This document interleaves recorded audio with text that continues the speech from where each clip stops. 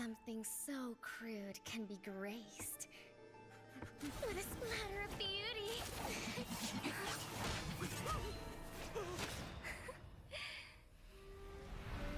I'll get you out! You finally come to me, Hanabi-sama! This madness ends now!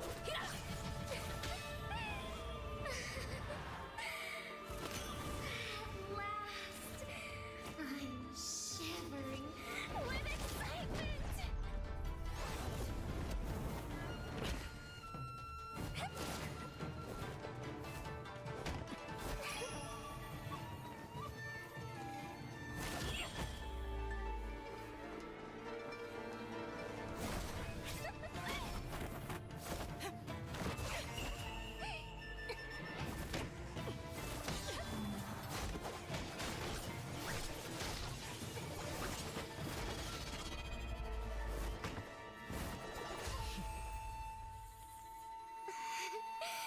Such killing intent. Does this mean Hanabi-sama finally understands Kirara?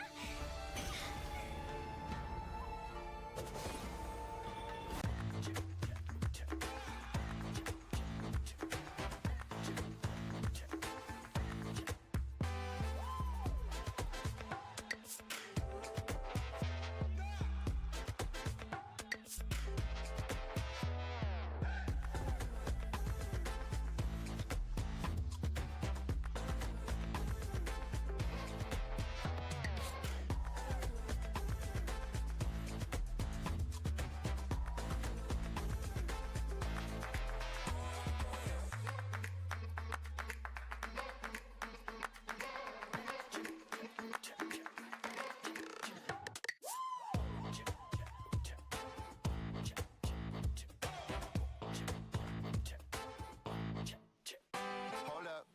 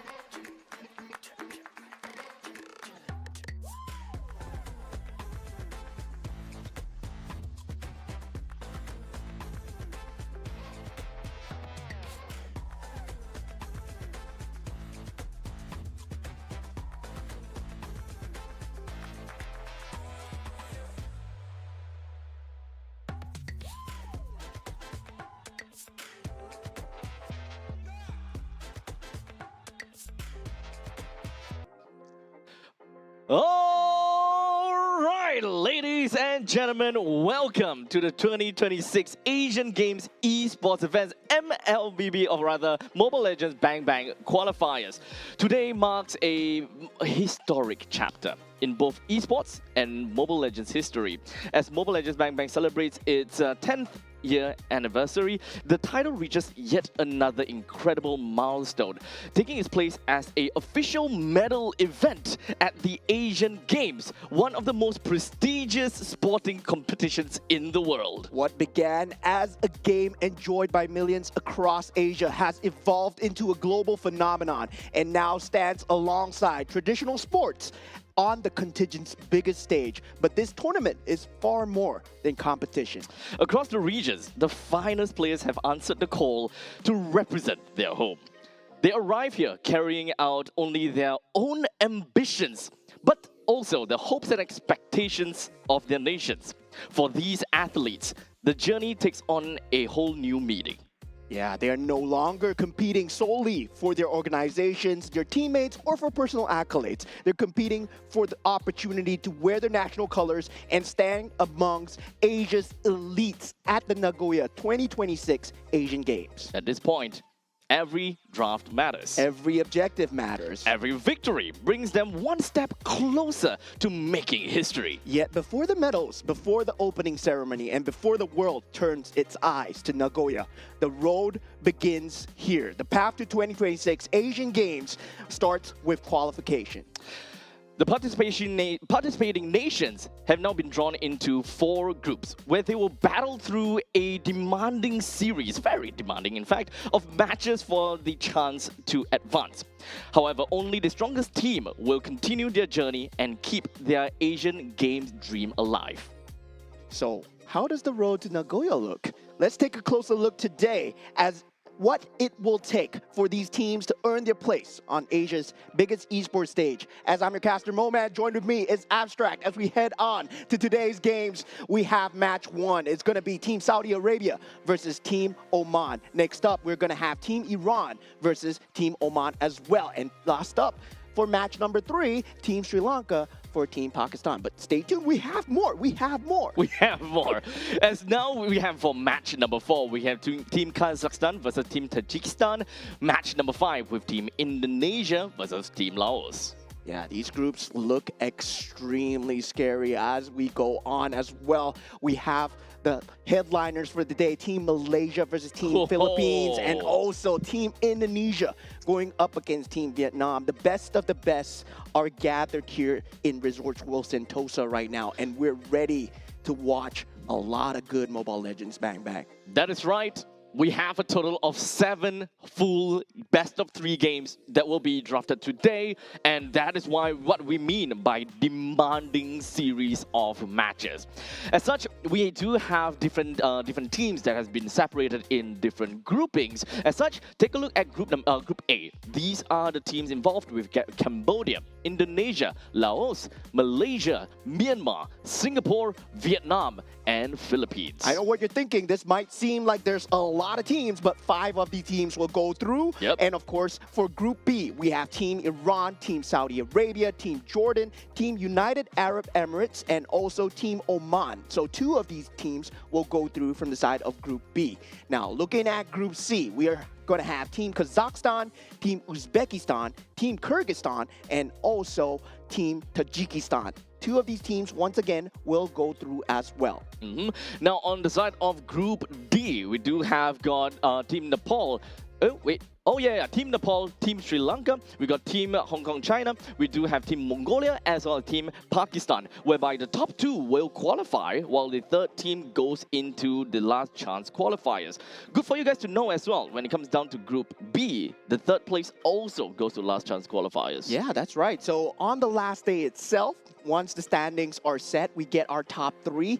The 3rd place of B and D will battle out for that final position. So we do have a bit of a last chance qualification as well. But of course, since we are here, we have to thank the people that have brought us here so far.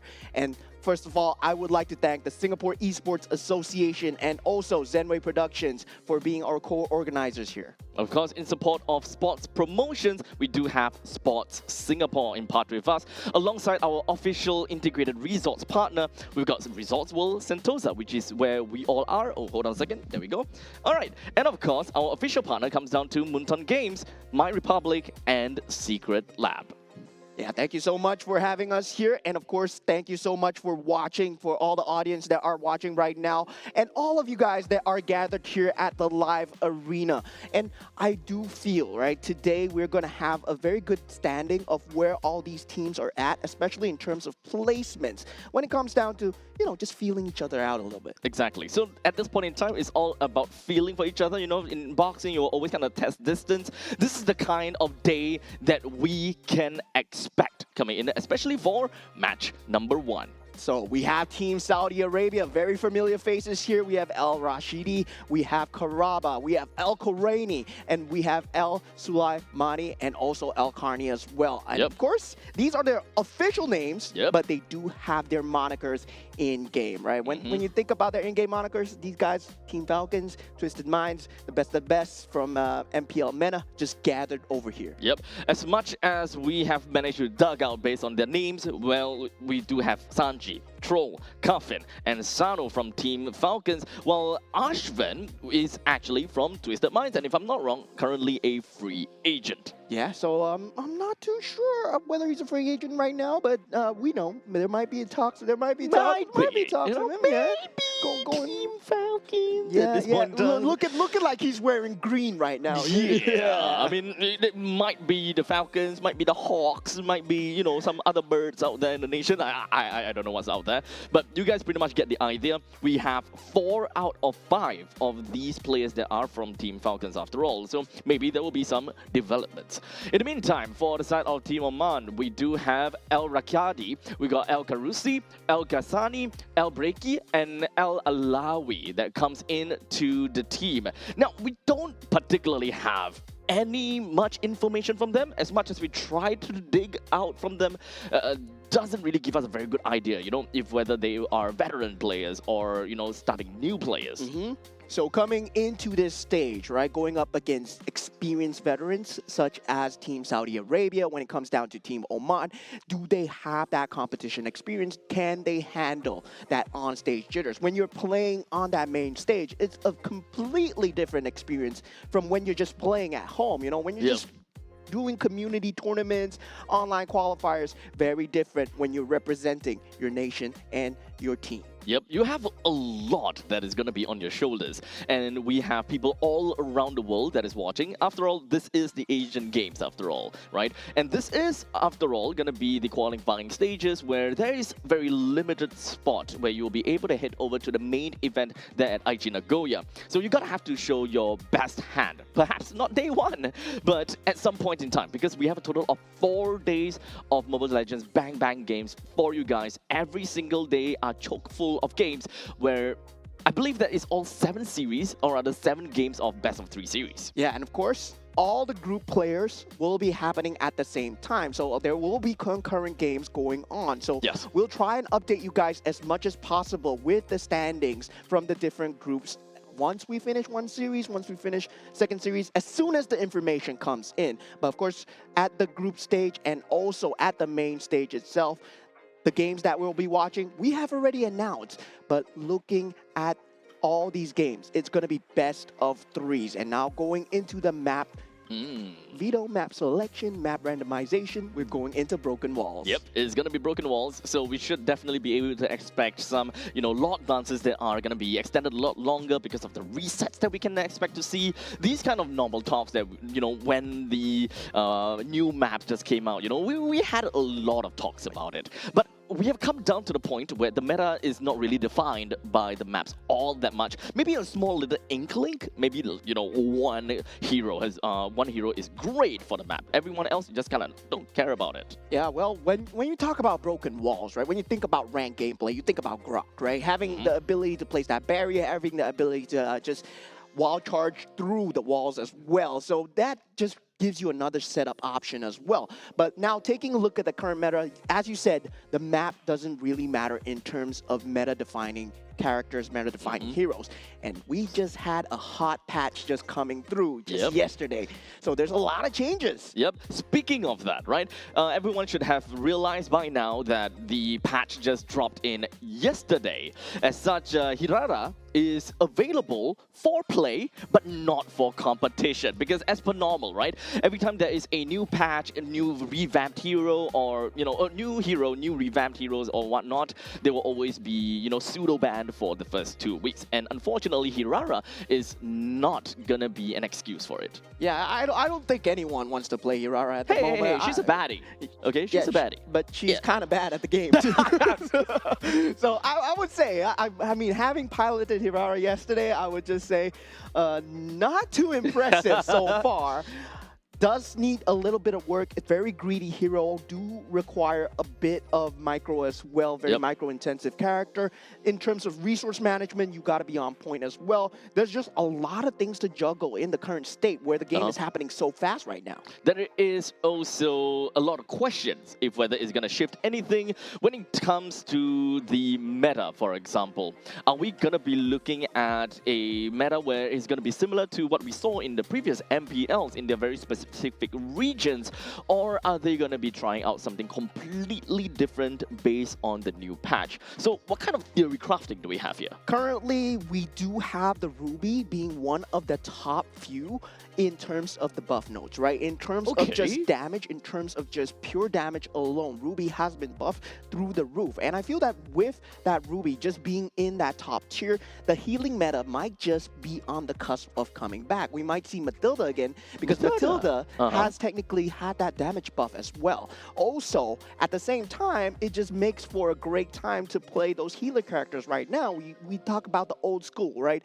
We talked about maybe Fredrin into that. What's that called again? No, unless I can read your mind at this point in time. Yeah, the lady that heals. Not Angela. I can literally just give you everyone. Estes. No. No, is a lady Rafaela? No. God damn. At this point in time, Sanrio. Has a Angela? Has a Sanrio collab. Florin? Yeah, Florin. There we go. Okay, now we got that mental block out of the way. There we are go. heading into the banning and drafting phase. We do have the two Sin, the Cho, I and get the carry creative block at the time as well. being banned out. Marcel, of course, now one of the strongest 100% ban pick heroes. We should expect that. Even stronger this patch. Oh, okay. So at least for now, we do have got a pretty solid start coming in from Team Oman. I do love the Baxia first pick. However, looking at, B2 of that Faramis is not something that I really expect to see, but it's still going to be completely fine, in my honest opinion.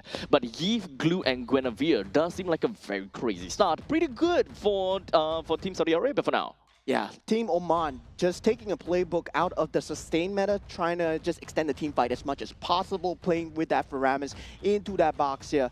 And now with that Guinevere pick, looking extremely good coming out from the side of Team Saudi Arabia as well. They have extremely good catch. They also have an extremely good front line as well. Now they do take out the Khalid. Now with the possible bans that will come through, the gold laner has yet to be picked from the side of Saudi Arabia. Claude is still in the pool, still extremely strong and impressive, whether or not they choose to ban it out right now. That is the question, if it's going to leave the banning pool, which is the main question here. Now, let's identify a little bit what we can expect from each of these two teams and if whether they're sending us any form of signals. At least for Team Saudi Arabia, they are a very containment-based composition for now. We've got Glue and Guinevere both as a very strong harasser, Glue being the main annoyance, but with a simple form of crowd control or area denial coming in from Yves. This generally just means that Team Saudi Arabia, they generally want to play around the river lines as much as possible, and they do want to be a little bit more on the aggressors.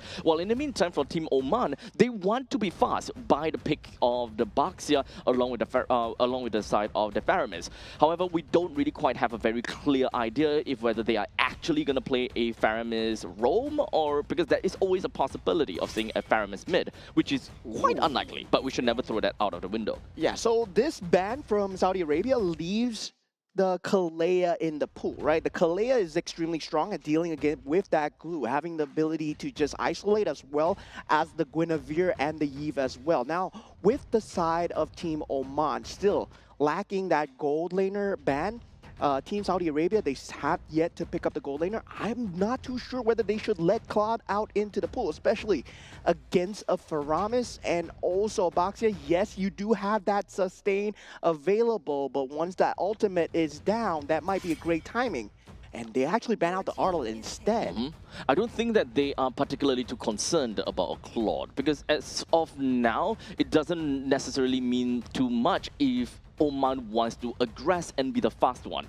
As of now, it looks like they are more divey than Saudi Arabia, because as long as Baxia is able to rush in, literally everyone will be able to, give very good support to the Baxia. The question is, who is going to be the XP laner that comes in fair play together with the Baxia? Anyone that have got great mobility, as well as anyone who have great, I suppose, presence around the map will generally be good. Someone like the likes of Yu Zhong, for example, since Lapu is gone, it's not that fast, so it's not that important for them. Yeah, so it will be confirmed to be a glue roam coming in Yep. from the side of Team Saudi Arabia. So Tarizla will be going on the EXP lane. Now, yet to fill in the jungle, no, not the EXP lane role for the side of Team Oman, as you said before.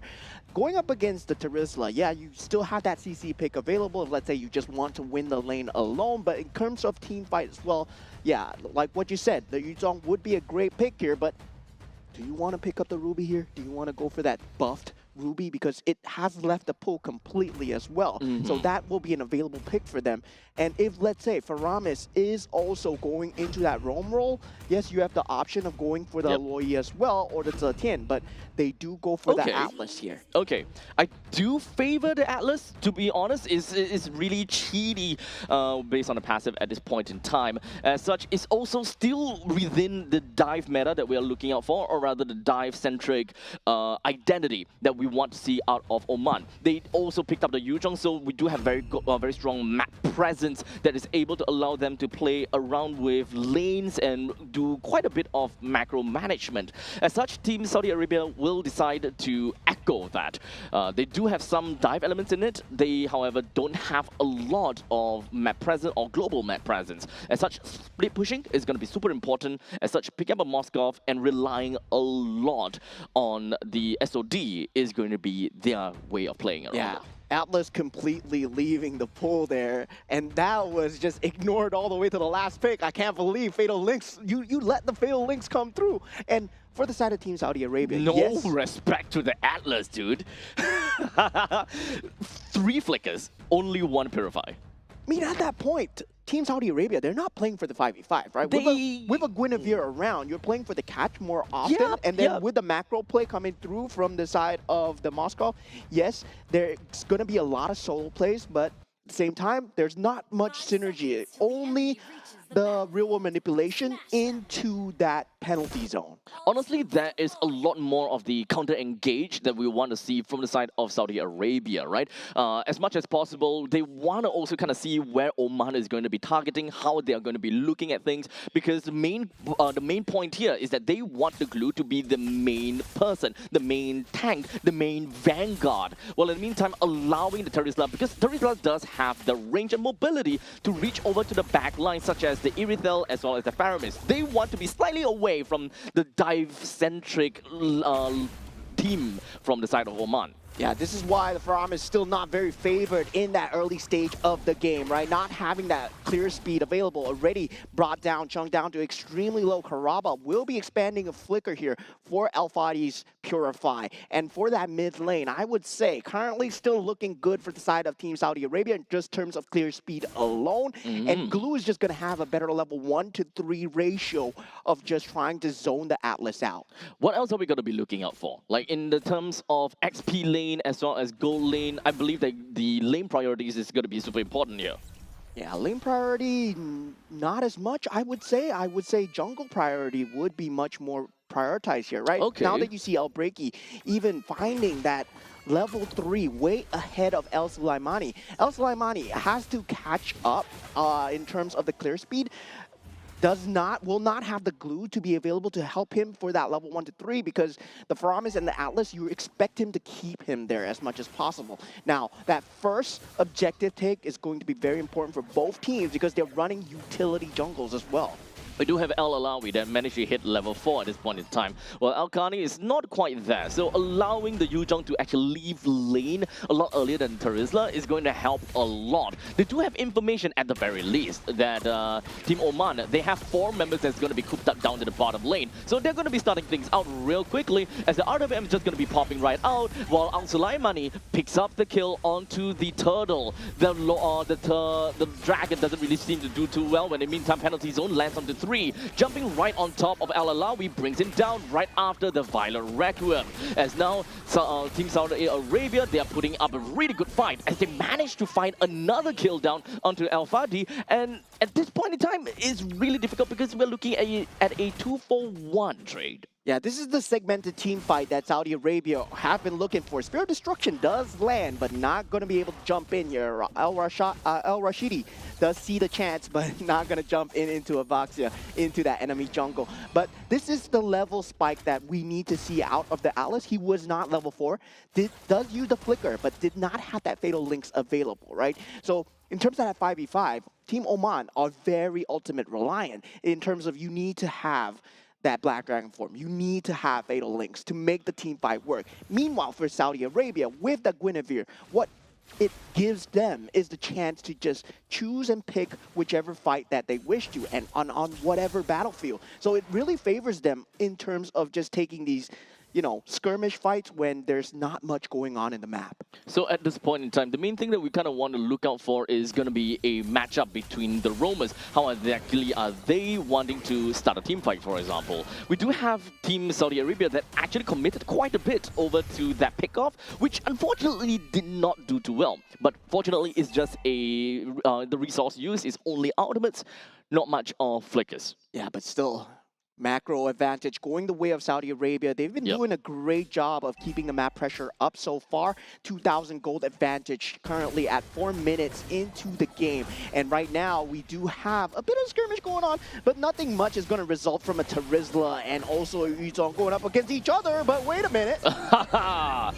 That's not great coming in from a Yuzong right there. But regardless, that is going to be Alkani that is close to level 8, and losing up the Yuzong right before the turtle is going to be detrimental to the macro management for the team of for the side of Team Oman. As such, Team Oman, they still kind of stuck around a little bit. As such, that is going to be a grand punish for them. They should already know that they are unable to win in that fight. So right now, Team Saudi Arabia, they will make full use of the very fact that the team from Team Oman is so close. They jump in, takes 2 men down, even dove down onto the top lane turret, now putting a lot of damage over to El Breaki and bringing down the jungle.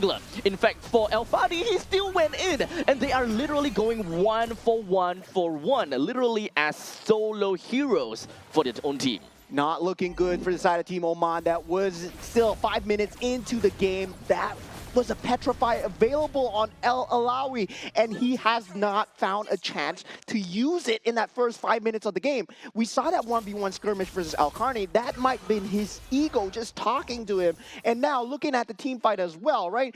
Just does not favor their positioning at all. They were caught behind the turret, and they could have easily just taken that dive. And for Team Saudi Arabia, with the farm that they have, they're going to take all the dives that they can from now on. It's really tough for Team Oman right now, especially since they are a dive comp. As much as possible, they want to jump over the back lines. However, they are just losing in quite a lot of aspects right now. They lost the top lane and the bottom lane T1 turret, which will eventually lead up to the T1 turret in the middle lane as well. So a lot of resources will definitely be pushed down to the middle lane. So Team Oman, they are just going to be pushing up all of their resources right here. But the question is, do they have got an advantage enough to block this out? Yeah, losing that mid-tier turret at that 6 minute mark is not going to be good news at all for Team Oman. They are falling behind. They can't give the space here as it is pop. But now, right now, that real-world manipulation coming through for the side of Team Saudi Arabia, still dominating the battlefield. 3 members already down for the side of Team Oman, and Saudi Arabia continue on that territory. They lose a member, but it does not matter. That Black Dragon form, no use at all. Yep, a little bit too late for the Black Dragon form, unfortunately. It would be great in the start of things, just so that you will be able to put up some of these shard residue stacks onto everyone, and that will ultimately create a bit of panic. But that doesn't seem too right. Unfortunately, now we go with another Violet Requiem. Yeah, the jump in coming through from the side of Guinevere. That is just the scary power of the Guinevere, right?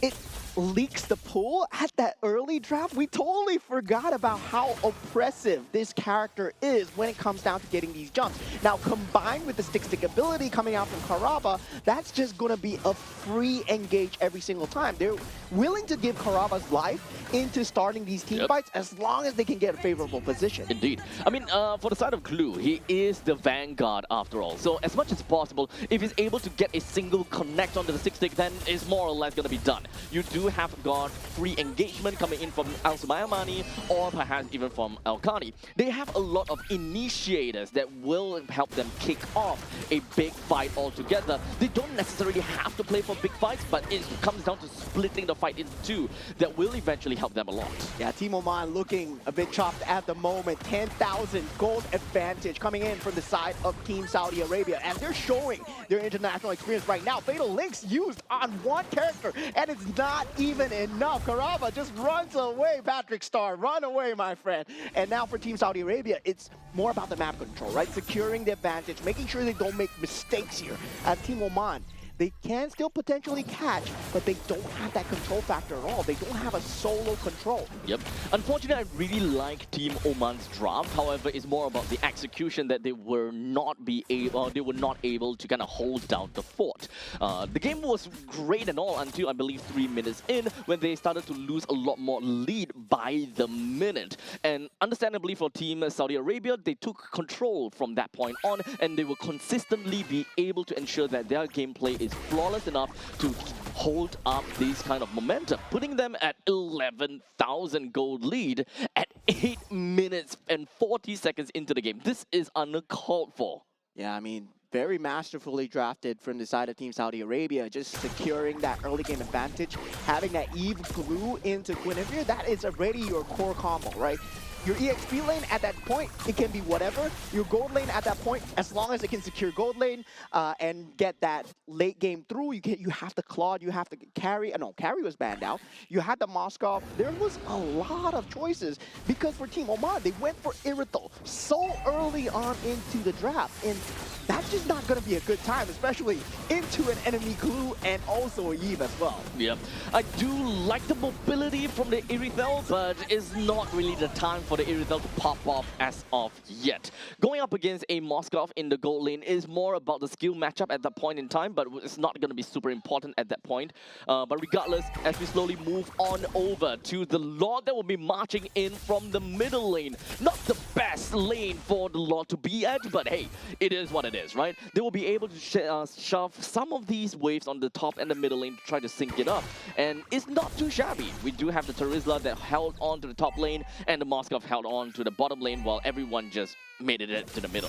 Yeah, 10 minutes into the game, not looking good here. Tier 3 turret already under siege here. Black Dragon form has been used in the backline. Rural manipulation just to secure that space. And it will be just a kill from Al Rashidi. Spear of Destruction misses, but Oman, they have to run away. Team Oman, they're so low as Karaba is just hanging around in the backline with the Lord, and Al Karani just going down right now. But doesn't matter, Al Rashidi still throwing spears from behind as the game ends. And Team Saudi Arabia get first game for themselves. Indeed. There is a little bit too much of advantage coming in from Team Saudi Arabia. In fact, I will say this again. Team Oman's draft is not horrible. In fact, I really like their draft. I can see what they're trying to do. Really? I can really see what they're trying to do. But it just boils down to their laning. Their laning as well as their tempo. They are unable to take that away from the start of the game. Yuzhong versus the Terizla. In most contexts, your Yuzhong is not looking to win against the Terizla. You want to leave the lane faster than the Terizla in order to help out your team. And with the very first turtle, it does definitely seem like that fact. However, they lost the turtle fight because of a probably mistrigger from the Retribution. And from that point on, things start to slowly crumble until we met to the point where Yuzhong lost against Terizla in his own lane. And from that point on, Turtle was just completely out of reach. I think what set the standard for the side of Team Saudi Arabia, of course, the Terizla, in terms of EXP lane, getting that 1v1 in through to that Yuzhong as well. Very good usage of the penalty zones in team fight, especially with the role of manipulation. But what set the difference between Team Oman and Team Saudi Arabia was that mid lane priority, right? Yes. Faramis not having that level of mid lane priority that the premier mid laners have right now. That's why we see people pick up the Lilia. That's why we see people pick up the Gord, the Eve as well. Yeah. So there's a lot of discussion that is more towards the side of the Faramis, right? Faramis does have damage, decent damage, especially if you kind of put the Faramis into Assassin Emblem, then I think the damage is a lot more. So at least for Alfadi, he's trying to make up for the missing parts, the missing parts of the puzzle by using Assassin Emblem. But however, it's not entirely about the base stats or the base damage. It also comes down to the overall kit, for example, right? We do have Elbricky as a jungler that is playing as a tank jungler. Really strong damage in the early stages of the game, but if you kind of think about it together with the Faramis as well as the Atlas, they can definitely be very annoying to deal with. However, if they want to really go for anyone, they have to dive pretty hard. Yeah, that was just not going to work out against Team Saudi Arabia, right? The harder you dive, the harder they can catch you. They do have a great solo catch coming in from the Guinevere, as well as El Rashidi with the Spear of Despair. Anytime you jump in too deep, you can be pinned against a wall. And the combos just coming through. There's a lot of synergy from the side of Team Saudi Arabia. Meanwhile, for the side of Team Oman, yes, they have very good teamfight capability, but we're so ultimate reliant, and just taking a look at the damage taken, 250k damage taken, they were not firing back on any kind of cylinder at all. If we were given this kind of lineup coming from Team Oman, I would say that they will be able to, do well in very certain and very niche situations of hero composition on the opposite side. In this very case, we do have Team Saudi Arabia that plays a lot more on counter-engage. They have very good utilities that will be able to counter-engage against the opponents. I may be hit first, like as a glue, sure, but I do have a Guinevere that could come in. I do have a Terizla that will be able to come in as well. So in most situations, having a Baxia, Atlas, and a Faramis, you can slowly bring the opponents down. You would have definitely enough damage for your skirmishes, but not quite enough against a counter-engage comp like these. Yeah, so it was just boiling down to the lack of pickoffs as well, because you can team fight all you want, there's no damage coming through. Irithel is an AoE damage character, you're not going to be able to burst anyone down in time. And he's tough skill. And the problem is, we saw the problem, right? We saw Karaba just running around the battlefield. He's Patrick Star, and he's just going, yo, it's no problem at all. To be fair, though, you're going to have to say that the frigid area coming in from Atlas is actually a very big problem to the glue. He will walk so slow that, it might not matter too much. But also the main other question is, does it even make sense for an Atlas to constantly stick onto a glue? Yeah, because the physics itself, it makes sense, right? Glue gets hardened by ice and then it breaks, right? Because it becomes brittle. But in terms of the game itself, the glue is just still going to stick onto you and then just force you out of position, and you get the situation where you're forced to use Fatal Links on one person alone. And taking out that capability, because you can see the only initiation coming out from side of Team Oman was that Fatal Links. So once that's out, the battle's out. Technically, if we want to talk about Shadow Stampede, it is also another form of initiation. Although it is not guaranteed, it is not exactly, the best kind of initiation, but it is something to pull people in. It does help to initiate to a certain extent, but it is not a, what can I say? It is not an instant gratification kind of initiating tool. You don't want to rely on it. Yeah, that was just a game one indeed. A game one indeed from the side of Team Saudi Arabia. So far, I would say Saudi Arabia, the way that they draft, the way that they play, they know their macros well, the terms of execution as well. You saw the mid priority coming through, getting that level 4 ahead of time for the glue, having that ability to have that stick, and also just play around with the Atlas before that level 4 mark. Now, going into the map selection here, Broken walls again. Broken walls again. Yay. Hitting that 50-50. Well, either way, 50-50? Which part of 4 maps 50-50 is that? It's always a yes or no. Oh, goddamn. You're right. It's always a yes or no. 50-50. So everything in life is 50-50, my friend. Oh, so hitting the lottery is not 1 in a million chance, but it's a 50-50. Either you hit it or you don't. It's either you hit it or you don't. Philosophy. It's either you win Asian Games esports events or you don't. Or you don't. Yeah, everyone has a 50-50 chance. Exactly. You never know what's going to happen. And I mean, Team Saudi Arabia right now, they might have the draft on lock, But with the new patch, anything can happen, right? Someone can pull off a Ruby Florin at this moment, and then suddenly it becomes the best idea ever. Well, at this point in time, it is and it could be meta-defining. Literally any part of these games would change the meta altogether. Anyone that find a great combination and play that combination will naturally, well, be picked up by the other teams. But also do note that at this point and at this conjuncture, we are mostly looking at, you know, shadow punches. We are just testing the stuff.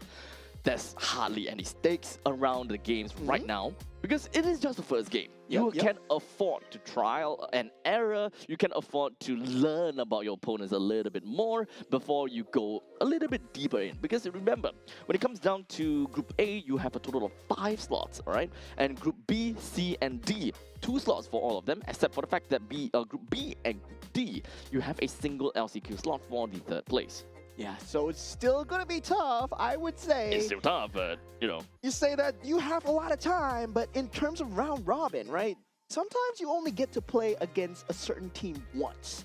And you want to make the most out of that game time as well. So whether or not you want to get an early head start or whether or not you are going for that last marathon sprint is going to matter in terms of the points, because only 2 will make it from this group. Now, looking at the band stages coming through, the Phobius, Kalea, and also the Freya stable bands coming out, the Cho, Dusin, and also the Paquito as well. So this leaves the Marcel in the pool as well. So 100% going to be picked up from the side of Team Saudi Arabia. Without a question, right? Team Saudi Arabia will pick that up really fast. Well, in the meantime, Team Oman, they have picked up the Guinevere for themselves as well for the R1 pick.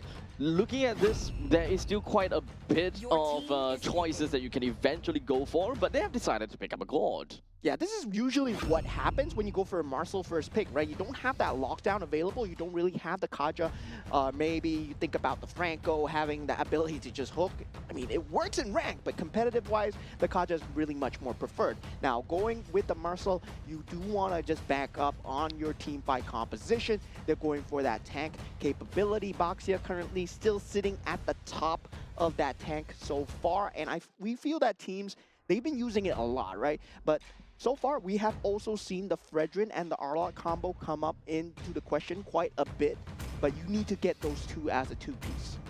Now, moving on forward, we talked about the Baxia, and now the Moskov joins in as well. Pretty early to be giving out the win condition, but it's not that big of a deal to a certain extent over here. So, moving on forward, we already have the Roamer, Jungler, and the Gold Laner that has been decided for Team Saudi Arabia, which leaves out against the Mid Laner and the XP Laner, which is actually 2 very important roles for the side of Team Saudi Arabia, as that is going to decide how they want to play the game. Yeah, currently right now for Team Oman, they did have the Arlot available. If they wanted to go for the final splash into the Violet Requiem combo, with the Gord, it would have been great, but surprisingly, they picked up the Atlas first because they do respect the ability to have that Fatal Links. But now, with this, picking up that, they have to ban out the Valentina. They actually ban out the Tien first, which is surprising, right? Because right now, Team Saudi Arabia, they are going to pick up the Valentina to get that Fatal Links for themselves no matter what. Do they really want to go for that direction? At this point in time, it kind of seems as though for the side of Coach Hamden, he's looking for artillery or anything that have got very significant range. As such, yes, there we go. Valentina will be taken away. But we also do kind of leak out a bit of an information where anything that allows them to kind of stop Gord is going to be a problem. Yeah, so far, that Gord is going to be a problem if they don't have that mid lane priority, but Dusin already banned out. They can still go for that Eve if they wish to do so. The Farsa, still one of the answers towards the Gord in terms of just having the range, having that mid 1v1, right? In terms of team fight, not going to have that burst capability, but you do have that AoE capability if, let's say, you want to go old school. But now for the side of Team Saudi Arabia, they will be trying to take out much more EXP laners, whether or not the Lapu Lapu looking like a choice here. Ruby, also the Arlot as well. Team Oman still seem as though they like dive. They have got really good ways to jump over to the backlines of Team Saudi Arabia. So as a dive comp, having to pick up R4, and giving Team Saudi Arabia the chance to pick a B4 and B5 is going to be a little bit difficult at this point, right? Because right now, they most likely want to figure out who their gold laner is and then move on to their XP laner for the last pick. Yeah, and I don't like this at all. Still the same direction then. I don't like this at all. I don't like this at all. Going with the Irithel against a Marcel, it's just going to be a bad time. Yeah, Irithel, you are known for moving fast, right? You gotta move fast to hit more. Yep. But Marcel moves faster. Marcel moves like the wind. Yeah, so Marcel moves faster and Kagura. oh my god! Whoa. What are we seeing here? Okay. Nice. Yay. I'm not too sure about that. I'm not too sure how to feel about this. However, Kagura does have Rashu Umbrella Flea that does help her deal with some of these very pesky catch heroes. But in the meantime, you also do have your... What's that? You do have your ultimate deck. Do have a knockback. I'm not very sure if the knockback does anything to Gord in this situation. But if you do have a Kagura, you might very likely be able to burst down the Gord rather than to disrupt the Gord enough. And finally, we do see the Ruby here. The buff to Ruby, mean and red, not mean and green. Because, yeah, Ruby is red after all. And now we do have that capability coming in from the Kagura, as we were saying before. I feel that it's going to be a wonky interaction, especially when it comes down to the Guinevere. It's going to be who initiates first, right? Who gets the catch first? Does the Kagura or the Guinevere get the catch first? If you get a pick off first on either of these sides, you're dandy. You're good to go. But the good thing about Team Oman is they can have a great fallback with the Fatal Links combo with the Irithel as well. But the late game is much more secured with the Moskov and the Marcel.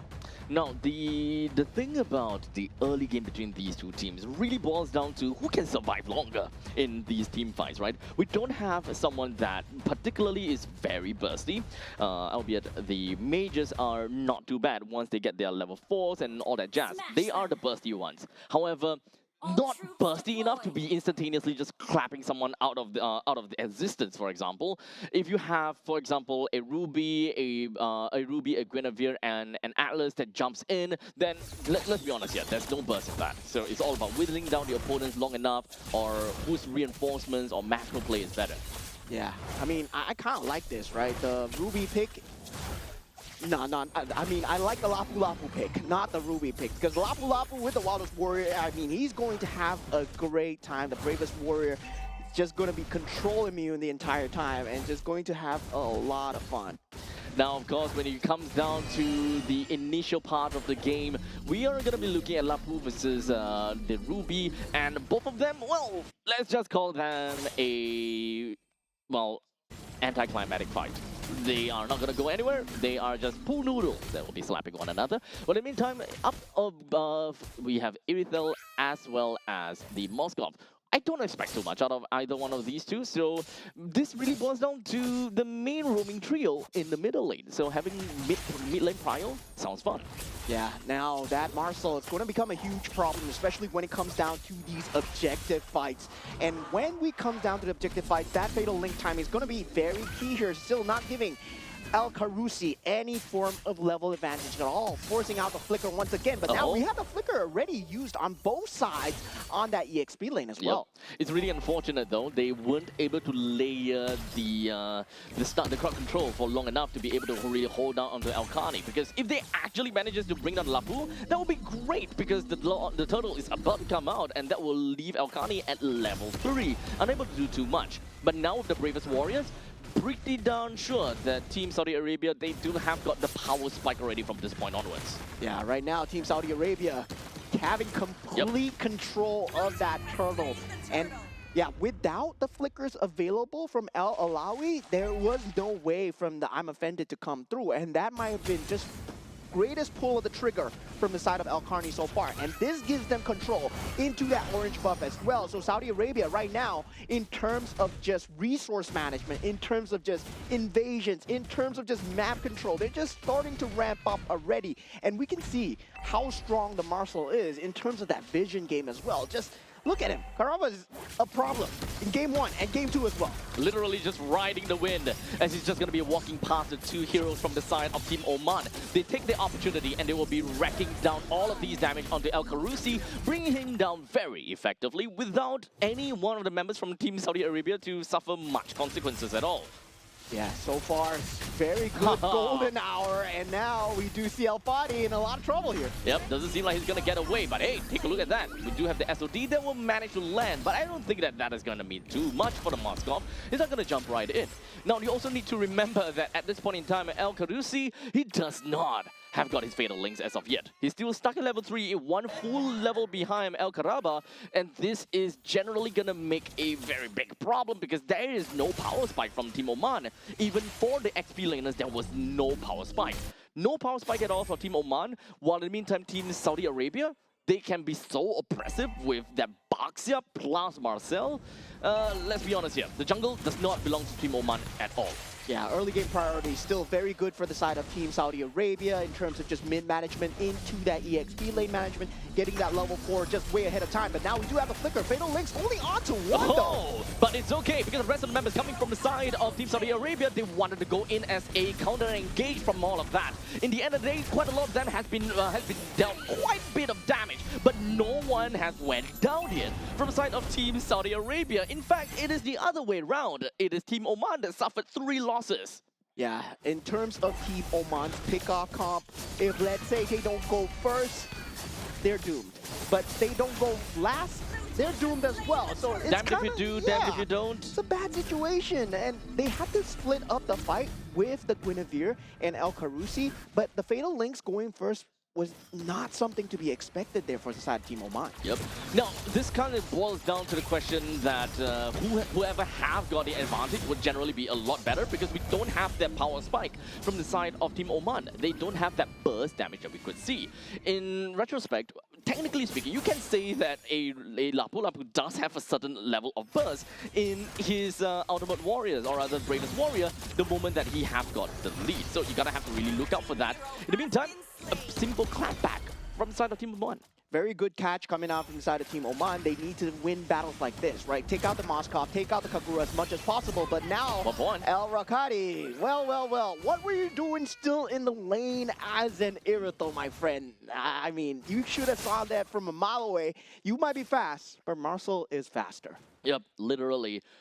To a certain extent, could even say that he's riding in the wind, in the speed of sound at this point in time. He's fast, but you know, not a lot that can compete against him. But right now we do have El Kani that just went straight in for the Bravest Warrior, but he suffered a lot of damage coming in from the Mystic Gush. He stood there for an extended period of time. Small little mistakes from the side of Saudi Arabia, which does help Team Oman quite a bit. Yeah, this is huge coming in from the side of Team Oman. This might be the game-defining moment here because El Fadi, with those 2 kills, just essentially brought them back into the game because that factor, that burst factor that we were talking about that Team Oman lacked, this was going to be their comeback in, but still, right? Kagura has been a problem. El Koraini, I don't know how he's doing it, but he's currently 5-0-2.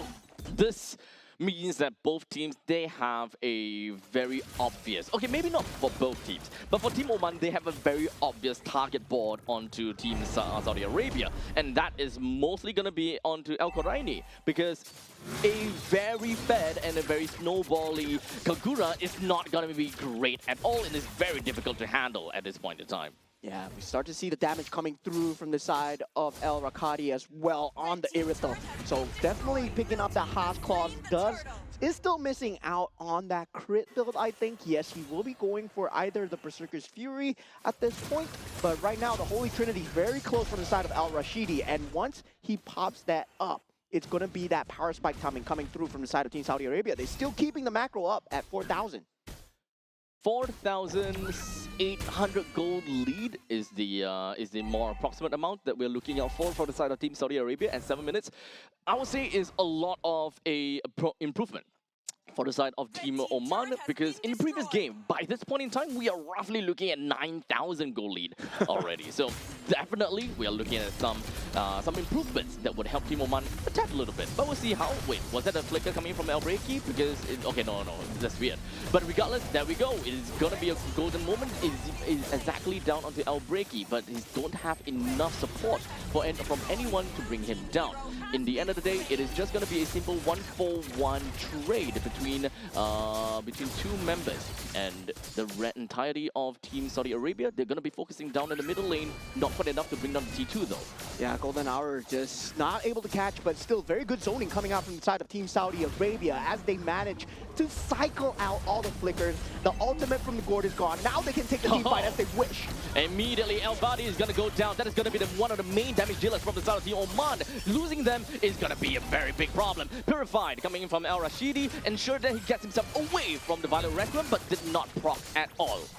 Yeah, and this is just a taste of what is to come, right? When there's no objectives on the map, they are still able to fight skirmishes like this. We did see one mistake out of Karaba, but that's it. Once bitten, twice shy, and now he just wastes the enemy utility, make sure that the flicker is not up, and consistently cycling out that flicker, making sure that El Fadi does not have the ability to escape.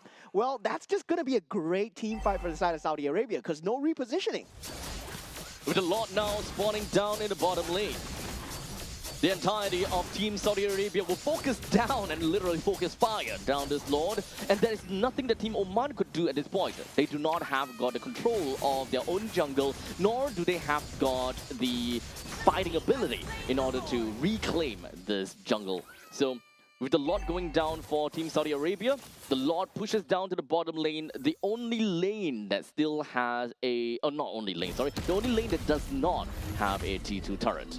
Yeah, so far, Team Saudi Arabia doing a great job of asserting that map control and definitely just keeping Team Oman in check. Right now, Team Oman, they're hoping for a mistake from the side of Team Saudi Arabia, similar to the dive that Karaba pulled in that mid lane. That's their only chances of the game, and now here we go. Immediately jumping over to the back lines. It does seem like El Breaky is not going to survive from all of that, but he's going to be fine, actually. But it is just going to be the entire pandemonium that's just going to be happening right underneath of the T3 turret. El Khani all the way deep in, but unfortunately not quite enough to be able to take down anyone at that point in time. He's going to sacrifice himself in the form of greed, while they have already taken down El Breaky as well as El Karusi, pushing down in the middle lane, losing out the holy defense, and so will the bottom lane as the Lord pushes his trusty trident down, bringing both of these two turrets down to lower than 50%. In fact, El Rashidi takes down the T3 in the middle lane. This is a great fight, and this is a great tempo for the side of Team Saudi Arabia.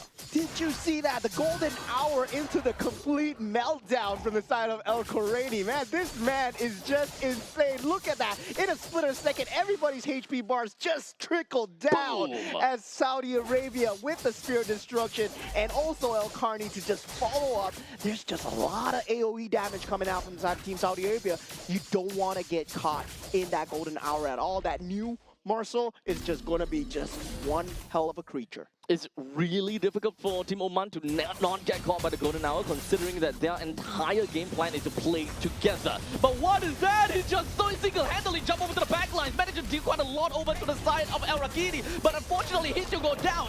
And that is going to be a fatal link that connect down on the 3. Doesn't do too much from the side of Team Oman, as now they're just going to be focusing down onto the other side. As El Rashidi, he deals a lot of damage. He's going to be one of the main powerhouses. He's pushing the rest of the members from the side of Team Oman away, while the creep wave is just going to be pushing right in. But will they have enough to take this down? Yes, they will, as Team Saudi Arabia will take the first game. Yeah, showing why they're the big brothers of this bracket here, the Team Saudi Arabia, the team with much more international experience. Congratulations to them for taking the series 2-0 and just shortening our series for the day. Yep. So do note that this is, of course, a best-of-3 series. In the very event that Team Oman were to win, then we will look at a total of 3 games. But that's not going to be the case, as we did manage to see a flawless victory from the side of Team Saudi Arabia. Once again, is made up of 4 members from Team Falcons and a single member from Twisted Mind, quote-unquote free agent. Not too sure about that. Yeah. But still, congratulations over to Team Saudi Arabia. That's a fabulous display. Yeah, fabulous display indeed. We did see a lot of shutdowns coming through, but taking a look, El Khoraini, of course, the woman with the umbrella, Kagura, just dealing so much damage. I was so amazed at his early game capability. He was just going left and right throughout the map, and also at the same time, he's able to survive. So he's not dying in these team fights. Yep, he's got a massive bounty onto his head in this little coffin. But in the end of the day, there was just nothing that Team Oman could do to take her down at all. Rashu Umbrella Flea is understandably a very difficult skill to take note of. What's going to be the cooldown on the Rashu Umbrella Flea, and whether they even have enough crowd control for that. Technically, for this lineup from the side of Team Oman, yes, they do. But they need time in order to get there. They do have got initiators from El Alawi, from El Breaki, El Fadi himself can even initiate, and El Karusi mostly goes down as the Vanguard sacrifice, where he goes in, fatal links, and you should expect that the Mystic Gush just rolls right in. Yeah, you see the movement speed emblems coming out from the side of Karaba as well into El Rakadi, right? El Rakadi on that Irithel, I would say, yeah, not really a very good pick coming out from the side of Team Oman, especially going into it so late as well, especially against a Moskov. We saw Game 1, Game 2, they were going for that Irithel strategies, and yeah, currently I would say just not favored in the meta as well, because you're forced to take Sprint as much as possible. So if you take Sprint, well, you don't have Purify, you don't have Flicker. Well, as an Irithel, you have to take Sprint. Yep. You kind of feel like Irithel without a Sprint kind of feels like you are lacking a leg, or you're missing a leg. So you already have 4, but I mean, not your 4 legs. If you're driving the motorcycle, okay, Ducati skin, then technically you have 2 legs. No, 2 wheels. No, wait, never mind. But you guys pretty much get where we're coming from. But Sprint, definitely important for Irithel. So if you were to pick something along the lines of a Flicker, that's kind of weird. But of course, Purify is nonetheless going to be one of the other best pickup. But in this current matchup, he believed, okay, you know what? Gotta go fast. Yeah, I believe the Irithel and the Atlas combo, it can work very well. Big game. But it does require a lot of farm, right? It does require a lot of greediness. Yeah, they need to be able to hold out in the early games first, which unfortunately was not the case, because the moment that the Lapu Lapu goes online at level 4, you generally lose all form of I would say snowball potential, because that is what a Lapu Lapu could do, just absolutely shat on the Ruby at that point in time. Yeah, the control meta right now, I would say on the EXP lane, it is very favored towards trying to help your jungle as much as possible, trying to get the clear speed. That's why we see Paquito just being so strong right now, right? The ability to clear the lane and ability to join the team fights. But I would say maybe we're on the cusp of a revitalization meta, where the revitalization is going to come back for the side of EXP lane. Definitely for sure. That sustained meta is on the cusp of coming back. With the recent buff notes and everything, the healing meta, revitalization meta, I'm calling it, guys. It's going to come back soon. I sure hope not, because the games are generally a lot longer than that. Yeah, they're going to get longer. Yay! No, because the damage numbers are up. Yep. So with the damage numbers being up as well. So you need to survive. Yeah, you need to survive. So it might not mean longer games. It might mean bigger numbers in terms of just trying to heal and just trying to fight. Yeah. So ultimately, we gotta have to see how the meta is gonna shift, if whether the meta is even going to be shifting at all. Because at least for the very first series that we've seen today, I don't think that anything that is too meta-defining or anything that is too wow, boom kind of situation. Yeah. The only thing that kind of, I guess, kind of took us away is the fact that a Kagura is picked. A little bit of throw back in the past, something like that. Yeah, the Marcel pick though, that was not supposed to have come through, because currently I feel that Marcel is just very strong. You don't want to give it as a 1 or 1-2. I don't think there's a way to deal with it, but so far here at AGQ, we're going to find out how they deal with the Marcel, right? Because now it's going to be the new Marcel, and yeah, now teams are going to have to deal with him again. Well, it's all once again back over to the drawing board. If they do have an idea what are they looking for, or there could always be the situation that we just throw Marcel into a never-ending ban. Just ban him and never see him again. If you can't deal with him, that is.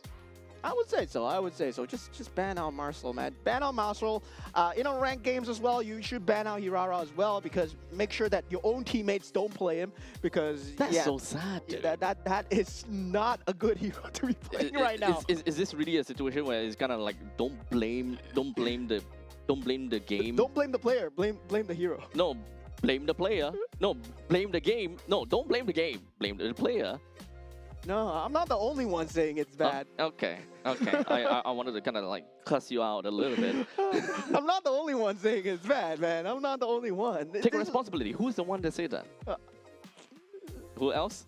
Who else? There's a lot of research being put Oh. into it. There's a lot of research being put into it. I mean, nothing I can do about that. Maybe it's really that bad, but you know, we need a little bit more information or a little bit more time before we'll be able to do that. But you know, speaking about time, this current MSC 2026 and MWI 2026 group draw results will be announced today, and that's the time for you guys to tune in. 18th June. I don't think any of you guys are time travelers. Well, in the meantime, stay tuned to the MLBB Esports social media channel for all the latest updates.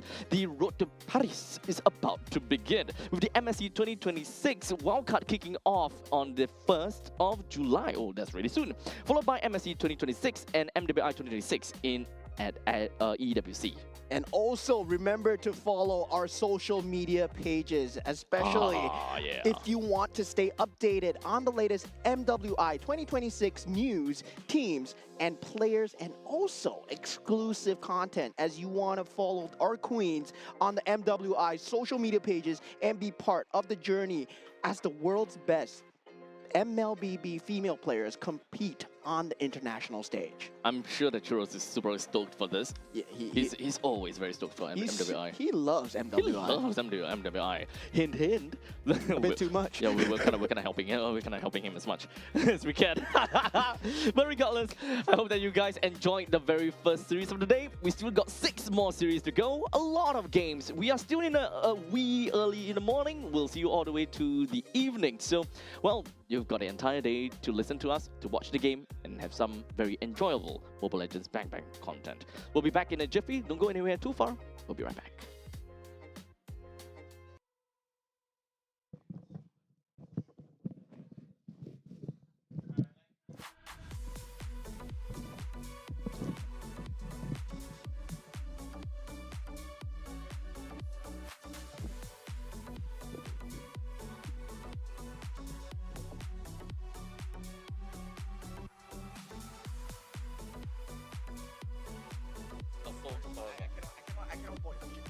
Just let them.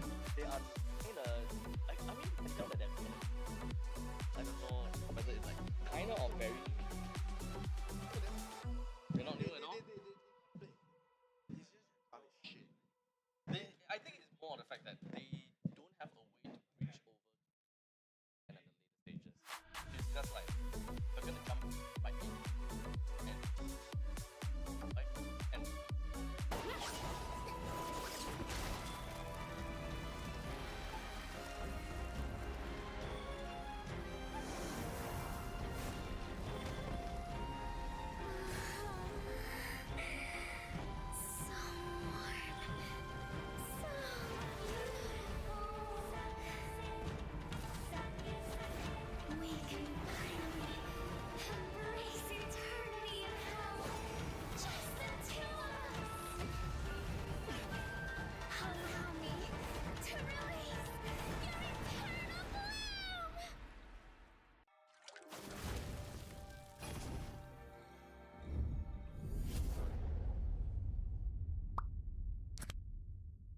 The human body was built to move, not trapped at a desk in one singular posture for 12 hours a day. It's time your chair evolved. This is Secret Lab Titan Evo.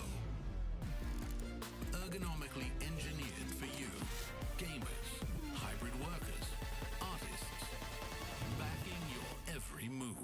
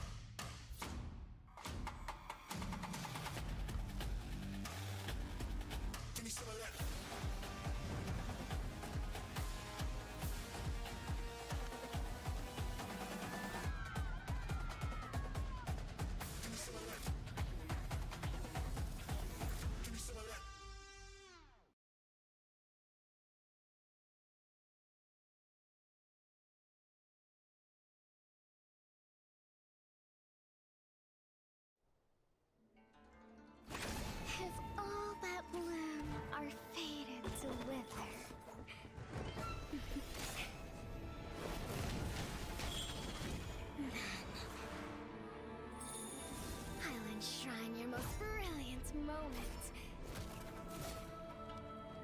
In crimson splendor. Even something so crude can be graced with a splatter of beauty.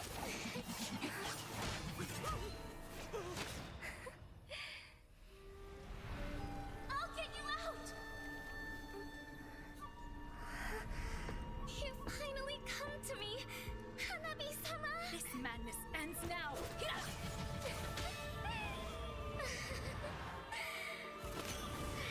last, I'm shivering with excitement!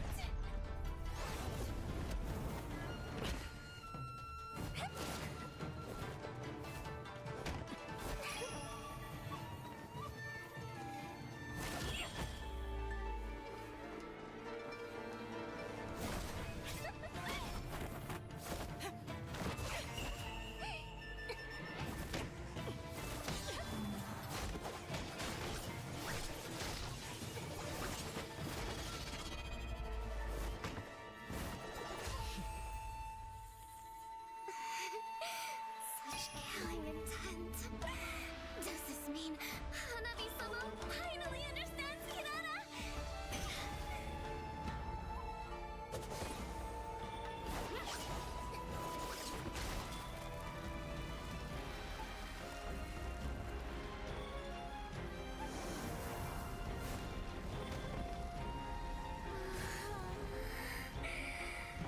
So warm. So beautiful. We can finally embrace eternity in hell. Just the two of us. Allow me to release your eternal bloom.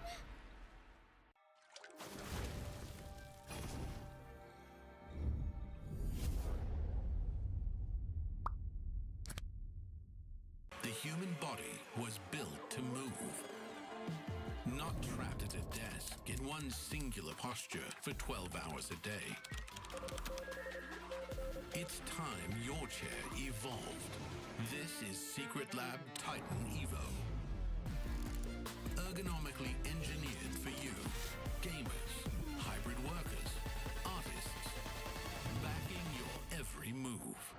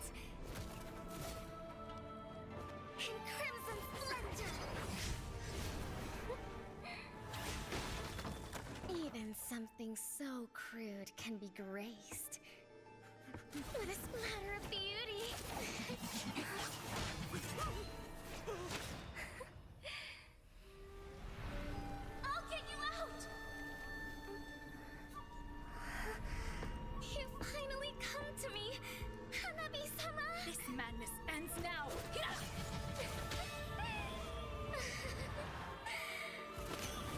At last, I'm shivering with excitement.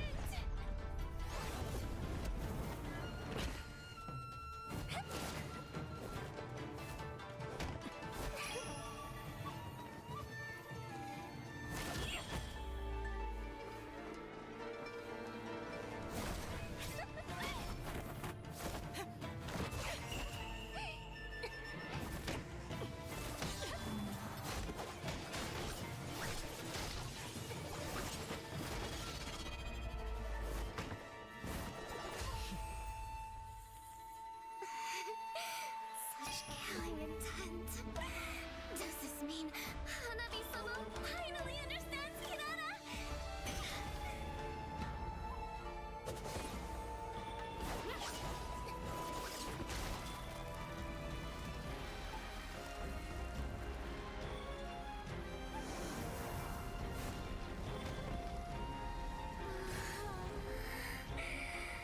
So warm.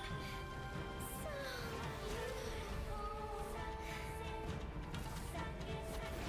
We can finally embrace eternity in hell. Just the two of us. Allow me to release your eternal bloom.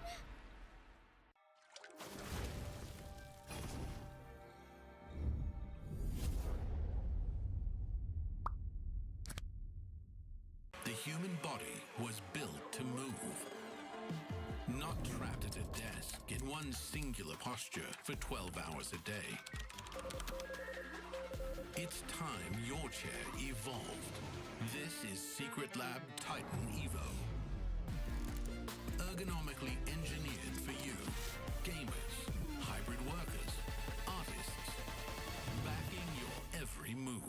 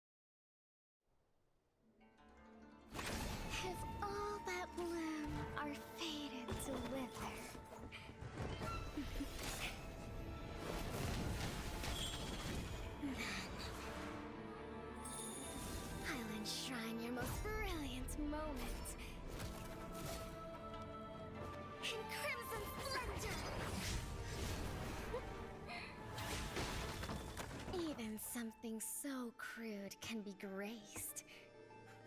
What a splatter of beauty!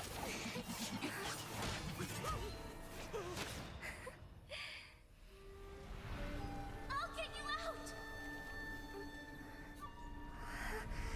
You finally come to me, Hanabi-sama! This madness ends now. At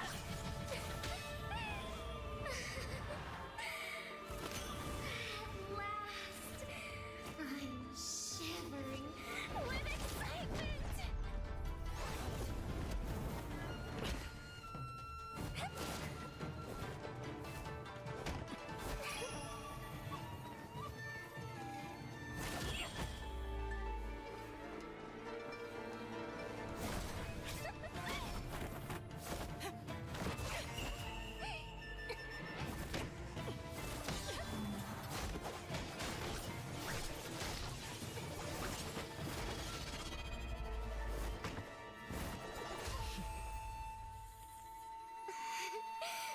Such killing intent. Does this mean Hanabi-sama finally understands Kirara?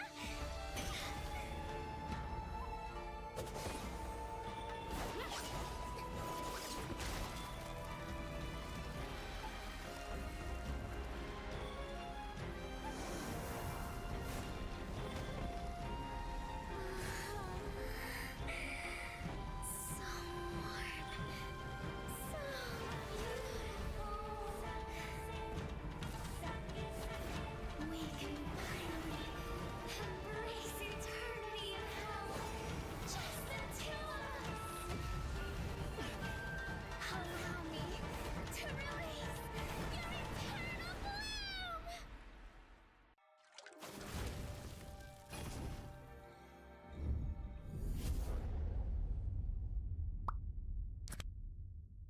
The human body was built to move. Not trapped at a desk in one singular posture for 12 hours a day. It's time your chair evolved. This is Secret Lab Titan Evo. Ergonomically engineered for you, gamers, hybrid workers, artists, backing your every move.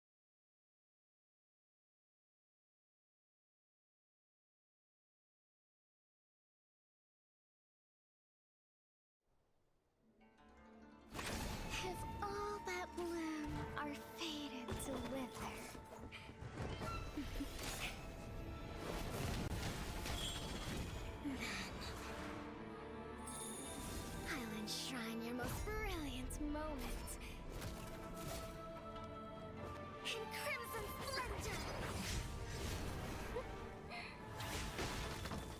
Even something so crude can be graced with a splatter of beauty.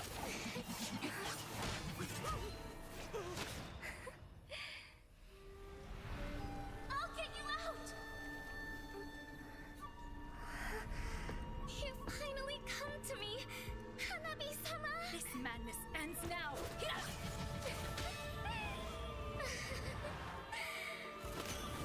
At last, I'm shivering with excitement!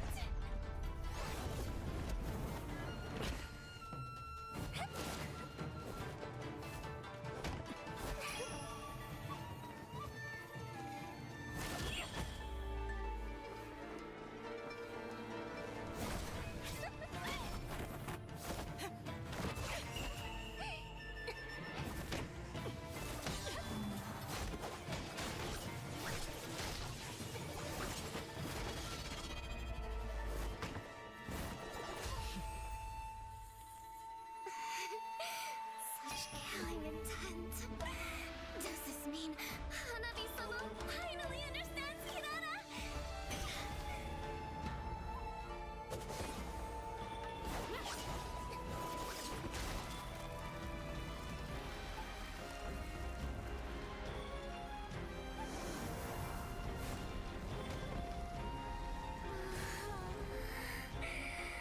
So warm.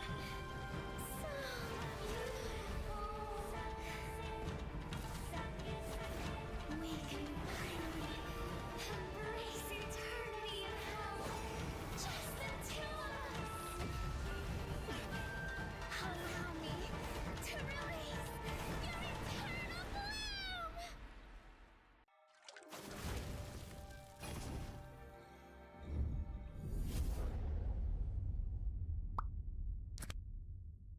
The human body was built to move. Not trapped at a desk in one singular posture for 12 hours a day. It's time your chair evolved. This is Secret Lab Titan Evo.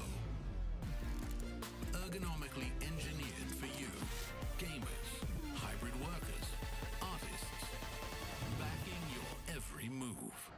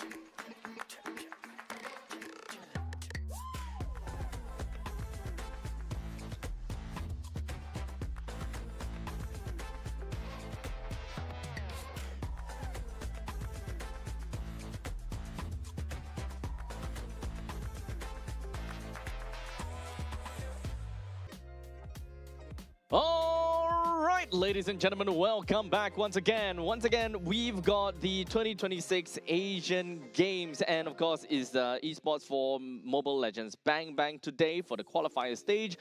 We have a total of 7 full series that we are going to be covering for the entirety of today, and it's going to be a great fun. My name's Abstract. With me here is Moman. The both of us going to be a caster for today here on the English broadcast. Yeah, so far we had a crazy first series already. Team Saudi Arabia takes the cake, right? Yeah. They did get a 2-0 lead head start in terms of the bracket placement, but now we're going to see Team Iran go up against Team Oman. So Team Oman, we did see them early on in that series number 1. Yep. Now, how will they fare in series number 2? When we talk about Team Iran, maybe we don't have much information when it comes to them as well. So same as Team Oman as well. In terms of Team Saudi Arabia, I would say now the slate is safe. Yep. So it's really unfortunate we couldn't dig out anything at this point in time, but hopefully along the next few days, perhaps we'll be able to get a little bit more information as to how they play, a little bit more insights onto their whole team composition or chemistry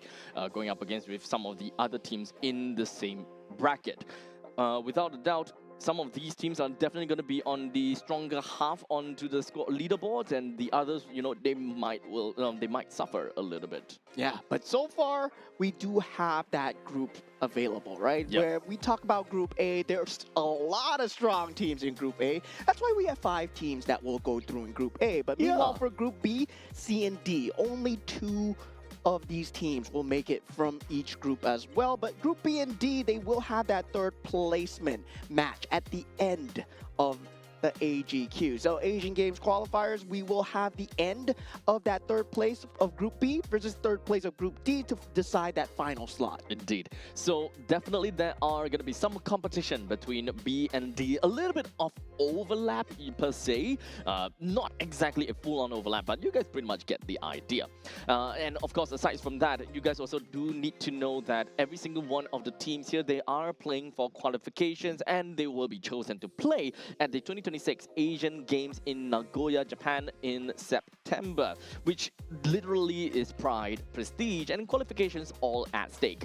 With day number 1 right here, right now, most of these teams are still feeling each other out, trying to understand a little bit more about their current groupings and who are going to be playing in these respective teams and such, in order for them to strategize as to how they want to play in the upcoming few days. Yeah, we are also on the cusp of a new patch, right? The new patch that has just entered. So metas are still being defined. We are still looking at what's good, what works in the meta. I'm sure teams have tried and figured things out. We did see the Ruby coming out in that first series as well. Did not do particularly too well. I gotta say, maybe you gotta go into a bit more of that healing, a bit more of that sustain. That's what I feel should be good, given the fact that, yeah, you do have a crazy amount of sustain, especially with the damage that's coming out. But we've yet to see the Fredrin. We've yet to see we've only seen the boxes so far. Yep. And not only that, we do have the Kagura that did manage to come into play as well. But do note that this is still a very small sample size that doesn't necessarily tell us anything about the current meta. If whether it's still on the previous patch form of meta, or are we slowly reforming into something completely new? A lot of theory crafting, I may say. Yeah, and of course, the games are happening concurrently as well. So definitely in the main stage, you will see certain games play out, but we'll be trying to update you guys the standings as we go throughout the rest of the day to see if your favorite teams, they do make it throughout the end of the journey as well. And I believe right now, are you a sprinter or are you a marathon runner? That kind of placement, that kind of pacing will come through here, because there's going to be 4 days of MLBB here. Indeed. Now, I do want to address to the audience real quickly, because we might be able to see a vast difference in terms of the audience. We might have hardcore Mobile Legends Bang Bang fans, while in the meantime, same time, we also might have the general sports audience. So for those people that are on the latter side, welcome to the stream after all. You might be kind of wondering what the esports stage is really all about, and we're going to break it down to you real quickly, where in the Land of Dawn here in Mobile Legends Bang Bang, it is essentially a 5 versus 5 format where we have 5 members from each team going up against one another in a quest to defend their crystal at the end of the map, because your objective is to go through every single one of these barriers, obstacles that come between you and your team, between you and your team with the core or slash the crystal. Destroying the crystal is ultimately going to be the main goal, and the obstacles between that are a couple of turrets that will stand in your way, and of course the opposing team. Yeah, that's the win condition of the game, but of course there are going to be certain roles and each player will fulfill certain roles. We do have 5 different roles in the game, that's why there are 5 different players, and also at the same time resource management into your itemizations and also your creep lane management as well. But now going into Team Iran's lineup here. Now we have Amirali on the gold lane, Ali on the roam, Poria on that mid lane, Mahdi on the jungle, and we have Abu Fazl on that EXP lane. So as we mentioned before, for Team Iran, we don't particularly have anyway much information onto them, so it all boils down to the game itself. How are they going to be faring against Team Oman? Because Oman already had that introductory game on stream.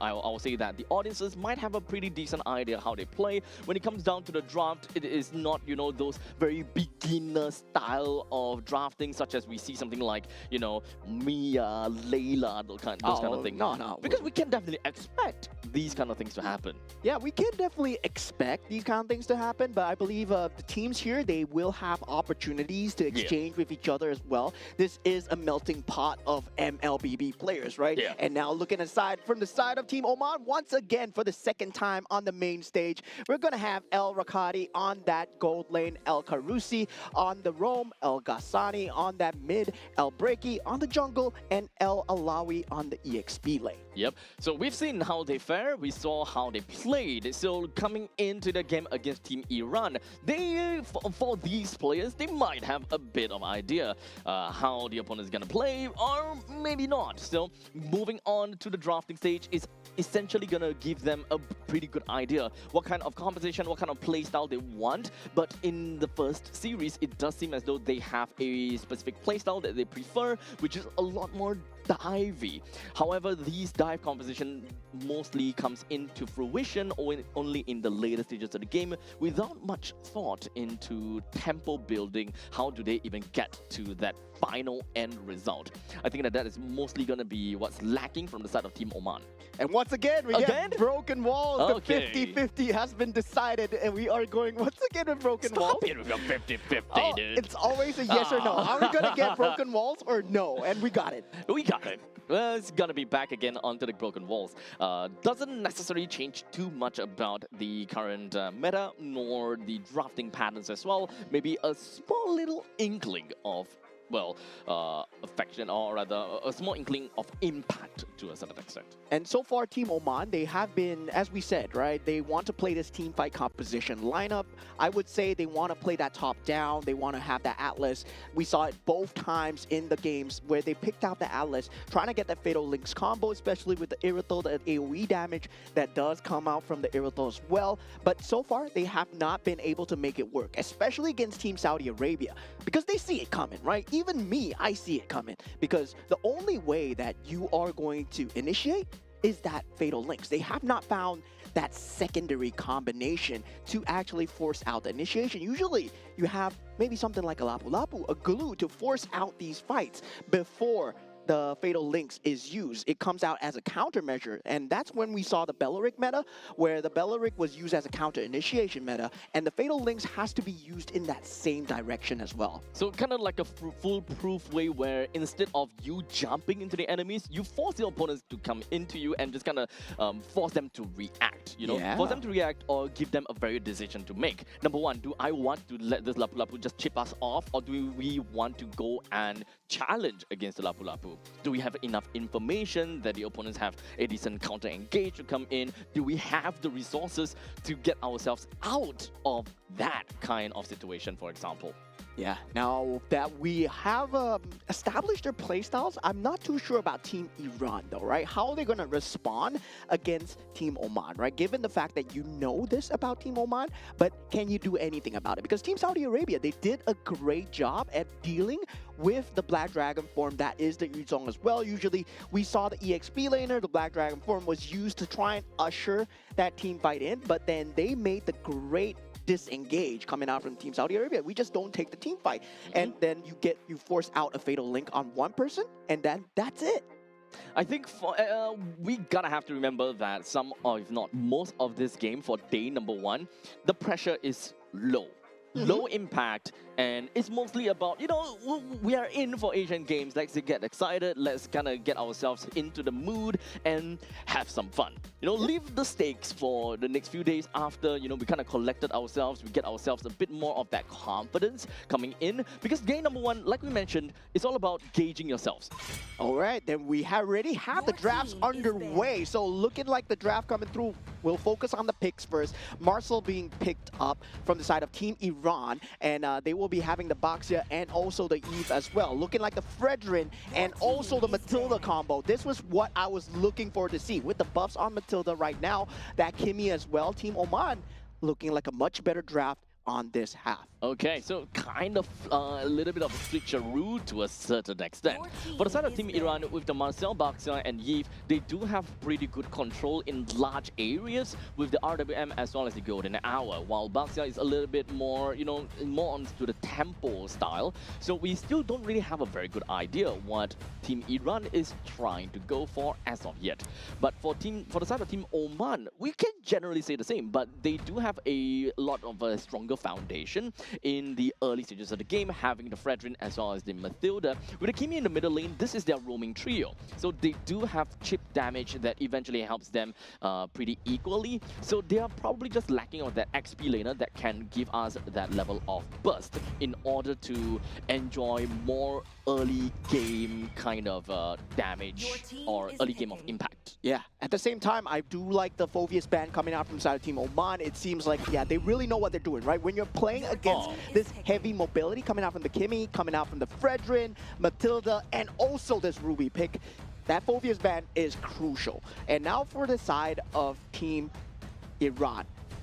Right now, will they want to go for that kind of glue pickup? No, they don't. They go for the Lapu into the Granger as well. Okay, so at this point in time, this is probably one of the only moments that I'll say, okay, Oman, I think picking up the Irithel is going to be great. But in this case, it's going to be completely different. Okay, wait, hold on a second. Wait, are we looking at a Ruby gold lane?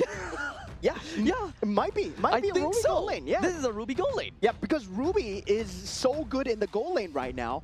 We were talking about the Ruby just being good as a general pick. And now Ruby just destroys every gold lane. I would say even the Granger is going to have a hard time, even at level 4, right? One, I'm offended. That combination comes through, that control. You gotta have the Purify, especially on the Granger, as much as possible. It's kind of like a blast in the past, right? We are going back to the we're going back to the fighter meta once again. And I did mention, of course, that from the XP laner, I do want to see someone that have got the does have the early game potential to be getting yourself a good amount of power spike. And as a Benedetta, if you do want to go for more of the assassin style with the Blade of the Heptases, that kind of stuff, it does help your team a lot more because your team is relatively tanky in the front lines. You don't have the form of burst to help the team secure kills. But with the Benedetta coming in, you've got great mobility, you've got great damage. It should be able to help the team pretty effectively.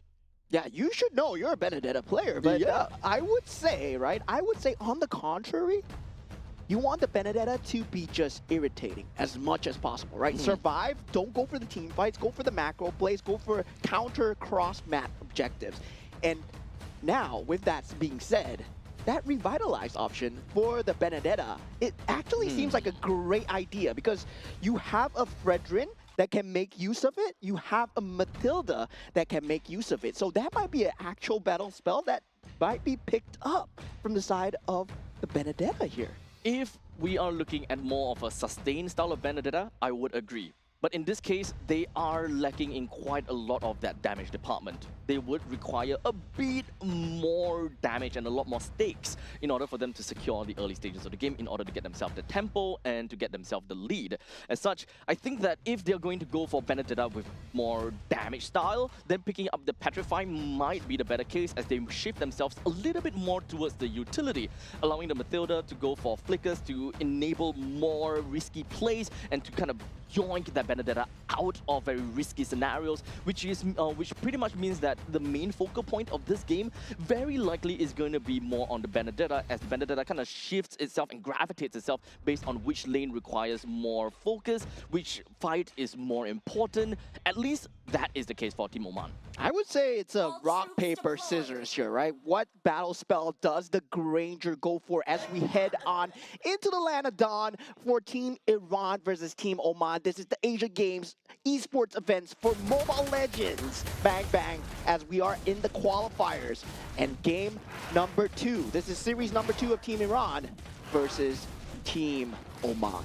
As we jump right in, we're going to be looking at the fact that for the side of Team Iran, they're going to be starting off at the purple buff, and eventually should be able to get them in a pretty good spot, as he's going really aggressive right into the opponent's jungle, or rather taking the Little Wanderer first. So at least for now, we can definitely assume that Team Iran, they want to play things a bit more aggressively in the early stages of the game in order to get themselves some of that tempo. Yeah, and surprisingly, it's going to be a Benedetta gold lane coming out for the side of Team Oman at this point, right?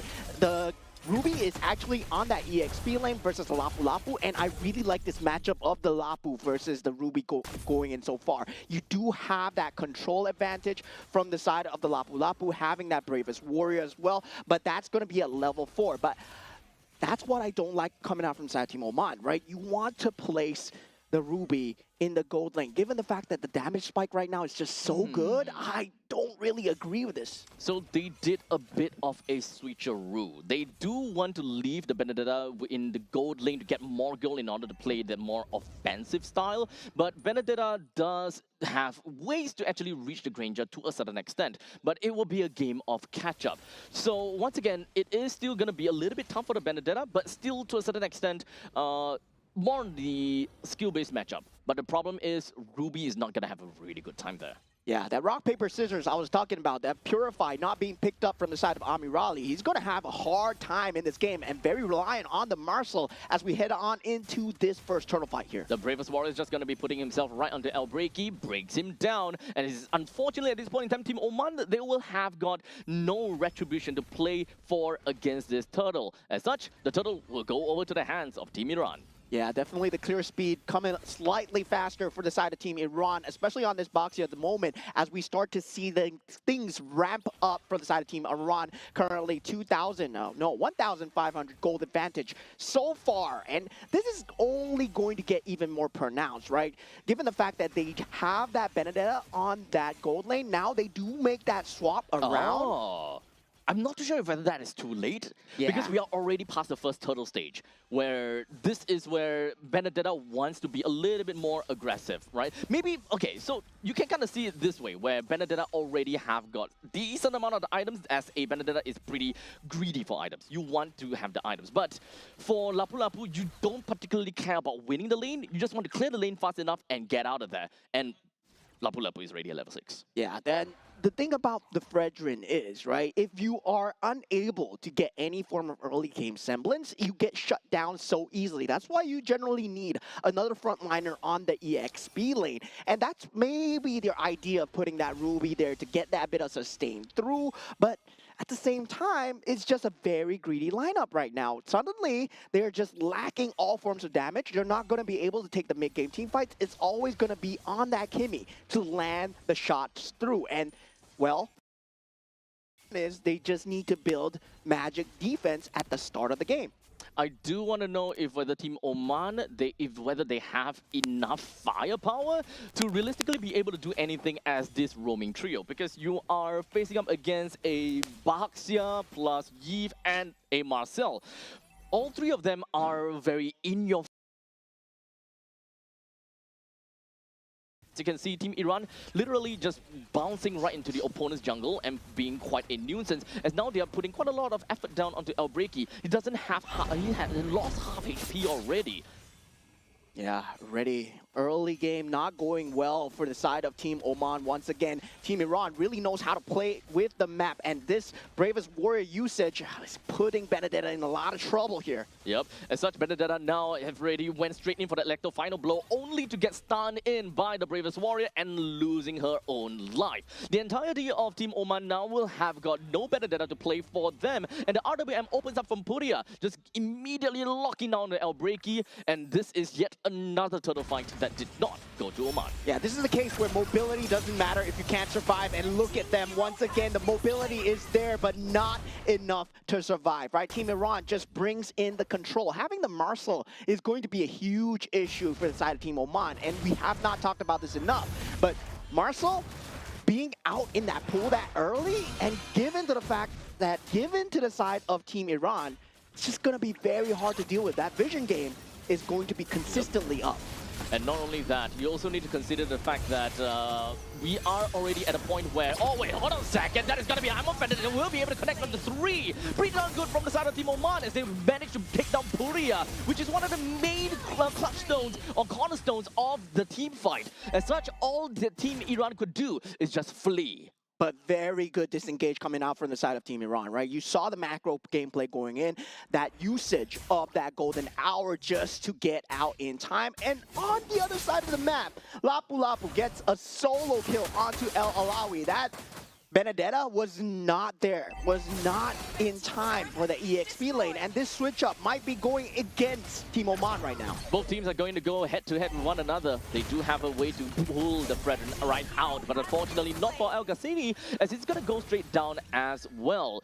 Team Iran is constantly just in the face of Team Oman, not quite oppressive in terms of the standing objective, but they can definitely reach there, as now we've got Ali immediately just running by and being a drive-through on the two members, take one person down quite immediately, and they are trying to rack up as much kills as possible for Amir Ali. 6 minutes into the game, ready. That tier 1 turret for that mid round is already down. Crazy map advantage coming in for the side of Team Iran. They're going to continue to push it, but they have the range, right? Rhapsody is now going to be a huge threat. Sky Piercer probably going to be picked up from the side of Amir Ali. At the same time, Abu Fazil, he's 301, level 11 on the Lapu Lapu, mind you. There's no one crossed the level 10 on Team Oman at this point.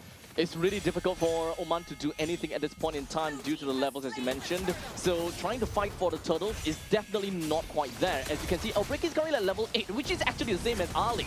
But hold on a second, we do have the golden hour just gonna be popped while the Baxia just gonna be hoping himself, just gonna be in the proxy position. Manages to get a pretty good stun down on the Elbreaky and followed by a kill down onto El Karusi. This is a complete shutdown over to the side of Team Oman, and they have got no control of their own jungle. Yeah, damage should come naturally for Team Oman at the late game, but at the early game, they need to survive, and this is the survivability that they don't have. They don't have the ability to withdraw the time. They don't have any borrowed time, as currently right now, they're doing what they can on the macro factor. El Alawi on that cross map play. That's going to be the only silver lining here, as you're down 8,000 already at 8 minutes into the game. At this point in time, what a Benedetta would want to do is just to play for cross map plays and being able to proxy as much as possible. The more turrets down for tier 1, the better it is. However, the only tier 1 turret that's down is at the bottom lane, so there still need a lot more time from Team Oman to be able to open up these maps to allow the Benedetta to go a little bit more crazy.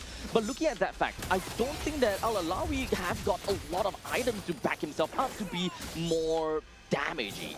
As a matter of fact, I'm not too sure what items that he has. Yeah, damage is going to be tough. Oh, only the Blade of Heptases.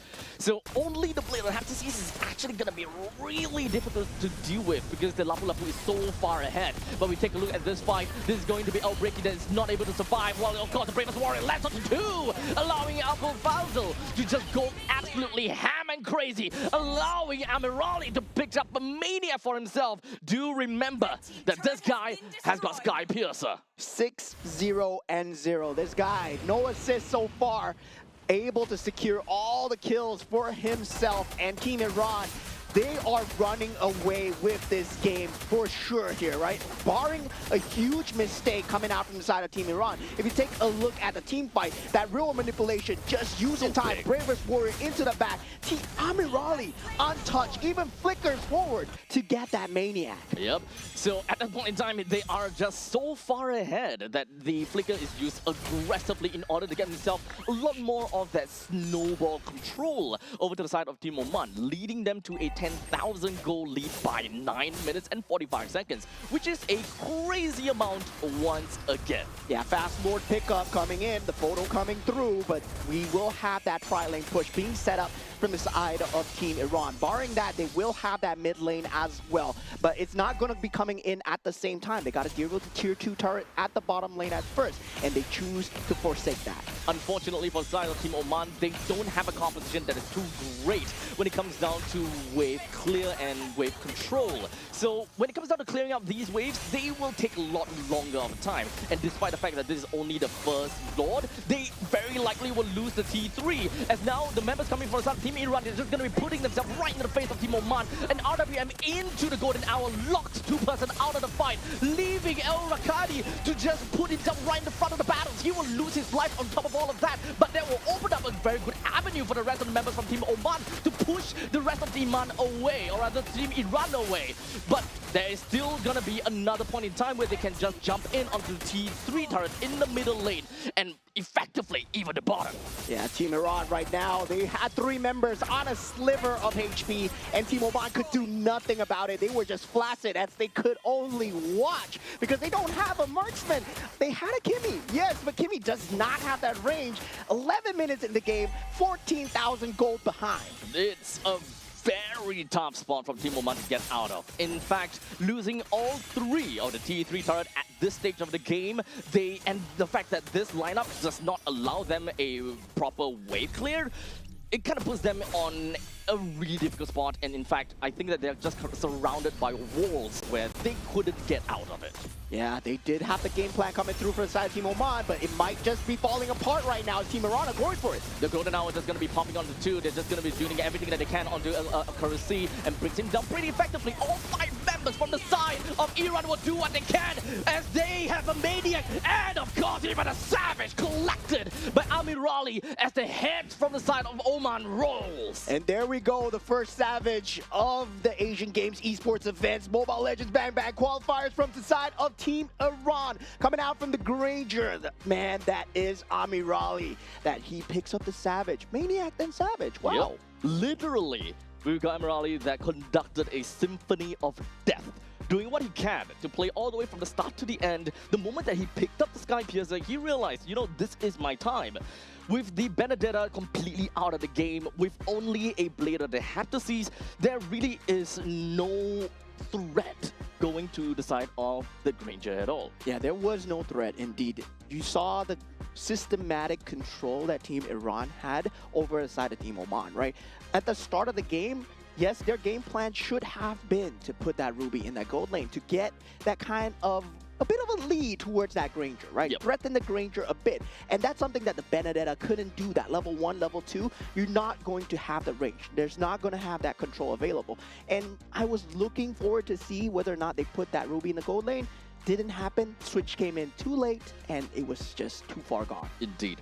You want to have the early game advantage as a Ruby who have pretty innate healing factor coming in from her passive. We do have a little bit of a change from her passive though, but it's still good enough because Ruby is still still pretty tanky in the early games, and you still have healing factor built into your own kit, while for Benedetta you don't. You are more of a poke and run kind of style. You're trying to exchange pokes between a Granger. Whoever can poke more, poke better, will win in that matchup. Versus a Granger that can poke versus a Ruby that can, well, poke and heal, we naturally know where it's going to gravitate towards. Yeah, but the crux of the problem, right? The main problem has still been the Marcel. Letting the Marcel in through that ban pick stage has been the bane of a lot of these teams. Even in the international stages, even in other MPLs, right? Marcel used to be such a heavy threat. Now he's worse of a threat. He's got better. He's got faster. He's golden hour is now good for even more because he can target people now. This is kind of crazy and kind of annoying to deal with at this point. But, you know, we're going to have to move on to the MVP, the Savage holder. We got from Iran, Ami Raleigh. Great team, great player, and just like that, 13 is to 0. Like we mentioned, 0 threats towards the Granger at all. Yeah, so far, what a stellar showing from the Iranian sniper, Amirali, pulling out the Maniac and the Savage as well. Of course, 1,000 GPM, by the way. 1,000 GPM, yeah, 1,000 GPM. We were that close in kill participation, man.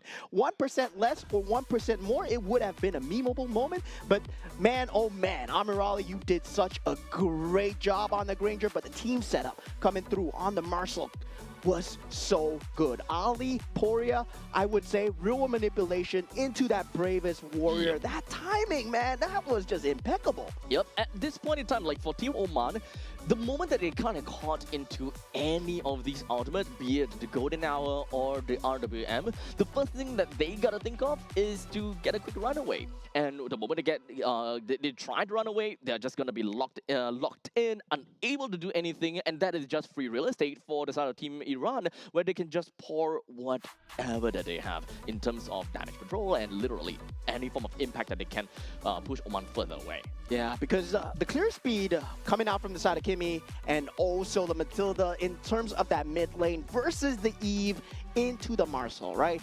It's going to be a wash, but at the same time, the rotations weren't coming through on time. And we saw the early game where they put Rakati on that EXP lane, and that was just all sorts of trouble coming out from the side of Team Oman. Switch came out a little bit too late, but looking at the damage dealt, it's just going to be all Team Iran at this point, because at that point, there is no sustain coming out from the side of Team Oman. They did not have the farm to work with. They couldn't even survive these team fights. In fact, I think that Team Oman did kind of shuffle their players a little bit, if I am not wrong. They might have shuffled themselves in terms of their roles because of because they wanted to play dynamically, right? Maybe some of these players, they are not very sure how to play a very specific hero in their own lane. Like for example, we wanted Ruby in the gold lane. However, the gold laner might not be very good in Ruby. So what happens is that they do an internal swap. A certain player, the player that plays XP lane will go over to the gold lane instead. So that is what we saw in the previous time, and shuffling will be required. Yeah. So maybe because of that, the team chemistry and the way that they play got changed dynamically. Yeah, I would say still, right? Still in terms of meta, still in terms of what you want to place, they need to know where the matchups are going to go, right? Yep.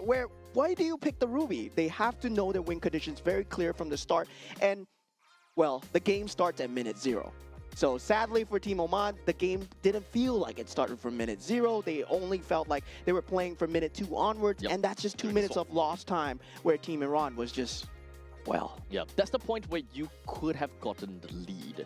So hopefully Team Oman, they will learn a little bit from this experience and learn a bit more about how the matchup will look like in order to get themselves that kind of advantage or that kind of lead. Because in the early stages of the game, you want to take as much lead as possible to make things a lot easier for you to transition over to from the laning phase to the early game to the mid game to the late game. Yeah, the sad thing is that I really love the Fredrin and the Matilda combo. I It's do so too. old school, it's so good. Plus the Benedetta as It well. works so Oh, well, man. right? On paper, it works so well. Benedetta and then Ruby as well. They use the guiding wind extremely well. If you think about it, on paper, very good in terms of mobility.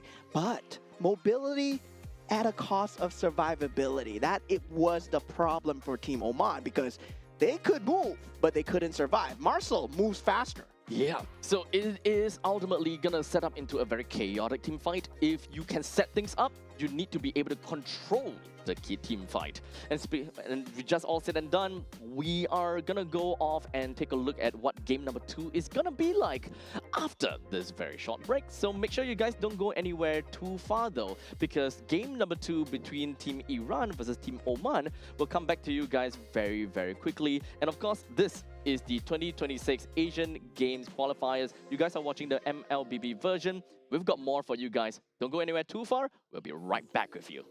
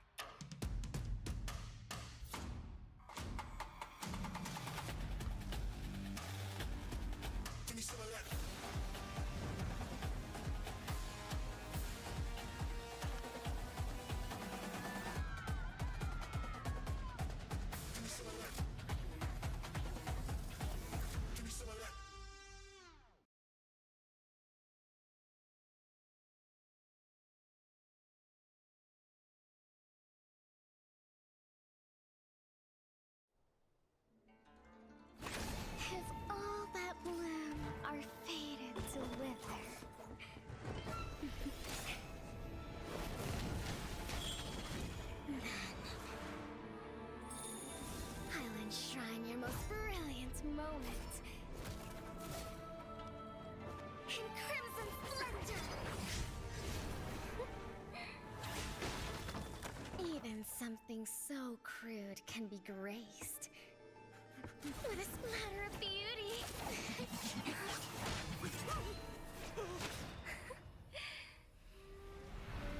I'll get you out! You finally come to me, Hanabi-sama! This madness ends now! At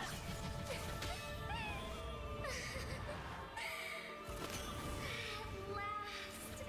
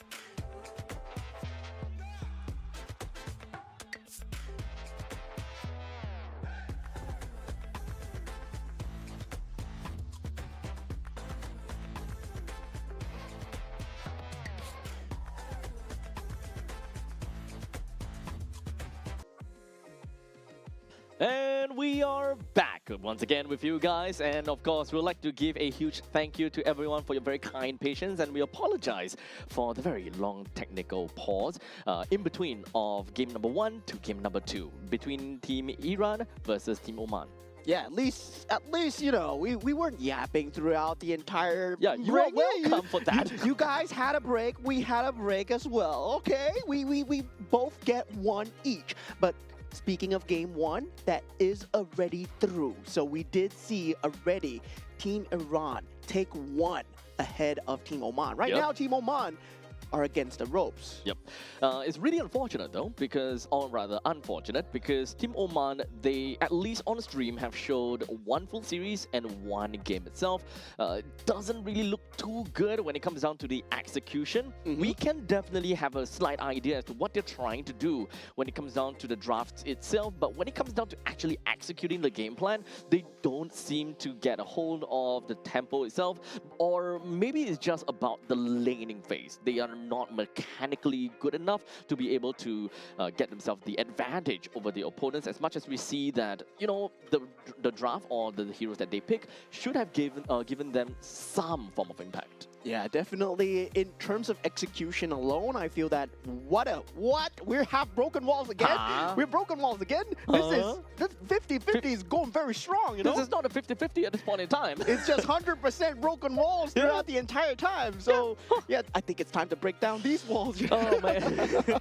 Oh man. Well, I'm holding myself back so badly when you say these walls, but you guys, yeah. These walls. Yeah, these walls. But you know what? We're gonna move past that as we're gonna be waiting to see how game number 2 is gonna be like. And of course, Team Iran, they have definitely showed promise, especially when it comes down to drafting. For Team Oman, for sure, they need to start banning out Marcel, because I think that the past 3 games that they have lost is lost to Marcel's. Yeah. Right? Marcel is just so strong in the meta right now. It just feels bad. They have to stop. They made the golden hour better, and in this patch, it's gonna be a crazy menace.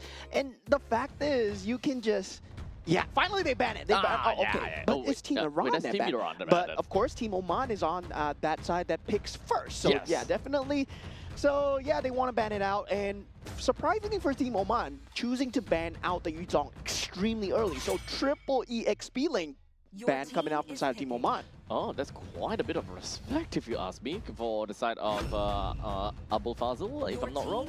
But here we go. First pick onto the Juicin. No comes about that. I think the first pick Juicin is ultimately really good for first picks, because Juicin just fits into any composition like a glove. Yeah, so far, of course, we will be most likely seeing the counter pick Eve, but not at this juncture. Right now, they can still think about what gold lane they want, and they do pick up the Harif for themselves. Right now, if they want to pick up a strong roam as well, they can also pick up the Cho if they wish to do so together with the Harif. So that is still available. In terms of just picking up the Kalea itself together the Harif, that combination is also there. And if they want to pick up, you know, maybe go into that Fredrin, they can also go for it. So there's a lot of options available in that pool right now for the side of Team Iran, and they go for the Grok here. Okay, Grok is not too bad. They don't necessarily show what kind of playstyle they're gonna go for as of yet. Harif can always go for a very divey style, or go for area denial, as such, having Phovias, having the Eve, as well as Gatokacha. They are all gonna be pretty good in that kind of lineup. But you know, it's still pretty early. We don't really have a certain direction as of yet. Team Oman decided to pick up a Claude in the B3 pick. So honestly, right now, if they want to go for a tanky jungler in the name of maybe Frederick, for example, I will say that that's generally a pretty good direction. On paper, Claude is the counter to Harif, right? This is very much expected in terms of that late game pressure, in terms of having that BMI as well. Now they do pick up the Lapu Lapu. Surprising, I would have preferred maybe do pick up the Suyo, but of course with the nerfs that come out to Suyo, maybe in this current meta, not a very good place to pick the Suyo right now, and teams are starting to figure that out. And now for the side of Team Iran, the Eve will eventually come through. It has to come through. The Doosin and the Yeve goes hand in hand. Now, right now, they still have that jungle pick available on both sides. Do they want to ban out the options here? The Brethren is still there. There's still the ability to pick up the Hanzo that we have not talked about, which has been buffed in this patch as well. Oh, but is it a meme pick? That's the question. Is it really meme, or is it actually like legitimate strategy? We did see people use it at MPLSG. Let's not talk about that. But we do have the Hilda and the Sora that will join into the banning pool. At this point in time, having a Gatokacha is still going to be a pretty good pick for either one of these two sides. For Team Iran, picking up a Gatokacha pretty much means that you are playing full-on area denial, and of course, making sure that Team Oman does not pick up one of the answers over to Yi. Yeah, so now both sides, they will have the jungle pick of their choice here. I mean, with the Boxia gone, there is still the ability, if let's say you want to go for the Harley right now, it was very strong in the previous meta, whether or not you want to go into that burst meta for the side of Team Iran here. Of course, I think they do need a utility jungle, so they do pick up the Alice with the EXP lane first, possibly, and for Team Oman, I told you, man, I told you! Okay. Okay, so you got that right. They have also picked up the Cho, so right now they are going for a slightly more of a pick-off kind of game, right? With the Cho for themselves, Hanzo can make full use of the Cho's way of the dragon after all, and aside from that, they picked up a Lancelot from the side of Team Iran for more of that tempo-based game. Yeah, but Lancelot would be a very greedy pick coming out from the side of Team Iran. Of course, they have to secure that early game pressure. That Grok rotation together with the Eve, very strong in terms of that lane pressure, right? Yep. And Alice, Harif, just independent on their own, they will do extremely well. Now, it boils down to that Hanzo rotations in that early game. If they can shut down Hanzo as much as possible with the Lancelot, they secure that mid game, that objective take does not become a problem for them at all. Well, understandably, when you are playing as a Hanzo, you don't particularly have too much that is at stake. You're not too afraid in engaging and all that jazz. But it's more about the chemistry. If whether you are trying to force out a team fight, whenever you are in your ultimate state, those kind of situations definitely happen. And it is also very telegraphic for your opponents. The moment they know that, okay, there is a shadow around here, or rather the shadow has appeared, that means that, do we want to take up a fight? Are we ready? Do we have the resources for all of that? Yeah, that timing becomes very crucial. Clear speed will be slightly favored towards that Hanzo. Of course, that level 4 will be in the hands of Hanzo. One of the fastest clear speeds right now in the entirety of jungle as we head on into Lanadon for Team Oman versus Team Iran. This is game number 2 of series number 2 of the day. Currently 1-0 ahead for the side of Team Iran. So if Team Iran were to be able to get this game down the road, then they are moving on, of course, to find the next opponent, leaving Team Oman with, unfortunately, no series won as of yet. But you know what? We still got quite some time to deal with. Let's take a look more into the laning compositions and how things are going to be. When it comes down to Lapu Lapu versus the Alice, it is always just going to be a crazy fight down at the bottom. No one dies, no one deals enough damage, and they don't care anything. The main thing that they want to look for is to leave the lanes as fast as possible in order to group up and help out in the turtle lanes, or rather in the turtle pit. But for Team Iran though, definitely when you look at a Grok and a Yeve, you know that as a matter of fact, they can clear waves super fast. Yeah, clear waves and also the harassment that comes through. Already Flicker has been used from the side of El Ghasani, will not have it for the re-engage or any time of safety, so this might be first blood here. Yep, as now we do have Gormadi that runs right in, manages to secure 2 kills for himself, while Elbreki secures the kill onto Puria as well. So a little bit of a 1-for-2 trade. At least both of the junglers manage to get something for themselves. Yeah, but favoring the side of Team Iran at this point, right? Giving 2 kills to a Lancelot this early on sets up the snowball as well. And Hanzo, yes, he will have that snowball capability, but he does require the initiation of his team. He can't just go in by himself. Now, this turtle take coming through will not be contested from the side of Team Oman at all. Team Iran get it for free, no retribution was present. I don't really think that they will be able to do too much, at least for Team Oman in the mid stages of the game, because this is a lot more skirmishy for the side of Team Oman. As much as possible, just keep on targeting one player over and over again and make things tough. At this point in time, they are looking at Puria. Yeah, now I would say that mid game really depends on the macro factor that comes through from the side of Rakati. Finally, we do see that Claude pick coming through. That is going to be a huge factor, especially into that mid to late stages of the game, because this puts Team Iran on that clock. But now, already 1,000 gold advantage, and we do have that slight skirmish. Poria eventually does go down, but this is to be expected, not having that flicker out for Poria at this point.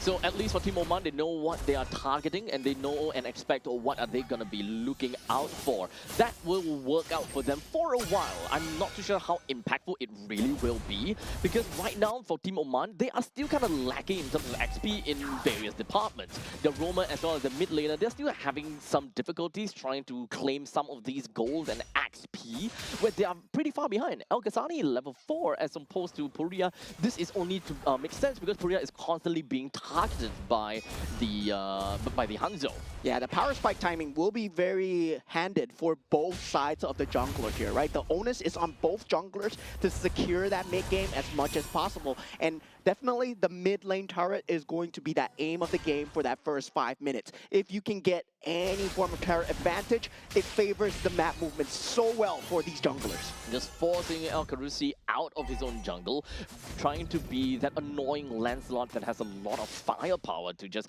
ensure that they can steal more resources away from Team Oman. In the meantime, take a look up to the top lane. Amirali had to use his own Zaman Force, but the Zaman Force is not used offensively, or maybe he was trying to. But the moment that he sees El Break, he realizes, okay, you know what?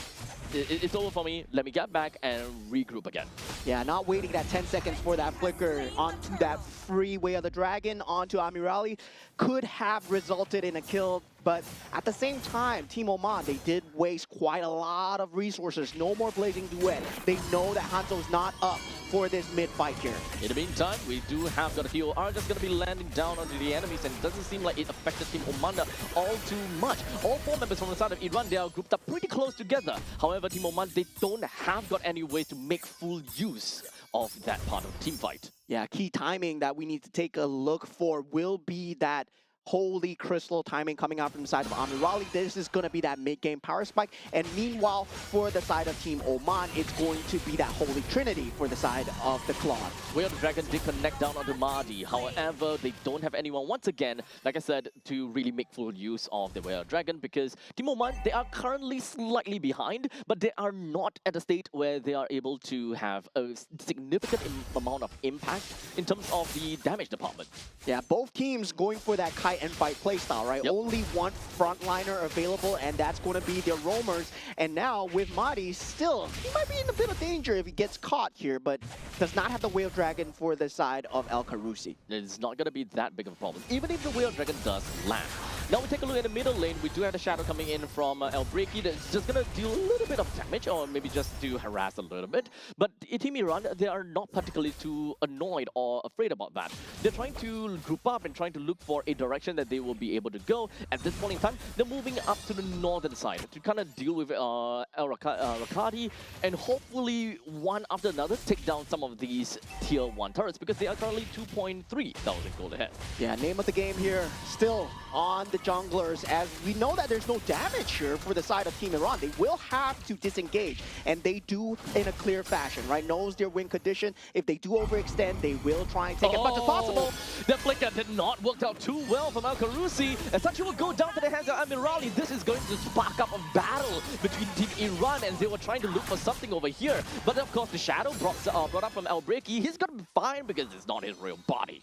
Yeah, but at this point, right, there is so much magic damage coming out from the side of Amirali with the synchro fissures that Hanzo is not having a good time in these fights. He's not dealing the damage needed. He did find early picks, yes, but it's going to be a problem in the later stages of the game, because Alice is going to become online really soon for Abu Fazil. And once the Alice is online, that Hanzo is not going to do anything at all. Oh, it's really unfortunate. Phantom Execution did not land onto Al Ghassani. As such, was not able to claim that one kill. Small little wasted movement from Team Iran, but in a grand scheme of things, Team Oman, they have a lot of wasted movement. As such, we're looking at, what, 4,000 gold lead in favor of Team Iran already. Yeah, now Team Oman, they will have to survive this mid-game power spike right now. As right now, Team Iran, they are looking to shut down that mid-turret. Team Oman, I don't think they can defend here. Alice is here. Yep, I don't think so either. In fact, the Bravest Warriors is already popped. As such, he was looking to get himself right out of that and just kind of hoping that he will be able to clear out the way fast enough. However, with already 2 men down, Team Iran, they will do whatever that they can to take down more than they could chew. At this point in time, it doesn't really matter because Team Oman, they're not even holding them back. Yeah, I mean, Team Oman, they are playing kind of a pickup lineup with the Way of the Dragon and also the Hanzo, right? They want to take isolated team fights, and they're unable to find any form of isolation so far. You see the damage coming through from the side of El Breaky, yes, but it's not resulting in anything. Yeah, Early game got 1 or 2, but now we see the problem. Yep. Perhaps we'll have to take a look at the items to get a really good idea why is it so that El Breaky is unable to get a kill on the Puria. Because I think that the items for the side of El Breaky is going to be super important if they want to play the pick-off and to make full use of the Way of Dragon. But we'll talk about that in a bit later.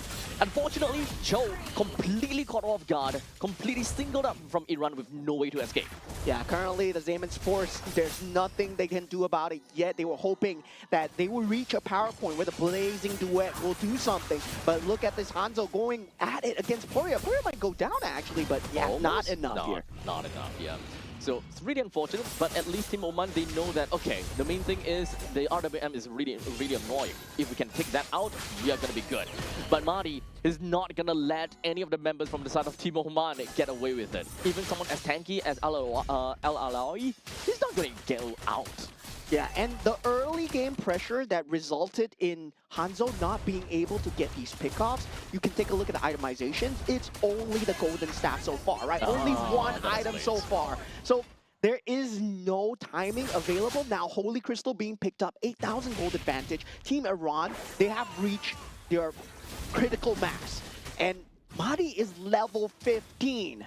So yeah, he's going to deal a lot of damage. Not only that, there is no way for Team Oman to strategically be able to fight for any of the neutral objectives at all until El Breaky eventually hits level 15. That is the only point in time where there could be any point of contest or challenge for the Turtle or the Lord by this point in time.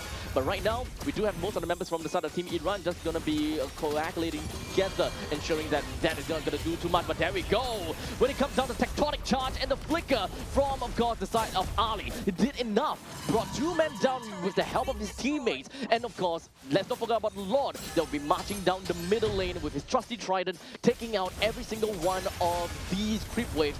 Team Iran, they will do whatever they can to take out one of these tier 3 turrets. What a disgusting flicker coming out from the side of Ali, but Amirali still in the thick of things with the Zaymans Force still untouched, right? That shield value unable to be just taken away because Blazing Duet at this point, 10 minutes into the game, Claude is not at critical mass. 10,000 gold lead ahead. Once again, look at that. That was a beautiful clash coming through for the side of Team Iran as we had that wild charge into that real-world manipulation. Beautiful layering coming in from the side of Team Oman, but unfortunately it was not quite enough to be able to take Bardi down. RWM pops up, locks right in onto the Lapu Lapu. El Alawi, unfortunately, will find himself taken down as well. It is going to be 3 versus 5, with the mid lane marching right in. Team Iran will take no chances at all, and rather they will want to end this as much as possible. The Shadow coming in from El Breaky, moves right in, doesn't have a lot of HP to work with, goes back to the fountain, and Team Iran, they will split themselves up a tad a little bit,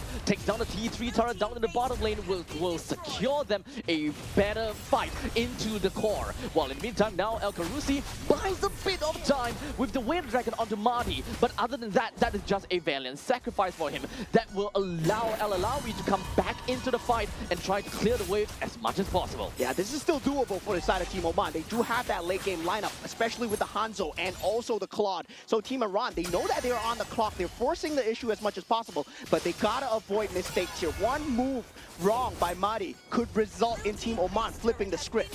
That is all 3 of the T3 turrets that have been taken down already. And unfortunately for Team Oman, they are very much behind in terms of the economical factor with 14,000 gold deficit. They don't have what it takes to clear the way fast enough. They don't have what it takes to realistically push Team Iran away. And at this point in time, Team Iran is only going back because of the spawn of the Lord. Yeah, right now the only control factor coming through is the Way of the Dragon and also the Bravest Warrior coming out from El Alawi, right? And Team Iran, they have been playing around these utilities extremely well, baiting it out with with their flickers, making sure that their timing is consistent when they go for the clash into the inhibitor turrets. So this is good utility cycles. And now with that Lord being taken, Team Oman, they have nothing to be doing in the outside of the map. They gotta be playing in the inside of the base. As much as possible, Team Iran would ensure that Team Oman would not be able to get out to, do any realistic farm or split pushes. So Iran just literally gatekeeping onto Oman, saying, you are not gonna go anywhere at all. At this point in time, the Lord marches down to the middle lane, ready to pillage, while the RWM pops right out, while El Breaky forces himself right into the face of Puria. Not quite enough to do anything. While in the meantime, El Carusi all the way at the backside was hoping that he will be able to do a decent amount of damage, but unfortunately he wasn't able to do for any form of control. I mean, Raleigh will take a triple and they will end the game just like that. 2-0 for the side of Team Iran as they show complete dominance over Team Oman. Wow, oh wow, that Alice at the last moment landing onto 3. That was just madness. And Army Raleigh, man, oh man, we did see a Maniac, a Savage, and now a triple kill. It's really unfortunate that the members of Team Oman, they're unable to really play a game of catch-up, right? And when it comes down to their own laning composition as well, I think that they had a lot of, I would say, wasted movements. They tried and they tried and they tried, because this is a matchup where for Team Oman, they want to capitalize on the Way of the Dragon plus the fact that they have a Hanzo as much as possible. However, what Hanzo has been doing is constantly just going in over and over and over again. Whenever he has the ultimate, go straight in for the Yve without a sliver of assistance from any of the teammates. I would say that was a slight lack of coordination coming out from the side of Team Oman. But looking at the MVP, of course, Ali landing those crucial ultimates and kill participation 100%. When there's a team fight, Ali is there. And 4-0 and 13, this man just decimating the entire battlefield. Broken walls doesn't matter. He makes his own walls. Indeed. So congratulations over to Team Iran, and of course, great plays coming in from Ali, which as a roamer, with no death at all. I think that is I think that is a reflection of what that game is for Team Oman, because all Oman or Team Oman, El Breaky is trying to do is constantly forcing the issue onto Puria. You see that whenever he's ultimate, right, he goes for Puria. However, he don't have a single assist and he only have got 2 kills. He haven't formed enough item as a relatively greedy assassin in order to do anything against Puria.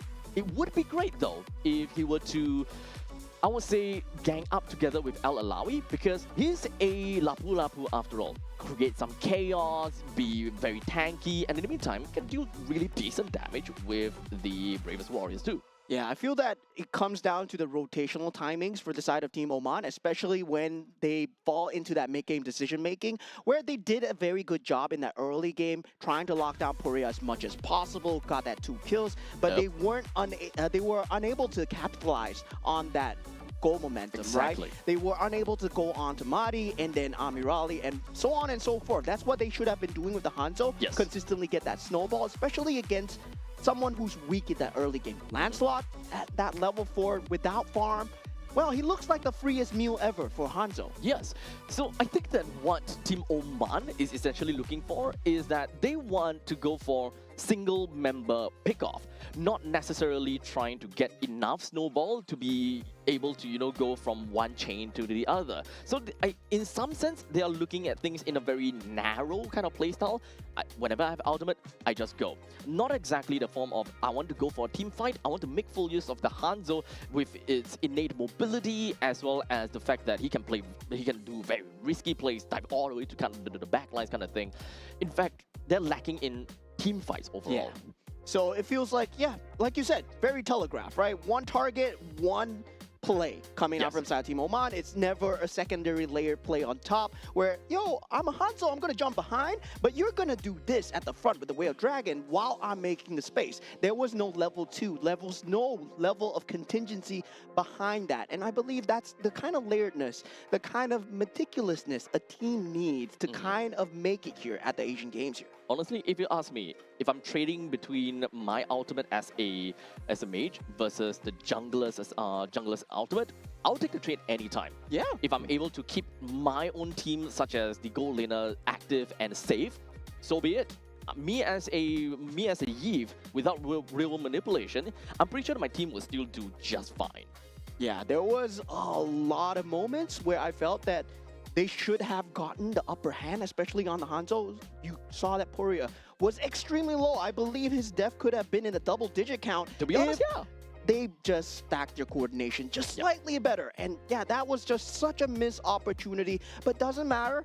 Still day one, we need to reset and we need to go on into that next games as well. I got 3 more days of MLBB here. Yeah, a lot of days, a lot of games. We are currently down at 1:13 p.m. right now, and we have covered 2 series. We've got all the way, I think we have 5 more series to go. So if you guys have any, Mobile Legends Bang Bang craze or itch, this is the place that you want to go, as you will be able to watch so many teams going up against one another.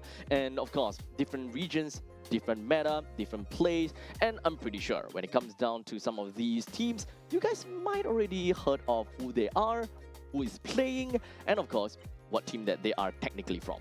And currently the standings for Group B, as we see so far, Team Saudi Arabia at the top with 2-0, 100% win rate with 4 points. And also Team Iran following next as 1-0 with 2 points because they only played 1 best of 3 so far. Team Jordan 1-1. And now for Team United Arab Emirates 0-1. And lastly, I believe that was Team Jordan, right? No, Team Oman. Team Oman, 0-2.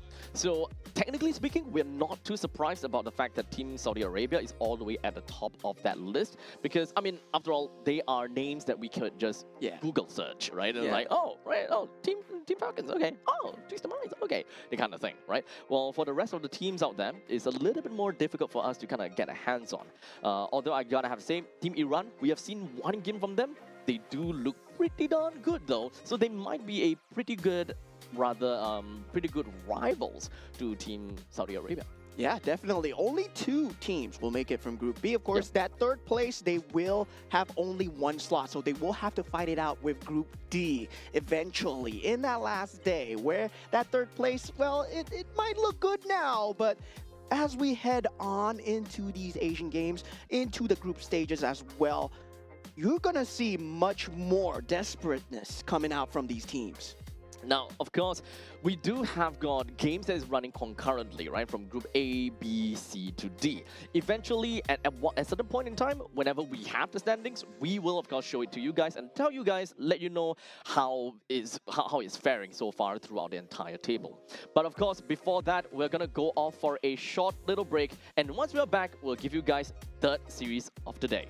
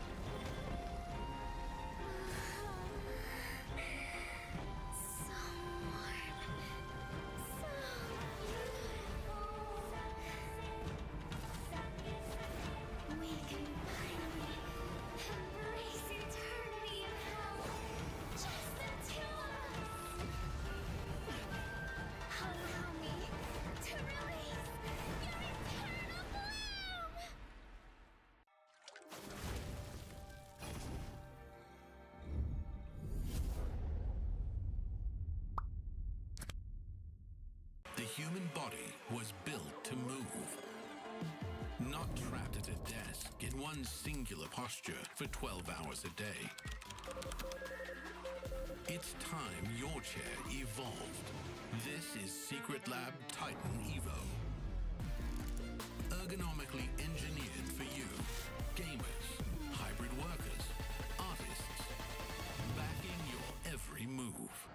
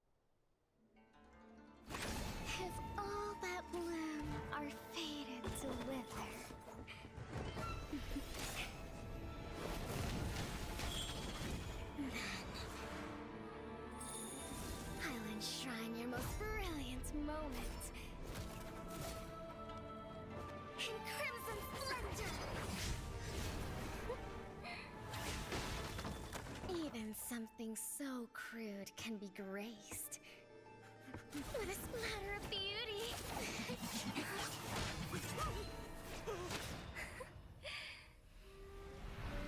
I'll get you out!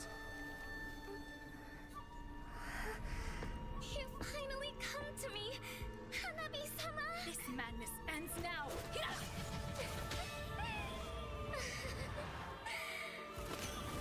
At last, I'm shivering with excitement!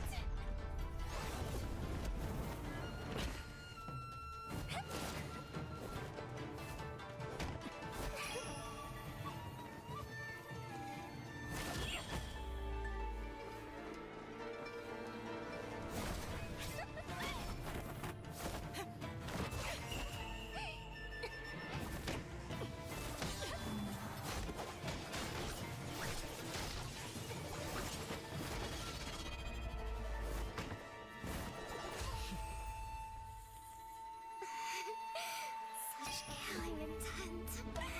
Does this mean Hanabi-sama finally understands Hinata?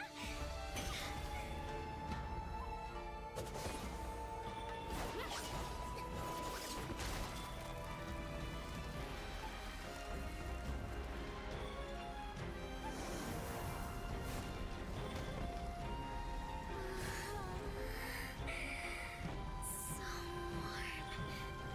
So beautiful. We can finally embrace eternity in hell. Just the two of us. Allow me to release your eternal bloom.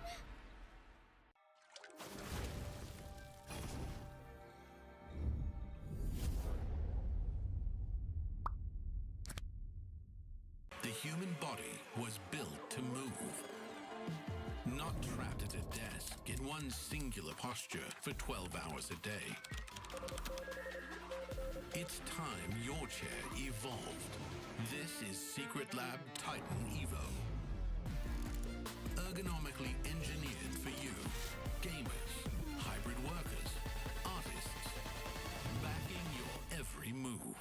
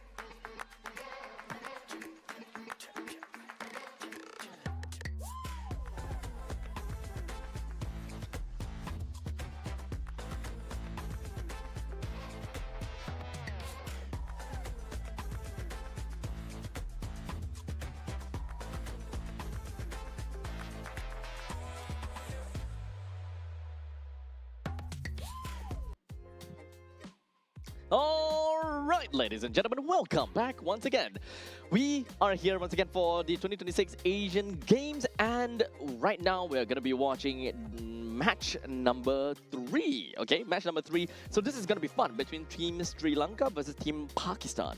Yeah, it's going to be very interesting, right? In terms of just esports prowess alone, we Yep. have no idea where these teams stand. So I went to the online chat. I went to ask. Oh, everybody's hyped about Team Pakistan. Everybody's hyped Oh. about Team Sri Lanka. So we got supporters from both sides. Okay. But when I went to search it up for myself, I can't find anything on the internet, man. Okay, so it's likely a lot more localized then. So they're probably known in their own local scene, but not necessarily somewhere that they manage to go to the internationals or something along those lines.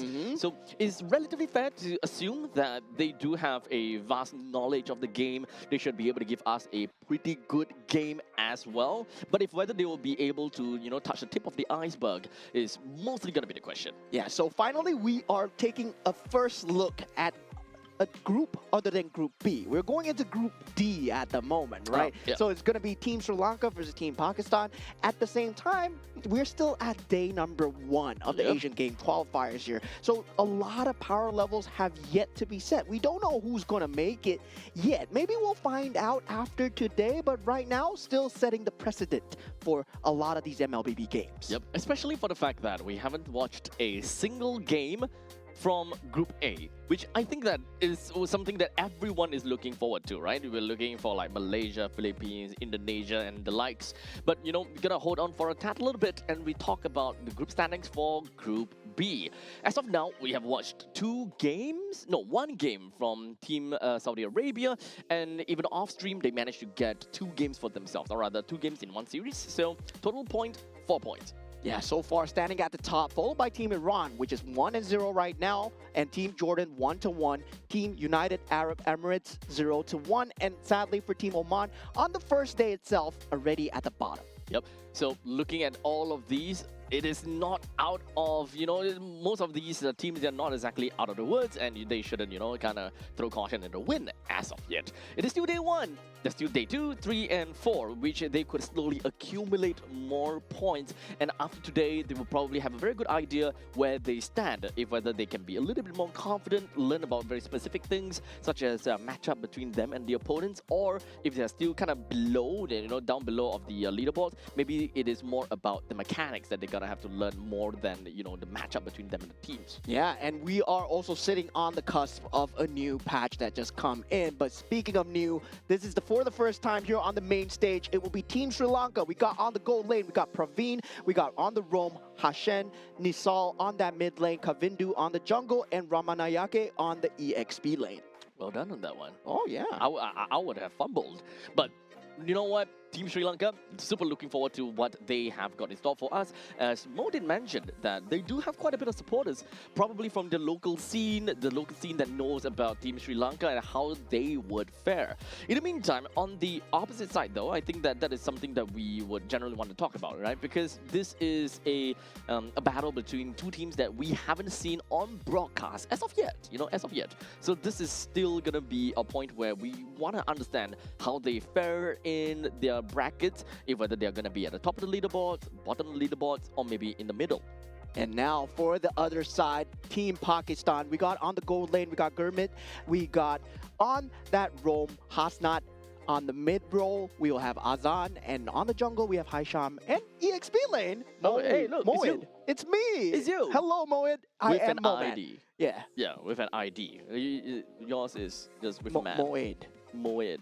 He's Moed. You're I'm Mo, Mo. man. Yeah. You're Mo. Yeah, that's right. That's right. My fellow man on the EXP lane. I'm looking forward to see what Team Pakistan brings in terms of just esports accolades itself. I would say slightly ahead. I would put Team Pakistan in terms of structure there, right? We've heard of them in other titles, in other games across regions as well. Meanwhile, for Team Sri Lanka, I would say they're relatively new when it comes to the esports in a community as a broader scope itself. Of course, now with the 3rd game on the road, we are mostly gonna have have an idea about the current patch as well. We talked about a patch, right? Maybe we're gonna have to remember this as well. Different regions does have different meta. If whether they have played enough to get a close idea as to how the meta is gonna shape up to be. Maybe there is a flavor hero that comes into this patch, or maybe in the previous patch. That is a lot of questions that we generally want to talk about. However, though, I think that it is universal that we talk about. Oh my God, not again! So, current count for Broken Walls. It's so broken. This is the fifth map that we've seen for Broken Walls. We've got like 5 out of 5. 5 out of 5. 5 out of 5. Oh man, oh man. Broken Walls has officially broken the randomizer. Yeah, I mean, currently this is all we're gonna see right now. Broken Walls. Hopefully, we get something else for game number 6 of the day of the stream.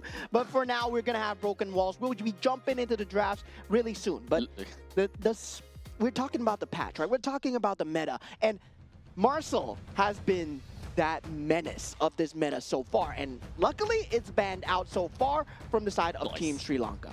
So jumping right in, we do have Ruby, Paquito, Baxia, and the Marcel that will go over to the banning pool. As of now, you know, it doesn't really quite suggest too much other than that. The Fredrin joins into the banning pool as well. But you know what? From this point onwards, I kind of want to see new heroes that kind of surfaces. Like, what are the other more prominent heroes that we could be expecting in this current patch?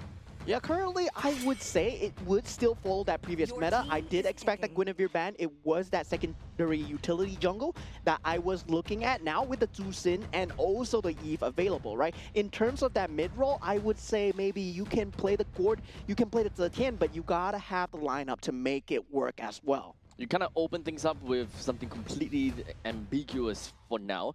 Opening up with Juicin first pick is always great. Like I mentioned before, fits like a glove into most, if not any, composition. Wow. But Team Pakistan is going to open things up and shake up the board a little bit with a first pick carry. Yeah, that is very aggressive coming out from the side of Team Pakistan. They know completely what playstyle they're going towards, I guess, because as a carry pick, you generally want to chonk down the tank junglers, right? You want to just try and burst down as much as possible. And given the low range that carry has, you don't want to pick it so early where you can potentially get out range. And for Team Sri Lanka, this is a choice of now you don't need to go for the gold lane. You don't need to show your hand. That Khalid pick, yes, very flexible, but at the same time, there's also very strong mid lane picks where they can go for the Eve, they can go for the Zusin as well. Yep, I personally would have loved to see the Juicin, just so that, sorry, not Juicin, I personally would love to see a Zetian over to the side of Sri Lanka, but you know, Zetian, Eve, I think that they generally lie in the same kind of position, but I do like the Khalid pick though. Immediate response to the carry, just pretty much saying, hey, look, our roam is not that tanky after all, see what you can do about that. Yeah, right now, they will have the ability to not go for the Zusin for the side of Team Pakistan. If they want to go for the Lilia, I would say still possible. The Leomord, yes, still very dominant in this meta as well.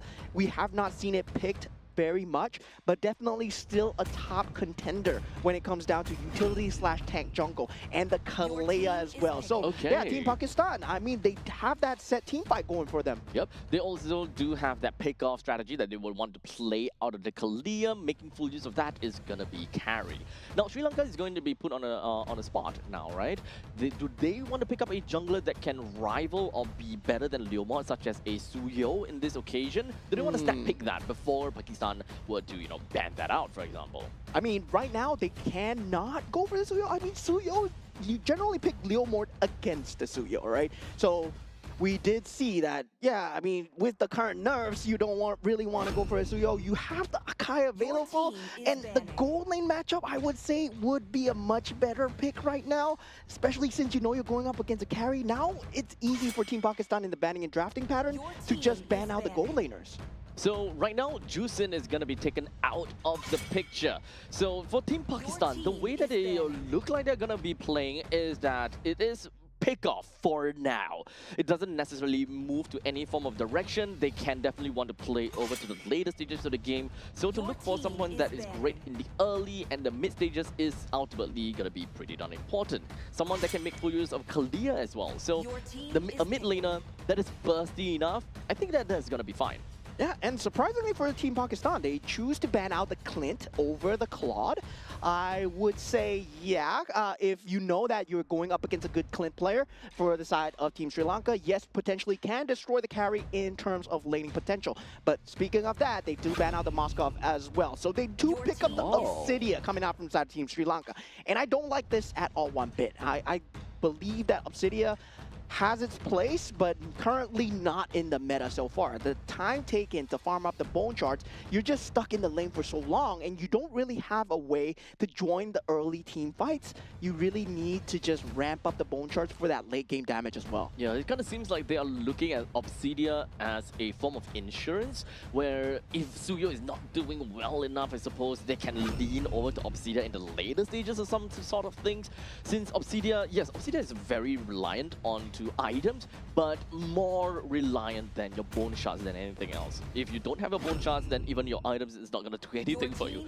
But now we've got an entire lineup for Team Pakistan. I do like the Kadita though, exactly what I was kind of asking for, to have a very good burst in the early stages of the game to make full use with the with the Kalia. So pretty bursty matchup, plays well in the early to the mid stages as well. Carry takes over in the late stages. Right now, they are lacking that front line for the side of Team Sri Lanka, right? If they don't go for a front line here, they're making the worst possible mistake. And Belarik, I would say there was Lapu in the pool, there was Glue in the pool, and yeah, there's Arlot in the pool if, let's say, they want to go for that final slash into that tankiness factor as well.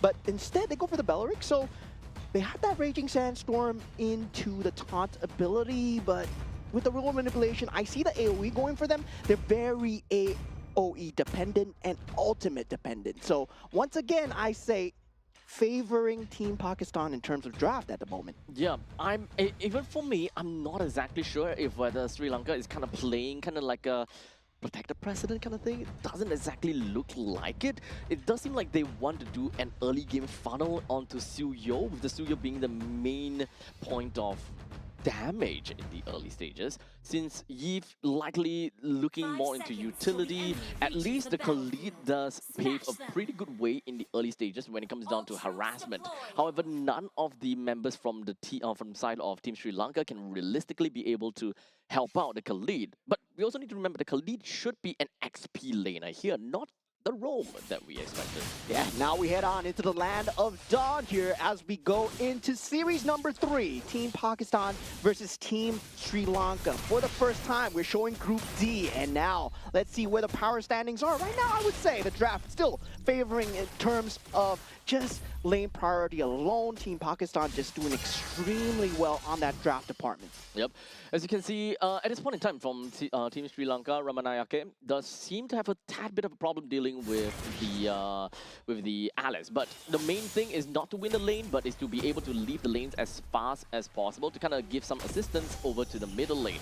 With a Belarik plus the Jusin, with a Belarik plus a Yve, you don't really get anywhere too far. You don't really clear the wave a lot faster either.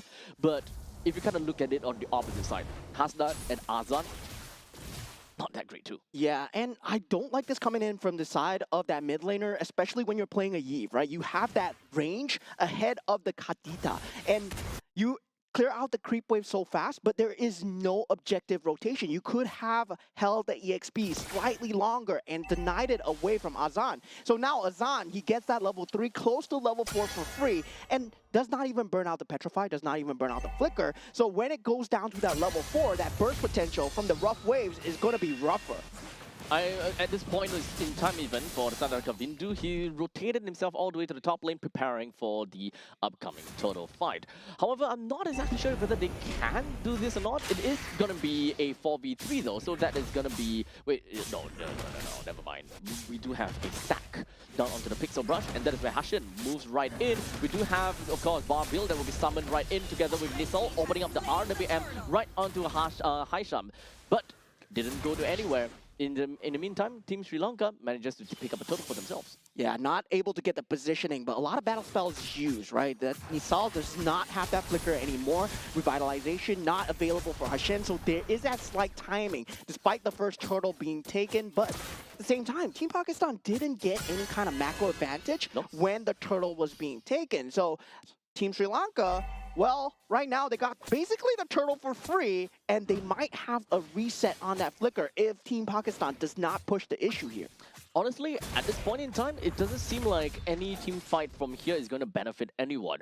This is more or less a game about the junglers right now. But Praveen somehow manages to pick up a kill for himself onto Azan. What was Azan doing all the way there? That's the question. Yeah, he was there, and I believe he was just looking at the minimap, and he got caught out by Hashen's ultimate. And he had the ability to go out, he had the Petrify, he had the Rough Waves, he had his entire kit available, but he was just caught lacking. Yeah, it's really unfortunate, especially since that kill went over to Praveen, which is going to be the insurance policy for the side of Sri Lanka. The more that they kind of give it over to Praveen, then a lot more accelerated is going to be the growth for the side of Praveen, which is something that you don't want.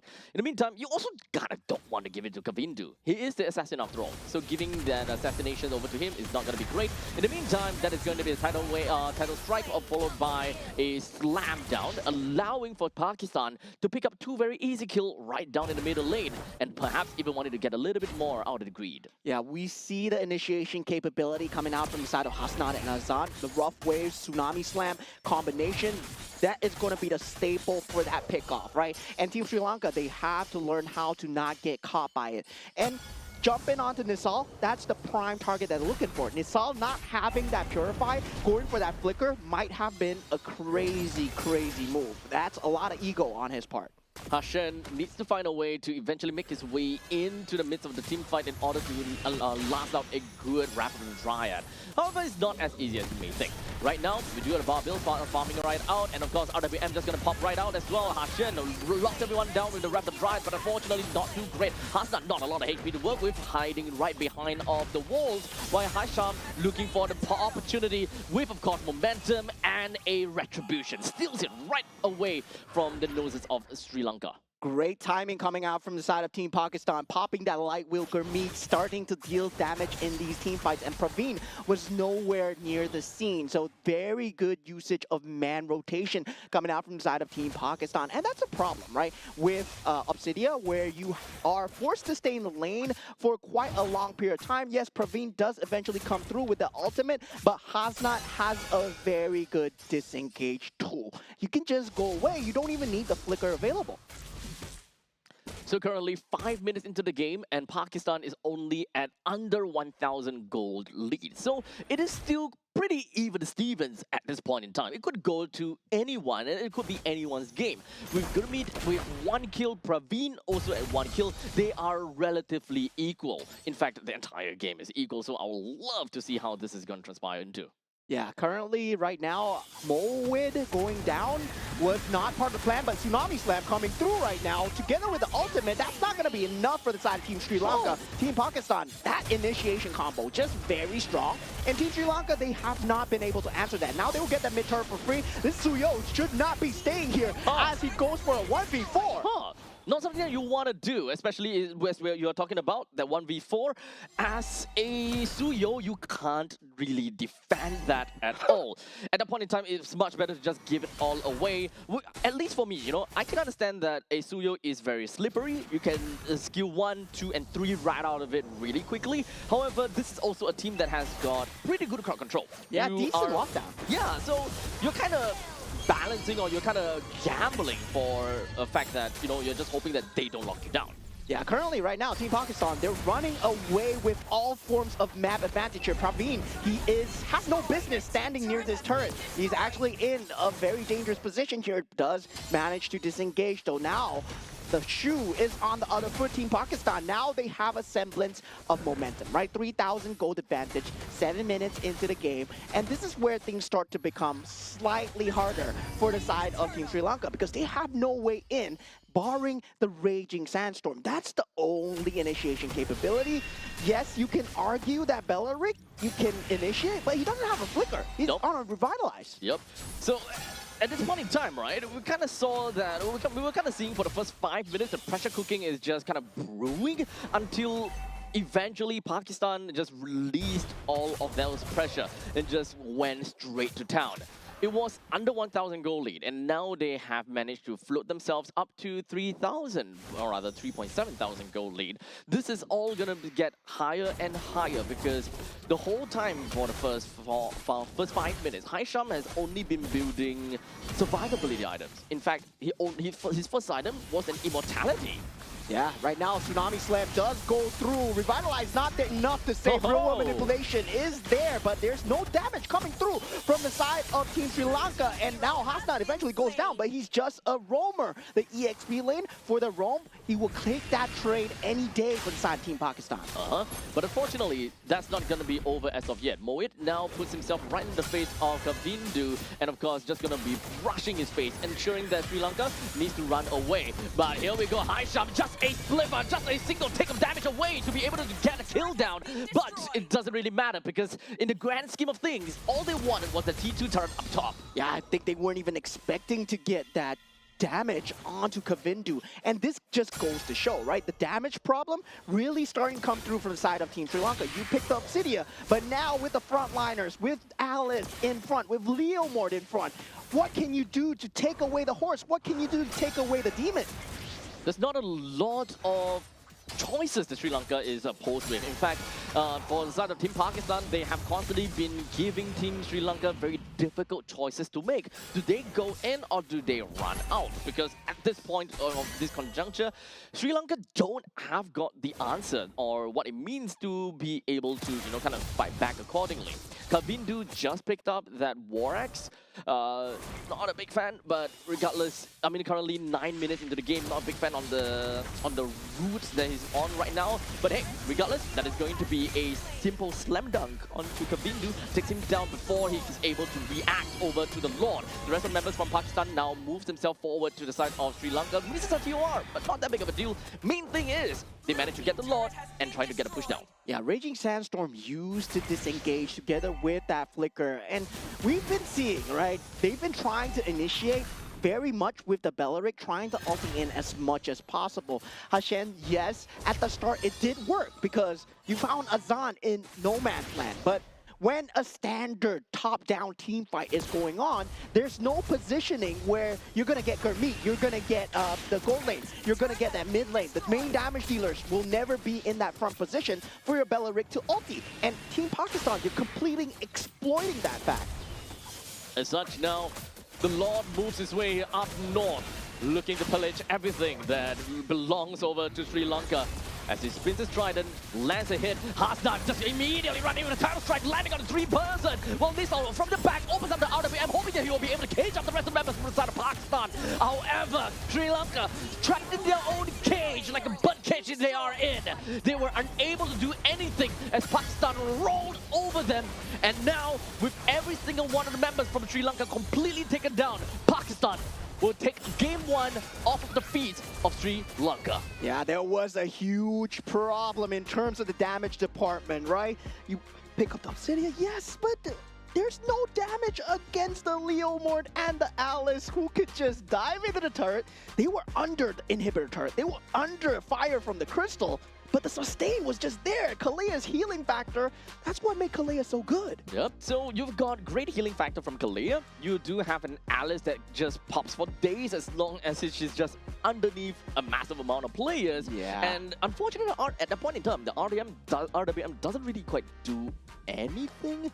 The cage is going to help to a certain extent, but only if, they kind of run to the opposite side of the RWM itself. And it was to the fact where Belleric was being used as the main initiation factor for the side of Team Sri Lanka. Consistently, we did see him try to ultimate to try and start the team fight, where it should not have been the case, right? It should have been used as a utility to disengage or to save, right? Try and reset the team fight as much as possible. And it feels that they were stuck to that script for so long and they couldn't get themselves out of that mindset. Yeah, so ultimately I think it's about the XP and that they were unable to do too much from that point in time. Well, in the meantime, Team Pakistan, they were just waiting, right?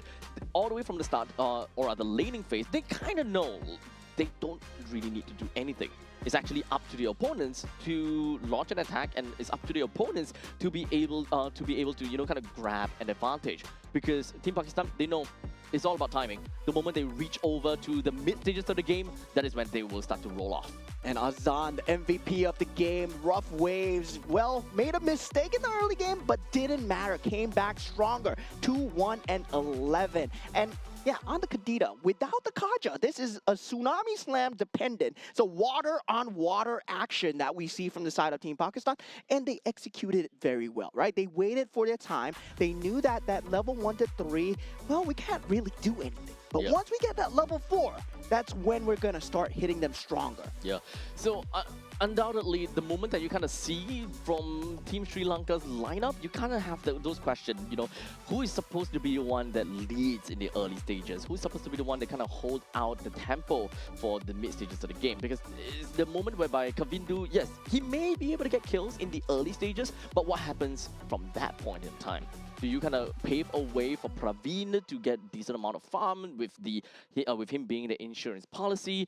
I don't really quite see. I don't quite see how it transitions very well for Team Sri Lanka. Yeah, that was one small mistake in the early game, just compounded into multiple fractures coming through for the side of Team Sri Lanka, right? At the start, you did have that lane clear with that Eve as much as possible. You need to try and deny away that EXP from the Kadita because you do have that range over the Kadita. And yeah, as a Kalea, well, you can do something, but the Bellaric should be there to block. But that early shove coming in, giving Azan that level 4, that Rough Waves was beginning of everything. And Team Pakistan, they exploited it extremely well. Yeah, the only thing that I'm not exactly a huge fan of, especially when it comes down to having a Kadita on the team, is that your wave clear in the middle lane is just meh. Yeah. Especially since you have a Kalia with you. So technically speaking, with a Eve on the opposite side, you can kind of get out-poked by the Eve. Yeah. But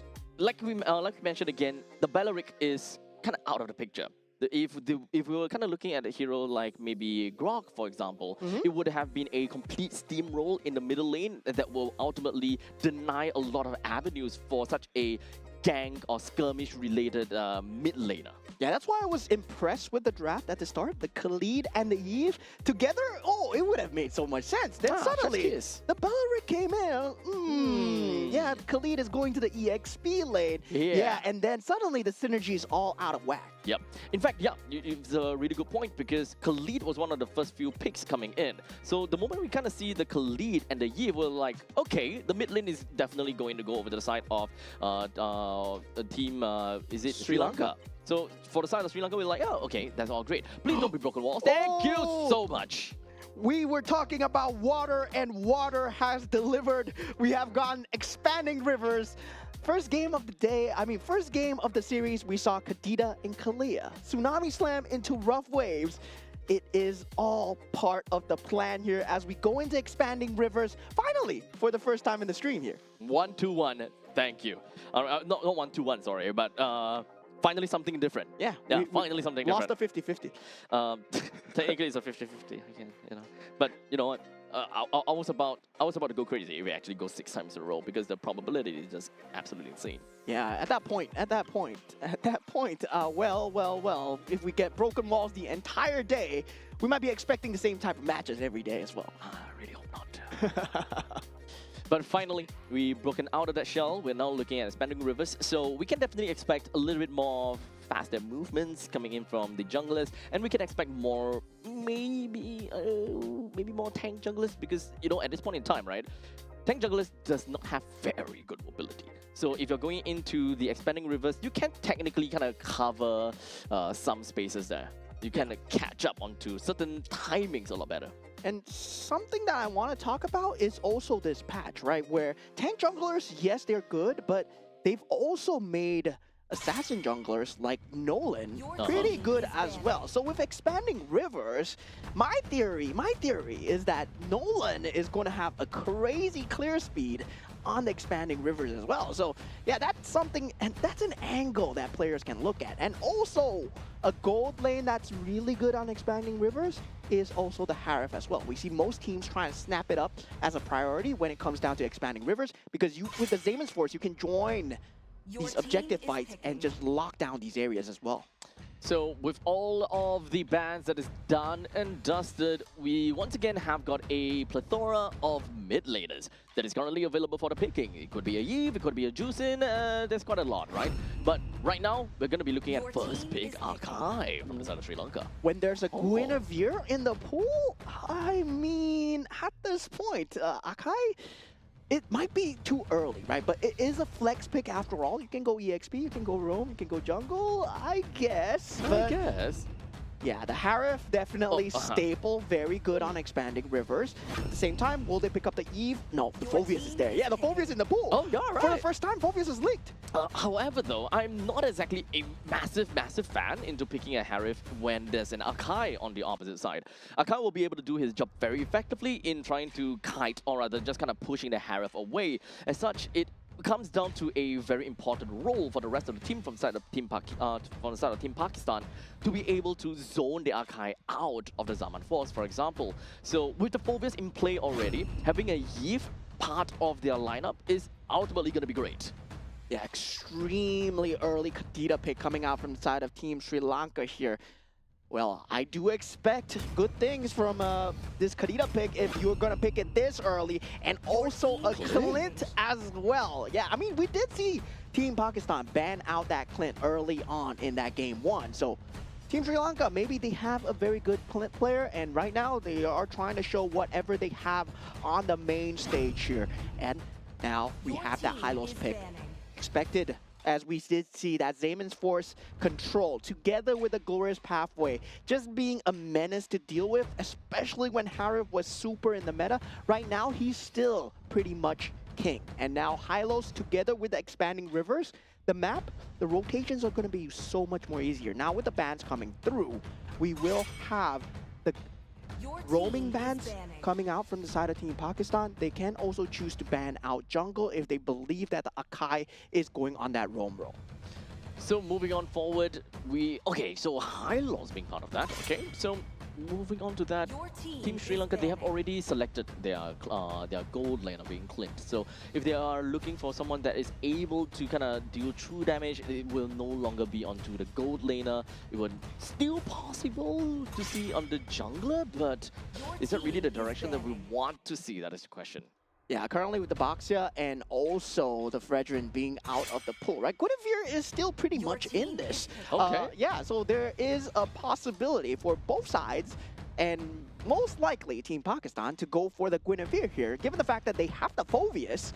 That Infernal Pursuit together with the Violet Requiem is going to wreak havoc, especially with the ability of having that Glorious Pathway and also the Zaman's Force. I can see it happening. The main thing I want to look out for is going to be the mid lane control, right? If whether the Akai is actually going to go to the jungle, which kind of makes things a little bit difficult for Pakistan to go for this pick of theirs. They are indeed going to go for a Lilia and kind of wait it out, because right now they're just lacking of a single jungler for the side of Team Pakistan. The jungler is ultimately going to make or break the early to the mid stages of the game, with the Leomord being picked by Sri Lanka. So Akai is undoubtedly going to go into the roam position together with the Kadita. So once again back into a position where their mid lane clear is not particularly Your team very is good. picking. They go for the Edith. Oh, So there is wait, hold on a sec. there is a flexibility Yeah. where you can put the Edith on the roam Yeah. or the Akai on the roam as well, right? So depending on which they would prefer currently in this situation, Kadita would be the, good. the Edith should be on the EXP lane because they are going to lack a lot of damage when it comes down to that Lilia, Hylos, Phoveus front line. Yeah, but the thing is, for me, I'm looking at Akai in a way whereby Akai will want to get out of lanes as much as possible and just kind of assist from level 4 onwards. So Akai being stuck in the XP lane is not that big of a problem, especially since you are going up against a Phoveus. You are not particularly afraid of the Phoveus in the early stages, and both of them hitting level 4 is completely fine. What is that Thamus jungle? What in the Thamus jungle? Okay. Okay. Okay, so we said it ourselves, right? We're gonna get some new metas. We're gonna get some new picks, fresh picks, and now we do see it, right? Thamos coming out for the jungle. I don't see the vision here at all. I don't see it as well. I mean, it's a fun hero to play in ranked as a jungle Thamus. you can straight away just go straight into the opponent's jungle and try to steal it away from them. But other than that, there's not much that you can do from that point on. You can clear creeps pretty fast in the jungle, but aside from that, Ithama doesn't really give a lot of utility as a jungler when it comes down to fighting for turtle, fighting for lord, those kind of stuff. You're just a surviving fighter. Yeah, hear me out. Thamos gold lane, Harif jungle. Oh man. That's even more cursed. Yeah, that's not gonna happen. That's but, even more cursed. I mean, if Team Pakistan do that, they'd be living my dream right now. Till the enemy reaches the But okay, so Haisham is still Smash gonna go to the jungle, so that is gonna be fine and dandy. He's starting things off onto the purple buff. Well, in the meantime, Leomar starts off in the orange buff. So they're both of these junglers is going to end up together in the top lane, highly likely, and then slowly work their way back down to the XP lane to deal with the turtle. Now we are heading into that game number 2. Already 1-0 up for the side of Team Pakistan. And we are having a Thamos jungle. Taking a look at the emblems, nothing too wonky so far. Everybody just going as it should be. We do have that, okay, a bit of Assassin's Emblem coming out for the side of the gold laner. I would say on the Clint, I would say with that, either the fighter emblem or the Assassin emblem, both of them work, but for the Clint, well, you can see what he's trying to go for, right? Trying Very to go early for, game. yeah, very early game, trying to win the lane as much as possible. Yep. Especially since he's kind of going up against a Harith, which naturally have got lane priority on top of a Clint. Clint can poke pretty well, yes, but you also need to remember that Harith can poke too. Whenever you go for a chrono dashes, you also do have got free shields for yourself, and synchro vision, you can clear wave plus poke the opponents at the same time. So as much as possible, most of the time, Gurmeet should have a way better time as opposed to Praveet.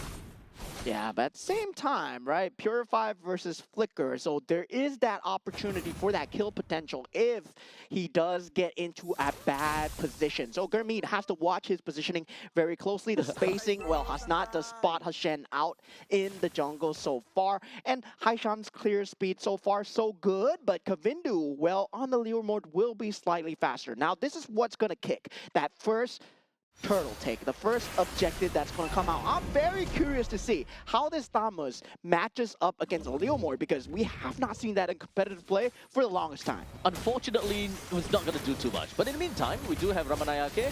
They start things off a little bit onto Moed. He's going to summon up onto Barbil, hoping that he'll be able to do something over to Moed. But this is all going to be a false start for the side of Sri Lanka. In fact, it is going to be slightly out of the turtle fight. As such, hey, Niso!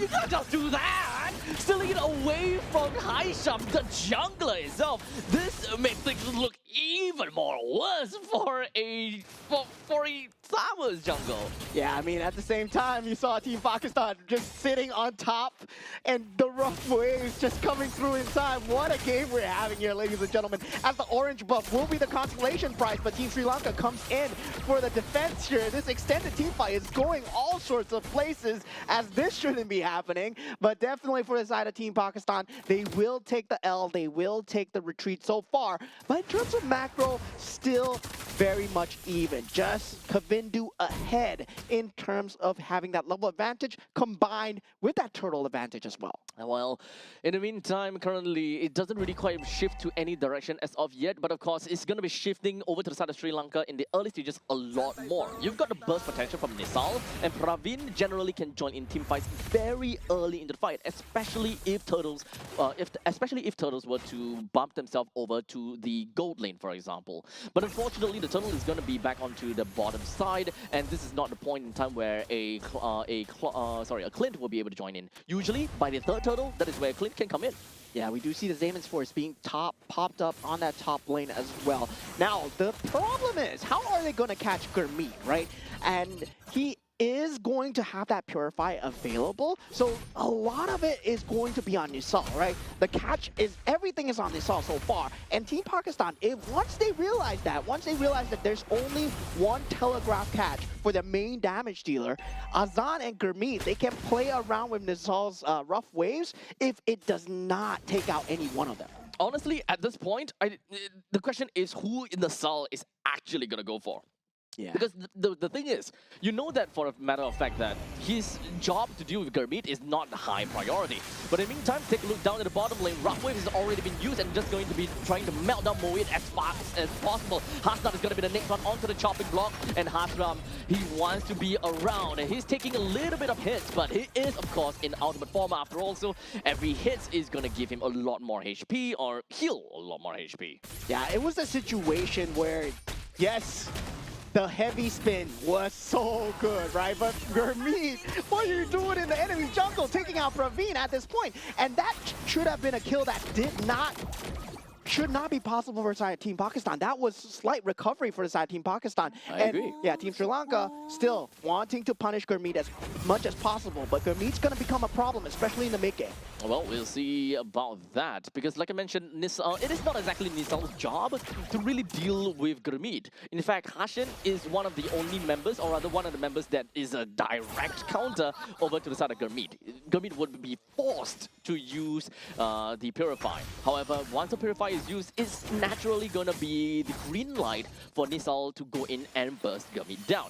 However, I still believe that going to burst Azan down might still be top priority, at least in the 5 to 10 minutes mark. Yeah, and that was the one case where the heavy spin landed onto Moed at a worse opportune time, but now going at it in the back line with the Zaman's Force just collapsing onto Praveen. Flicker use doesn't matter, takes him out instantly. We'll see how that is going to work out, as now Sri Lanka hopes to be able to load out and ensure that they keep the top lane secure. Hashin pops up into the heavy spin. That's going to be pushing Azan right underneath the turret, but I don't think that is not going to go anywhere too far. A good amount of burst damage onto Haisham, as a matter of fact, with the rough waves, but he's putting himself right in the face of Azan. But Kavindu joins into the fray, looks to get a kill on the Gurmeet. However, the Zaman Force activates and gets him running out of the way away from Kavindu. Yeah, very good disengage coming out from side of Gurmeet. Looking so bad in no man's land right there, but now slight macro advantage coming back to the side of Moed, as well as he does manage to get his farm back into place. Now, currently, with all things being said and done, right, we are back at a consistent wash. Only 1,000 gold advantage for side Team Sri Lanka. I gotta say, Team Pakistan on the macro factor looking extremely good, looking like it's anyone's game again at this current point. However, we also need to remember, going over to the late stages of the game, Team Sri Lanka might have a lot of problems dealing with the sheer willpower of Pakistan. We'll see how that goes. Ramadayake is just going to be jumping himself right into the opponent's side with onwards and now popping himself right out of his armor. He's going to do quite a lot of damage, but unfortunately, Haisham will go down. Next one is going to be Moyen. This is going to be absolute pandemonium, as even when it comes down to the Zaman Force, it's not quite enough to stop the onslaught of Ramanayake.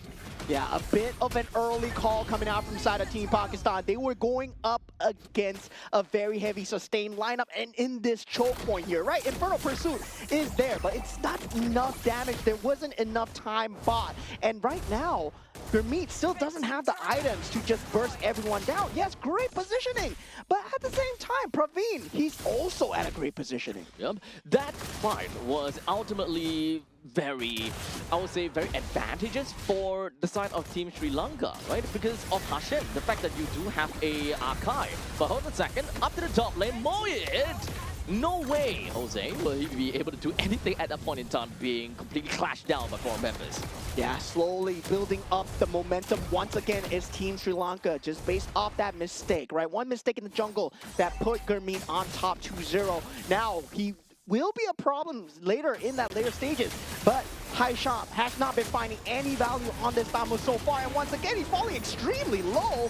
We'll have to watch out for his HP because, yeah, Nisal will be on the chase here. It's gonna be fine for now, but this guy is supposed to have a lot of healing and a lot of HP in the later stages of the game. The entirety of Team Pakistan is that they are really tanky. So the only one that comes in the later stages of the game that can really put the, these tanky heroes down is really gonna be Edith, because Edith especially if Edith were to build the Stallium Scythe, that will go crazy if Ramanayake were to continue to, you know, kind of build more tanky items on top of the Stallium Scythe. Yeah, that EXP lane, well, just going well so far for the side of Team Sri Lanka. They're looking very good in terms of that mid-game power spike, but Team Pakistan, they're still not out of this. Right now, one mistake from the side of Team Sri Lanka. Heavy spin does go in. Gurmeet does have that Damon's Force available, still not popping it. Unfortunately, because of the fact that there's no more of the heavy spin, Gurmeet actually have got free real estate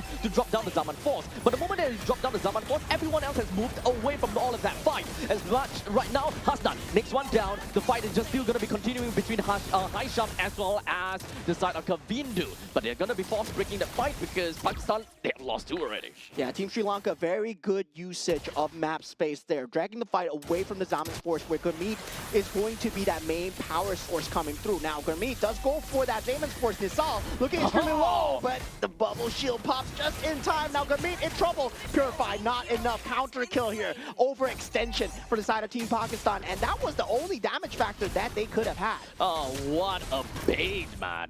Well, in the meantime, we've got a really nice instant replay of that previous fight. Haisham is just rolling through and hoping that with the Quadrant Inferno, he's able to do quite a bit. In the meantime, Kavindu down over to Lord, takes that up for themselves, picks up a killing spree onto Moed, and they should be able to get yet another turret to themselves, especially in the middle lane. That is super good.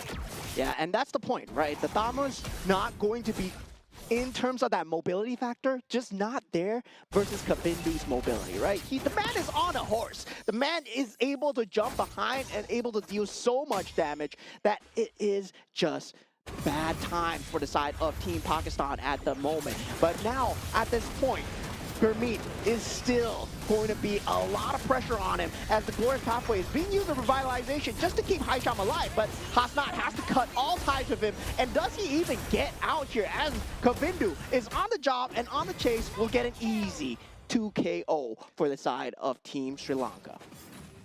So right now, we are currently at 11 minutes into the game, and we are going to be looking, we want to kind of see what kind of items that they have from the side of Sri Lanka and Pakistan, because right now, it does seem as though that Haisham is having a lot of difficulty kind of holding out at this point in time. So with the corrosion side is generally what we want to see from him, but it's not tanky enough. Moving on forward, we've got Sri Lanka that is generally very far ahead, especially for the Eden. He does have got a good amount of, I'm going to talk about that a bit later, as they are trying to rack themselves in over to the inhibitor turret in the middle lane. Moed finds himself taken down once again. Yeah, rough waves still proving to be a huge problem for the side of Team Pakistan.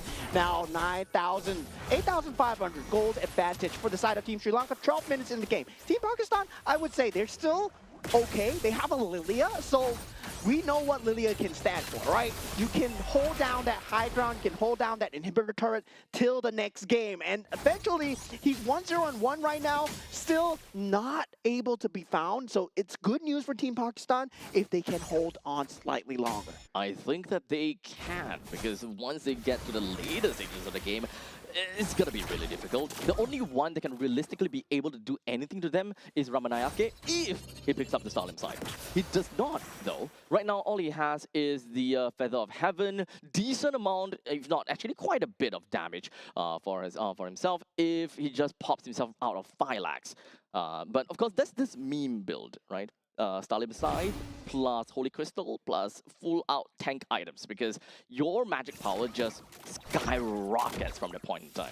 Yeah, but I think at this point, right, Underbelt is gonna be a complete must for the side of Edith because of the fact that, yeah, you do have that you want slowback. skilling. Yeah, for especially against Haisham, right? And you want to have that kite positioning fighting as well, given the fact that you are going against these lower range heroes as well. So right now, I would say a lot of attention needs to be placed on Moed. If you can keep Moed down, if you can consistently make sure that he's out of the fight before he gets to drag it on with the Infernal Pursuit, Team Sri Lanka, well, good for you. You're going to win the fight. But Team Pakistan, they're going to reach that power point really soon. It's still 10,000 gold advantage, though. Still far away.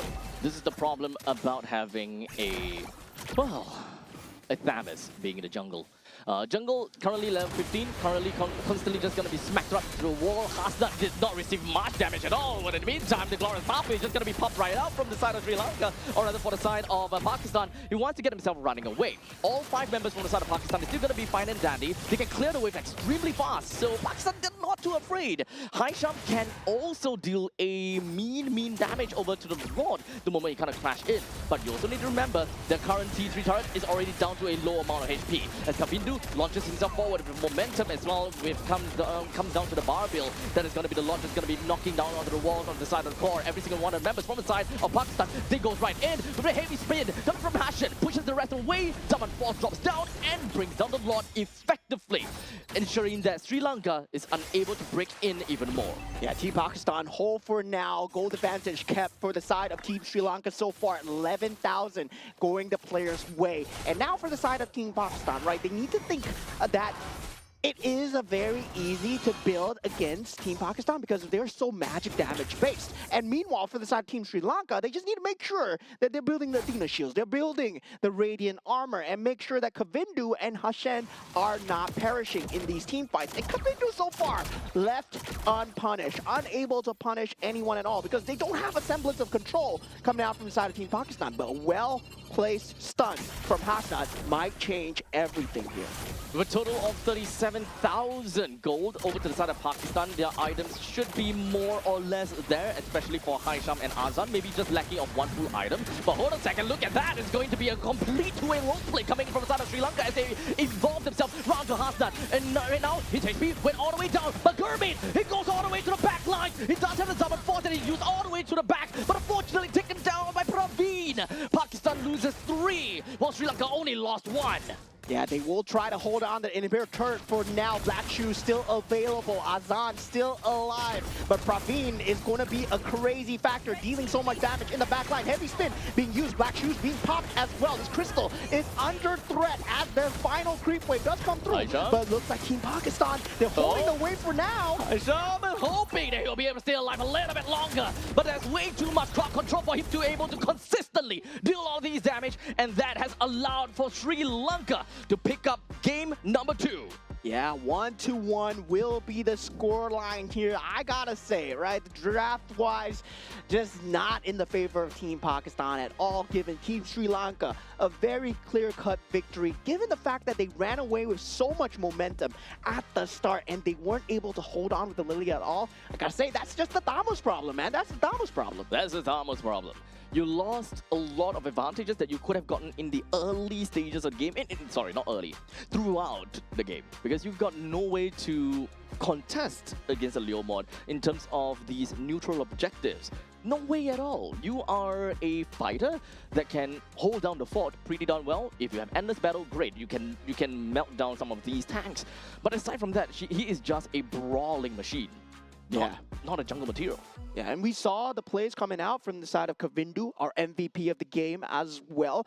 5-0 and 11, 89%. He's able to join these team fights consistently.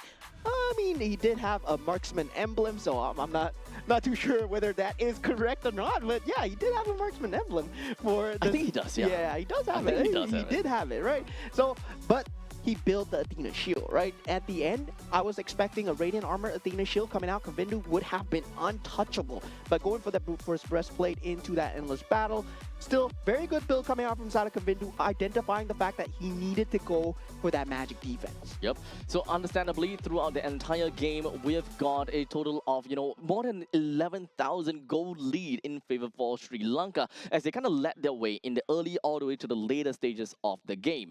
We have to give enough and quite a lot of respect over to I would say a hidden MVP, and that is going to be the Edith. Most members just kind of look at Edith and like, is a tanky guy, or rather, she's a tanky girl. Quite a lot of crowd control from Onwards and Earth Shatter, but the moment that she's out of Phylax, boy oh boy, does she deal some mean damage. Yeah, and definitely for the side of Praveen as well, right? Able to just have the damage through. Getting that Malefic Gun first item just to have that spacing on these fights. And generally, you see Clint building towards that endless battle first. But he identifies the fact that, yeah, against Haisham, he needs to get the spacing no matter what. And just not having that ability to jump into him as Adamus, well, that just proved to be the killing factor for the side of Team Pakistan there. Yeah, so as much as we would have hoped that Pakistan will be able to win against the opponents in a war of attrition, is not much that they could do in holding out in some of these fights, because in terms of the damage department, okay, not bad. They do have the Harif, but unfortunately, aside from that, that is pretty much over, and the Harif has always constantly needs to be on the lookout for, number one, the heavy spin from the Cho, and from the Akai, heavy spin from the Akai, and number two is definitely going to be the rough waves coming in as well. Yeah, there is a lot of death factors that you need to watch out for coming in from the side of Team Sri Lanka. There was a lot of threats as well, consistently presented on the map.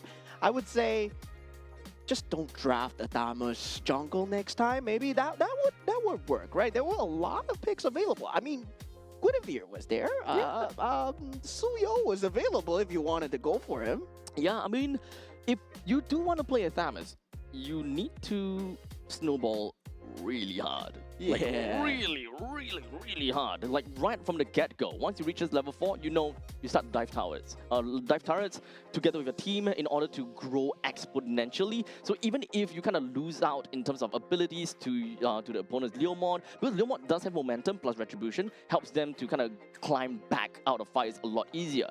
However, if your Thamus is strong enough and constantly getting massive amount of leads in terms of gold and XP, the Leomord wouldn't even get close. Yeah, and another good identification coming out from inside of Team Sri Lanka is that most of the damage coming out is majorly magic damage, right? Harif does magic damage, Lilia does magic damage. Phoveus is not going to be a huge damage factor, the Infernal Pursuit, because you're going for tanky items, you want to survive as much as possible. So the builds coming through from the side of Team Sri Lanka, they mattered. They were unkillable throughout these team fights. You saw the War of Attrition coming out because of the magic damage. The Synchro Fissures were not doing enough until the Holy Crystal was picked up. The last part, yes, Gurmeet had a chance, but he was the only one. It was too far deep as well, right? By the time that he's finished killing 1 or 2 members, he realized that most of his members are all dead. Yeah. Because the war attrition is just not quite there. Your own team has, good tanky HP, but your own damage is not as good because of the fact that everyone is stacked onto magical damage in this case. Well, in the meantime, for the side of Sri Lanka, they have a pretty nice mix, right? When it comes down to Clint, he's got good physical damage. When it comes down to Edith, good magical damage on top of that. And not to forget, you do have got pretty good crits coming in from the Leomord as well. It's pretty much everywhere and anywhere, anywhere, you will see damage popping in. Finally, another different map that we are seeing here. Now we are going to have dangerous grass as we head into the first game 3 of today. Finally, we have a best of 3 here, right? First 2 series have been 2-0. Nice. Right now, we're finally having that game 3. Hopefully, we do get to see a bit of a better drafts, I would say. That was not a very good draft coming in for game number 2. Yeah, so hopefully we'll get something a little bit new. Although, I gotta have to say, it is a breath of fresh air. It's nice to see, and it is fun to see as well. But understandably, it is not gonna give them any form of impact when it comes down to the neutral objective. If you want to play onto the standing objective as a Thamus, sure, I think that is completely fine. A Thamus is able to raid down these turrets like really fast.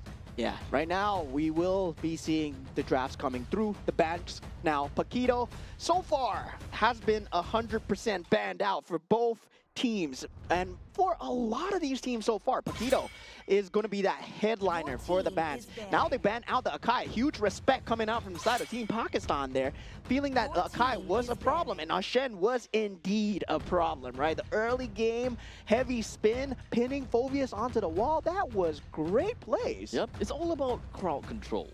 And that's also kind of the funny thing, right? Because there's actually a lot of crowd control over to the side of Sri Lanka, which actually makes it an even worse pick for Thamus. Thamus is just overall afraid of getting locked down. It's kind of the same situation as many of the XP laners that completely crumbles from a single crowd control, for example. Yeah, now game 3 going in, I don't think we're gonna see that anymore. That's great though. And now with the Fredrin, still in the pool, the Boxia is still out. There's still a lot of prime picks here, right? Whether or not you want to ban out the Leomord, that has been so dominant, 100% win rate for whoever picked it so far in this series.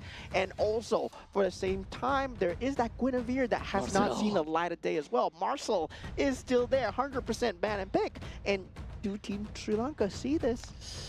I hope they do, because Marcel is so dominant in the first 2 series after all. So you don't really want to give away to Marcel.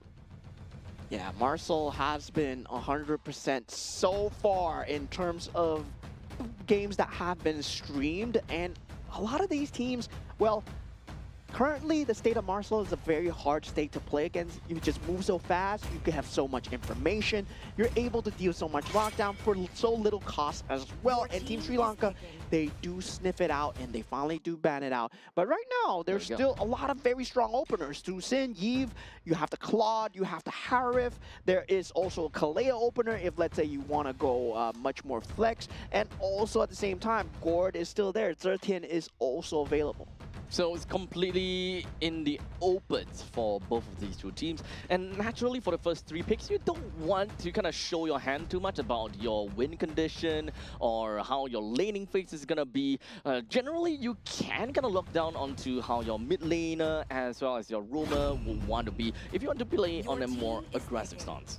Yeah, so the Fredrin has been picked up for the side of Team Pakistan, right? So that means the Arlot combo is also available, right? The final slash into that taunt is going to be huge coming out. But we've seen both teams just thrive with Kadita so far. It feels like, yeah, we're watching water on water action. Whoever has the Kadita will secure the win so far. Yep. So understandably, having a Kadita over to the side of Sri Lanka will be nice. And they have picked up then Edith once again. So they really value some of these magic damage as well as these crowd control that would come out, and this doesn't really show us anything at all aside from the fact that Edith is either Roma or XP.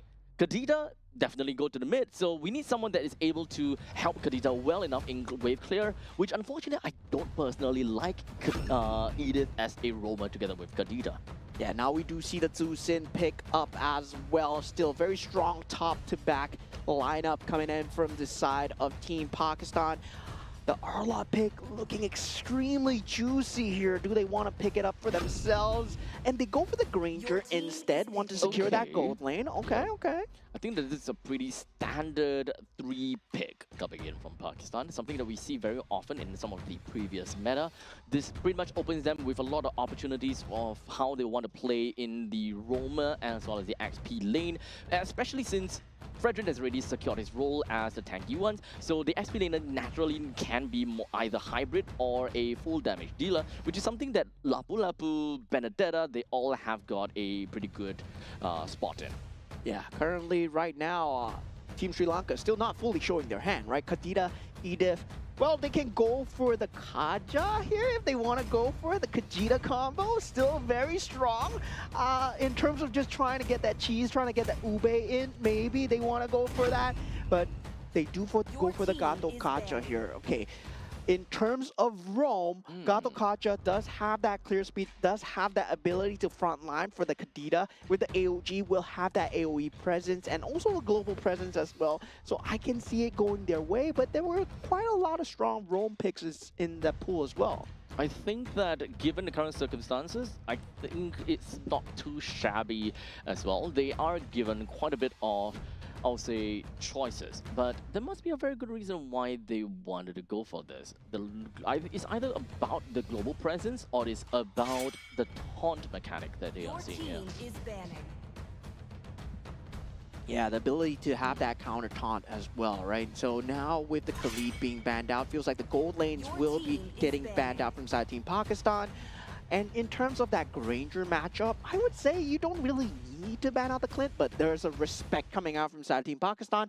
They were shown Praveen's Clint in that previous game, and also the Akai from Hashen. So we do have a lot of respect coming out from side of Team Pakistan at the moment. Now Team Sri Lanka will be trying to take out as much of the roam advantage as possible. There is still the ability to go for the Matilda.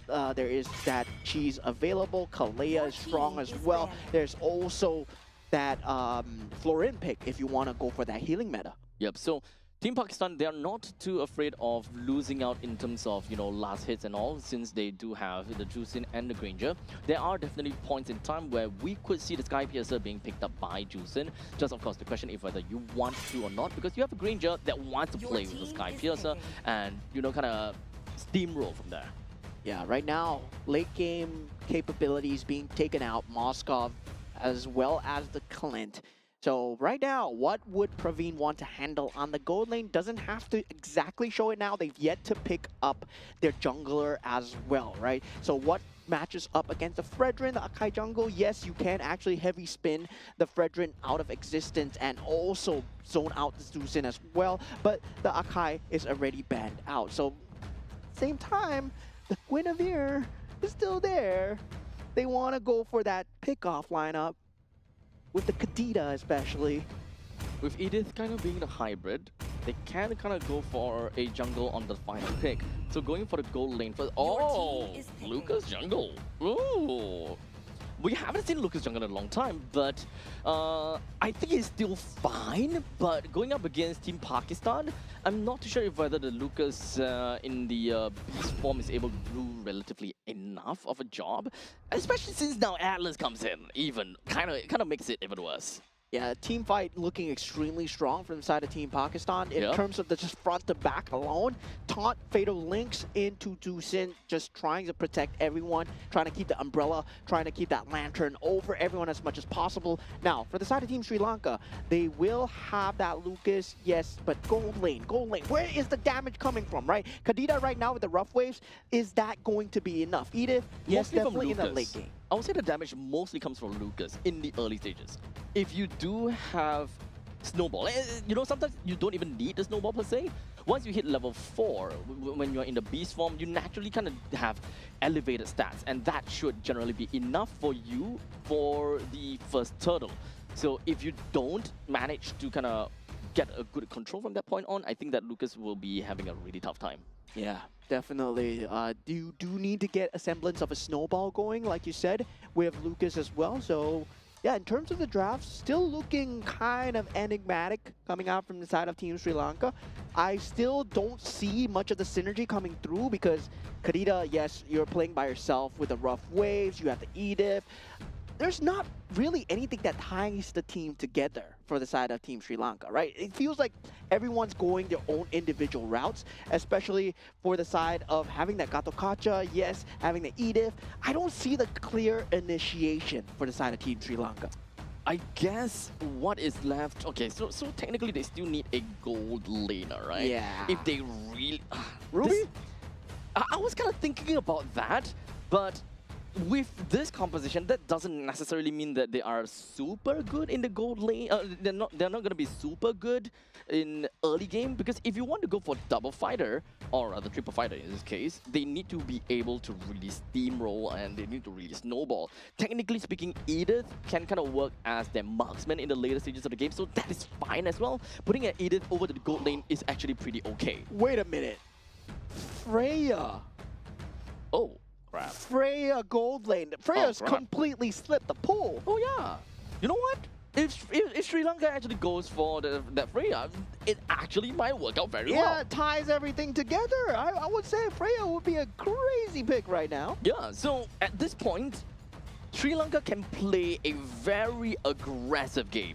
Like a hack and aggressive game, because number one, you've got Gato Kacha, which can pretty much initiate from at any will, at any point in time.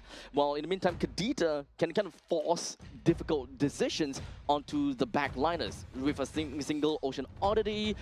You can just pop out literally anywhere. Yeah, so far I think there's a bit of a troubleshooting at the live stage here, so bear with us a little bit as we try and get things back to par here as we go into a little bit of a troubleshooting countdown. So you'll have to hear us yap for a little bit, right? So far we have seen bangers of games where game 1 and game 2 are already done. So far we are already on that game number 3, and this is a first look at Group D so far. We've seen Group B in the morning, and now we are at Group D. And these are the groups that only 2 of these teams will make it to the Aichi Nagoya Asian Games playoffs.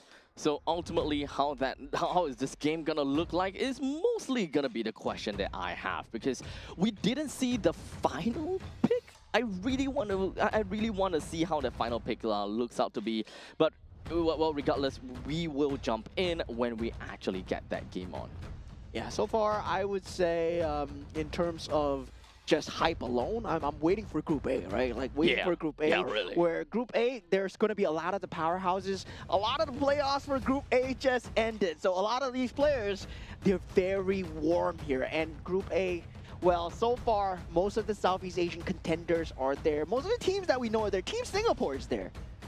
Now, of course, I kind of want to take this moment in time to welcome every single one of the viewers and all kinds of audiences that popped up onto the stream. But you might be wondering, you know, what's going on or what exactly is this Asian Games. Because this is the 2026 Asian Games for the esports event for Mobile Legends Bang Bang. And for the uninitiated, Mobile Legends Bang Bang is a MOBA game, massively online battle arena where we have 5 players going up against 5 players with one objective, that is to clear out the opponent's crystal, and that is how you eventually win the game in a very TLDR form of view.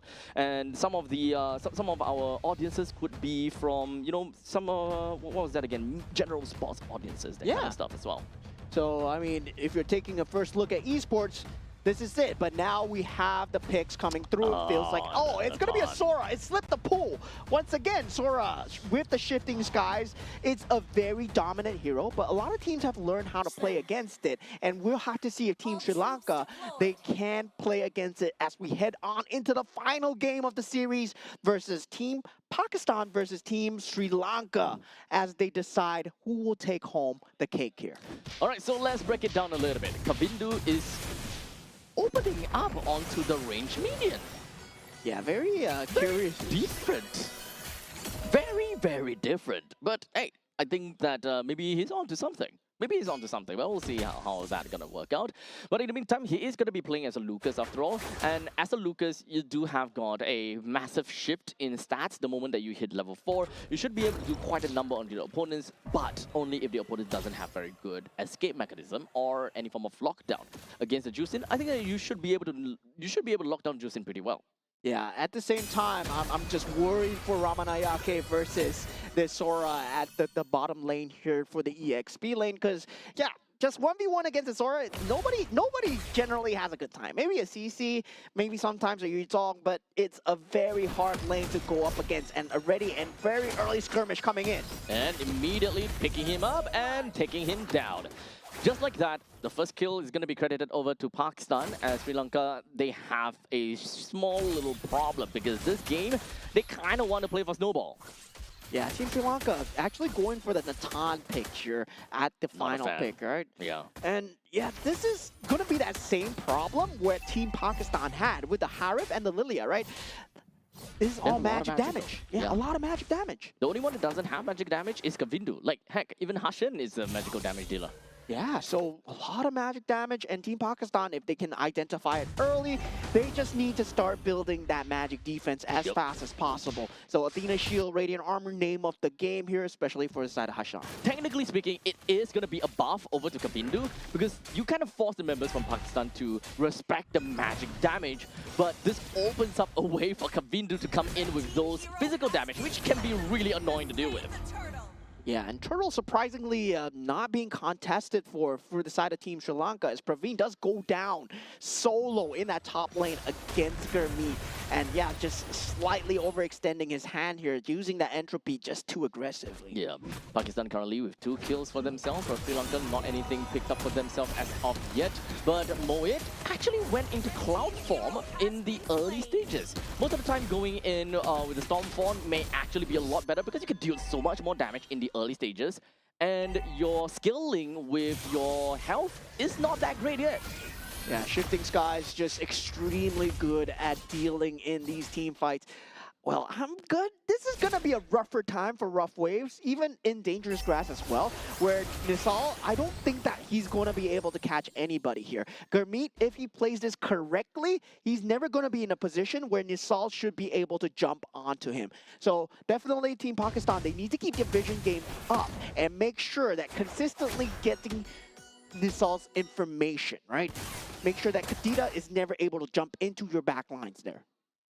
Just like that, 3 minutes and 30 seconds into this game, Pakistan has already gotten themselves with 1,000 gold lead. With Hashem moving himself all the way up to the top lane to deal with Gurmeet, wanting to kind of slow down that growth a tad little bit.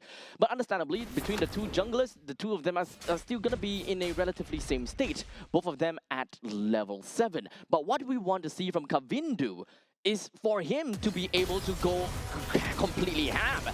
Well, the one that's going ham is the member from Pakistan, constantly just hitting down in the bottom lane, ensuring that they have got a hold of Ramanayake.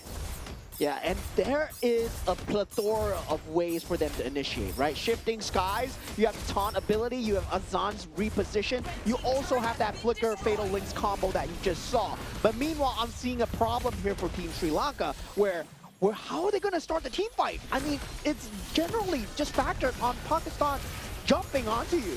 You don't want Kavindu to start off the team fight first, and unfortunately, even after he's in this beast form, he's unable to win in that battle of the turtle. Now he's gonna be cropped up in between of the entire team fight. He's not someone that wants to play tanky at all. As Sajid goes down, Hasha the next one onto the chopping block. And Team Pakistan, though they may have lost the turtle. Wait, hold on a second, they won the turtle. Yeah, they won the turtle and they won a team fight. Yep, there was no contest at all coming in from side Team Sri Lanka, and this was the problem that I was talking about, right? Moed, he's going to be able to jump in with the Shifting Skies no matter what, and once that Shifting Skies is done, you gotta disengage. A lot of teams have been disengaging away from the Sora. Yes, you do take down the Sora in the early game, but that's only in that early game. This is only that second turtle of the game. In the later stages of the game, well, he's just gonna be even more of a menace to deal with. And that's the problem that I'm seeing with Team Sri Lanka, because Rough Waves, yes, it's gonna be a burst, but that's only on one target, and you're not gonna get a situation where you petrify 5. Well, it's really difficult, but it's still slightly possible. If you want to petrify as many people as possible, you would not touch Gurmeet. So it's kind of like an either-or trade. Do you want to face or do you want to catch as many people as you can, or do you want to catch the important one is mostly going to be the question. But what I didn't like is the fact that Kavindu, he's not playing Snowball. He can't win in these kind of situations, and they're currently even losing control of their own jungle space, which is tough. Look at that, 3 men! Just doing so much damage over to the side from Hashan as well as Nisal. The rest of the members from the side of Sri Lanka, they're not in a good spot at all. Ramanayake comes in, and at least they will be able to clear out the wave in the middle. Yeah, I would say that's a win from the side of Team Sri Lanka. They managed to hold on to that mid lane. They managed to stop Moed's Snowball Good for enough. now, and only lost Hashen in the process. Yep, you can see that is quite an engage altogether. The members coming in from the side of Sri Lanka, they were hoping they will be able to hold on to the fight a little bit longer, but it just did not turn out the way that they wanted to. Yeah, but still, overall scheme of things, Team Pakistan still keeping that map control, gets the third turtle of the game, 6 minutes in, already 4,000 gold advantage. And this map control ceases to exist for the side of Team Sri Lanka. They're trying to fight for map space at this point, but the lack of damage is very apparent. And now, for the side of Team Sri Lanka, it's all about counter initiation. That AOG was perfect from Hashen, but can he do it again? Although I gotta have to say, The 2 kills going over to Hasnat, how big of a problem will that be in the end of the day? We'll see how that goes. The Atrophy coming for the side of Praveen, gets himself running away, ensuring that Moment is unable to touch him. But Kavin do transform himself into a beast, but the damage is just not quite enough! He will be picked up and ragdolled to death, and now Team Sri Lanka completely shattered under the pressure that Pakistan brings to them. Yeah, there is a huge problem. There's a huge gap in the draft here. Team Sri Lanka, they have no way to respond to the aggression of Team Pakistan, especially a snowball of this angle, right? Where you are able to just tease these fights just so much because they got 4 ways to entry, but guess who entries first? Gurmeet on to Nisal, and that was just huge damage. And with that, they can just layer every single ability as they wish, and it's a buffet for them. And at that point in time, Hasnat even picked up a 3-man Fatal Links, which kind of makes things even more difficult for Team Sri Lanka to deal with, while in the meantime, an icing on the cake for Pakistan themselves. With that great fight, Pakistan now has risen to 6,000 gold lead on top of Sri Lanka. And Sri Lanka being the team that wants to play for early game, being the team that wants to snowball, just so that they can buy enough time and space for Praveen to pick up on those farms, that is no longer going to be an option. Yeah, theory crafting coming in for the side of Team Sri Lanka, right? When you think on the side, if you're Team Sri Lanka's coach, what do you have to do to win? Because it's going to be so hard. Because at the same time, you need to land the perfect AOG, you need to land the perfect Petrify on Nisal, and Praveen's entropy has to be used for damage, not to escape. So there's so many factors that needs to go Team Sri Lanka's way, and the perfect Earth Shatter as well on Ramanayake to re-enter into these team fights. Now 7,000 gold advantage, Lord has been taken for Team Pakistan, and Praveen, well, he has to play cross map for now. That's the best thing that he can do to assist in the team or to be able to play or do any form of impact. Right now, we do have quite a bit of focus down on the Kavindu. Oh man, that energy bomb did absolutely nothing to Haisham. Yeah, at this point, Kavindu has to choose between survivability and also damage, right? And if you choose survivability, you're not going to have damage at all. And given the fact that Team Pakistan, they are so farmed up right now, they're just going to march into that middle lane. Well, there is still the Holy Defense that is currently available, so that will be able to be, that would do enough to deal with that Lord. That is only a 9-minute Lord, mind you, so for the side of Pakistan, as long as they're able to take down every single one of the outer turrets, that is good enough. You don't really need to be greedy or, you know, kind of do anything. While Haisham, that is a very greedy play, and no one capitalized on that is what boggles my mind. Well, Pakistan did manage to get themselves the middle lane T3 turret. While in the meantime, Gurmeet picks up a kill for himself as well. Picks up a double kill right now. Praveen with the Atrophy. He tries to go for a decent amount of damage, but unfortunately goes a little bit too far in front, allowing Gurmeet to pick up a triple kill. That is not supposed to happen. Sri Lanka should be able to defend well enough for this game, but they have lost 2 of these turrets. Yeah, there's no punish coming in from the side of Kavindu as he jumps 1v4 and gives up his life once again. It looks like it's set in stone for the side of Team Pakistan as they will take the victory here 2-1. A bit labored nonetheless, but finally doing it here at the Asian Games Esports events for MLBB. Oh, that's not supposed to happen. I'm gonna be honest. That end was not supposed to happen. They shouldn't be ended by 10 minutes and 45 seconds. I think they should have, because there was nothing that they could have done behind the turrets. Because if they were in a situation where if they jumped on the Fredrin, there was still so much behind, because there is the Fatal Links available. There is the Shifting Skies available. There is also the taunt that you need to watch out from the Fredrin. So there is so much initiation capability that I would say they were in a spot where it's a rock and a hard place, man. There's nowhere to go. The time between the 6,000 goal lead to the 8,000 goal lead was just a matter of 1 minute and 30 seconds. So that Lord advantage ultimately meant a lot to the side of Team Pakistan, and honestly that surprised me as well. Within 1 minute and 30 seconds they climbed like 2,000 gold. That is crazy. As such, it does make sense now. Even if the Fredrin were to go so deep in, there's really not much that Sri Lanka could do with the fact that they don't have enough damage. And the man of the match himself, it's gonna be Gurmeet here as MVP of the game. 9-0-3 GPM, close to 1,000. Close. Yeah, very close, very close. But not the highest for now. Yeah, of Not the course. highest. We did already have that Savage, right? Yeah, From yeah. Team Iran. Yeah, so honestly, those are crazy. But still, we can't compare because right now, Gurmeet come in 9-0-3. Still performed very nicely and managed to technically a pseudo maniac because it was a triple kill plus 1. Just kind of like a time over kind of thing. We'll give him the maniac. Yeah, I mean, at that point, I would say, well, it was a huge drafting issue. I believe going for the Kadita and the Edith at the start already set the fact that, yeah, you don't really have much initiation capability. I was expecting some setup to help out the Kadita to set up as much as possible. Going for the Gato Kacha pick, I didn't really like it at all because, well, I was expecting some form of setup, right? There's no setup available. Even Hylos would have helped. Technically speaking, if we put the Edith on the roam, that setup is more than enough because of onwards plus Earth Shatter. That crowd control chain actually lasts pretty darn long, which allows Nisal to actually land the Breath of the Ocean very, very consistently. Yeah, but that would require a flicker usage as well because most of these players, they know how to play with that spacing. So you get that once every 2 minutes, but the plethora of choices coming in from Team Pakistan, right? They have so many choices. Flicker into Fatal Links. The Lantern lift up from the side of the Tusin. The Taunt coming in from the Fredrin. Shifting Skies from Moed as well.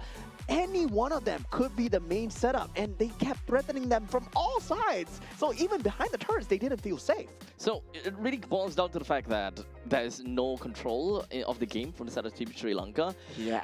It would have been very different if Lucas had a good early game.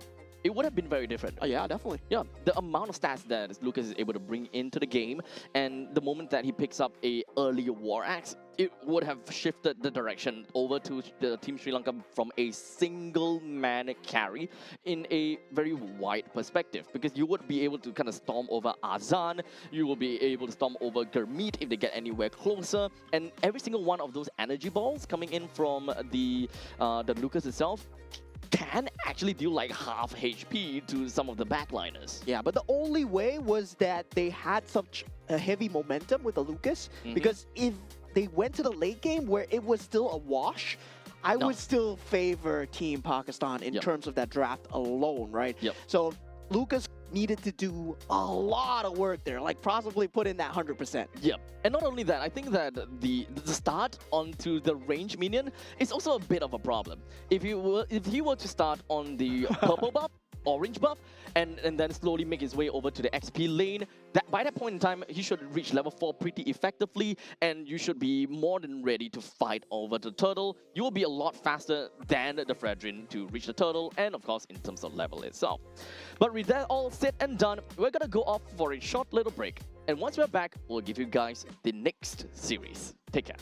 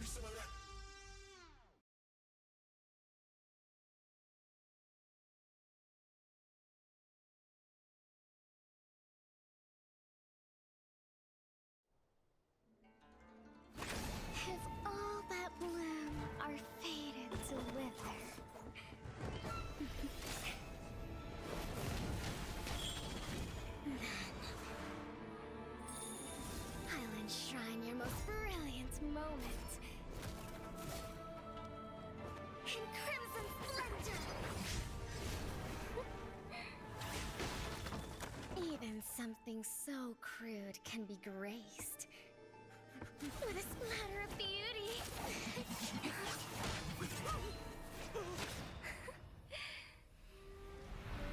I'll get you out! You finally come to me, Hanabi-sama! This madness ends now!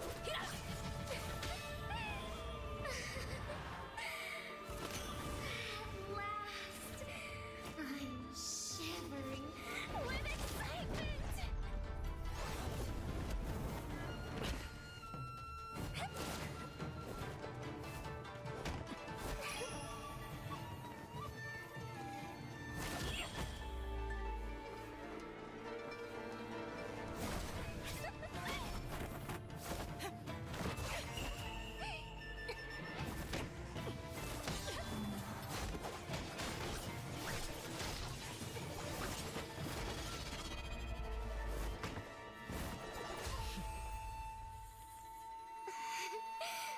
Such killing intent.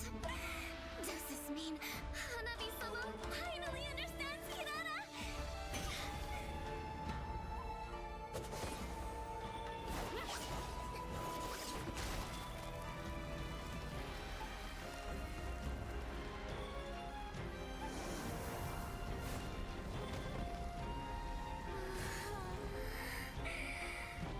So warm.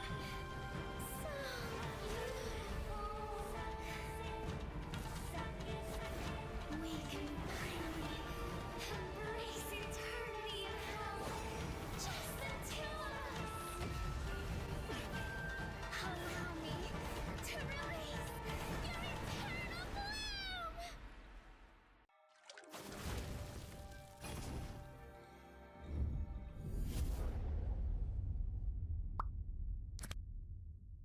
The human body was built to move, not trapped at a desk in one singular posture for 12 hours a day. It's time your chair evolved. This is Secret Lab Titan Evo. Ergonomically engineered for you, gamers, hybrid workers, artists, backing your every move.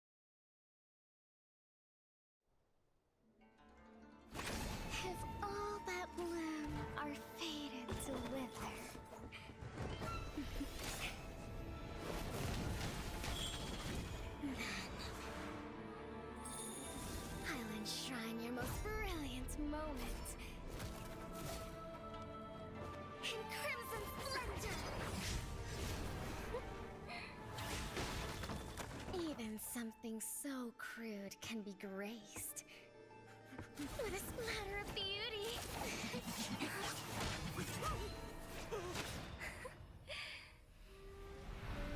I'll get you out!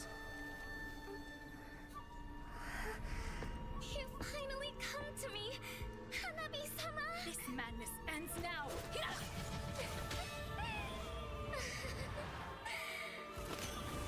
At last, I'm shivering with excitement!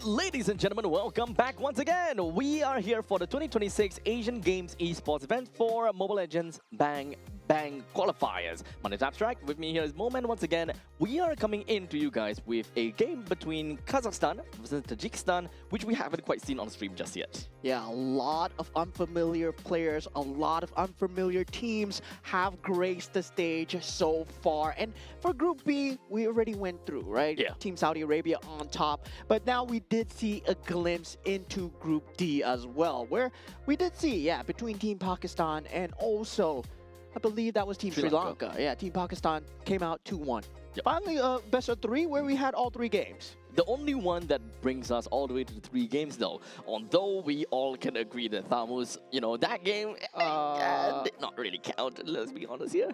Pakistan could have probably picked another jungler, and I think that they would have been able to win the game pretty effectively. But, throughout the entire game, the Thamus just wasn't able to secure anything. But, that part's the past. That's the past. That's the history. We focus now on the present and the future, which is going to be the two teams that we have yet to see before, or rather yet to see before. This is generally going to give us a pretty good start, right? Because this is Group C, where there are only 4 teams in this group. We have Kazakhstan, we've got Kyrgyzstan, Tajikistan, and Uzbekistan. Right now, we're going to look at 2 of them, and of course, each of these teams, they only have to play against 3 different teams. Yeah, so there's going to be a lot of power level settings where we're not too sure yet, right? We have not seen the games being played out. This is the first time on the main stage ever that we're going to see Team Kazakhstan going against Team Tajikistan as well. So we don't know what kind of metas they've been brewing on down there. Because the last time I entered a different region to cast, and I was like, oh man, they're playing fighter in the mid lane. What is going on? Yeah, that was the Mekong region back in the day, by the way. Yeah. Okay. So last time I did that, oh man, that was a breath of fresh air. But at the same time, you don't know you don't know what you're expecting. Martis mid does happen. Hey, that's fighter. Here in Singapore as well. Yeah, that's the whole point. But Martis is a fighter. He went to mid lane. We got Paquito mid as well at that time. Look, I think Paquito mid is completely fine because it's of the burst damage at level 4. I think we can't give that away. Okay. Yeah, some fighters will. But Martis mid and winning games, so that's a completely different question. Right. We see Fanny mids as well, so there's a lot of fresh takes when it comes down to Mobile Legends Bang Bang. But yeah, there are things that win and things that, doesn't really make sense. But looking aside at Team Kazakhstan here, we got Akambayev on that gold lane, Kusepov on that roam, Salamat on that mid lane, Sarik on the jungle, and Mamilen on the EXP lane. Alright, so Team Kazakhstan is already looking good right here, and they are ready to duke it out against their opponents. If whether they will be able to do well or not, that is ultimately going to be the question. But of course, I do kind of like their jersey. Kind of reminds me of a very specific team. Yeah, it does. It does. It does look like a Sora. It does look like a Sora, right? Yeah. Pretty. I don't know how to go from that point. But never mind, we're gonna take a look at the second team over here, Tajikistan. We do have for the gold lane, Namazoda, for the Roam Talibov, for the mid lane we would do, I don't know if whether the 8 OBs are actually part of it or not, but we have Omurodov, Jungle Kabilov, and for the XP laner, Nurali Shozoda. I'm so sorry if I butchered that. Yeah, I mean, at this point, we're not too sure of these players. We don't know what they can bring to the table as well. And we don't know how good they are at Mobile Legends Bang Bang. They might be the next best region that we're trying to just nurture here, right? We don't know. From this Asian Games qualifiers, suddenly we might be breeding the next champions. Hey, you never know. Literally, they could just be living under a rock like Patrick Star, and one fine day they just decided, hey, you know what? Maybe it's time for us to come out of retirement and, show the world what we are entirely made of. Maybe they were ex-pros in some other titles coming in, and you're like, hey, you know what? Mobile Legends Bang Bang is easy. And then they just kind of storm everyone. It's not easy though. In case they are ex-pro players, maybe it's easy to them. Not for us. Not for us. Not for us. Yeah. Not for layman, right? Not for the layman. Not for layman. Not for mo man. Not for apps man. Yeah, definitely. But it's definitely a hard game when it comes down to, of course, just having that 5v5, that Yeah. role switch, the resource control when it comes down to the map control, and also having that objectives available on the map. There's just so many things to look at. Yeah, honestly, Mobile Legends Bang Bang is not an easy game at all. Yeah, And how do you for- cast this game? I don't know. What are we doing here? Yeah, exactly. It's so hard to watch. Just kidding, just kidding, Everyone guys. just throwing their ultimates. Everyone just throwing this and throwing that. Oh man, it's such a difficult thing to say. Like, what's really happening? Kaboom! Yeah, but definitely we're going to have a shift in terms of mindset when it comes down to these teams as well, because a lot of teams, we don't even know whether they've been appearing on the international scene, whether or not they have a local community tournament even there Yeah. as well. So we don't know about the structure of the esports over there in their teams and also their regions as well. So we don't know how much experience they have. Yep. And when they come here, they're meeting people for the first time maybe in that same community. And Yeah. Mobile Legends Bang Bang community so far Brings is everyone together. pretty good, pretty good. I gotta say, one of the best few communities. Honestly, yeah, there's really a lot of people all around the world that plays it. So for those people that is, not in the Mobile Legends Bang Bang ecosystem as of yet, now's the time to jump right in. Try out the game a little bit for yourself. Maybe you'll like it a lot because there's a lot of people around the world that plays this game as well.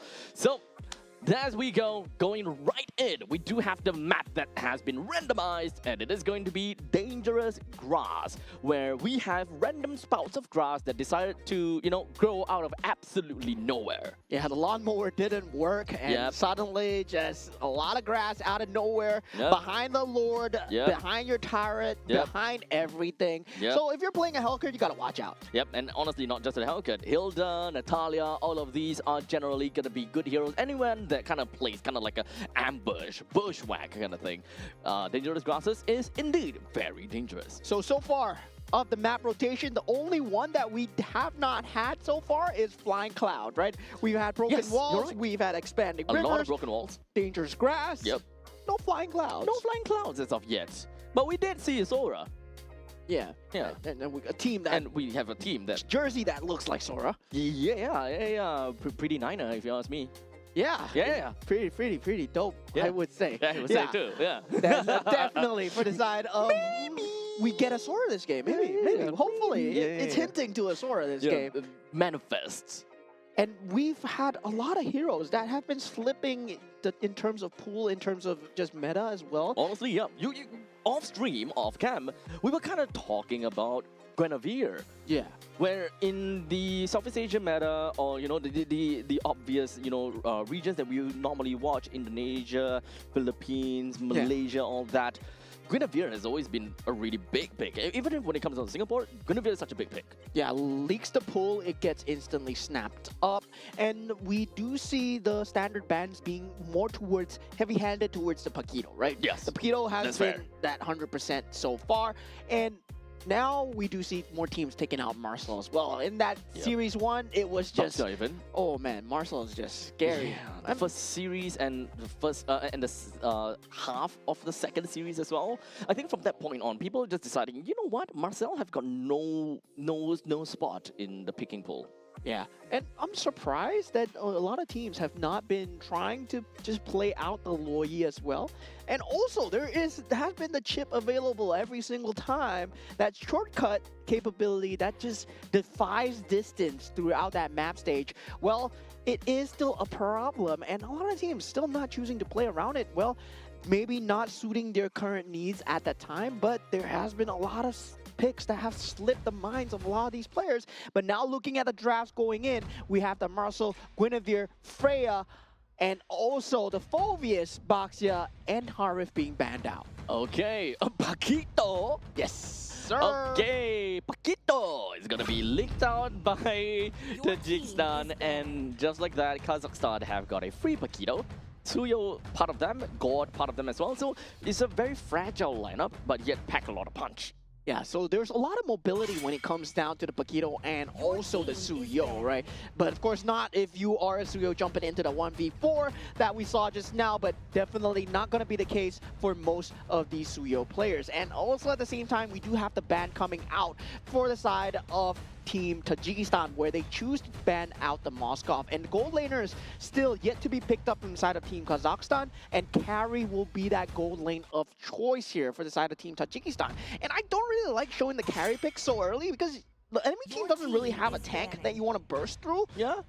So yeah, there's a lot of burst damage coming through from the side of Team Kazakhstan as well. But hey, maybe that is just 5 head picks, because now you pick up the carry, you're essentially telling the opponents, I dare you to pick tanky heroes. And if they don't pick up tanky heroes, then you're just kind of on a pretty good spot where your Lapu just melts everyone down.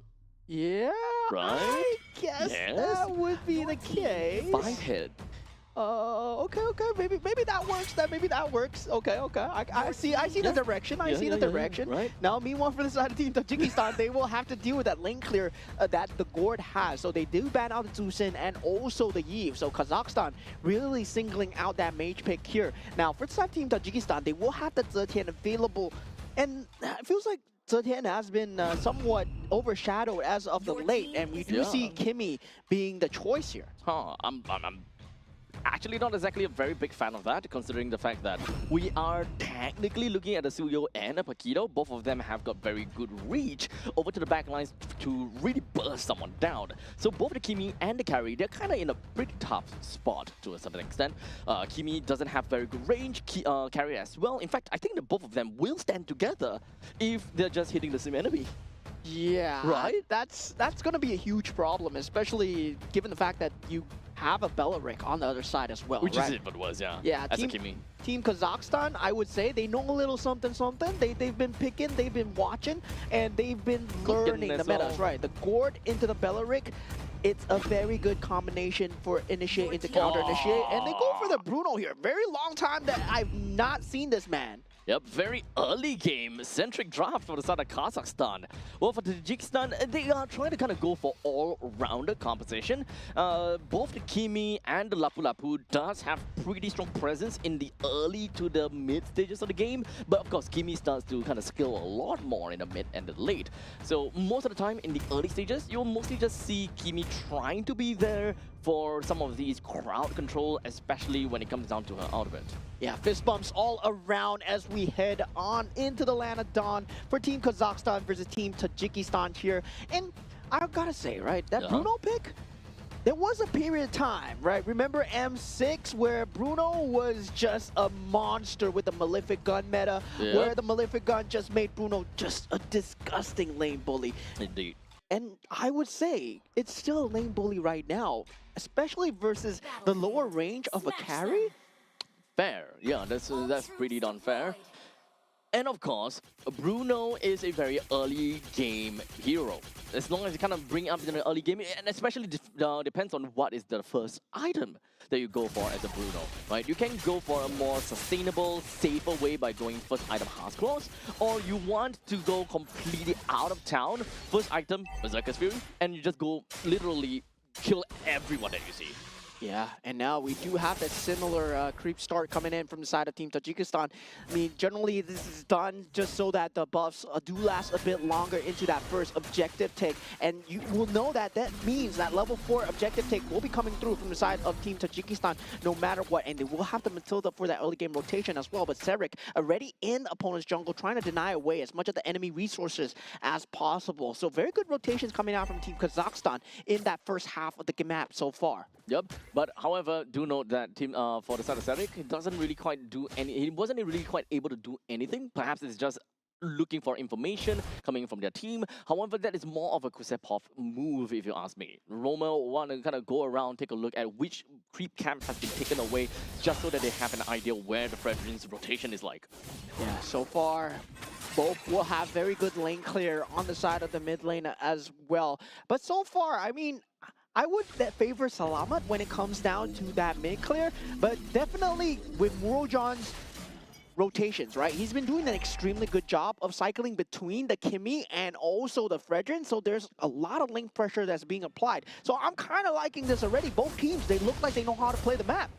Well, in the meantime, down to the bottom lane, Mamaland seems like he's about to hit level 4, and this should be more than enough for them to kind of power through the first turtle, which Tajikistan might have a little bit problem with, because they don't have the kind of power spike. Take a look at that. An initial ball from the side of Salamat lands onto both members and really took their HP down. Yeah, they were trying to contest for the turtle, but a straight ultimate coming out from the side of Salamat, forcing out the flicker. Now already a secondary extended fight coming through. Zarek unfortunately did not manage to land the second skill onto anyone at that point in time, but that is more than enough to kind of throw the rest of Tajikistan and tell them, hey, we have control.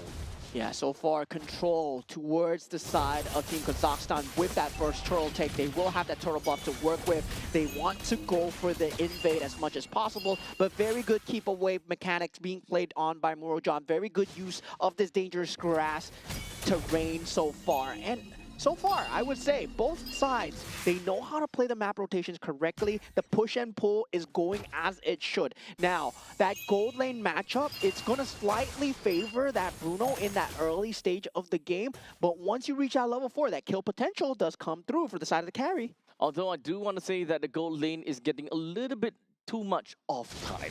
We're not really seeing too much movement or rotation coming in from the side of Team Kazakhstan, considering the fact that we are kind of looking at a Bruno that wants to snowball a little bit. But in the meantime, here we go. Rapid Dryad just going to be connecting down to the Kabalov, and the Mystic Gush more than enough breaks him down. Very good trap set by the Team Kazakhstan here as they were waiting for any member. And at this point, right, where Salamat is able to get uncontested farm in that mid lane, that ultimate is just a beam of death to anyone that walks through with the Wrath of the Dryad as well. So that combo already early game paying dividends as we see Team Kazakhstan. They want to try and force the invade even more, but so far Team Tajikistan, they have responded very well.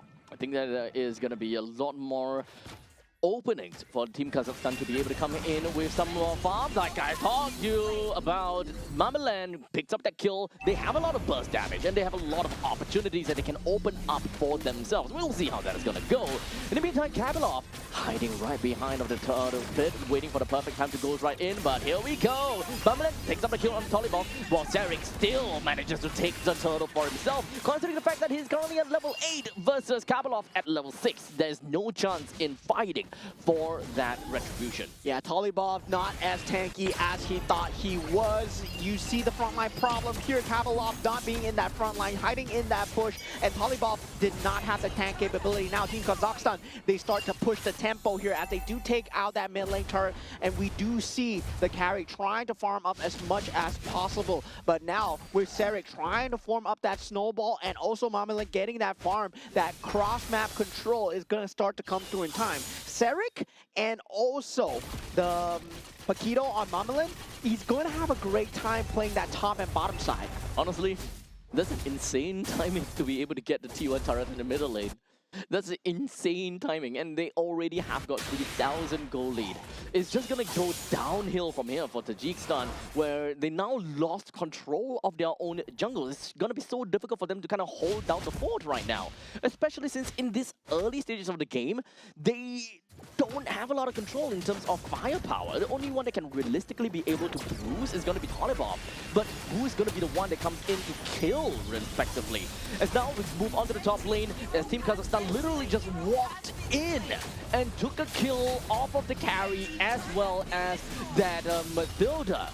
Yeah, great trap set by Alkan Bayev, forcing that early game pressure onto him. He still even had the flicker to hold on. Now Suyo going in with a secondary as Mamaland is there for the backup. And these turrets are not going to be places where they can stand safely in for the side of Team Tajikistan, as Team Kazakhstan still tear through flawlessly. 6-0, 5,000 gold advantage so far. Very objective-minded coming in from Team Kazakhstan to destroy the holy defense by 6 minutes is kind of insane. But in the meantime, Mystic Gush is going to land on Tolibov, throws him all the way back home, having to recall right now. And the third turtle just came back out. If Kazakhstan wants to, they can actually ignore this turtle and wait for the spawn of the Lord so that it can come in a lot earlier and they can end the game a lot earlier too.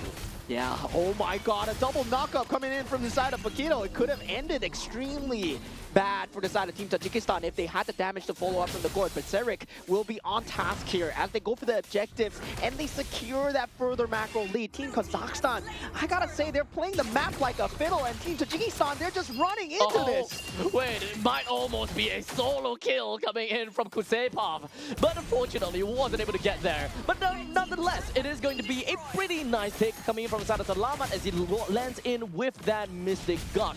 Tolibov completely out of it, flickers himself right out of the fight, and will be able to come in safe. Yeah, now 7,000 gold advantage, make that 8,000 at 7 minutes into the game. Team Kazakhstan, they continue to run away with the lead so far. And this is a lineup that needs to get that momentum, right? They want to get that early game momentum no matter what. And once they get it, they can't let go. If once they let go, Team Tajikistan, they might come back. Yep. As such, we do have got more kills that will be credited over to Akambayev.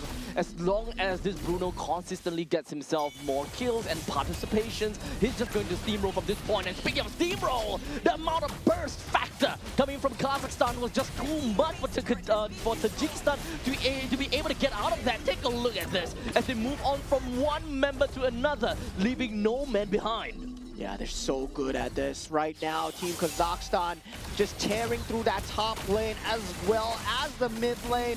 They're doing such a great job of just systematically destroying any defenses that Tajikistan has. They go for the counter initiate. Team Kazakhstan, they want to disengage, and a clean one coming out. The Circling Eagle, unfortunately, wasn't able to do quite much. Sarik moves himself right onto Nema, but it doesn't seem like was able to do too much over to the Kimi. As such, the fight is going to fall back. Yeah, very clean coming out from side of Team Kazakhstan. The identification of the win conditions, the play for the objectives. I told you, man, Team Kazakhstan, from the draft alone, they've been watching a little something. These guys are good. And I'm gonna say, these guys might be pro players. These guys probably are pro players. You know, at one point in time, you can play very aggressively and you know that you have very good lead. But to be able to consistently end the game fast is probably going to be how a team shows their discipline and their experience. So from this very first round, it will be able to tell us just how good Team Kazakhstan is, because any team can win, any team can get a lead, any team can get a crazy snowball, but not every team that can end the game at sub 11 minutes. Yeah, they need to be decisive about this, Yep. but definitely having that gold lead 10,000, it's more about keeping the discipline, not making the mistakes that generally most teams make at this juncture, which is going for that push too early. They will wait for that super minions to come in on that middle stage, and now that sunset will begin. As right now, they will melt down Kabalov. He got no answer at all. Another stun lands right down over to the side of Marjorin, as well as Nural. And just like that, 2-person melted down, make that 4-person melted down. Nemazoda went back home, and right now the only thing they can do is just cower right in the base. Yeah, Team Kazakhstan, extremely clean game from start to finish. From the draft itself, it really set the tempo where they had that Paquito extremely early in that first pick. I believe that was a main priority for them, but at the same time, getting the Gord and also the Belleric just secured that tempo, right? You have the Belleric, the Raptor Dryad that level 4 was able to be reached, and once the Fredrin was taken out he never recovered. I think that the one that really hurts the most is the fact that we have a carry pick and then a Kimi pick, and then it responded with, well, unfortunately, the Belleric. At that point in time, there's really just no one that can realistically be able to do anything to the Belleric. The burst damage is, there's no burst damage, there's no scaling to the late game, because both the Kimi as well as the carry, in order for them to scale and in order for them to grow fast, they need to be involved in team fights. And as long as the Belleric is in the team fight, there's no way that they will be able to do good enough damage for them to grow. Yeah, and that's why this man, he is the MVP here, Kusepov, with the Belleric 1-0 and 12, 93% kill participation, but it's much more of the positioning that he was at, the way that he placed himself in these early fights, that first snowball raft, the Dryad that really led to the end, because that was a snowball that didn't stop. That first death onto Kabalov became second, and then finally became the fifth. Yep. This is the kind of game where a Belleric don't even have to do anything when it comes down to the Rapid Riot. You can literally just run into the opponents and your thorns will do the work. Because, well, like we mentioned, Kimi plus carry equals the recipe for disaster for themselves. Oh my god, yeah, and 6,714 net worth on Kusepov? For a Beleric. 10 minutes in the game, those are gold laner stats. Those are gold laner stats at 10 minutes in the game. And yeah, Akambayev, the rest of the team, they were all at 7,000 to 8,000, and Kusepov just having that level of farm. You can see why Kapilov just melted in the face of the Suyo, in the face of Salamat as well. There was no way Even that... Mamelon. Yeah, there's no way that anyone can frontline because at the same time, Circling Eagle was used just plainly defensively. Yeah, so honestly, at a certain point in time, Tajikistan, they have got no answers. They don't really have got any ways to get out of that. At one point in time, they knew it is GG go next. There was no way out of it.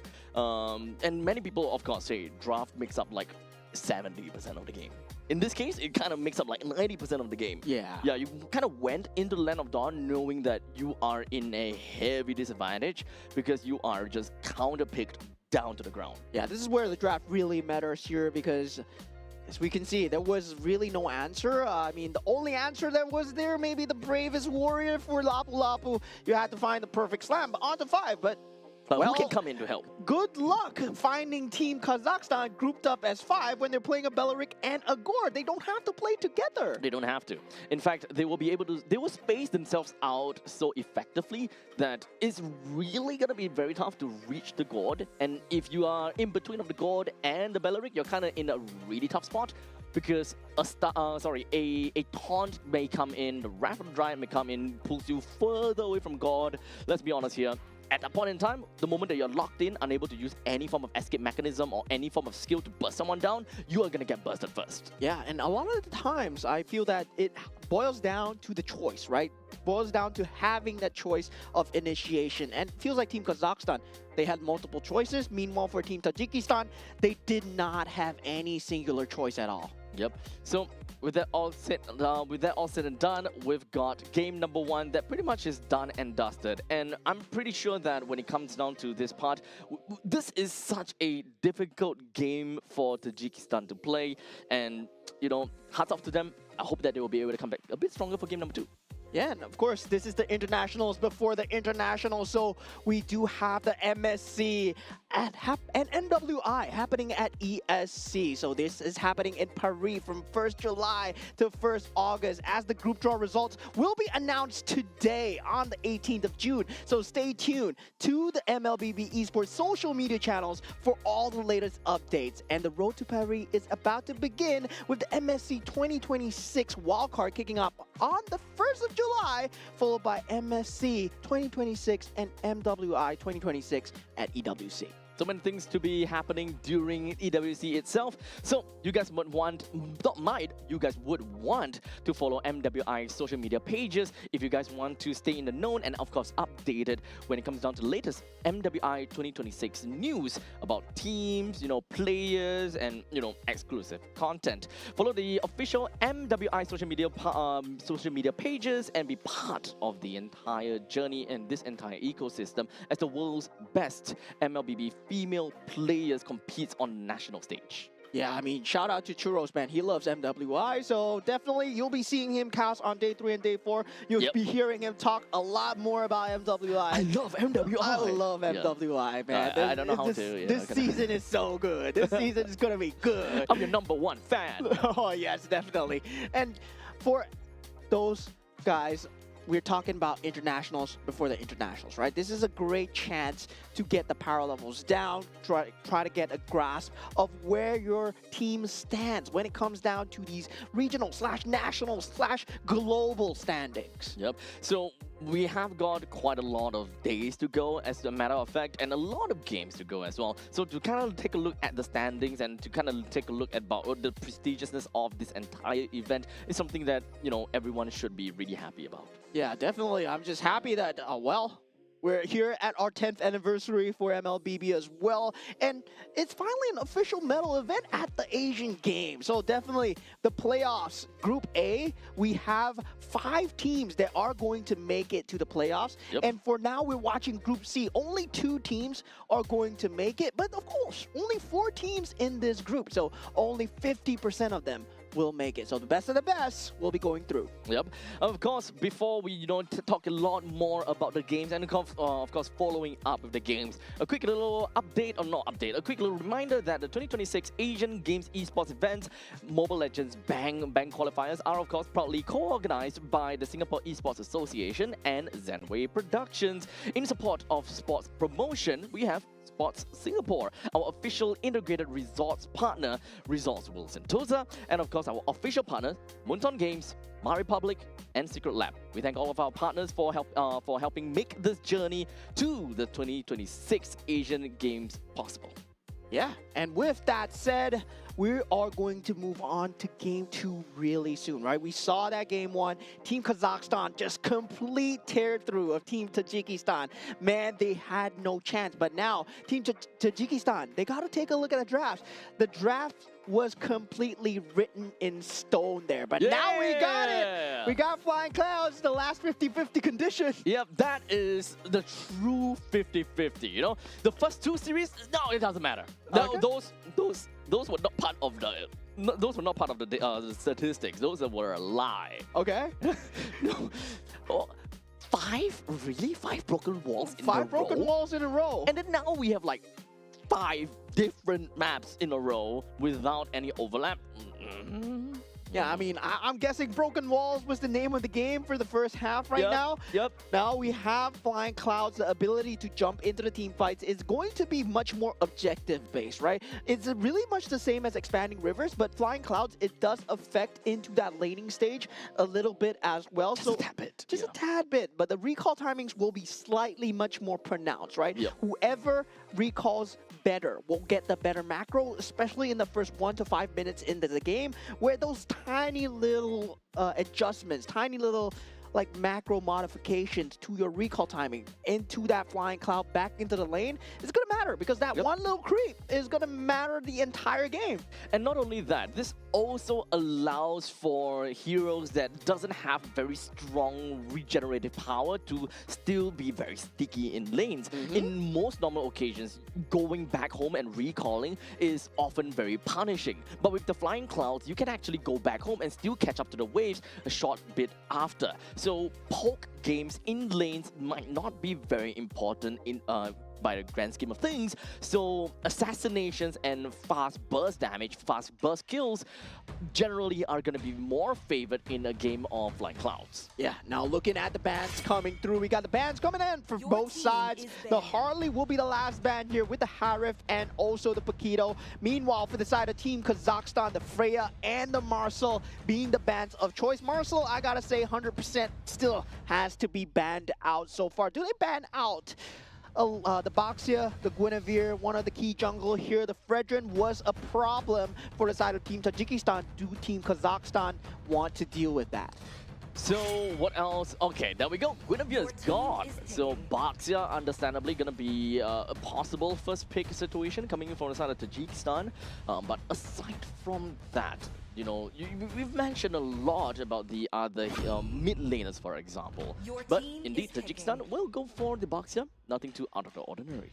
Yeah, generally we do see the Fredrin being that counterpart, right? Where the Baxia, yes, you do get that ability to have that degeneration on the Fredrin as well, but that taunt just keeps the Baxia away from your key target. So definitely, I would say that would be one of the measures that they go for, but you could go old school as well, right? You could go Barats into this. Oh, wow, that's very old school. Yeah, that's something that we have not seen for a very long time, but usually Barats has been the answer for Baxias, and it's been in that meta for a long time. It's just that teams have not been experimenting with Barats as of yet. I think to a certain extent, it can be said to be a forgotten strategy, right? Yeah. Because it's been so far and so long ago that at one point in time, we're just thinking, why was a certain meta prevalent to begin with?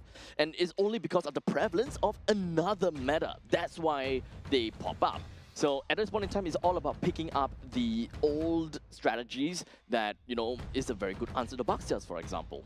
Yeah, going back to what works, but meanwhile, for the side of Team Kazakhstan, it looks like it's going to be Serik's Suyo once again. We see it on a complete tear-through in that first game. So, Suyo is a very mechanically heavy hero where once you get that snowball going, you can carry the game. Yes, specifically. But for Team Tajikistan, the answer is going to be the Gord. Do we see the Belleric as well? No, they go for the Claude. Now, of course, picking up the God right now, it actually puzzles me a little bit.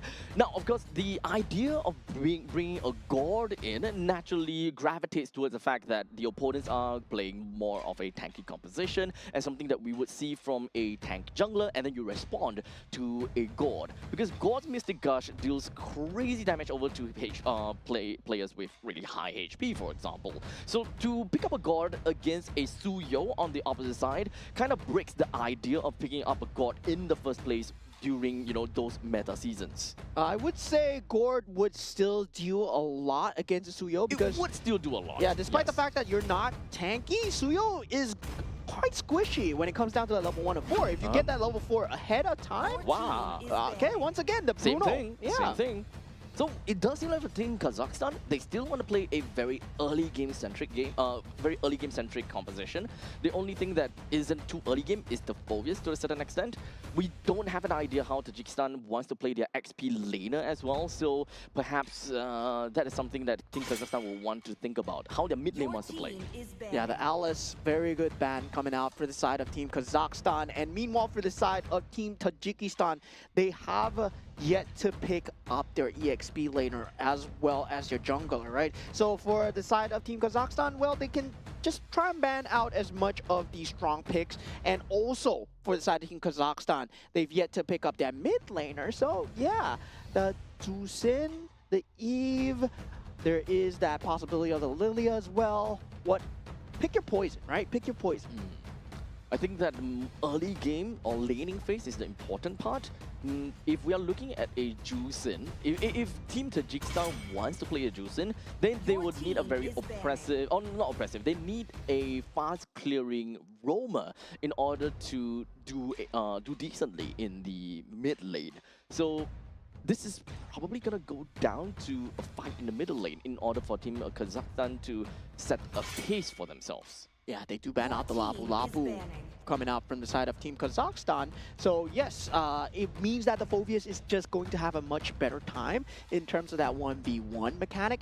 But for the side of Team Tajikistan, right, generally we did not see this much as of yet, but when Phobius was super into the meta, what came to rise against him was the glue in the EXP lane, and it might be the situation here where... It might pop up. Yeah, where it might just pop up again. The glue with the Gord into the Mystic Gush, still a very good combination for the stick into forcing out that Mystic Gush into that burst damage down. Well, we'll see how that's gonna go, because right now we still don't have the XP laner being picked up from Tajikistan yet.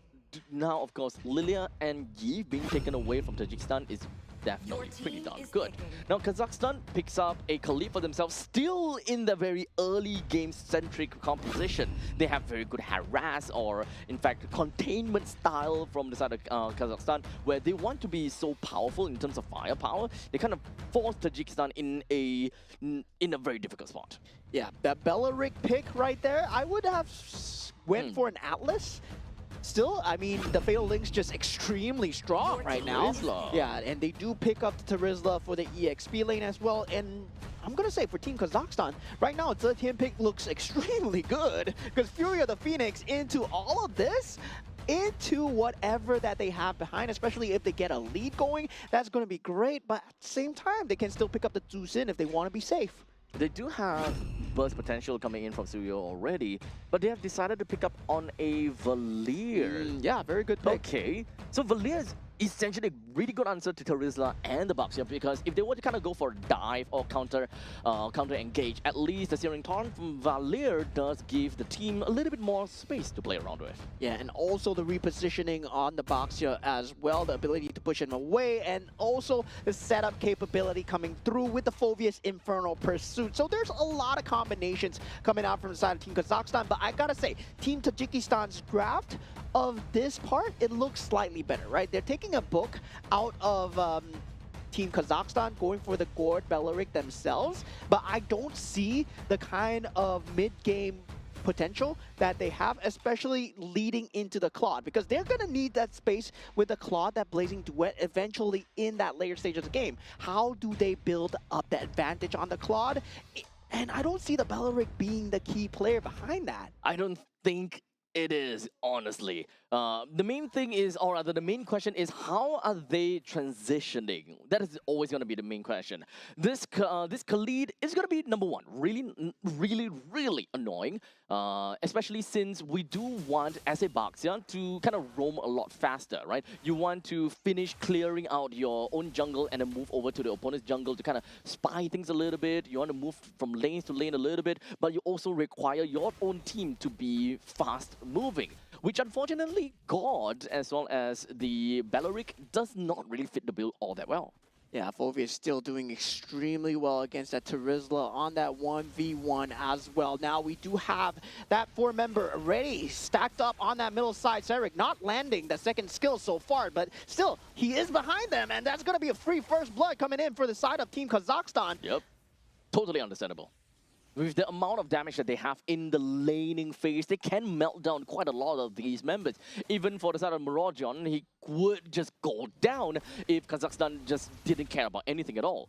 Yeah, and that's going to be a huge problem because, yeah, at the same time, they have that late game with Claude, but it's always about just having that first capability, right? That first in. And that first in is looking like it's going to be a Boxia, it's going to be a penalty zone, and that's not going to be the best way to start a battle. Meanwhile, for the side of Team Kazakhstan, they have multiple ways to force it out, especially the Infernal Pursuit. Kusepov, of course, valued the kill over his own flicker, went straight underneath the turret's nose in order to secure the kill on over to the Claude. So that is going to slow him down by quite a bit. Yeah, elimination secured for the side of Team Kazakhstan. So far, they've been doing a stellar job of that first game. We see the skill difference coming in for the side of Team Kazakhstan. And really, gotta say, they've been handling these objectives extremely well. The timings on these objectives, they're just on point. And Team Tajikistan, they've been one step behind all the way. Yep. As such, we do have Kazakhstan just going to be pushing the agenda over to the side of Tajikistan. Mamilen doesn't have a lot of HP to work with. As such, he will go down, but it will be a 1-for-1 trade between the two XP laners. Kusepov immediately with the quick send guard. He's going to be safe and sound for now, but the most important thing is that their jungler is the one that managed to get a decent amount of assists from that, brought himself to level 5 as well. And with that early lead that Bruno has, right, the bullying has started. And once again, we forgot about Bruno. We forgot about Bruno being that kind of heavy dominant gold lane. You want to know why? Because we don't talk about Bruno. Yeah, we don't talk about Bruno. We don't talk about Bruno. But we were talking about Claude just coming up into the meta with, especially with the fighter emblem, having that having that ability to just have that lifesteal and sustain through, and it's not gonna be enough. Wait, that was so close. Well, that is the kind of thing that a Mr. Gush can really bring to the team, but so close, yet so far, Serik almost laid waste to the hands of Nemazoda. Yeah, and right now, it just feels like Team Kazakhstan, they're styling on Team Tajikistan at the moment. 2,000 gold advantage, 3 minutes into the game, slowly ramping up in terms of the map pressure as well. Now it's up to Kavalov to try and find something here. Well, perhaps they'll be able to get a kill. Indeed, they will. Down to the bottom lane, Claude finally managed to avenge for him, or rather, take revenge over to the side of Akambayev. And hopefully from this point onwards, he will be safer in the lanes, perhaps. Yeah, still, that was a great macro factor, but Mystic Gush coming through together with Rapid Riot takes out Kusepov. But at this stage of the game, using so much utility just for that roam kill, I would say. Not the worst, but this turtle fight becomes object in question, right? If Sirik gets close enough, oh, that could have been bad. That could have been. Mamaland was literally right at the edge there and could have went pretty bad. But Tajikistan understood that taking away one of the main initiators is going to be big. But here we go. Of course, Raging Sandstorm that manages to land on 2-person, allowing them to pick up a kill. 2 kills, in fact, allowing Serik to pick up a double. Might be able to snowball from this point onwards. As right now, Akabayev, he's been taking all these free hits over to the opponents, allowing Serik to go for a triple kill. Yeah, the Mystic Gush not there in time for the side of Team Tajikistan. And Team Kazakhstan, they've been doing such a great job of enabling Serik as much as possible. And you can see the synergy that comes through, right? You can see the setup. Serik just goes in, penalty zone, does get caught up. But at the same time, you see Salamat running in to try and set up that space away, pushes that Mystic Gush away with the help of the Valir as well, just to make sure that the damage does not fall through on his jungler. I'm mostly just curious about the initiation coming in from the members of Tajikistan. But hold on a second, as we now just going to be looking at a blazing duet coming in from Claude. Not going to do too much damage, unfortunately. But that is a choke point for the side of Kazakhstan. They managed to fall back a little bit. Good flicker coming in from Akambayev. This is going to be safe and sound for now. Yeah, still at this point, Team Kazakhstan consistently keeping up the map pressure, right? On the top side, Serik doing the macro work as they take out the tier 1. And this is the slow macro advantage that Team Kazakhstan was known for in that game number 1. Despite the fact that right now they are not having as flawless of a game, it's still looking good. It's still like winning on their side. Equipment-wise, it's still favored towards the Bruno handedly.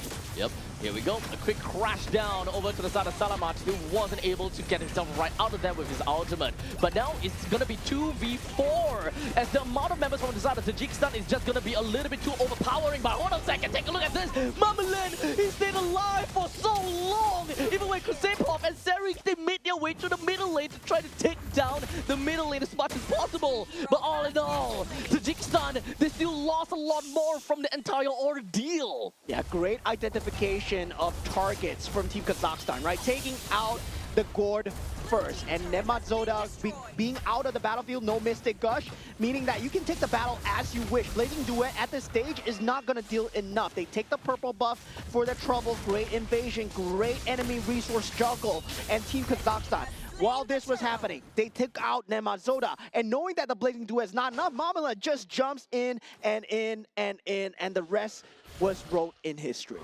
It's really unfortunate, right? Mamaland single-handedly kind of held 4 people and contained them.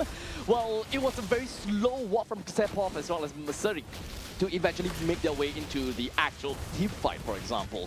But the game has literally just started, as now Kazakhstan 5,000 gold lead. This is the point in time where Akambayev and Serik, they can go downtown with the amount of damage that they have to their own names. Yeah, and everybody has to watch out for the Suyo at this point, because he can play across the cross map and he deals so much pressure towards his Claude. But now the rest of the team, they want to force out this tier 2 turret here.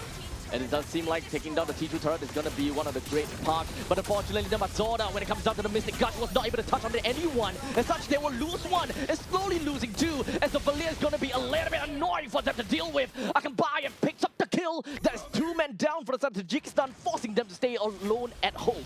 And that was Kusepov reaching that critical mass, unable to be touched in this entire battlefield. Kabalov, he's not going to have a great time here as he does not find any initiation.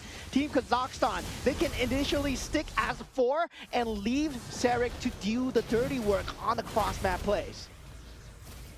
With all of the T2 turrets already taken down before the Lord even appears, this is once again yet another one-sided game for the side of Kazakhstan. If whether they can even close out the game with these one-sidedness is ultimately going to be the question. With 3.5 or rather 3.7 thousand gold lead in favor of Serik, I'm pretty sure that his assassination attempts will go completely unnoticed sometimes. Yeah, I mean, the team has been playing so well, especially for the jungler. You can see that Salaman really does complement Sirik extremely well in that early game phase to that mid game phase. Make sure that Mystic Gush is never used on the Sirik. If Crusade Pop goes down, so be it. As long as it's not used on Sirik, you're winning the game. You're winning the team fight no matter what. And Sirik, he has been the bane of Team Tajikistan's existence since game 1. And now game 2, he's proving it even further. Yeah, it's really difficult for Tajikistan to get themselves kind of out of this ditch, right? They kind of found themselves in a very deep hole, and Kazakhstan is constantly just shoveling more dirt in their faces, and now they are grasping for air to breathe. Yeah, generally Kabalov would have been that first point of contact, but now with the damage coming through from the side of Team Kazakhstan, he can't even stand in the front line. And the Boxia in the back line, that's not something that you want for these team fights. As such, we'll see how this is gonna go. The Mystic Gush has already been expended onto Salamat, but not quite enough to deal any damage, or he's managed to bring it down to half HP, but that's about all. That's all that the Mystic Gush can do to another fellow mage. And now they don't have a way to really clear out the wave too well. They can try, but however, they have already lost the T3 turret up in the top lane, and Kazakhstan do have pushing waves down in the bottom lane even. As such, Yusupov doesn't seem like they're trying to go for anything, but Saring almost landed an assassination attempt. Yeah, and they gotta consistently juggle that because they have to get these inhibitor turrets now. They know that they're on a clock here. If they don't take out these inhibitor turrets into the next ward, gives Tajikistan a little bit of space here. Lands all the way to the back with the Raging Sandstorm, allowing them to pick up a total of 4 kills right now. The last member left, Saring crushes the rest of the members with a triple kill credited for himself. They don't even need to care about the middle lane T3. They will rush it right in and end Tajikistan. Team Kazakhstan with a very clean victory once again. A bit more scrappy, I would say, but still, they did it in their particular style, right? Go for the macro control, keep that momentum going, get a chokehold, and then don't let go. Great game coming from Kazakhstan. This is literally a game that all 5 members played a very big part at every single stage of the game, at every single roles that they do. Yeah, Team Kazakhstan, I would say, wow, oh wow. They look really strong in terms of just drafts alone. In terms of playstyle alone, their win conditions are very well set. And also, they have clear idea of how to play the map as well. Team Tajikistan is not like they're a bad team. No, not at all. It's just Team Kazakhstan is just way better. Yeah, so honestly, with only 1 series out of this bracket, it's not exactly a great litmus test. However, it does definitely give us a very good idea that even for these 2 teams to go up against one another, it's still so one-sided in favor for the side of Kazakhstan. It really means a lot. Yeah, I mean, it boils down to the draft as well. We do know that they have a very one-dimensional kind of entry, right? Where in terms of having that Boxia and also that Gore to follow up, yes, you can see it. The stun into the Mystic Gush. So that's going to be their main combination, and all they have to watch out for is the Wrath of the Dryad coming in from the Belarik. But given the fact that Team Kazakhstan played that similar lineup, but they just slightly tweaked the positioning, it was just magical to watch this man, Saring here. That pose though, Sarik. Too bad this KDA is not 60. Okay, never mind. 8 is to 0 is to 4 is the current KDA for himself with a great amount of GPM as well, 914 on top of that. Yeah, I mean, he kind of looks like the Suyo, no? In terms of the pose, yeah. Right, not bad. 804. Like, pretty much. He does look like a studio. He does have the colors going for him as well. Very nice pose coming out for the man Sarik here, as he did an extremely stellar job of controlling game 1 and also controlling game 2 as well. Rest of the team, credit where credit is due. Indeed. Mamaland survived for an extremely long time. Yeah, that guy's a beast, dude. In fact, I actually don't know if whether he's a beast or the fact that Tajikistan just didn't know what to do when he's just constantly flying up into the air. Yeah, I mean, they knew what to do. They just couldn't do it because while Mamelan was flying up in the air, Sarek was taking out Nemazoda to the side, making sure that the Mystic Gush is not available. So that was what they were on. Yeah. You know, at that point in time, we were just kind of thinking, wait, hold on a second. Sepov and Sarek, they were just slowly walking into the team fight from the middle lane. And surprisingly, they still managed to catch up and do significant amount of impact in that fight. It's kind of uncalled for, and I think that Tajikistan at the point in time probably just tunnel visioned. 4 men in that team fight with no impact, no damage dealt to Mamelan, because at that point in time, let's be honest, Mamelan should have died. Yeah, and the consistent juggling of that Mystic Gush, making sure that it does not come through, especially throughout the timings of the game where it mattered, especially in that mid stage of the game towards that later stage of the game. It's just a very hard time for Team Tajikistan at all because they had to buy the space with the Mystic Gush for eventually for the Claw to have enough damage with the Blazing Duet. But that could have come through in time because Team Kazakhstan, they had an urgency, right? The rush for timing was there and it was extremely well done. And with that all said and done, great game coming in from Kazakhstan once again. Game number 1 was flawless, right? Tajikistan didn't even pick out a single point or a single kill against Kazakhstan. Game number 2 is not as flawless as we have originally expected. However, it is still one-sided enough for them to get a 2-0 victory. Yeah, well done to Team Kazakhstan. I look forward to more of the games tomorrow, actually. Indeed. Yeah, hopefully we get to see more of the games. And yeah, what a pleasure it has been to watch some of the more lesser represented, I would say, especially in terms of esports. We get to see a peek into their power levels. And I gotta say, it looks strong. Yeah, and this is an international stage after all. We don't really get that kind of opportunity to kind of, as you mentioned, peek into the other region's meta, or perhaps to even to take a look at some of these teams from outside of the region. So having a breath of fresh air into these is always going to be fun to see. Yeah, definitely. With that, Group C, we have seen Group C, and Team Kazakhstan feels extremely strong. Yeah. But I believe the next match, we're going to be looking at Group A. Oh, really? Well, I completely forgot which team is going to be, but you guys will be able to find out which team is going to go up against one another on the holding screen. That said, we're going to go off for a short break, and once we are back, we'll give you guys games from Group A. Take care.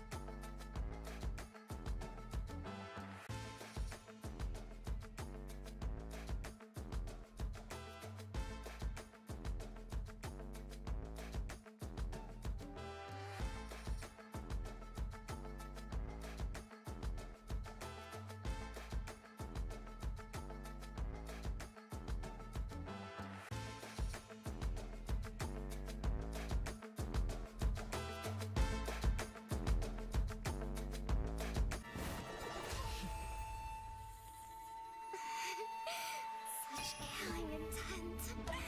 Does this mean Hanabi-sama finally understands Hinata?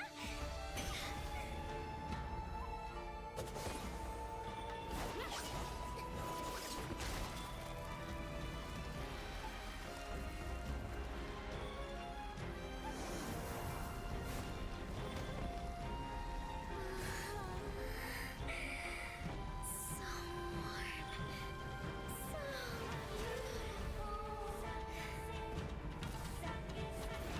We can finally embrace eternity in hell.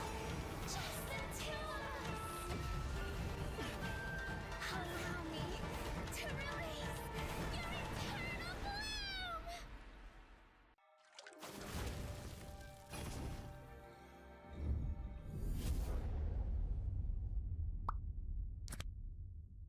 The human body was built to move, Not trapped at a desk in one singular posture for 12 hours a day. It's time your chair evolved. This is Secret Lab Titan Evo. Ergonomically engineered for you, gamers, hybrid workers, artists, backing your every move.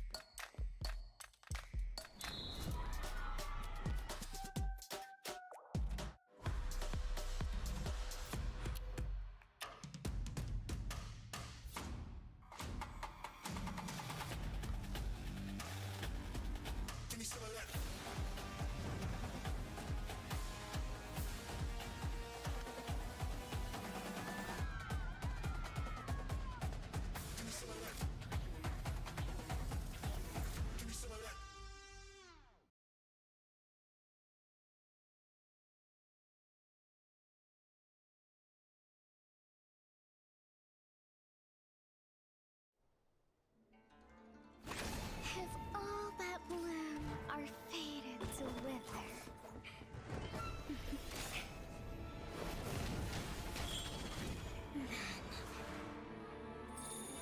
I'll enshrine your most brilliant moment in crimson splendor.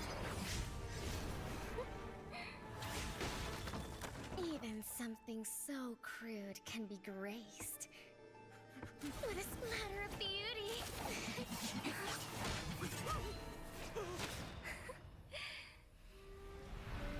I'll get you out! You finally come to me, Hanabi-sama! This madness ends now!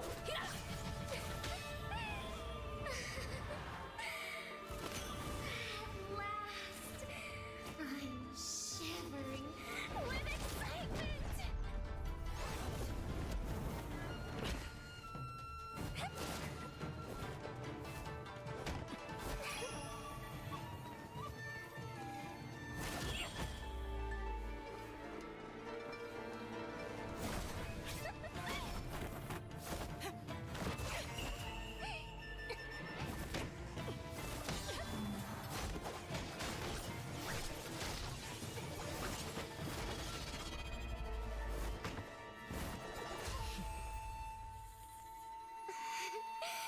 Such killing intent. Does this mean Hanabi-sama finally understands Kirara?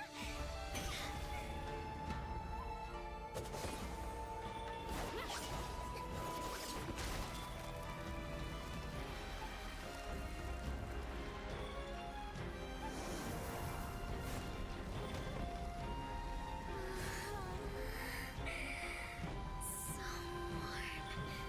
So beautiful. We can finally embrace eternity in hell.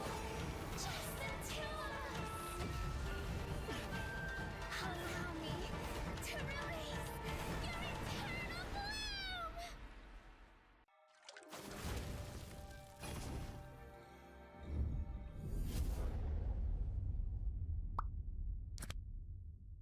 The human body was built to move. Not trapped at a desk in one singular posture for 12 hours a day. It's time your chair evolved. This is Secret Lab Titan Evo. Ergonomically engineered for you, gamers, hybrid workers, artists, backing your every move.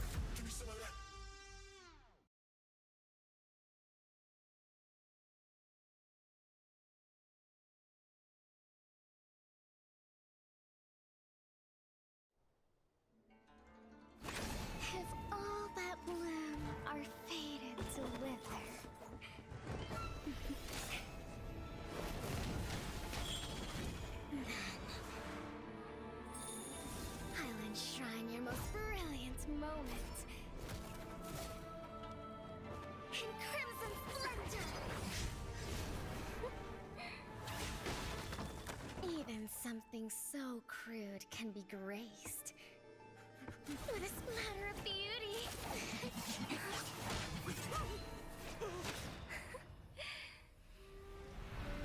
I'll get you out!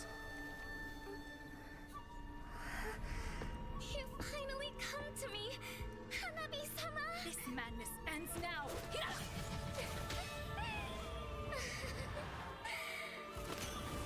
At last, I'm shivering with excitement!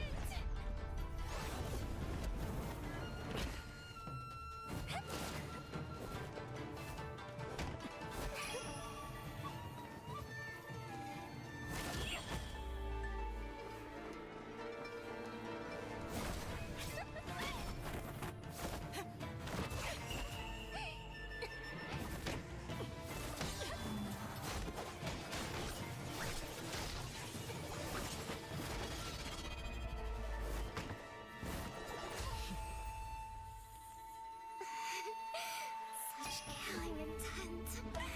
Does this mean Hanabi-sama finally understands Hirara?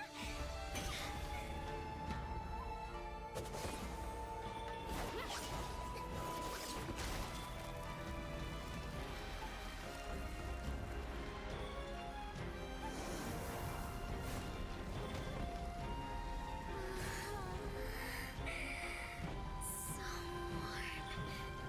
So beautiful. We can finally embrace eternity in hell. Just the two of us. Allow me to release your eternal bloom.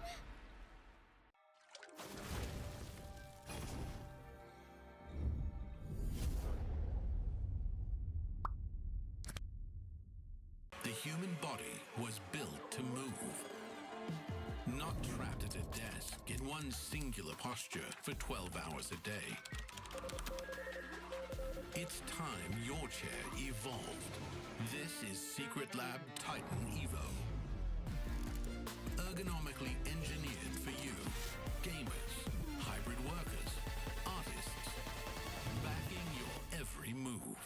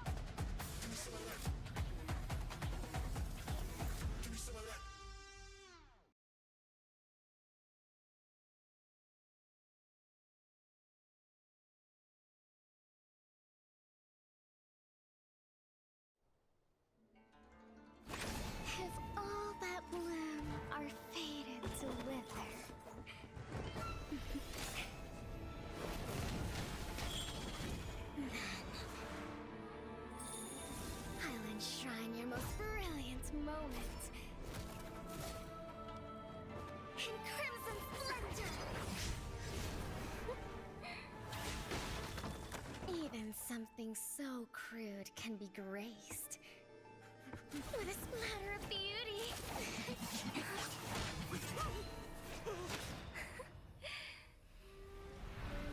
I'll get you out! You finally come to me, Hanabi-sama! This madness ends now!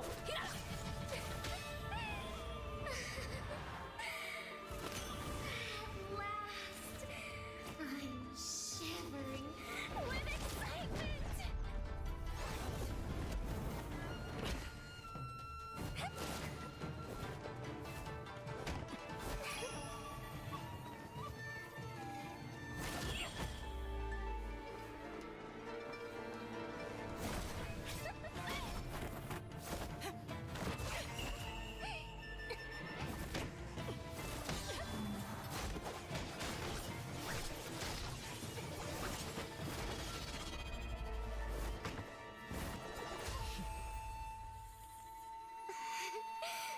Such killing intent. Does this mean Hanabi-sama finally understands Kirara?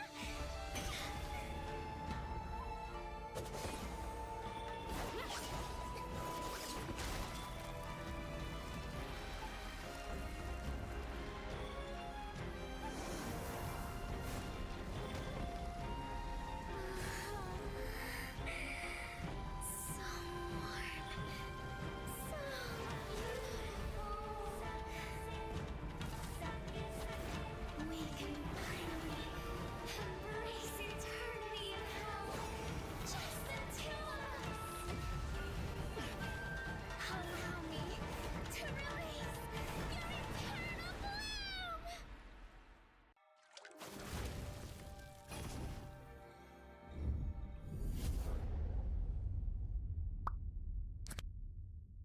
The human body was built to move.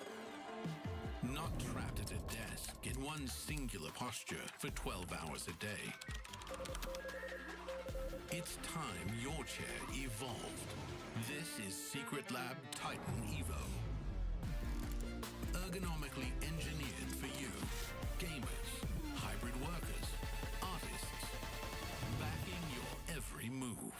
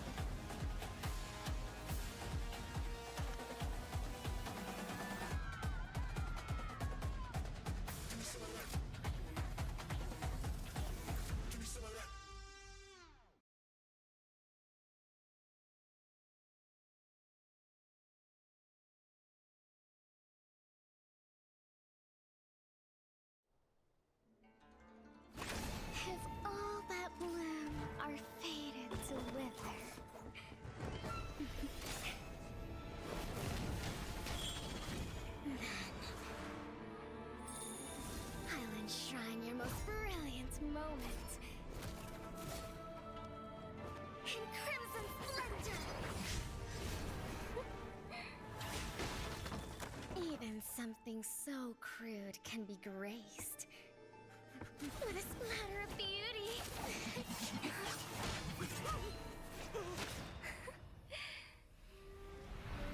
I'll get you out! You finally come to me, Hanabi-sama! This madness ends now!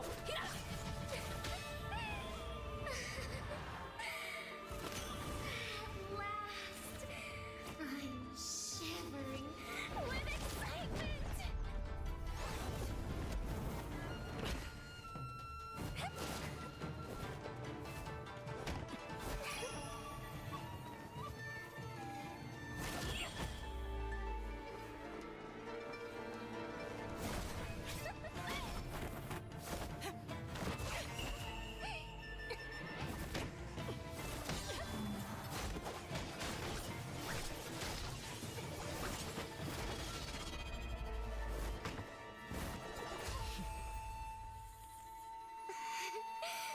Such killing intent.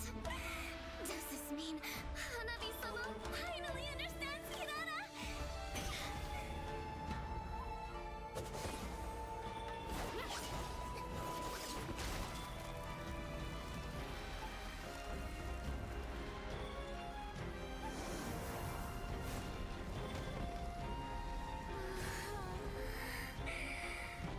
So warm. So beautiful. We can finally embrace eternity in hell. Just the two of us.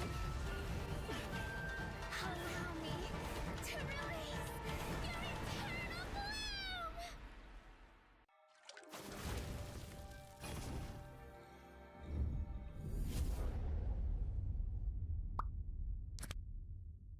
The human body was built to move. Not trapped at a desk in one singular posture for 12 hours a day. It's time your chair evolved. This is Secret Lab Titan Evo. Ergonomically engineered for you, gamers, hybrid workers, artists, backing your every move.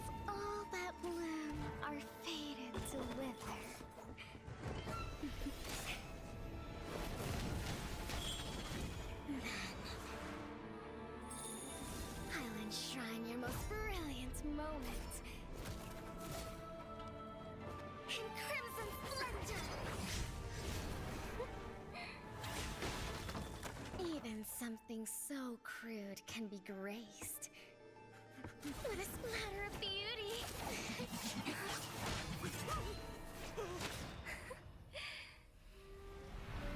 I'll get you out! You finally come to me, Hanabi-sama! This madness ends now. At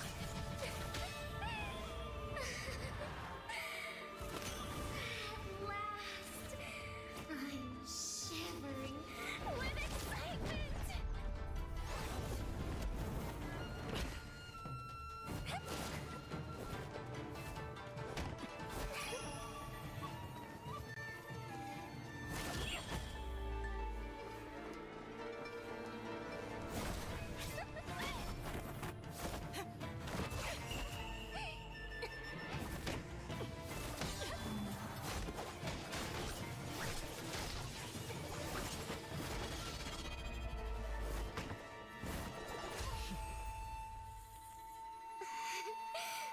Such killing intent.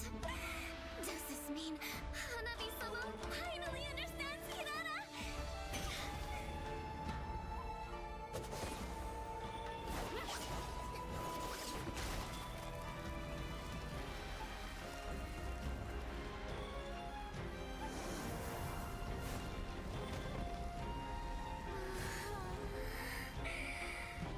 So warm.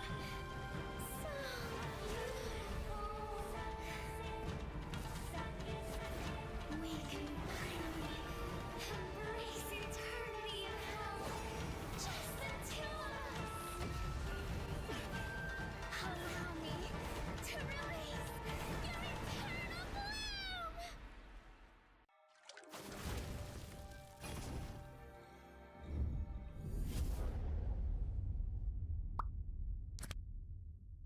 The human body was built to move. Not trapped at a desk in one singular posture for 12 hours a day. It's time your chair evolved. This is Secret Lab Titan Evo. Ergonomically engineered for you, gamers, hybrid workers, artists, backing your every move.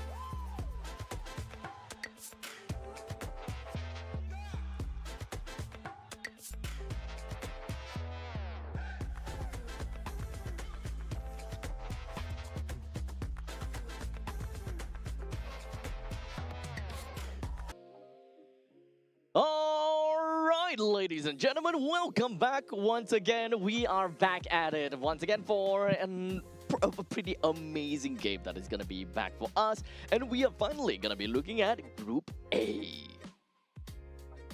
For Abstract, yeah, A for Abstract, hey! And I'm your caster, Moman. Joined with me is Abstract. So together, we're here finally at Group A. This is what everybody has been waiting for. This is the Group of Death. And we have a lot of good teams here. Only 5 will make it, but very familiar teams, very familiar faces will be playing. Maybe the meta will be defined here. Maybe, because at this point in time, this is where, we are expecting a lot of, international plays coming in from these respective regions. And of course, we've got this game coming up for us. It is going to be Team Indonesia versus Team Laos. I'm pretty sure that everyone out there, you guys have heard of them before, and if you have, if you guys have been, following the social media, you guys more or less have a very good idea. In fact, even if looking at Wikipedia, you would have a very good idea who are all these players. So slowly, we'll get there eventually. Once we introduce the team roster, we'll tell you guys exactly who they are. Yeah, exactly. And at this point, I'm very excited, right? Team Laos, also familiar names when it comes in. I believe they are a very good organization as well. Both sides now not representing the organization, now wearing their team colors, coming in with their government-given names, no longer their monikers as we know them. So completely shedding that past identity. Now they're known as something else. So it's gonna be crazy in the land of Dawn where usually you're shouting something else, right? Yep. Now you're gonna be shouting their government-given names. Yep, so you guys might find that a little bit on a foreign territory to a certain extent. You'll be like thinking, who's that guy? But in actual fact, they are very well-known players, and this time you're just hearing them from their own given names. Yeah, so this is going to be a very cool match indeed. Of course, Team Indonesia, I would say one of the top few regions when it comes down to the game itself, right? Indeed. When we talk about the game itself, so far 2 regions have stood on top, and Team Indonesia, of course, one of them in the discussion. Team Laos coming in right now, they will have to take a look at how the top few are playing. Indeed. Now, at least for Team Laos, they are a region that generally they can play pretty aggressively, and we kind of seen their region as a very aggressive meta. The way that they play is definitely a lot more different than what we would expect coming in from perhaps Philippines or Indonesia. But at least when it comes down to Indonesian style of game, they are also a very micro-based region. They play a lot more aggressively as well. So this is the kind of this is one of those games that we might be expecting, a lot of very brawly situations where they just want to overcome one another from sheer willpower and game mechanics. And there's one hero that has slipped completely from our entire minds the entire time while we were here, while we were casting, while we were banning, drafting. Fanny has not been in the contention of that top pick at all. So when we talk about Fanny, right, you think about high-level micro plays. Yep. And yeah, I mean, we're coming down to the regions where these are important. Yeah, the names were made from the Fanny itself. So this is whatever that we have seen drafting from Group C or Group D. All of that is it's just throw it away. Yeah, just kind of throw away. We can still take Keep it in the back of your heads. inklings of those. Understandably, Marcel ban, Paquito bans. Those are completely understandable. But we gotta have to leave some space for some of these high micro heroes that could make very good.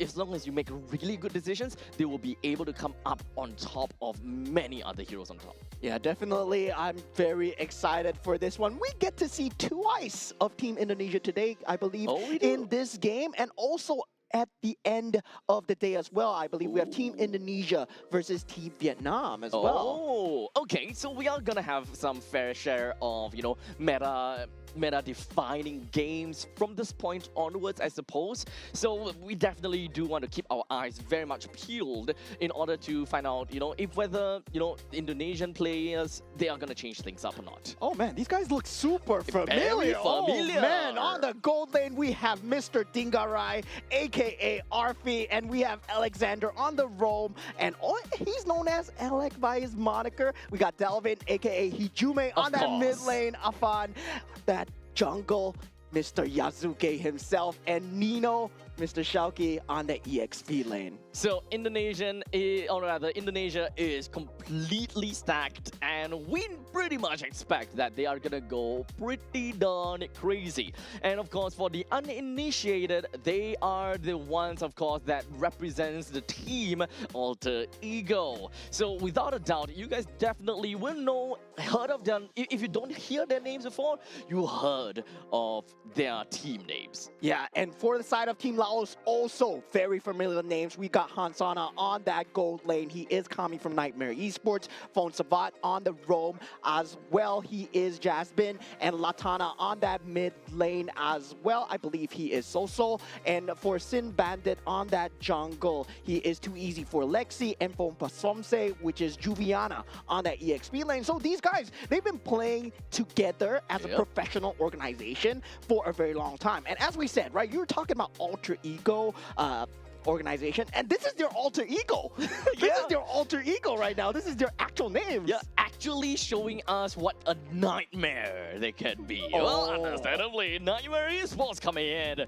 So we kind of strip away the team names for now, because all we need to know is where are they from and who they are representing. So in the end of the day, we strip all of their, their monikers, we strip all of their in-game names and their team names. Right now, coming in is gonna be Team Indonesia versus Team Laos. Yeah, and just to give those uninitiated, those people that are new to the world of MLBB, a little bit of a context here. Alter Ego recently in the M7 World Championship, they were the runner-up. So they are currently, I would say, most recently, the second place. And the entire world. So Team Laos right here, they have a huge task ahead of them. And yeah, today we're going to see quite a lot of history being made right here. Yep, so there's of course a lot of things that could potentially happen, and how the game will eventually work out to be is generally going to be the main question that we always want to find out. When it comes down to their local MPLs as well, we watch them. A lot of you guys definitely watch them. You guys know about how the game eventually transpires and all that kind of stuff. So those people that is out there and you guys know a lot, make sure you guys make full use of the chat box and kind of help one another for those people that are watching, to give them some information too. Yeah, you got to give the audience some hype, right? And you as the audience got to hype it up yourself, as we are going into expanding rivers for that first map selection, aka randomization as well. So far so good, but definitely I'm looking forward to see, Coach Zephyr, I believe his full name is Kenny Dio, and also Satafon Kayavong as the coach coming in for the side of Team Laos as well. Now, with the bans coming through, we were talking about it, that not being picked up. Now we see the ban is there. The Fanny finally being banned out, together with the Freya, the Paquito, and also Phobia. So finally in familiar territory here. Yeah, so this is something that we expect to see when it comes down to the ban picks. Now, Marcel and Baxia currently is still not banned out just yet. Obviously, at least for the side of Marcel, I would want to see that being banned out. While in the meantime, for Baxia, it's kind of like there or not. It definitely increases, or rather, it defines a team as to how they want to play. But, some teams, they don't really quite see that as being prior. Yeah, this is going to be a one for the road here, as now the Marcel is still in the pool for the side of Team Laos. Whether or not they choose to ban it out and give it to the side of Team Indonesia here.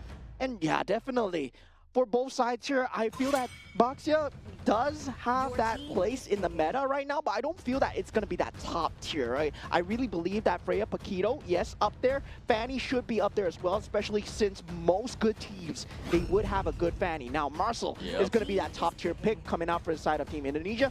And right now, Marcel, I believe he he's warranted that top spot. Yep. With the given changes coming in from Marcel, we more or less have an idea that he's going to be a really annoying roamer who really rides the wind. He runs a little bit too fast and one of the pretty annoying heroes to generally work with.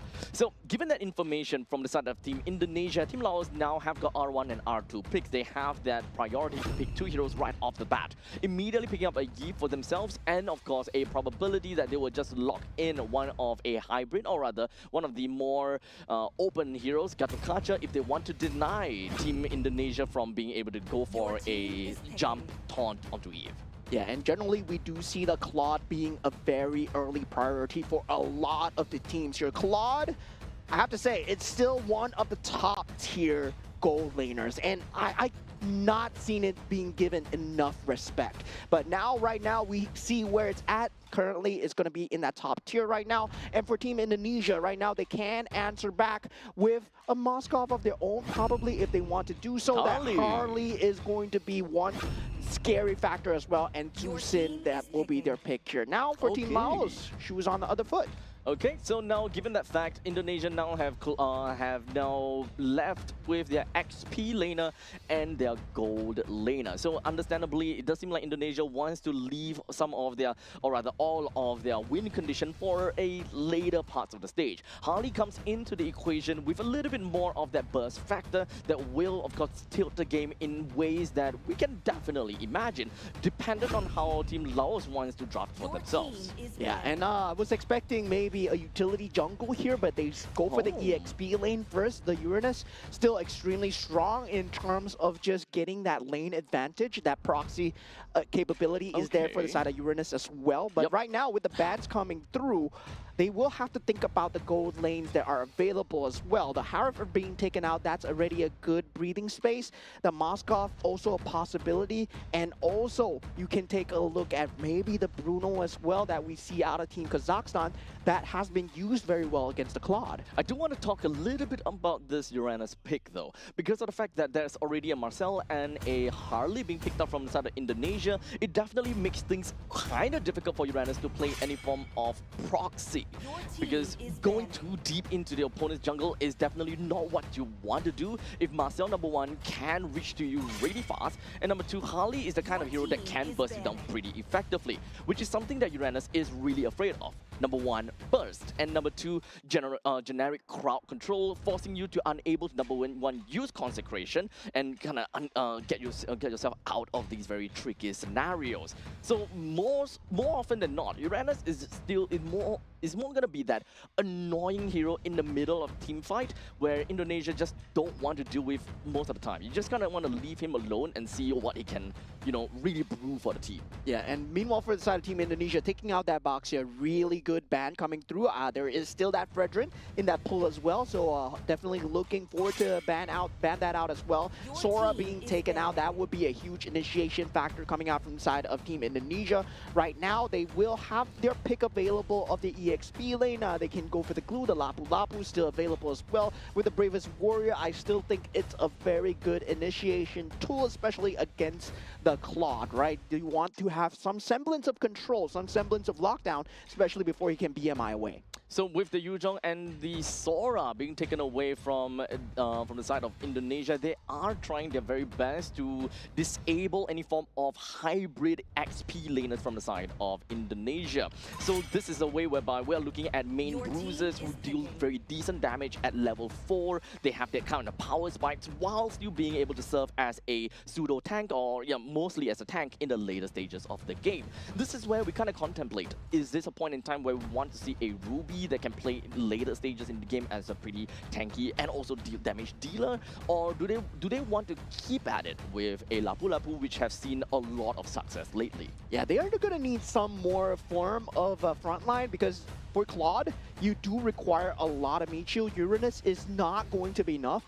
And with that Matilda ban coming out from the side of Team Indonesia, they effectively kill two birds with one stone, right? You have that guiding wind for the Uranus and also the Fredrin that is still in the pool. So now Team Laos, they're unlikely to pick out the Fredrin, so they do pick out the Khalid for themselves. Still, with that last jungle pick not decided yet, they can go for the Akai if they want. That heavy spin does does a number of that crowd control if they want to go for that. And also for side team Indonesia, yet to pick up the gold lane, Moskov still available. We'll see how that goes. If the Harif is going to be picked up from the side of Indonesia, I think that the Archive would make very good sense. However, that will also mean that they don't have a lot of early game damage dealer. As such, Laos might want to go for more assassin-style jungler at this point in time. So indeed, it will be a Lapu Lapu, the Bruno being brought into the side of Indonesia. So they do have very good early game power spikes, which might really, or rather really suggest that they will go ham and crazy in the early stages. Laos very likely want to echo that. However, with a Claude in tow, they need to find a way to be able to snowball in the early stages of the game that can go toe-to-toe against Harley. Yeah, for Team Indonesia, it's all about the guerrilla warfare, right? Taking the sabotages, taking the 1v1s, 2v2s, as much of the segmented team fights as much as possible. Avoid the 5-on-5s until they're strong enough. With the Harley's mobility, with the Marcel's mobility, yes, they are going to have a great time in these lanes, but the 5-on-5 is going to favor Team Laos if all things are at neutral here. And finally, they do go for the Fredrin in the end here. And then Matilda Big now suddenly seems extremely... Matilda Band seems extremely very strong.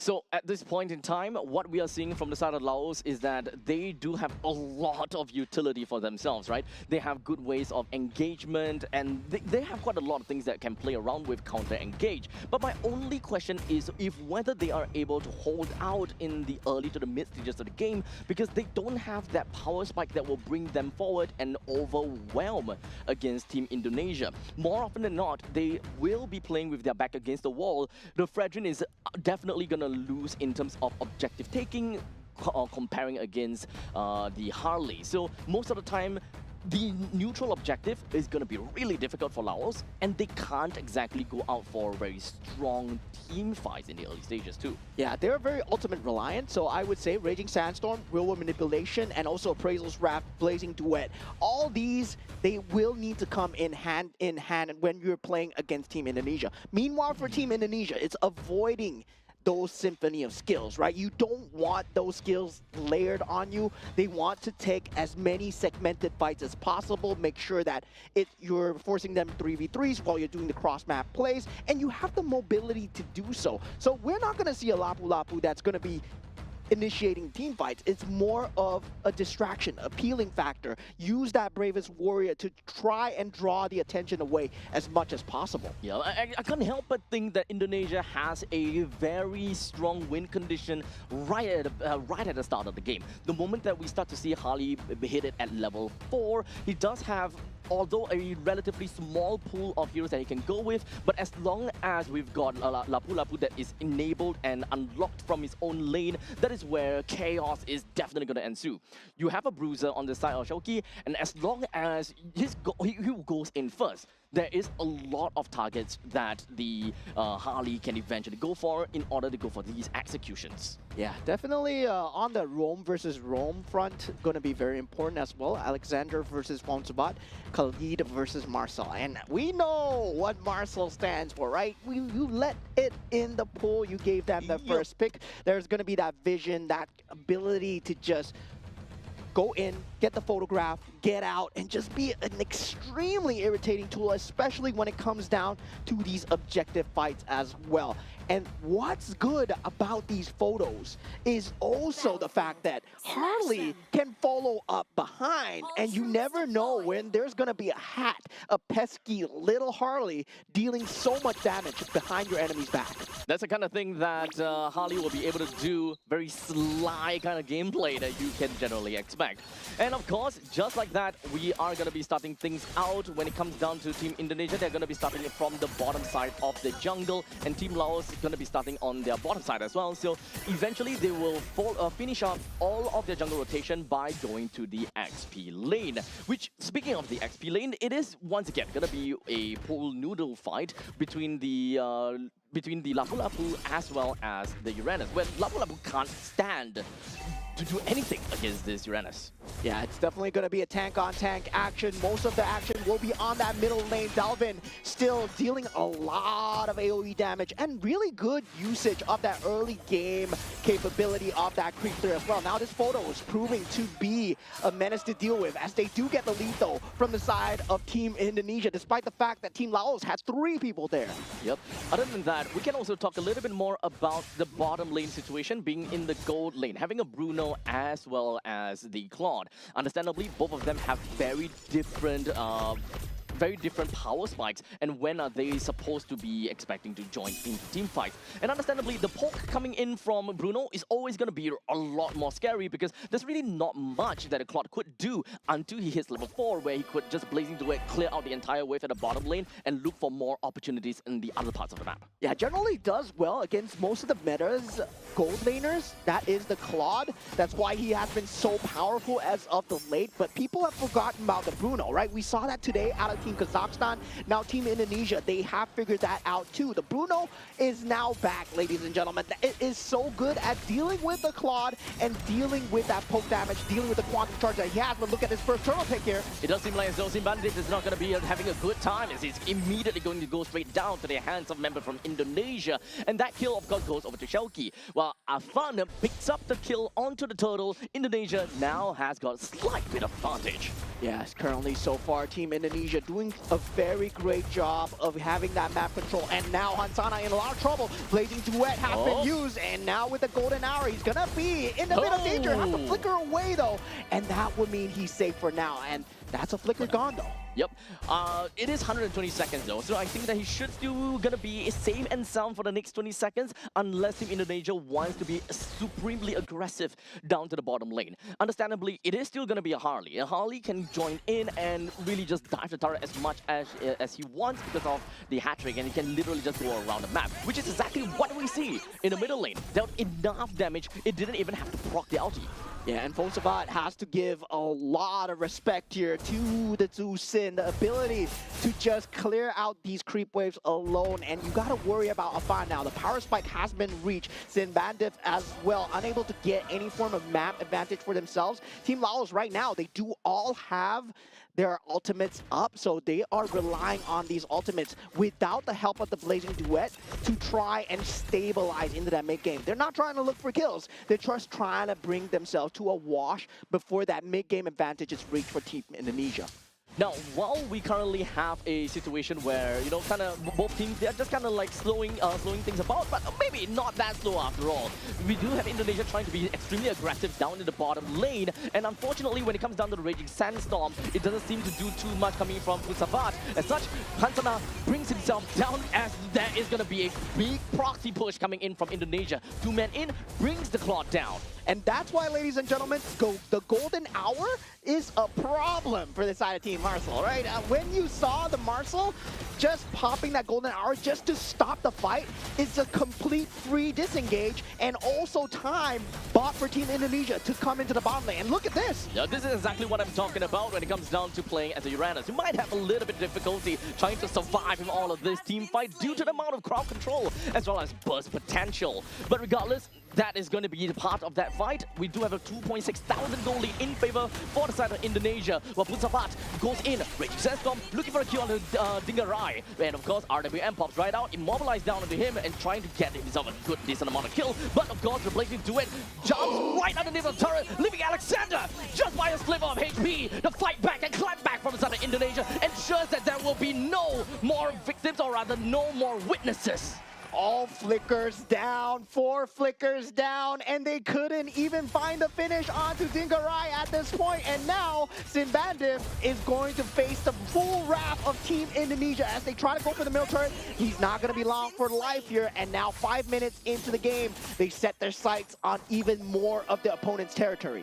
This is just heavy artillery from the side of Indonesia. They have got quite a lot of advantage onto themselves now. Of course, Indonesia, they piloted the entire team fight to absolute, precision, ensuring that they are constantly in control of the fight. Despite the fact that a couple of them were literally down to a sliver, they still managed to find a way to crawl back onwards and literally just avenge against Team Laos. But for now, we do have quite a lot that's just going to be dealt on over to the Uranus, but in the the end of the day, still did not manage to bring him down. Yeah, for some say, not able to do anything on the Uranus so far. No macro play had to be had because they were expecting to play on cross-map advantages, but that solo skirmish, 1v1 potential into that 2v2s, very strong from the side of Team Indonesia. They are capable of setting up these team fights by themselves, and just Alexander having so much map advantage, just having so much information throughout this map without being punished.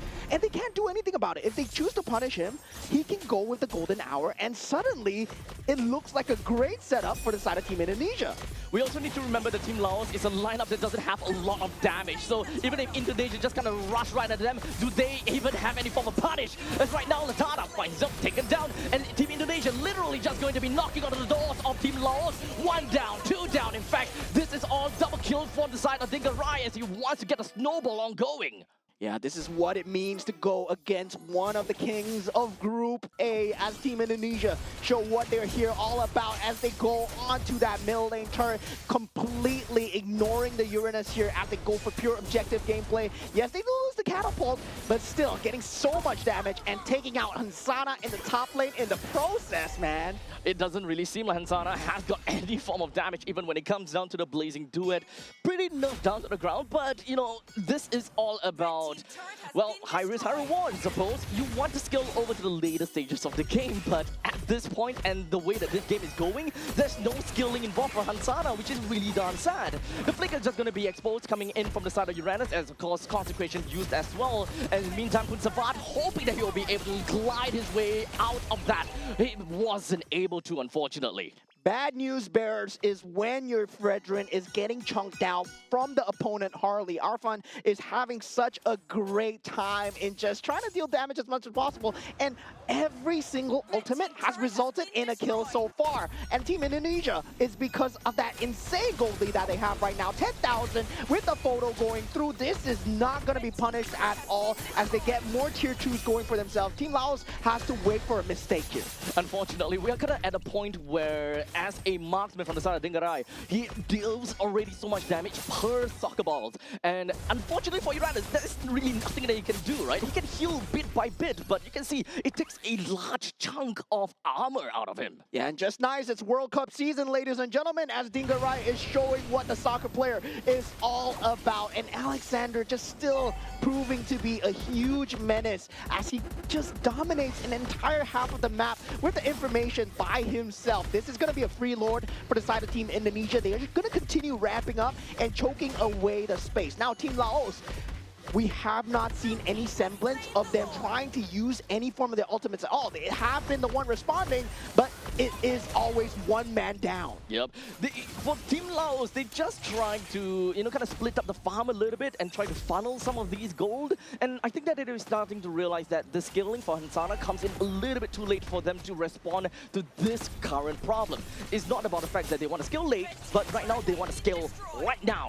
What is going to be the answer in order for them to stop this onslaught from inside of Indonesia? Who is the one that can realistically give enough damage to force Indonesia away? Yeah, the sacrifices need to come through for the side of Team Laos, and it feels like your inhibitor turret is going to be the sacrifice here, as the photo has been used as well. Now Team Laos in danger. Hansana unfortunately has to get himself right out of that with a BMI, while Indonesia forces themselves right into the face of Team Laos. Dingarai literally did not have to care about anything at all. He's just poking right out onto heroes such as a Uranus, and he just can't do anything. While in the meantime, Lord pounces down to the bottom lane, takes a very easy chip off of that. That is 2 of the inhibitor turrets down. When in the meantime, Shelky jumps himself all the way to the back line, but out of it, just going to pop right out. Latana, unfortunately, would not be able to do anything to that glorious amount of damage. The next one down, and there is 3 men down already. The entirety of Team Laos, they are unable to hold down, as now Afan picks up a double kill, and Indonesia will finish things off. Team Indonesia showing what they're all about here at the Asian Games Esports events. Mobile Legends Bang Bang Qualifiers as they take the first game of the series in a very, very calm fashion. It's really unfortunate, I will say, that for Team Laos, I think it's only during the execution they realized that they do have the survivability. However, even when they survive, no one is making full use of the time and the amount of space that has been bought. And having a Claude that skills over the later stages of the game and unable to make full use of those timings in the early stages, it just fell, or rather made the team fall to pieces. Yeah, they're completely outclassed at every single aspect of the game when it comes down to the lane control, when it comes down to the priority positioning of the creeps itself. Into the first objective fight, there was no semblance of control at all. They did know their win conditions, right? They had to group up as 5, they had to play it, but Team Indonesia, they're not giving them any breathing space at all. Yep. They know that once they group up as 5, there's gonna be that semblance of breathing space. And this man himself, he consistently denied away that breathing space, making sure that he's always on a target at every juncture of the game. And of course, congratulations over to Delvin, also known as Hijime, with a total of 5 kills, 0 death, and a total of 13 assists. And even picking up that Sky Piercer by the end of the game, close to the end of the game. Yeah, I mean, at that point, he didn't know it was going to be the end of the game. Yeah, I didn't know the game was going to end that fast, right? and then suddenly, oh yeah, it ended already? It ended, yeah. Oh, okay. Then here we go. What a statement coming out from the side of Team Indonesia. I would say their draft really on point so far. And I would say Bruno is back, ladies and gentlemen. Bruno is back. Yeah, and it kind of feels as though the game, or rather the meta, is starting to get a lot faster. The moment that you kind of see a gold laner like Bruno coming back, it pretty much means that there is going to be an entire shift in the meta to from a more control-y style into a more aggro style. And even when it comes down to the rotations, we saw at the start of the game, even when it comes down to the previous series, we're starting to see some of these junglers actually starting off in a different part of the jungle space. They're no longer starting at the purple or the orange buff anymore. They're starting at the beetles, they're starting at the lizard, and that is understandable because of the current patch. And as far as I remember, I'm just gonna read it off really, I guess, vaguely. It comes down to the point that as long as you're able to get a single kill on certain of these camps, such as the Horned Lizard, Fire Beetle, or Lava Golem, you immediately level up to level 2. Yeah, so there is that level of opportunity coming out for the jungle, so jungle rotations are slightly different. Yep. But whether or not you still want to prioritize the buffs going in for an easier time, especially since you never know when the invades are coming from the opponents as well. So whether or not that timing, that rock, paper, scissors, right? Do you want to go for the greedier route, or do you want to go for the buff route where it's completely much more safer? So it gives the jungler an illusion of choice, I would say. And it also kind of comes down to the point where having information is ultimately a massive key. Yep. If you have a very fast-moving roamer, such as, for example, a Marcel, as well as a Khalid, you ultimately will be able to see, oh, the opponent's jungle is starting at the Beetle, for example, because that is a lot more accessible than checking the purple buff or checking the orange buff. And that will eventually give your team a better idea how they want to rotate based on the opponent's jungling rotation. Yeah, and the ability to get away scot-free so early into the game for the Marcel as well, it's going to be a huge problem right now. And I just can't believe it left the pool like that, given to the hands of Team Indonesia. Alexander, well, Hijime might have gotten that MVP, but Alexander was there giving the information consistently, right? Delvin did an extremely good job of just making sure that the team fight was there, the presence was there, the space was not given. But at the same time, who was keeping an eye on that space? It was Marcel. And Marcel is going to be a huge problem, guys. It's a huge problem. He runs too fast, dude. Gotta go fast like a little bit of Sonic the Hedgehog. Yeah. No, honestly, and it's blue too. Yeah, it's blue as well. So yeah, there we go. But definitely for the same time for the side of Team Laos as well, the Uranus pick coming out a bit too early, right? Yeah. In that top 3, I don't believe that Uranus could have been that pick. That Boxia, that Fredrin would have looked good during that point of time. But eventually they did get the Fredrin through, but that Boxia would have served them much better. Yeah, this currently comes down to the point where the balance is kind of tilted in the wrong ways, right? We already found that the Uranus is definitely going to have a lot more issues trying to do what he's really good at, just forcing lanes out, proxying, and getting out completely unharmed because of the sheer amount of regenerated power that he has. However, because of number one, there's Marcel, and number two, there is a Harley, it's a lot easier for either one of these two, or both of them, to catch up to a Uranus. So Uranus's main strength, unfortunately, will not be able to be realized in this game. So that means that number one has got no lead in terms of XP or gold on top of the opponent's XP later. And number two, it just boils down to the fact that he don't have damage. And then you pick up a Fredrin, he has no damage. So the roaming trio, together with the Uranus, they ultimately is unable to do anything at all. Yeah, and for the longest time, the Claude has been a problem in the meta where it slowed things down, right? It put everybody on the clock. And now we feel like we have to answer right now. Yeah, it's Bruno. Bring him back. Yep. Because definitely he does chunk up a lane. And to the fact where the sustain with the quantum charge, that problem was the sustain coming out until he reached that level 4, had that blazing duet. Bruno completely nullifies that. We did see, I mean, hints of Clint, those coming out as well, but Bruno does a way better job of just harassing the person out of the lane. Indeed. So normally when we see the Claude, we would have said, okay, with the blazing duet, he can number one wave clear, and he will be able to poke out the opponent, well, respective gold laner.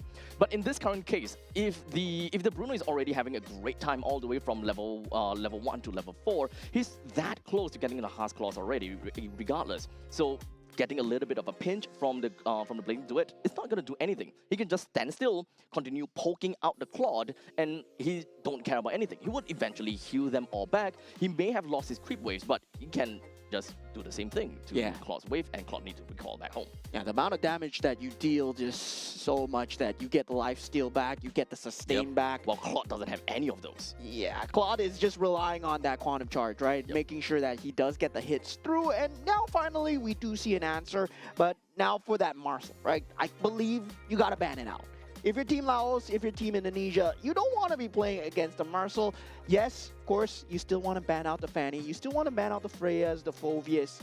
But I believe Marcel takes a higher priority over all these. Honestly, at this point, we need to weed out some of these fast, number one, fast rotating heroes, and number two, very early game centric heroes in order to kind of shut down such aggression. Because we know, as a matter of fact, that Indonesia, they play very good aggressive gameplay. They are very, very aggro region altogether. So Marcel comes into such aggressive team comp very well. We take that away. As you mentioned, some of the other heroes, such as the Fanny, very aggressive in the early stages as well, and even to a certain extent Guinevere, because Guinevere is one of those other heroes that we constantly talk about.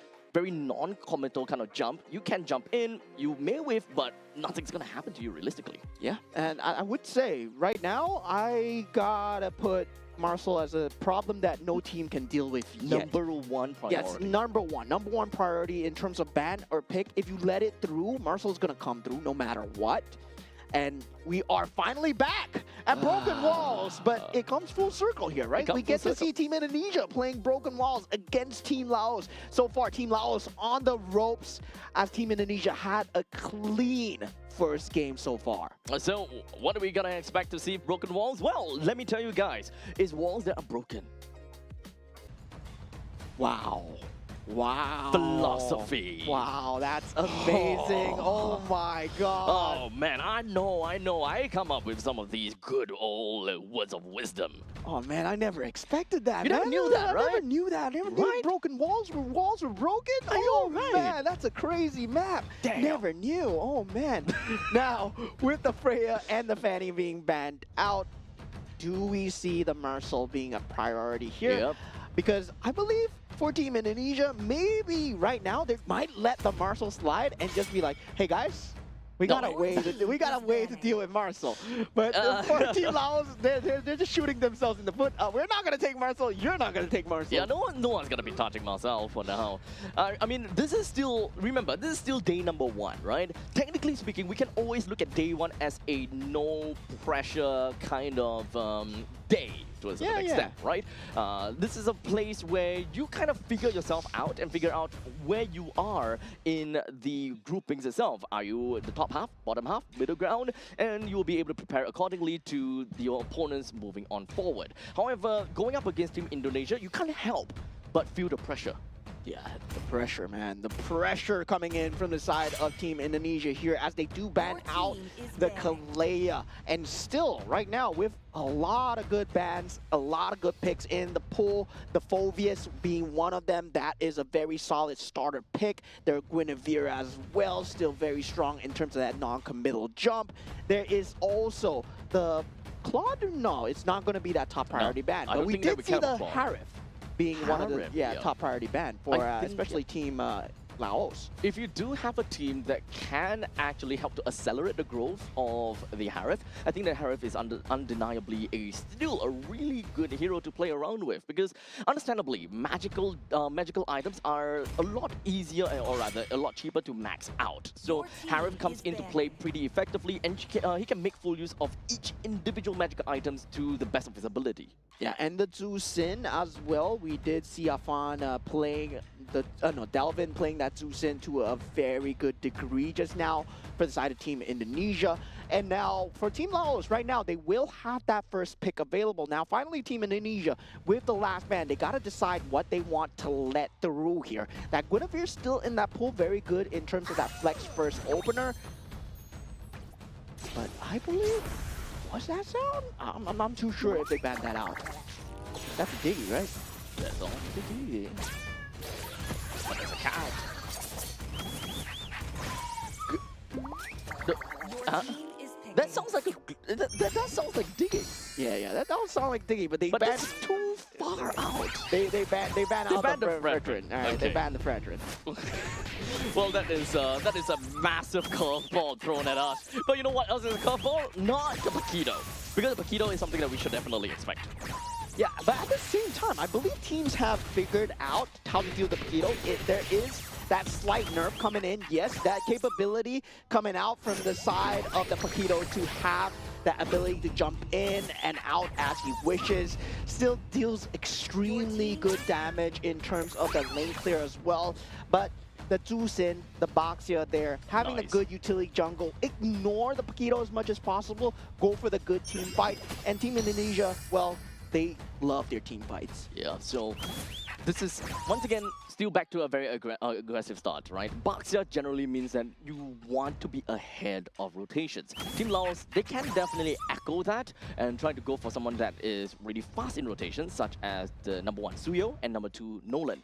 I think that Nolan is going to be one of the wow picks that we could very potentially see from Laos, because he have fast rotation, and number 2, he's got really good, well, burst damage in the early stages of the game too.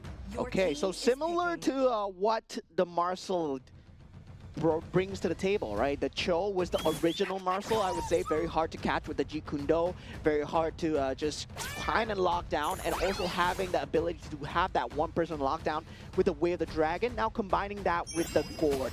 Now, for the side of Team Indonesia, right now, they will have a lot of entryway into answering back on that EXP lane. And with that Paquito pick, well, do you want to go for the lane clear and match him speed for speed, or do you want to go for something else that can frontline into the team fight as well? So right now, with the Cho and the God being picked up on the side of Team Laos, together with Paquito, they do have ways to make full use of the Way of the Dragon, so this is more or less likely to look like a pick-off card. But we'll talk Your about that in a team bit, is because the banned. Sora comes in from Team Indonesia, very hybrid kind of XP laner that can do very well in the late stages as a very strong tank and initiator, while in the early game can still pull his weight very well as a damage dealer. And very smart timing coming out with the Sora right now after the Gourd has been Your picked up, team because the is banned. Valentina is no longer a threat, right? No longer able to take away your shifting skies. And yeah, you're not expecting an EXP lane Valentina. Well, we do see that in certain ranked games. Really, That you Valentina? can still Yeah, kinda- it's still possible. Yeah. It's still possible because you take the shifting skies. You're definitely a Sora at that point. Hey, let's not forget about the possibility Your of team is Valentina jungle. No, that's not gonna happen. That's cap, man. That's cap. Well, we kind of did see that in, professional plays before, quite some time ago. Let's just put it as that, right? Very long time ago. And, we kind of have, Flash in the past. No, blast in the past rather. Blast in the past kind of situations that we've seen before, such as, yay, look, it's Bruno Your kind of team situation. is banning. And now we do have the Akai and also the Harif being taken out from the side of Team Indonesia here. And from the side of Team Laos, feels like they want to take out the possibility of the Fredrin being a thing. No, I mean, that Matilda is just for the Baxia alone. I don't feel that the Matilda would have been that huge of a problem. They had to think about the enemy gold lane as well. So they themselves have yet to pick up the gold lane and also the jungle. So that jungle pick coming in from the side of Team Laos right now, they have that Fredrin available. Are they shooting themselves in the foot here by not picking up that Matilda? I don't honestly think it might be a problem from Team Laos. They don't really quite need Your that team much is of picking. crowd control or rather escape coming in from a Matilda that can give them with the guiding wind. So ultimately, team I is think that what they picking. need is a little bit more front line heavy kind of situation, right? Their jungler and their roamer, okay, roamer is chill, right? So their jungler gotta have to be someone to be tanky enough. Unfortunately, the Fredrin is currently unavailable, and looking at the fact that it's Atlas, Sora, honestly, Akai could definitely work. However, it kind of does seem as though is a bit conflicting to what God wants to do. I think for Team Oh Laos... wait, Akai's banned too, damn. I think for Team Laos right now, Guinevere would be a very strong pick. They can go for that solo, just playstyle alone, mobility. Same playstyle that Team Indonesia based off of, right? Macro playstyle, play off of the Paquito, play the macro, play the cross map as much as possible, chose uncatchable. Gord will be the only factor where it doesn't really synergize well with the playstyle. The Moskov, very good pick. Okay, they go for the Nolan. They actually went for Nolan. Okay, they actually went for Nolan. So they don't have anyone that is really very tanky per se, but they want to match the pace of Indonesia in the end of the day. They want to ensure that, okay, Baxter can be fast in his own jungle, we can be fast in our own jungle as well. So this is a race against time, actually. Who is the one or which team can reach critical mass earlier? Yeah, and now for Team Indonesia, it's all about, do you want to secure the team fight or do you want to go for map control, right? And for Team Indonesia, it's very team fight centric. You got a Sora, Shifting Skies, you want to fight no matter what. Zusin, you want to fight. Baxia as well, you want to go for the team fight. They're not playing for the macro. And Atlas with the Fatal Links going for the team fight here. And Team Indonesia going for the Obsidian. Not really one of my favorites, but we're going to have to see how they do here. Because for the side of Team Laos, very good in terms of macro, very good in terms of mobility. I do like it in terms of just execution alone. Team Laos, they do have an easier time executing, and for Team Indonesia, it's going to be harder, but at the same time, it's high risk, high reward. If they get a good team fight, Team Laos are going to disappear off the face of the map. Well, we're gonna see how this game is gonna look out to be, because Team Laos, they have an idea that they want to execute. They are very bursty, they are very pick-off. As much as possible, they want to create space and create a 4v5 situation. But if whether Indonesia is gonna allow them to do that, that is generally the question, because Atlas is gonna be pretty darn annoying whenever he kind of splits himself up, trying to look for opportunities. Team Laos, they want to take advantage of the fact that Baxia wants to be fast roaming, and Baxia wants to be the one that initiates at the end of the day. So it really boils down to if whether, number one, God can stun, or number two, where the dragon actually connects. Yeah, I mean, name of the game here for Team Laos is just pickoffs and try and take as many segmented team fights as possible. It's the same playstyle as Team Indonesia was playing in Game 1, right? With the Harley, with the ability to jump in and out with the Zusin as well. Yep. And for Team Laos, right now, they will be using the Gourd off the back of that. I would have felt that the Zusin might have been a stronger pick, but of course, they were on that other side where they did not have that choice available. Zusin, Baxia being picked up from the side of Team Indonesia. Now for Team Indonesia, they have a plethora of entryways. Fatal Links, they have the stun coming in from the side of Baxia as well. The Lantern lift up coming in from the side of the Zusin, and also Shifting Skies.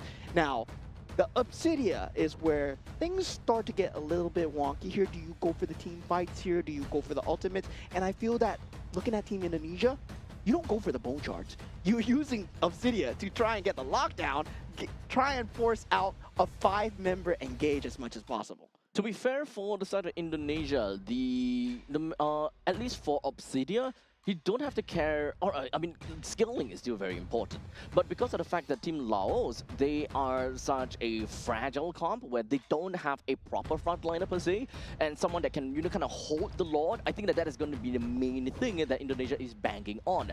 Indonesia constantly will be able to kind of hold the Lord and be the one that really puts themselves in the face of for the side of Team Laos. So I mostly just want to know how Team Laos wants to react and respond to this the fact that they don't have a very strong frontliner. And here we go into game 2 of Team Laos versus Team Indonesia. Currently, Team Indonesia ahead 1-0. I feel that Team Laos, they want to play that heavy mobility playstyle. They want to emulate what Team Indonesia brought in game 1. But can they tie things up here? This is yet another game where the balance kind of feels a little bit off. This time, too much damage. Not a lot of sustain. While game number 1 is too much sustain, not enough damage. Yeah, so completely going the other way here. Instead of flickering, he is going to go down here, and Simbatif going down early, so early into the game. This is not Team Laos' game plan at all. That lethal was too greedy coming out from inside Team Laos. He thought that he will be able to. And unfortunately, as a Nolan, you want to be fast-paced in your rotation. But hold on a second, Afan, he's just walking away from this team fight. It would have been great. Simbatif is able to get that kill, but he wasn't able to. Yeah, not level 4 as of yet. And Shauki, aka Nino, he's going to have a great time, especially once he hit that level 4. But the Paquito will have that advantage for now. And really, just Dalvin doing just a good job of getting that mid lane prio as well. But this Paquito has been a huge issue. Now coming in is the Atlas though. Is it really going to be an issue? We'll see about that, because all 2 other members from the roving spot jumps right in onto Paquito where he's got no answers at all. Unfortunately, he didn't even have the opportunity to flicker out of the way. Yeah, every single one of them can initiate. That's the crazy part for the side of Team Indonesia, right?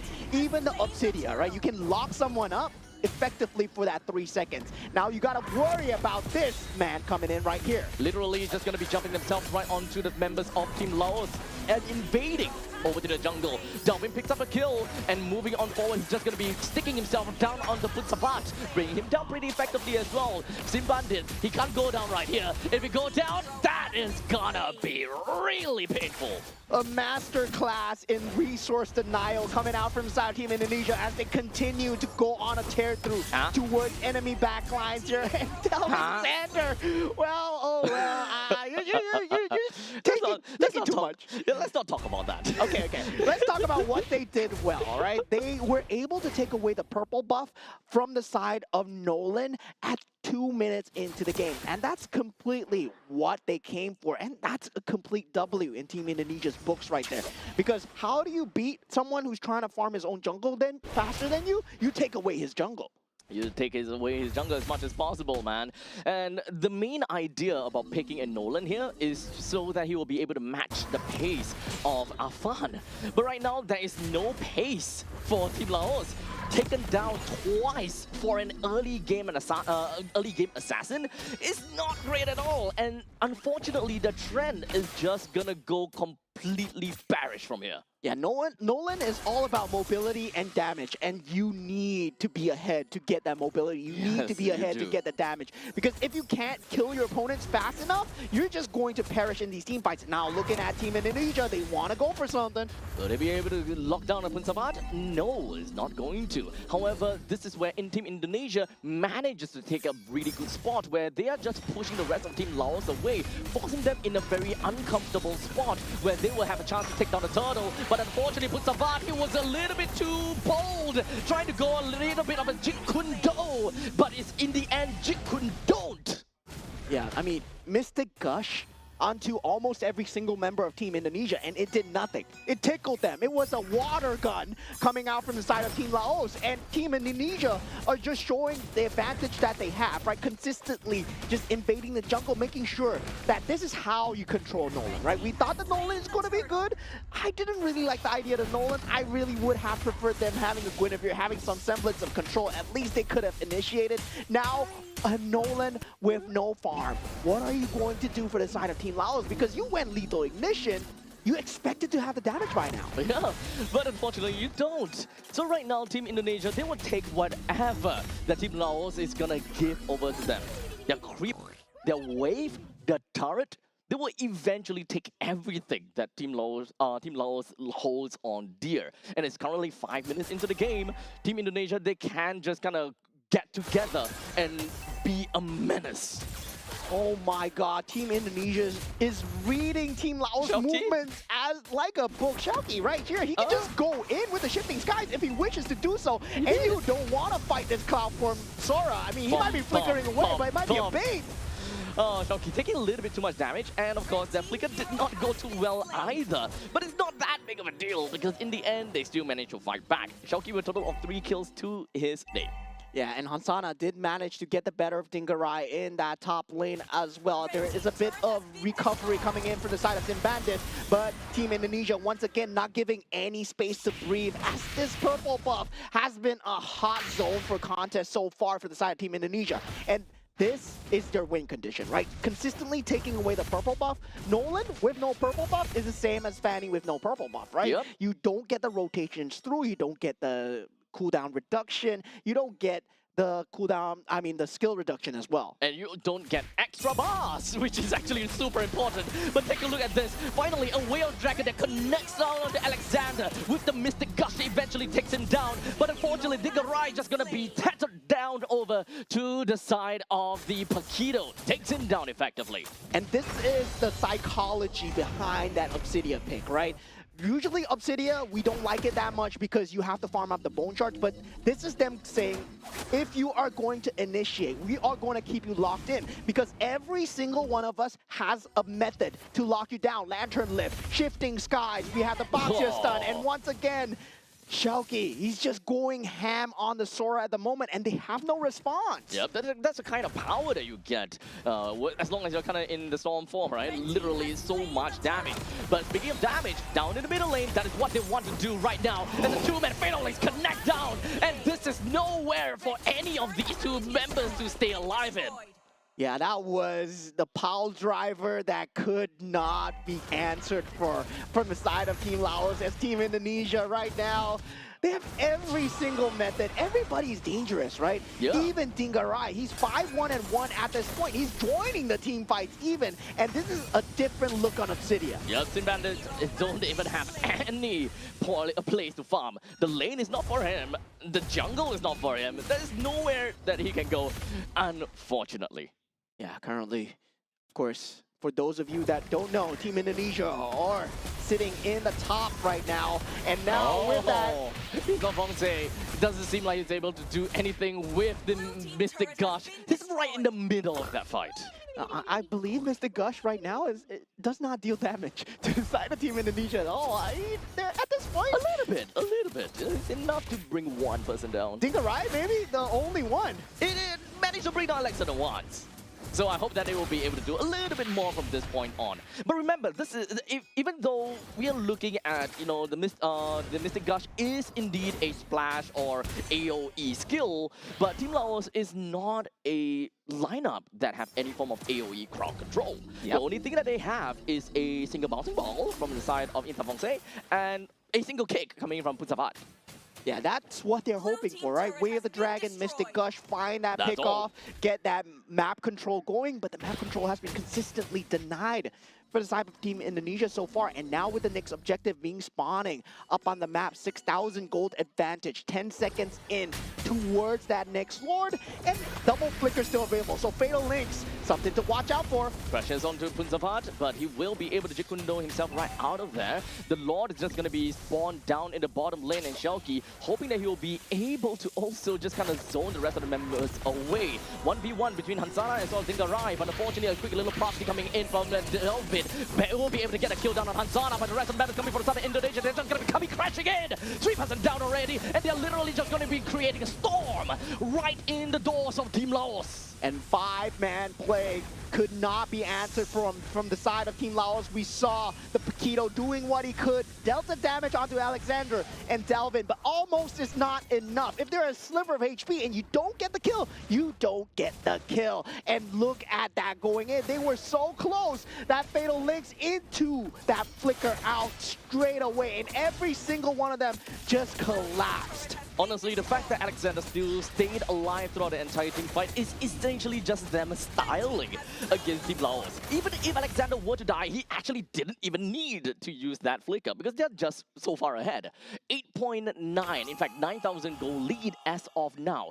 Every single one of these players in their own respective role, they are pretty far ahead. And guys, this is not easy to do, especially against a team like Team Laos, Team Indonesia. They're playing out of their minds right now. They might be good, but they are just playing stellar gameplay today because the fact is, they have been consistently just punishing together as a team, and also they are very aligned when it comes down to these win objectives. Sure, you might go for the invade thinking that it's easy, but suddenly a one kill from the side of Team Laos, it sends you guys spiraling. But Team Indonesia, they've been making sure to cut their losses every single time and collapse on every single play that Team Laos can make.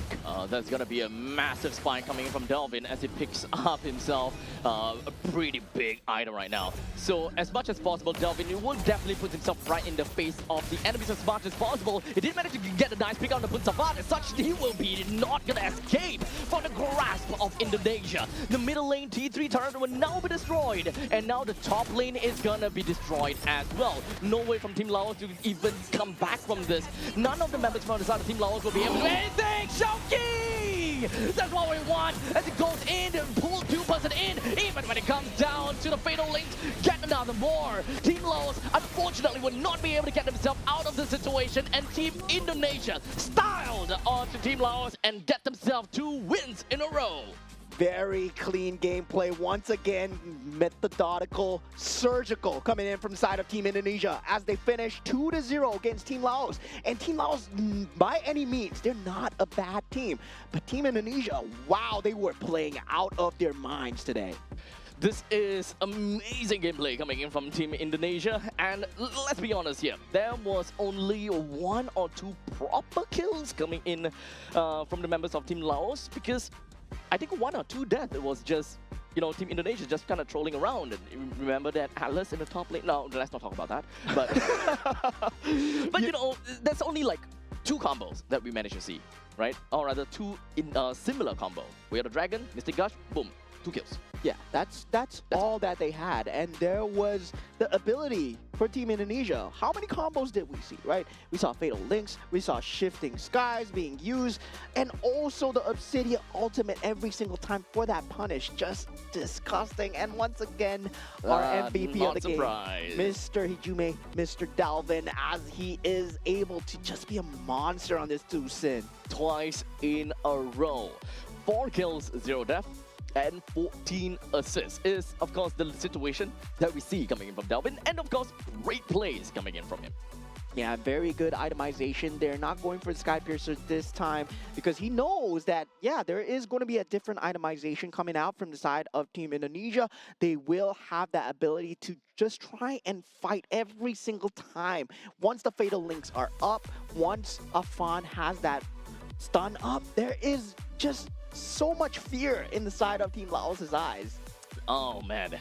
In the end of the day, it is currently, or rather, by the end of the day, right? Indonesia manages to get themselves, what, 12,000 gold lead on top of Team Laos. And the draft coming in from Laos for game number 1 and game number 2 was just not balanced well. There's so much firepower coming from Team Laos, but we don't have a proper frontliner to enable some of these strong firepower mage or assassins to give them the space that they need. The previous game, they have too much space and they weren't able to do anything about it. Right now, they have no space to do anything at all. Yeah, I mean, the clock was ticking on the side of Team Indonesia, right? They had a date to go to. I'm not too sure what they have planned afterwards, but definitely we still have one more game out from them. So, Oh, yeah, we do. Yeah. So you saw that in the early stage of the game, Team Laos, your game plan is set, right? Try and get early lead on the Nolan as much as possible, force out the macro gameplays, try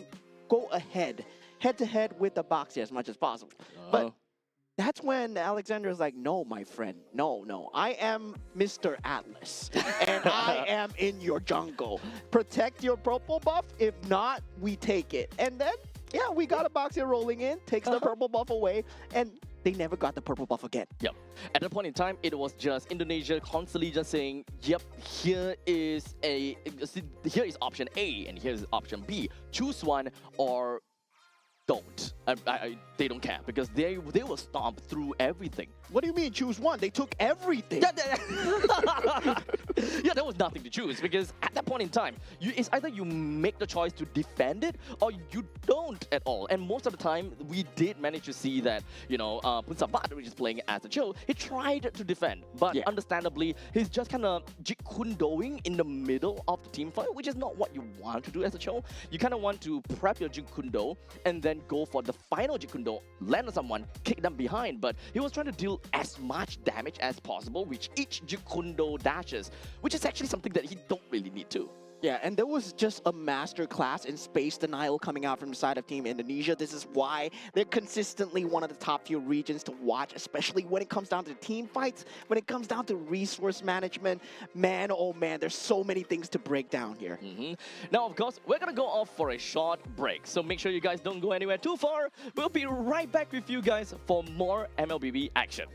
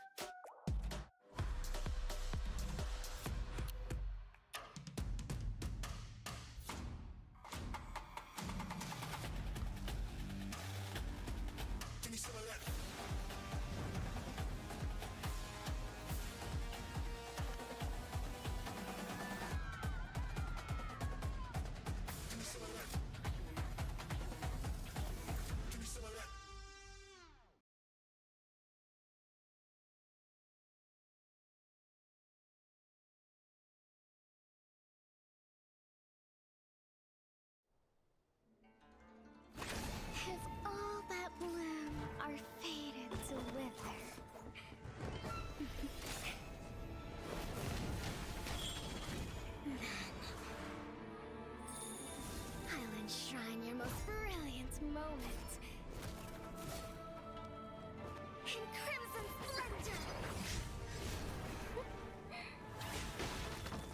Even something so crude can be graced with a splatter of beauty.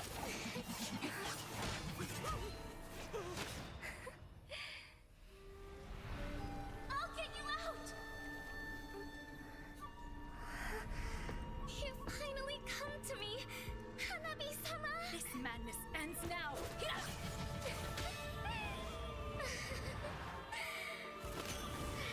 last, I'm shivering with excitement!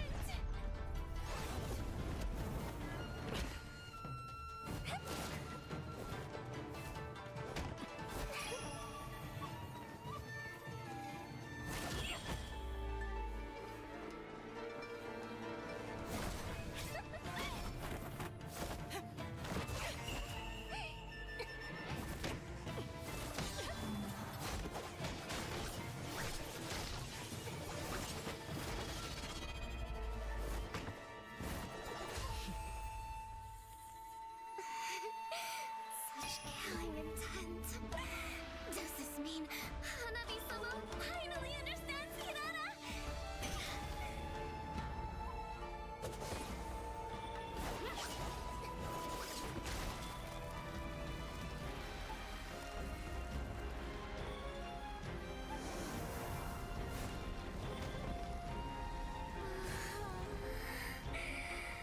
So warm. So beautiful. We can finally embrace eternity in hell. Just the two of us. Allow me to release your eternal bloom.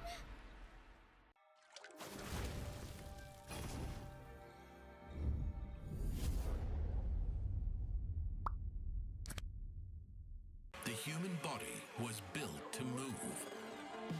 Not trapped at a desk in one singular posture for 12 hours a day.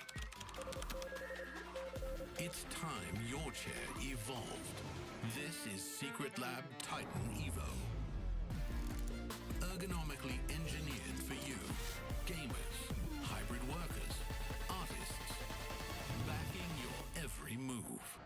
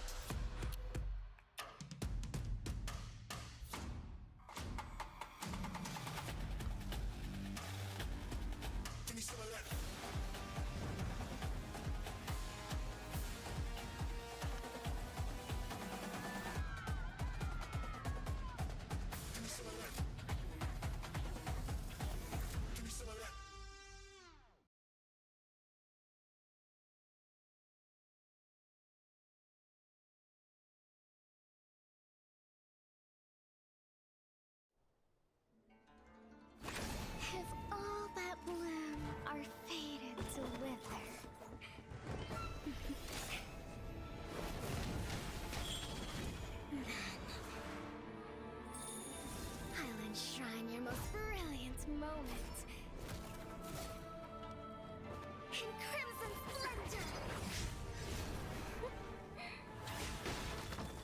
Even something so crude can be graced with a splatter of beauty.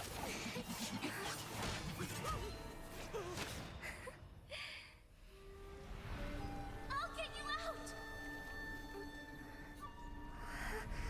You finally come to me, Hanabi-sama! This madness ends now.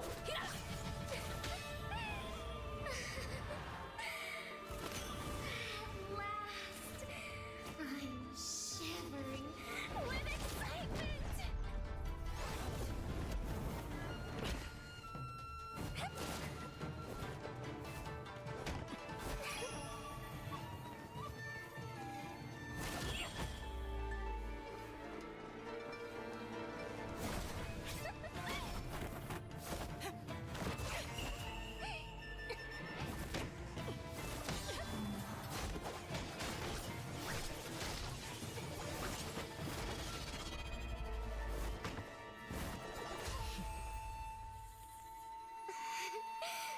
Such killing intent.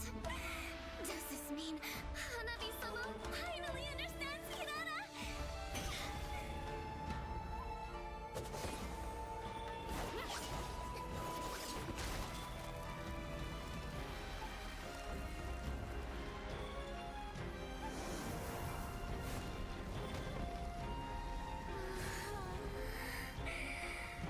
So warm.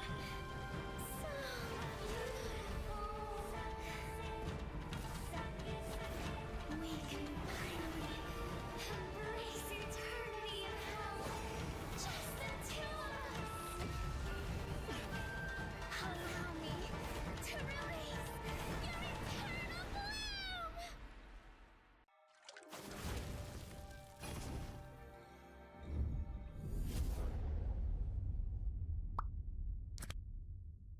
The human body was built to move. Not trapped at a desk in one singular posture for 12 hours a day. It's time your chair evolved.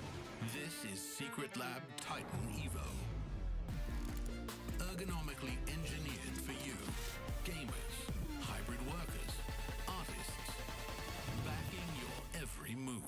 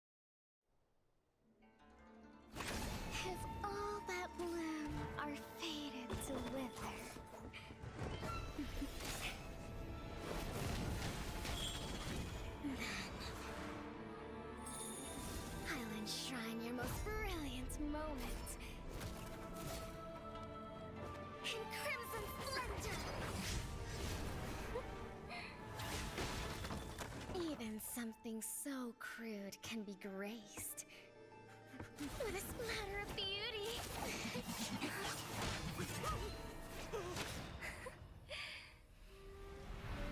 I'll get you out! You finally come to me, Hanabi-sama! This madness ends now. At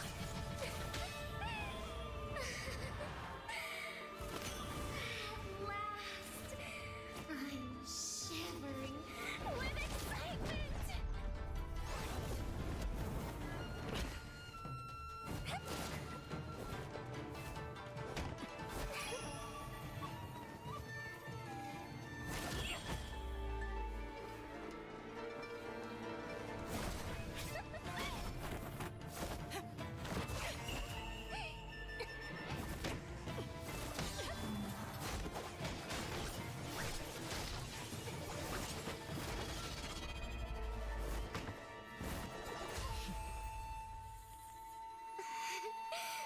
Such killing intent.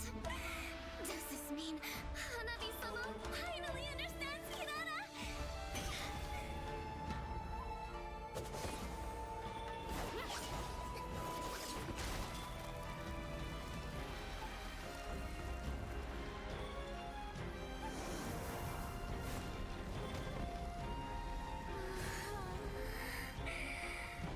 So warm. So beautiful. We can finally embrace eternity in hell. Just the two of us. Allow me to release your eternal bloom.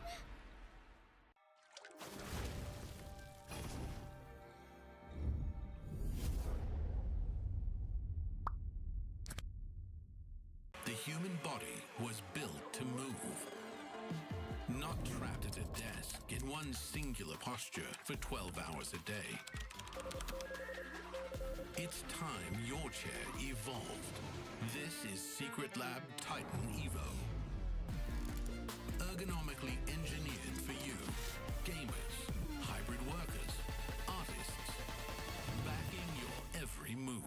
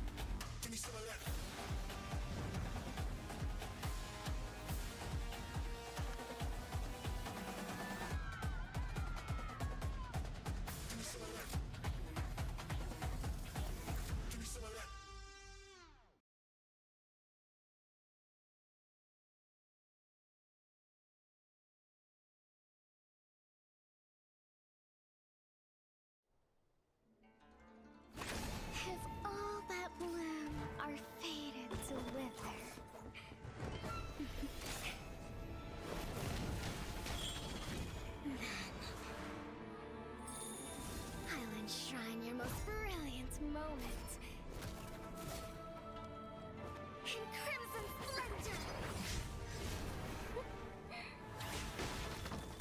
Even something so crude can be graced with a splatter of beauty.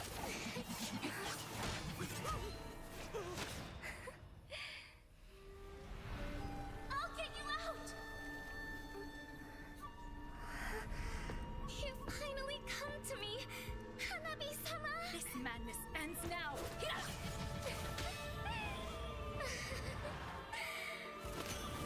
At last, I'm shivering with excitement!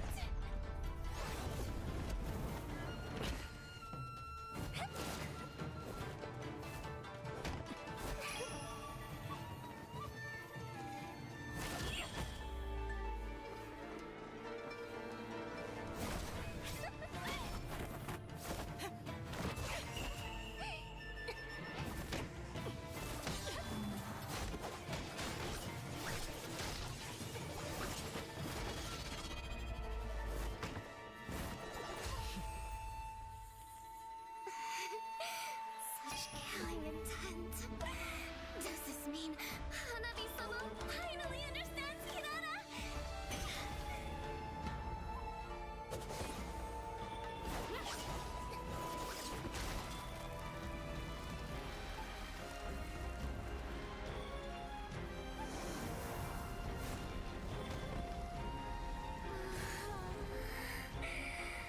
So warm. So beautiful. We can finally embrace eternity in hell. Just the two of us. Allow me to release your eternal bloom.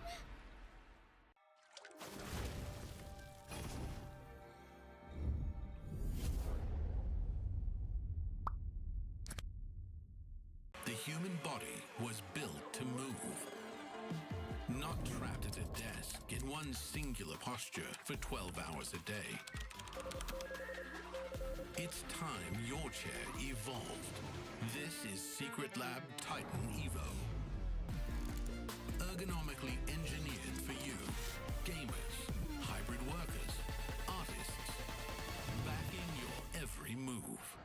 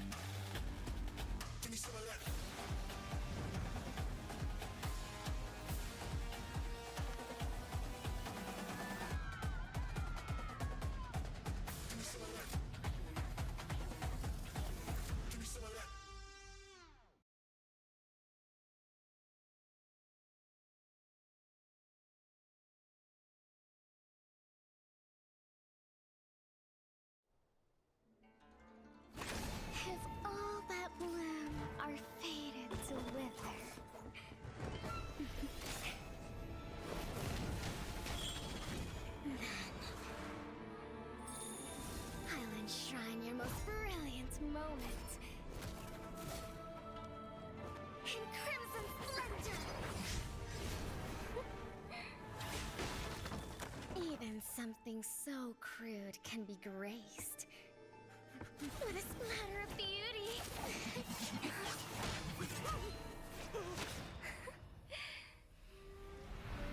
I'll get you out! You finally come to me, Hanabi-sama! This madness ends now. At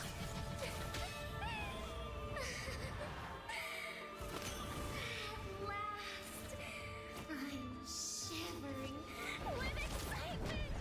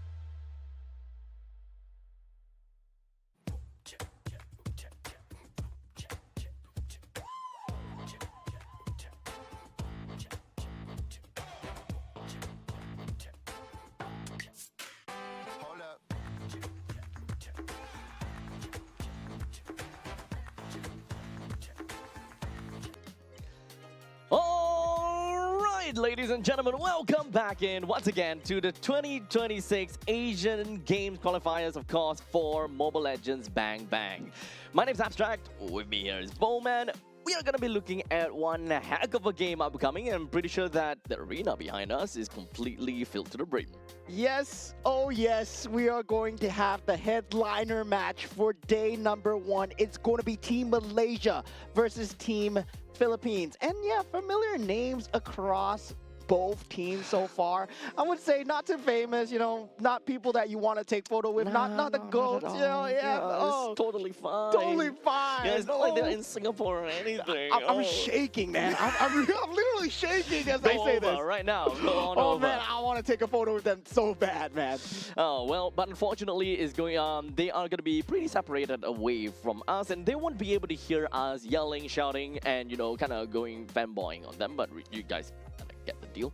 But of course, this is going to be one heck of a game because we are talking about Team Malaysia versus Team Philippines, and both of them are equally really good within their own regions, and even when it comes down to the international stage, they are definitely one of those teams that can definitely climb really darn high. Yes, and it's going to be a star-studded lineup, especially for Team Philippines. I would say they did bring most of their team here of that particular organization, and one particular substitute player that is also known as the gold standard.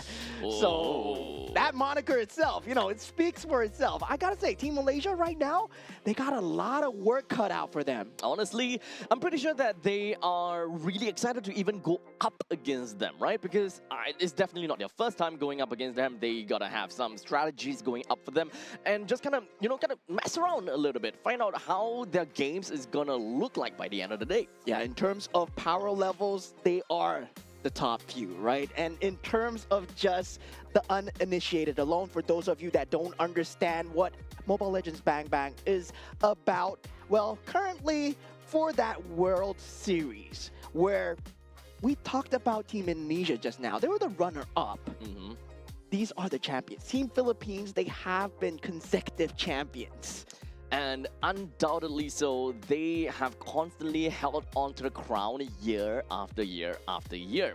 We're talking about the region itself, by the way, not particularly the teams, because the teams will always kind of be shuffled around. Different teams just kind of sat in onto the throne, and then they move on to the next. And now going up against this kind of pressure will be Team Malaysia. We have Ilton on that gold lane. I believe this is Lolia. We have Akif on that roam. I believe this is Zekif as well. We got Amar on that mid lane. I believe this is Martizi, and Nazan on that jungle. This is Chibi, and also Razif on that EXP lane. This is Sizka.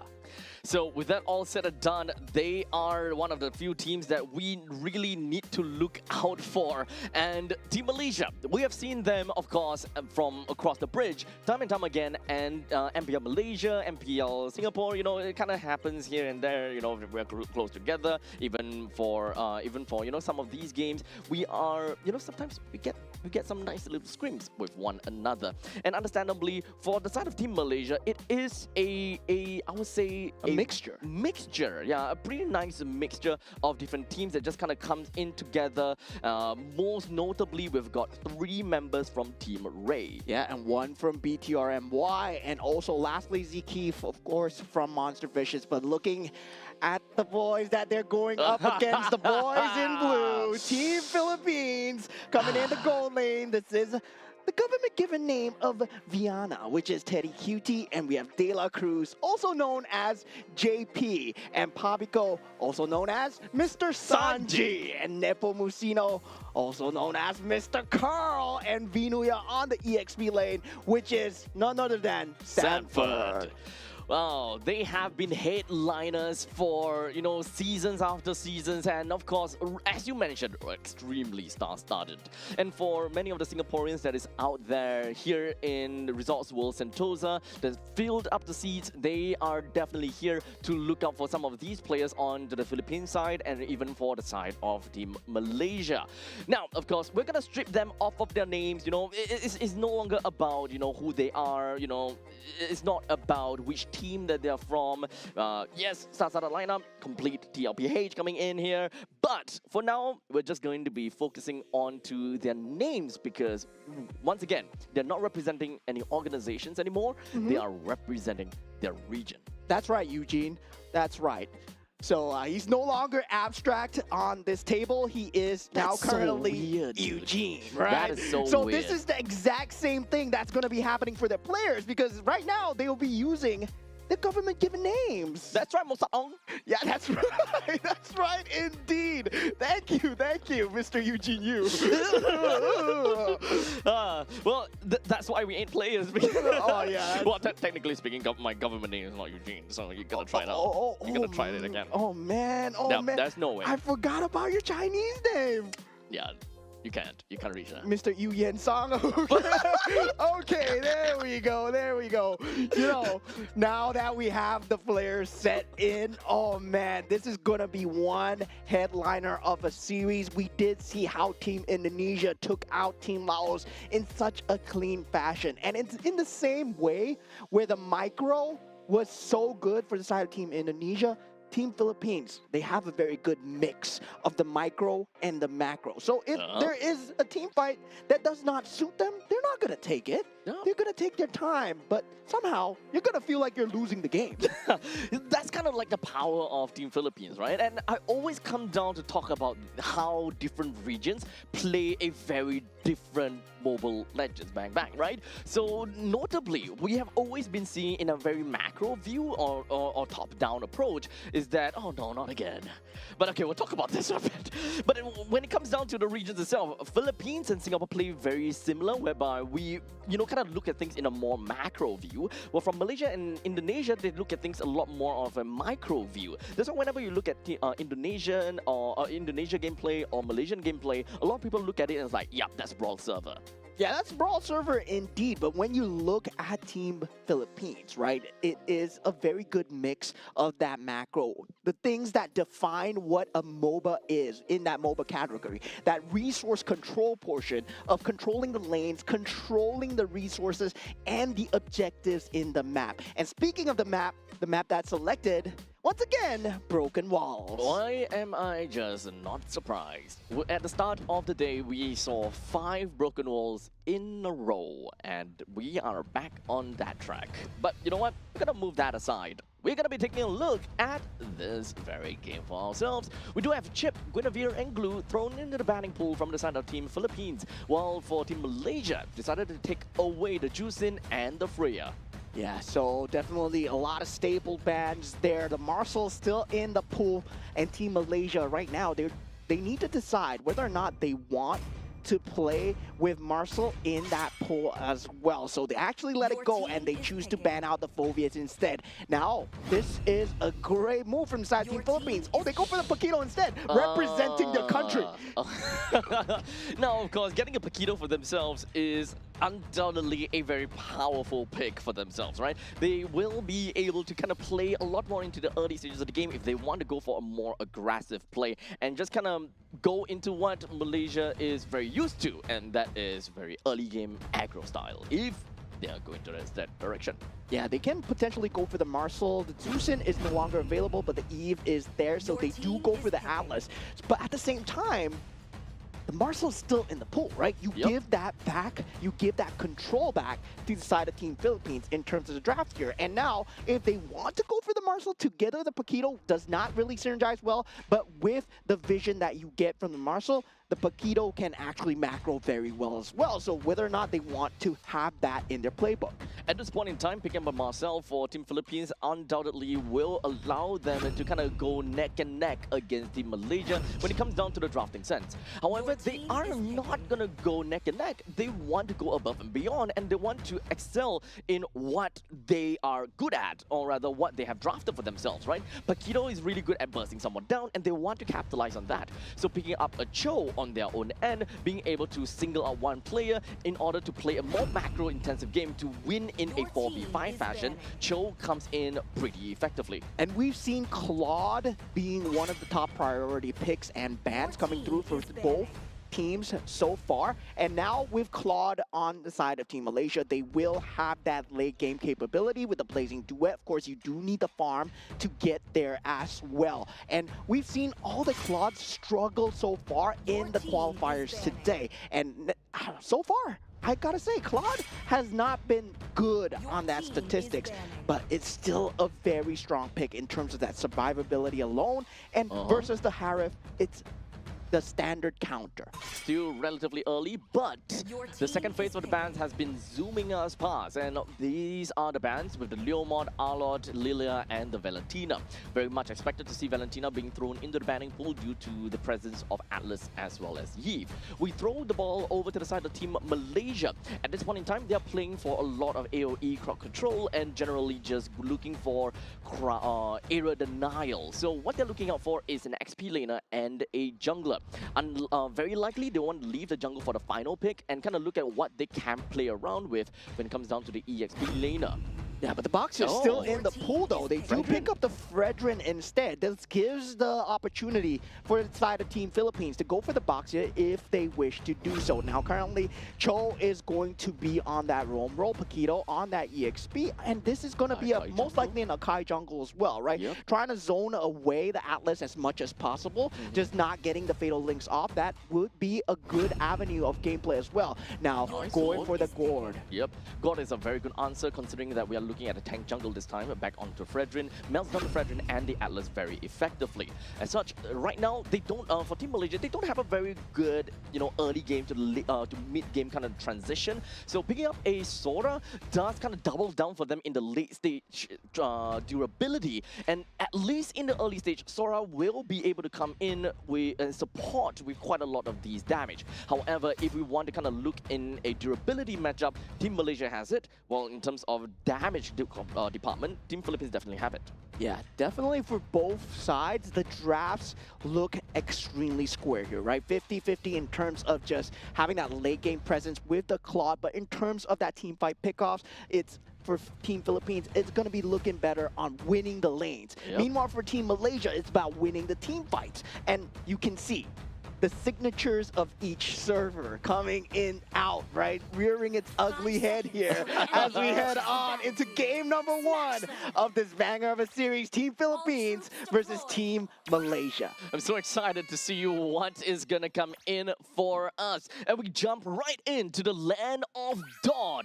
And of course, this is the brand new rotation that we were talking about. By the time that they are done with their respective Beetle and their respective Lizard, they will go straight to level 2 as per what the patch note says. So by the time that they reach over to the buffs, that is when they are generally gonna have a pretty much faster time to clear off, especially for the purple buff, because it is 2 minions right there. Yeah, and that gives you also a brief buffer of timing to go for the lethal here, and already we see Team Malaysia on the case, forcing the flicker away from the side of De La Cruz, who will not have it for the next few skirmishes. And just like that, Akai manages to snatch away that Little Wanderer in a quick little moment, and he's trying to look for some other avenues to play around with. And they also understood what is going to be the rotation coming in from Team Malaysia. So just like that, stole yet another one coming in from Team Malaysia. The jungling side from Team Malaysia is just not having a really good time at all. Yeah, forcing out that retribution early, and Azan not having it at that period of time would just mean that Nepomuceno,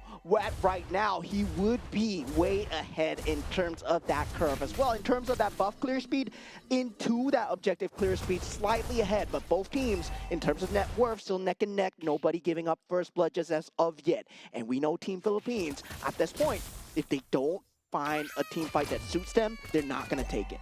It's really unfortunate that Team Malaysia, in the early stages of the game, they don't have enough firepower to realistically be able to kind of push any of the members from Team Philippines away far enough. Like, Nepomuceno can just literally walk in, which is why he was able to kind of steal that jungle creep away from the Fredrin in this case. Time and time again, this is going to repeat as long as Team Malaysia do not find a way to kind of get themselves a decent snowball. As Nepomuceno is already at level 5, as opposed to Nazan at level 4. There's no way that they will be able to fight for this. Akeem finds himself taken down, Vinuya as well. So it's a 1-for-1 trade.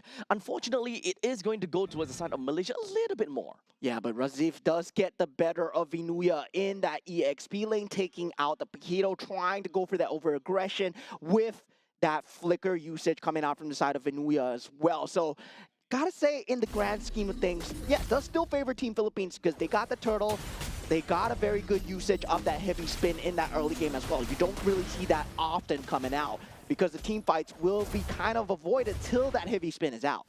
Most of the members coming from side of Team Philippines, they're looking for something. Amar opens up the RWM, but unfortunately it would not be enough to keep the Atlas alive. As such, Akif loses his life while De La Cruz just going to be putting himself right in the face of Nazan. This is not going to be an easy take for Team Malaysia, and in fact, there could be a very high probability that they might just lose this orange buff. Yeah, and we do see a lot of the jungle prio come through for the side of both teams here. Nepomuceno, he's not going to be in a lot of trouble. He's in a Kaya after all, but still getting chased down with Appraisal's Rapier. Uh-oh, never mind. With a heavy spin, he will be able to just kind of bump everyone away. He should be safe for now, unless De La Cruz do something about this. Double flicker just for a kill down onto Nepomuceno. He is a level 7 though, so in the end of things, it's a worth it one. Yeah, it's Carl, man. You got to do that. And with the Mystic Gush coming through, they have been putting on the hate onto Akif. And this is what you need to do against an Atlas, right? Trying to bring him down as early as possible. Make sure that he does not have the availability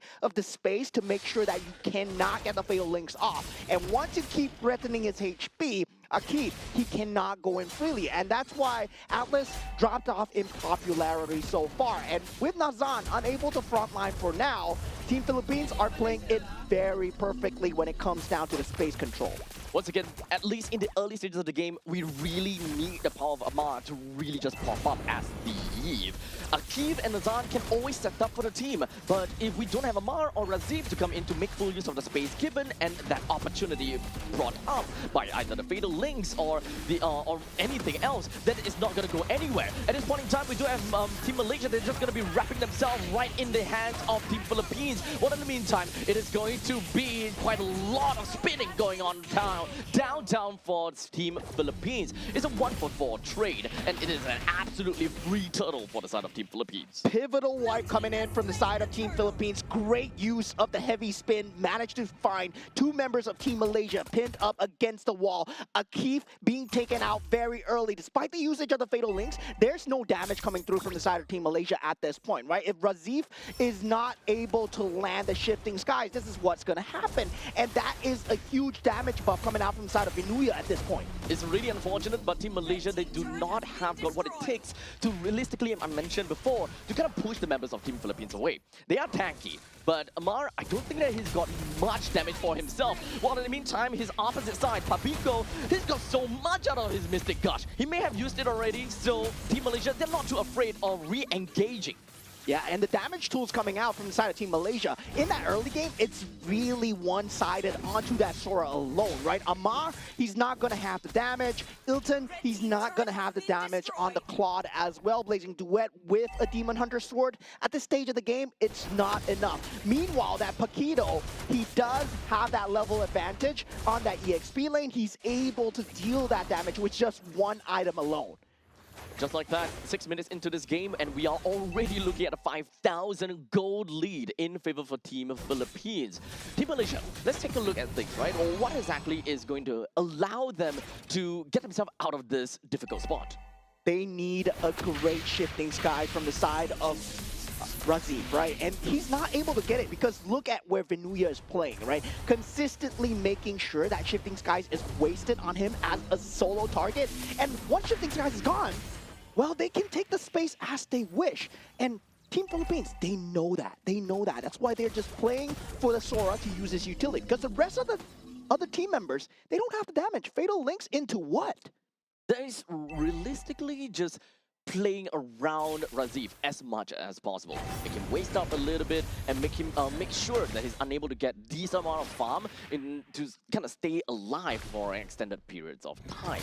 Team Malaysia, they want to group up as much as possible. However, they still have to be really careful because a lot of these damage dealers from the side of Team Philippines, they can do quite a number, especially for the side of Mystic Gush. You don't want to get together, get hit by the same starting ball from the side of that gourd as much as possible too. And once again, that Pressure mounts up as we see Razif get taken out early in the start of the fight. Fatal Links is not going to be used at all. Flicker away. And without the shifting skies, right, you see the lack of initiation coming out from inside of Team Malaysia. And they needed that early game advantage, hoping that the Sora and also the Fredrin are able to buy them the space for Claude. And this is the problem with Claude so far, where teams have not been able to make it work. Yep, he's constantly going to be behind and he needs time to eventually skill. The moment that your team is unable to, kind of be on par with your opponents from the start of the game, then there is no space for the Claude to farm. Nowhere for you to even just BMI in, blazing duet and get out of it. There is no form of passive farming for the side of Claude. So it's really going to be difficult, and at this point in time, the only time where Ilton will be able to kind of pop off is probably down the line 10 minutes later. Yeah, 8,000 gold lead already at 8 minutes into the game here. That's going to be a heavy-handed advantage for the side of Team Philippines. And if you take a look at the problem here, right? The main problem is the Akai, the Nepomuceno man that can just walk up straight to you, just spin away, and there's nothing you can do about it because there's the lack of damage coming through. Are you going to Shifting Skies? Someone who can potentially spin out of your ultimate, a huge ultimate for just a heavy spin. And I believe Team Philippines at this point, they've been threatening that trade ever since they knew that there's only one way. And look at this, once again, Nepomuceno straight away in front, no punish at all. I mean, Team Malaysia, they are trying. They're really trying to punish. Of course, they do not want to use up every single one of the resource because of the fact that the Lord is going to be popping out in under 5 seconds. However, even if the Lord does appear, Nazan is only at level 9 as compared to Nepomuceno at level 13. There's just no space in between for Nazan to kind of squeeze himself in to just land that free retribution. The retribution fight and the quality of retribution from Nazan is just completely low and cannot be countered or cannot be, used to fight. Yeah, Team Malaysia, they did have the correct idea, right? Early game, Razif did get that early game advantage. Now, De La Cruz in a bit of stifle here, but he isn't Cho after all. Still has to flicker away, and he's one tanky boy as he goes back into the real-world manipulation here. He's eating up everything, and in the end, he took 4 ultimates in his face only for him to die. But unfortunately, after all of that, it is just a Roma trading out against an XP laner, which is a massive trade-off for the side of Philippines. Yeah, still pushing the advantage inside of Team Philippines. The macro lead grows as they do get the Lord. They will get this tier 2 turret as well. And that's the point, right? For the side of Team Philippines, they know that they don't want to go into that late game as much as possible, especially against a Claude. Claude versus Harif in that late game scenario, it's not someplace you want to be as the Harif. That's why they have Venuya consistently threatening the opposite side of the map. And if Ilton does make a misstep here, he can potentially get shut down out of the map. And the heavy spin is just going to be wreaking havoc onto Akib. He's stuck in the walls and unable to do anything. While De La Cruz is looking for an opportunity, trying to go for a king on the Razif. But unfortunately, that doesn't seem like they will be able to do anything at this point in time, as now they're just going to wreaking havoc throughout the entire map. The Lord is still alive, though. The entirety of Team Philippines, they will do what they can. Amar opens up the RWM only to get kicked and punched right in the face. And Team Philippines completely takes it all the way from downtown Malaysia. Unfortunately loses game number 1. A complete wipeout coming in from the side of Team Philippines as they secure a surgical first game for the side of Team Philippines. And Team Malaysia, gotta say, good try, but Team Philippines still stand on top. To be honest, they ended the game in sub 11 minutes. DLPH is undoubtedly doing whatever that they can in order to close out the game as soon as possible. Due to the fact that we are looking at the quality of gold laners, the Harif is well accelerated into the late stages already with the amount of items that he have. We're not exactly in late game territory, however his item speaks for itself. It is a late game build already, and if as much as possible, they want to end the game as soon as possible before they have diminishing returns. Yeah, and the win condition for Team Malaysia was very simple, right? They wanted to win the lanes no matter what, especially on the side of Sora. You saw them using the flicker extremely early with the Fatal Links as well. They did get very good catches in the start of the game, but the timing was slightly off, where they got the kills, but there was no objective to trade after the kills were done. So The macro play was not behind that micro, and that just came to bite them in the back because they couldn't take the next few fights when the turtles were up, when the buffs were up. There's also a very telltale sign that you're able to see from the side of Team Malaysia that they know that they need to play a game of catch-up. We'll talk about that in a bit, because right now we need to crown our MVP of the game. Understandably, it's gonna be Pabiko with 3 kills, 0 death, 11 assists. Definitely something that we can expect to see from Sanji. Yeah, 93% kill participation as well, straight away going for the blood. What's that item again? That's the blood wings, right? Yes. Yeah, the blood wings, and that was a good survivability item coming through just to make sure that, yeah, you don't get any form of shutdown coming your way. Razif, he wanted to aim down Pabiko no matter what. Yes. You saw that Razif was trying to make the play go through, but for the side of Team Philippines, they play defense very well, especially on the side of Carl. Nepomuceno does a great job of the heavy spin, just pinning Akif into the wall early into the game. Fatal links, never a problem because Akif was 90% down. Speaking of Razif, right, he's actually the telltale sign that Team Malaysia isn't doing well in some of these team fights. If you know that you are ahead as a Sora, or you know that your team has got each other's backs, then understandably the Cloud Form is what you need in order to, number one, be a lot more utility, and you'll be able to set up for your team a lot better. The moment that you see that he's gonna go into Storm Form, you know that they are lacking in damage, and they need to find a way to make up for it. Amar, unfortunately, at one point in time, he wasn't able to keep up anymore with the amount of items that he has for himself.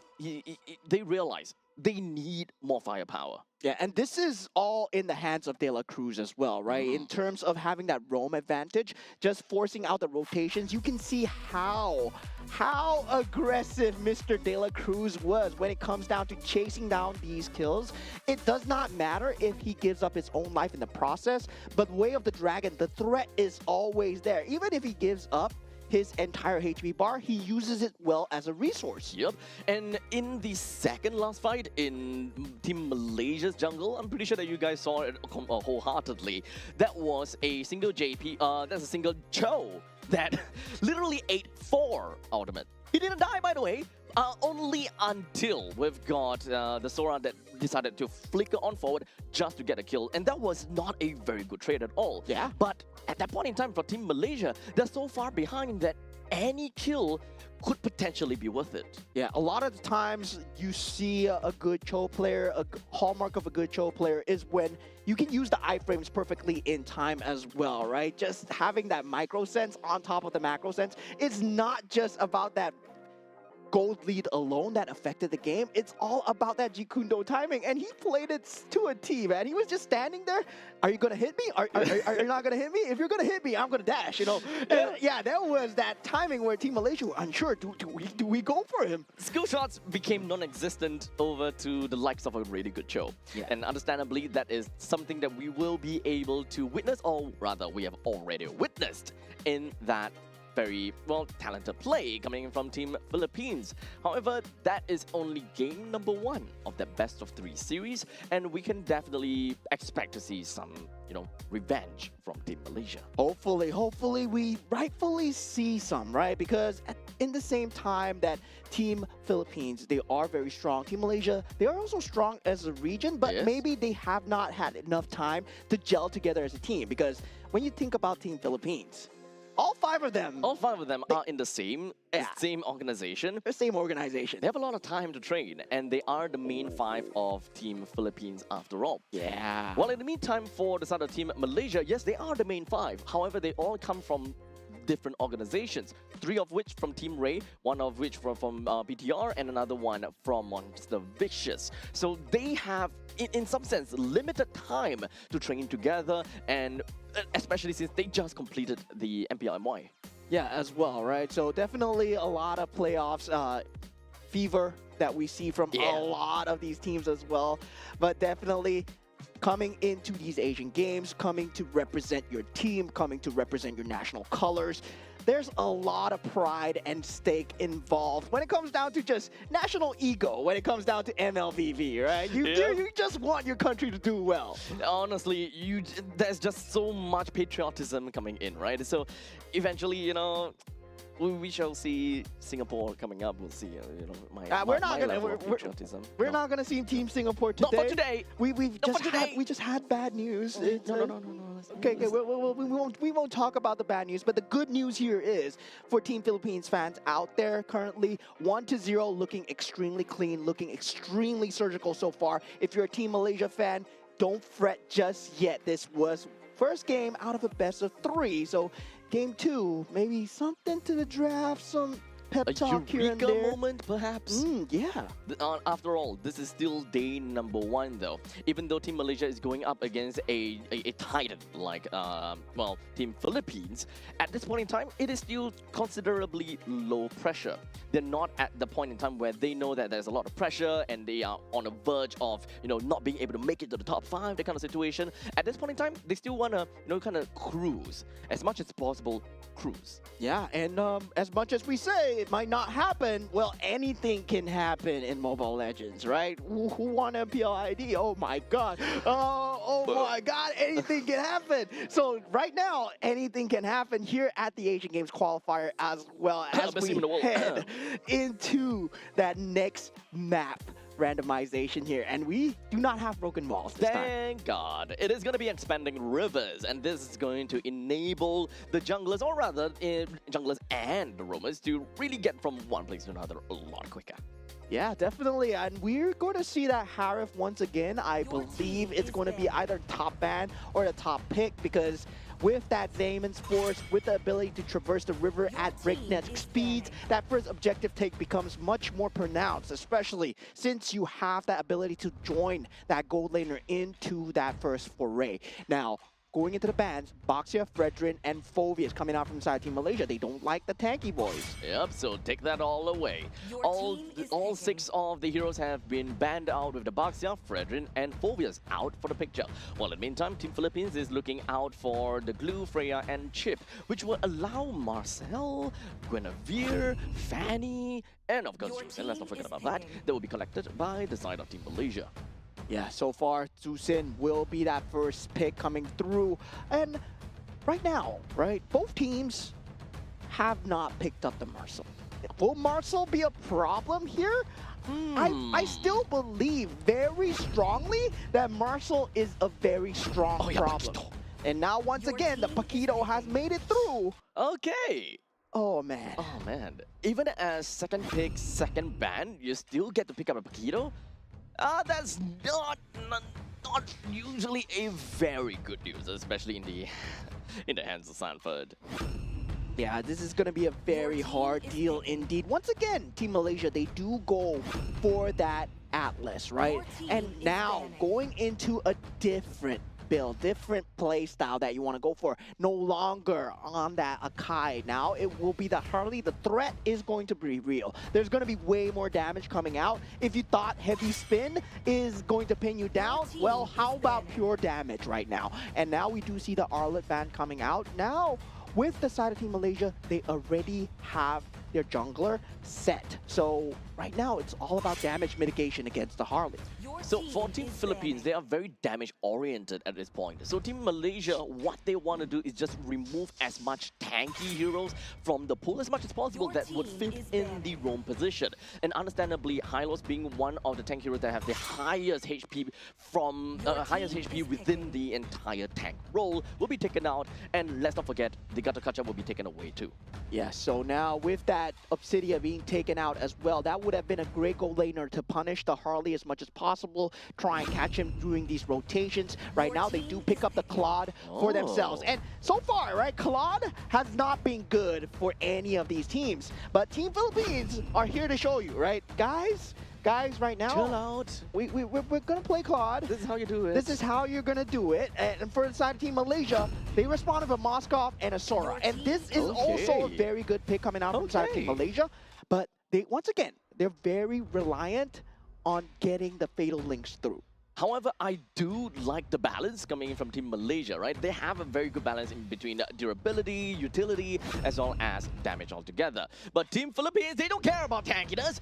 they're going to go all in. This is all strike. They don't necessarily have someone that is realistically very strong enough to kind of hold down the Lord or kind of be the one that kind of dances to the Lord. This is one of the situations that we see that is all about damage. So for Team Philippines, as much as possible, they want to make Malaysia sweat. Yeah, they're going to be playing cross map. They're going to try and make them rotate across the map as much as possible. Meanwhile, for Team Malaysia, they want to take the truest of true team fights, right? With the fail links, catch as many as possible. At the same time, land the Spear of Destruction and have an honest 5-5 team fight. But Team Philippines, they don't want that. They don't want an honest 5-5 team fight. Only if they have a 5,000 gold advantage, yes, they are going to jump in. But if they don't, then Team Philippines, well, rest assured, they're just going to play Claude one side, Paquito one side, and Harley is going to be threatening you from anywhere that could be a bush. If the game really goes well for Team Philippines in this case, Team Malaysia, the one that will suffer a lot is going to be Akif, as one of the main roamers, or rather the main tanky guy who wants to open up the map as much as possible to give information to the likes of Suyo. The moment that you kind of enters any of these brush, you might be expecting either going to be the Harley, or you could just potentially see the Paquito. And Team Philippines, they have so much damage in their midst where they're not afraid of throwing any of these skills onto a frontline heroes, because this is the situation where if Team Malaysia, they lose their tank, that means that they lose their utility, and it just became 5v4. It becomes so difficult for Team Malaysia to kind of hang on. Yeah, for Team Malaysia to win one of these team fights, it has to be an early burst, right? Within that first 3 seconds of the team fight, you got to burst down either the Harley, the Yeep, or the Claude, or the Paquito. Either one of them. Yep, very mechanic style, right? Yeah, very mechanic style. You got to get down that Fatal Links, you gotta get down that stun, Spear of Despair, into that Lantern pickup, into that Shifting Skies as well. So you gotta lock down one person with all 5 of your utilities. And while that's happening, rest assured, Team Philippines, well, one member might go down, but everybody has the ability to farm here, and everybody has the ability to clear the lanes here. So I can see the macro gameplay just going slightly in the favor of Team Philippines here. I honestly just want to know how they're going to do this, because in the previous games, of course, I think in either Group C or Group D, we have a very similar kind of lineup coming in whereby they are just all strike, all damage. No one that can realistically be able to hold down the fort against a Lord, hold the Lord, and just take some of these blunt force damage. Team Philippines, they're here to kind of show us a masterclass. How do you run a composition like this? How do you play a fast game? Yeah, now we head on into game number 2 of Team Malaysia versus Team Philippines. Right now, Team Philippines 1-0 ahead with a very clean first game so far. Now, with a completely new look on their lineup, not having the Akai this time, instead picking up that Harley on Nepomuceno. Wonder how it's going to go as they're playing a very guerrilla warfare kind of playstyle. As we move on here, let's take a look more about the lading situations. It is going to be the Claude and the Moskov. So they are just going to be going back to back and neck and neck with one another. It's not going to side to anyone at this point in time. But looks like we're looking at something over here. Nazan hoping that he'll be able to open things up onto De La Cruz, but unfortunately, he does have the quicksand guard, so he should be a-okay. Nepomuceno flickers himself on forward, tries to get a kill onto Akif, and he will be able to successfully do that. Yeah, and that's a flicker usage coming out from the side of Akif. So we do see that early game just priority onto Akif, even onto game 1 as well, right? Just try and threaten the Atlas as much as possible. He might be a tanky boy in the later stages of the game, but right now, as of level 1 to level 2, there is no capability of him being able to soak up the damage. We do have the turtle that eventually spawn up in 10 seconds. And Team Philippines, at this point in time, they have the general control of the river line. And there's really not much that Team Malaysia could do, because once again, the main guy that opens up the map a little bit here is really just going to be the Atlas. No one else until Razif can open the map with him. But right now, we just want to see him deal more damage rather than to really open up the map. Yeah, once again, Team Philippines, they will try and take these segmented team fights as much as possible. If they have the man advantage, they will try and rotate Viana over. Currently has that blazing duet in that mid stage, but now Akif not having that fatal links here. Nepomuceno takes the turtle though. Really fast pace, and in fact, Razif finds himself taken down already. The rest of the members for the side of Team Philippines just gonna remove themselves onto the face of Amar, and he will go down. Yeah, just early rotation, right? This is the key play style of expanding rivers, where you're able to rotate your gold laner into that first turtle skirmish. And Viana on that BMI Claude using hero, where you're able to jump in and out of the fight as he pleases, that extra blazing duet just goes a long way. Already 3 kills credited to the side of Team Philippines. Understandably, the pilot really changes how these kind of composition plays out. As such, they move on to the middle lane. In fact, even Tara diving onto Amar, and they don't care about anything at all. They may have lost a life from the side of De La Cruz, but it's a 1-for-1 trade between the roamer and the mid lane that is well worth it. Yeah, at this point, De La Cruz, he's going to play the same playstyle that he has been playing the Cho as well. You're trying to open up the map as much as possible, right? And for now, we do see the Claude able to farm up the dual lane as well. He is farming up the top lane as well as the mid lane. And this is before that pre-5 minute into the map. This is going to accelerate the farm even more. And him joining the team fights, him having that ability to have that blazing duet, that's going to deal so much more damage if he has so much more farm. Unfortunately, we are already 4 minutes into the game, and Team Philippines have got a 2.3 thousand goal lead. So that means that the main idea of Team Philippines is already, or rather their main strategy is already on the way. They need to have that snowball, and they need to be able to be on top of Team Malaysia in order for their damage to not be, brushed off easily. Every single one of these hit points or every single one of these damage from Team Philippines will mean a lot. Yeah, if you take a look at the minimap, the creep priority has been fulfilled, right? Keeping Razif at the bottom of the lane, making sure that the Shifting Skies is not there. Venuya taking the map space to proxy, knowing that Nepomuceno is able to assist and chasing Razif all the way because the vision on that mid lane is secured as well. Team Philippines! Venuya just gonna be flickering right in the face of Razif. Takes him down pretty effectively while we move on to the top lane. Team Malaysia wants to fight back against Team Philippines. They manage to take down Viana. De La Cruz joins into the fray and hoping that they will be able to just push the rest of Team Malaysia away. Papico comes back in, gets a kill on Akif and opens up the RWM. Double kill on top of Ilton. And now Nazan hoping they will be able to run away, but unfortunately the Void Crystal slows him down, picks him off, and De La Cruz takes that kill. Any lesser team would have disengaged from that team fight, but no, Team Philippines does not back off. You know why? Because they used everything onto Viana, and they know for a fact they are so good at the utility cooldowns. They know for a fact that the enemy does not have this ability available, and that's just top tier MLBB that we're seeing right now. And for the side of Team Philippines as well, Binuya just giving up his life for Viana to somewhat come back into the game as well. That's the lead that we want to see from Team Philippines in order for this lineup to eventually work out. And it did work out very well. With 1.5 thousand goal lead from the side of Nepomuceno, and now all the way down to the bottom lane, what can they do? Razif!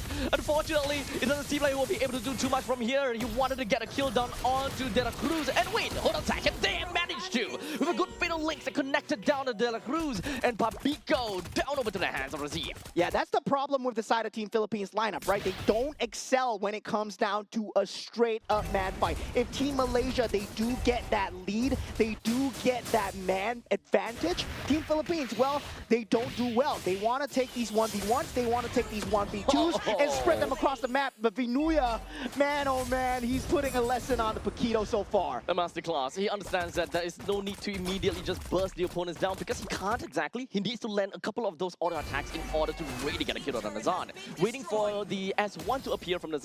Once he creates space, then there's gonna be a quick little punch from the side of Paquito in order to close up the gap and get a kill. And this is where you start to play against Team Philippines, and you are like, oh, I'm getting the kills, I'm winning the team fights, but why am I still down so much in gold? It's because of the cross-map plays coming in from the side of Viana. Yep. He's been using the Blazing Duet so well and trying to try and survive.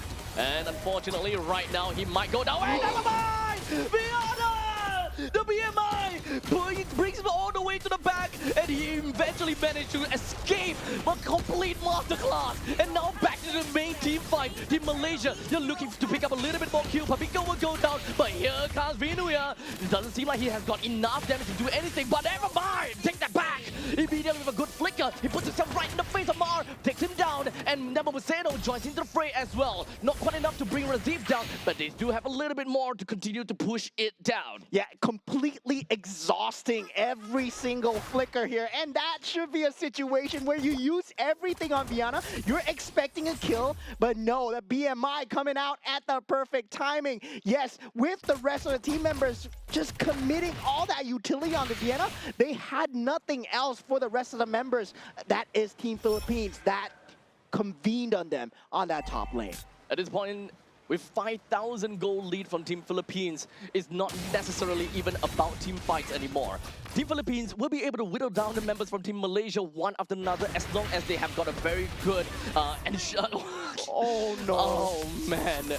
As you can see, they are just trying to do their very best to go from one player to another. And Team Malaysia, they would like to respond in kind, doing the same thing to Papico.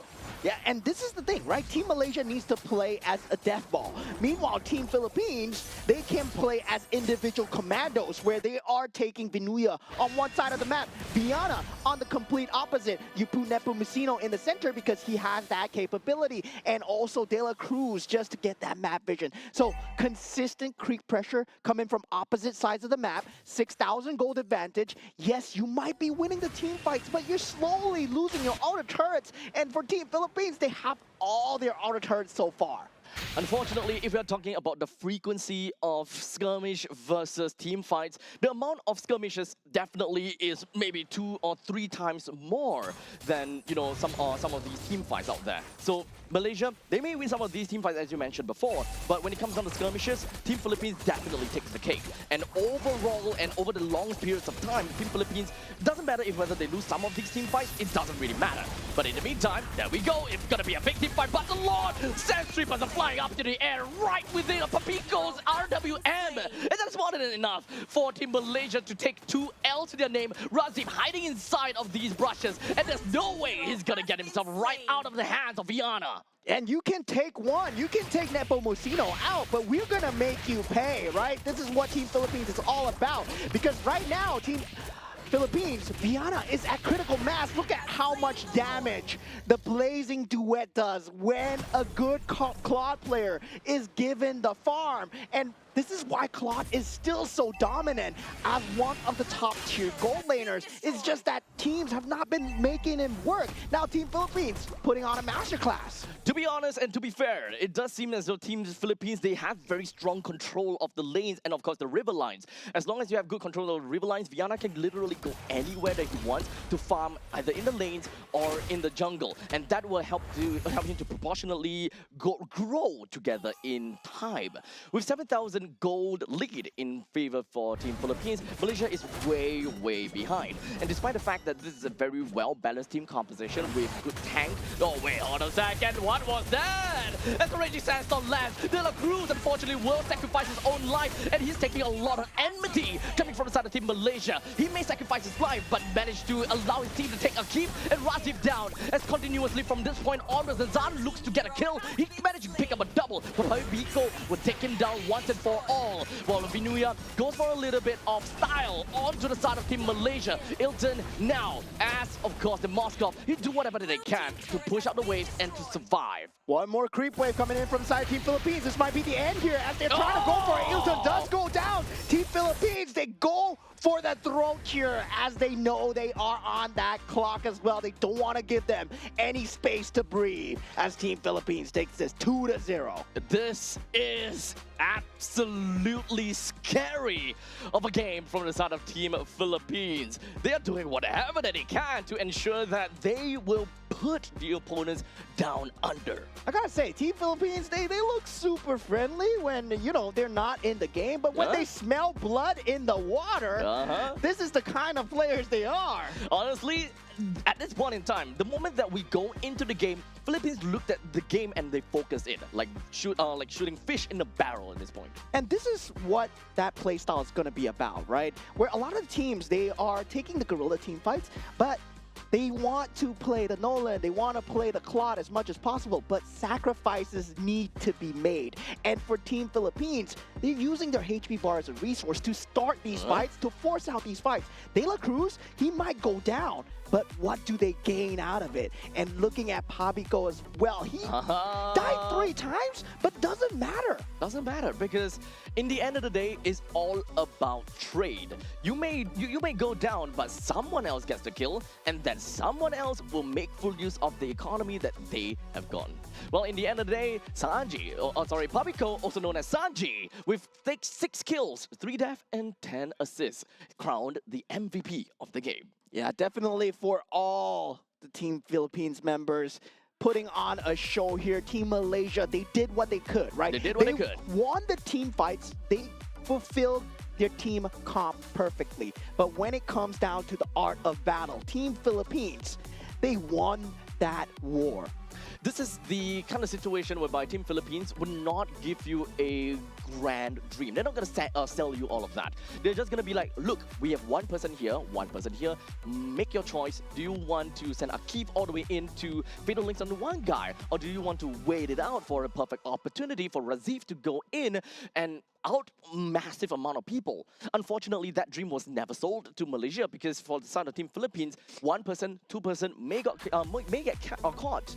However, it does not matter to them because every single one of these members from Team Philippines, they have ample amount of damage to punish Team Malaysia. Yeah, and it's not like Nazan was in a bad situation, especially with the Tsusin and the Suyo combo as well. They did find a lot of pickoffs onto Pabico and also onto Nepomuceno as well. But the main villain behind all this, Vinuya, right? Behind all this on the Paquito, we can see why this is one of the top tier bans that teams have just been banning out. And now, can you agree with me that Claude is good?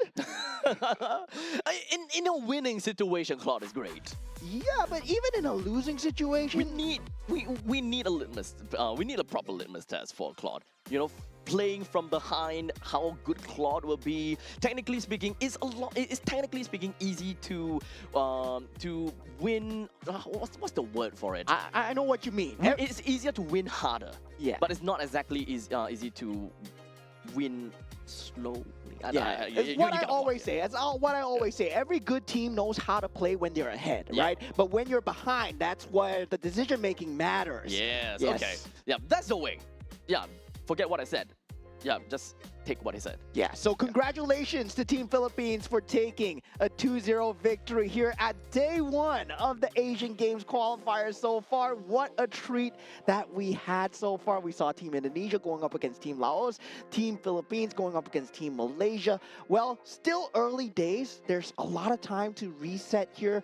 As we said, Team Philippines, there are 5 members stacked that have been playing together for a very long time. Indeed. In fact, this is, in some sense, and to a lot of the fans out there, this would be an expected outcome. But of course, I guess the training arc happens, and this is where the training arc for Team Malaysia will eventually come in. This is only day number 1. Pressure is not that high as of yet, as we mentioned time and time again. Eventually, we might see Malaysia coming in as a powerhouse, and I'm definitely looking forward to that. Yeah, and for that next game, we're going to have Team Indonesia versus Team Vietnam. So that's something to look forward to, guys. That is going to be the last game of the day, so make sure you guys look forward to that. We're going to go off for a short break, and we'll see you guys in a jiffy. Take care.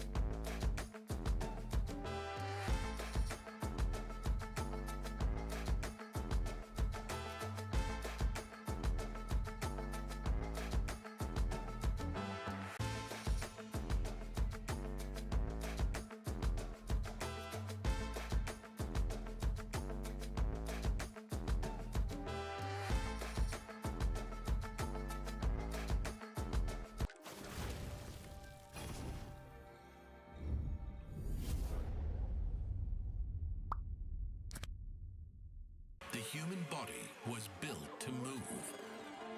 Not trapped at a desk in one singular posture for 12 hours a day. It's time your chair evolved. This is Secret Lab Titan Evo. Ergonomically engineered for you, gamers, hybrid workers, artists, backing your every move.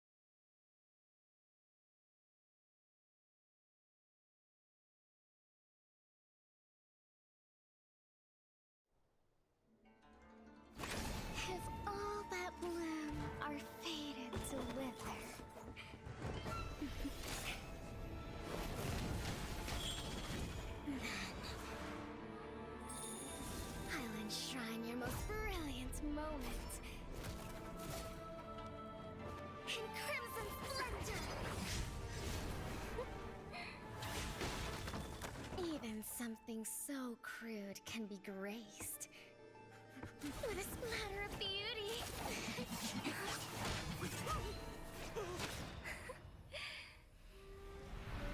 I'll get you out! You finally come to me, Hanabi-sama! This madness ends now!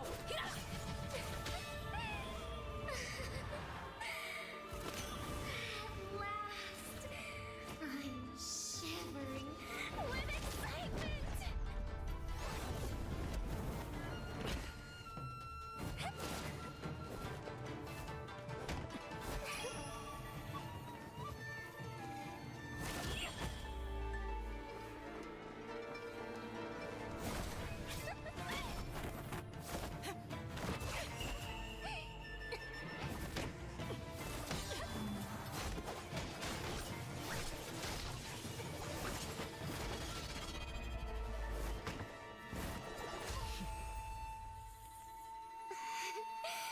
Such killing intent.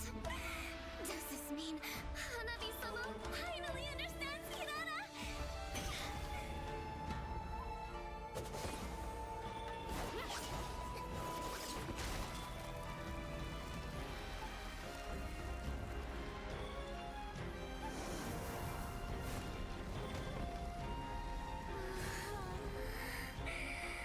So warm. So beautiful. We can finally embrace eternity in hell. Just the two of us. Allow me to release your eternal bloom.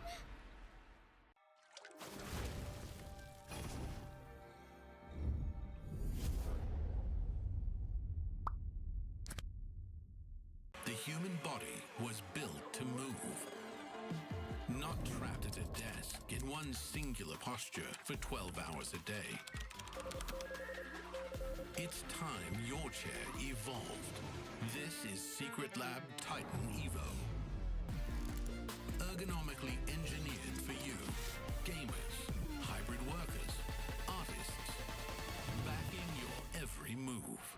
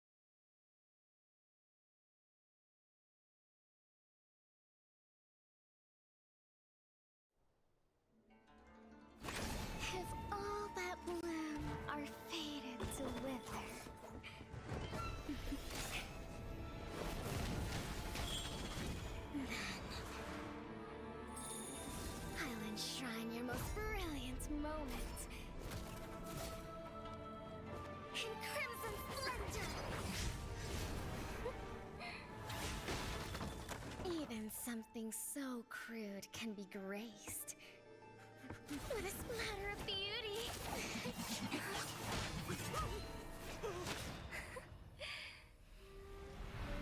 I'll get you out! You finally come to me, Hanabi-sama! This madness ends now.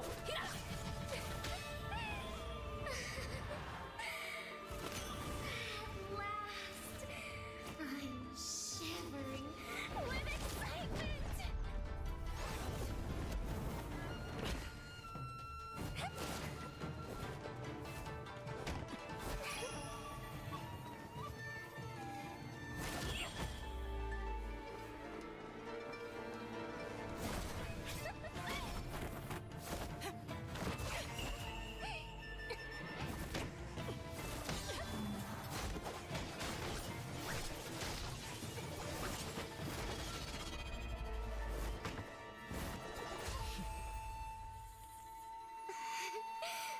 Such killing intent. Does this mean Hanabi-sama finally understands Kirara?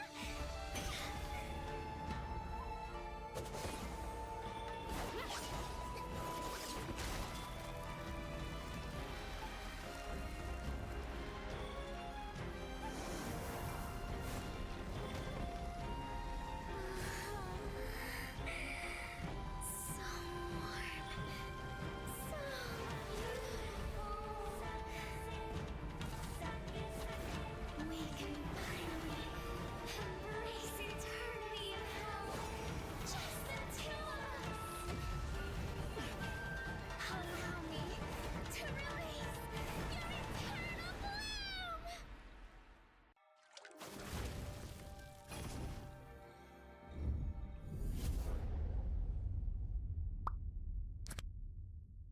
The human body was built to move. Not trapped at a desk in one singular posture for 12 hours a day. It's time your chair evolved. This is Secret Lab Titan Evo.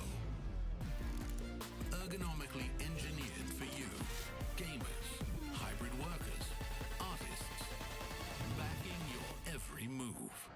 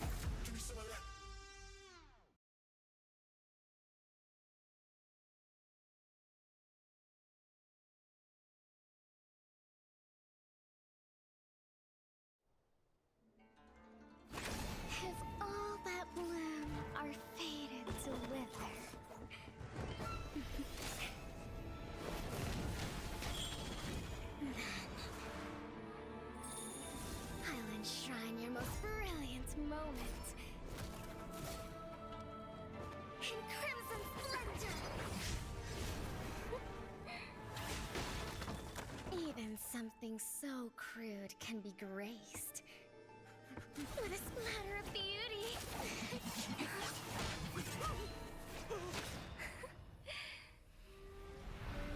I'll get you out! You finally come to me, Hanabi-sama! This madness ends now!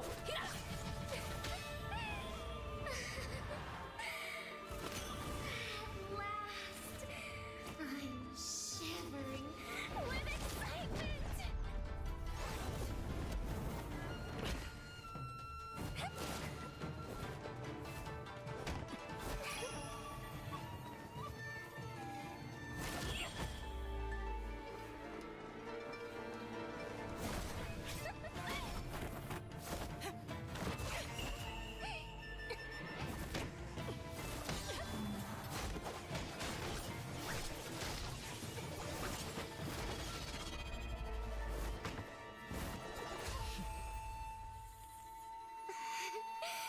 Such killing intent. Does this mean Hanabi-sama finally understands Kirara?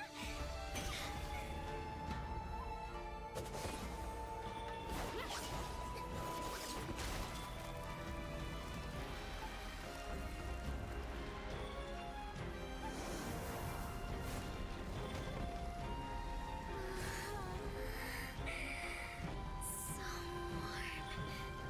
So beautiful. We can finally embrace eternity in hell. Just the two of us. Allow me to release your eternal bloom.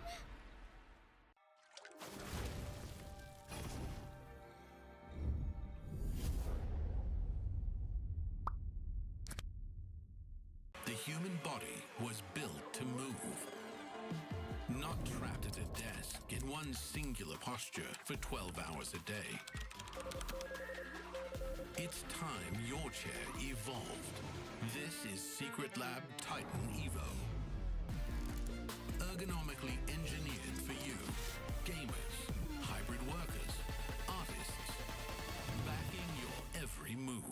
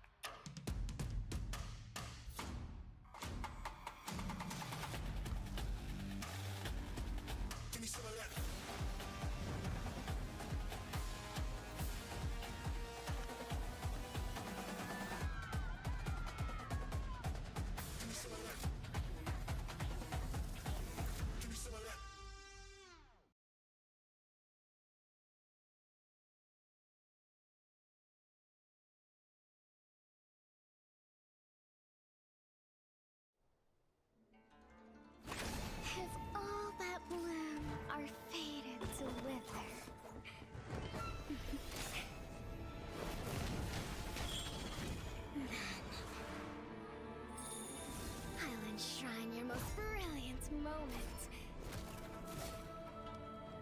In crimson splendor! Even something so crude can be graced with a splatter of beauty.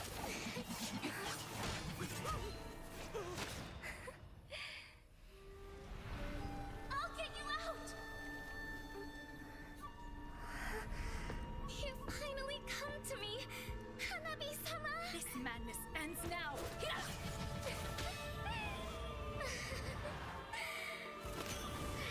last, I'm shivering with excitement!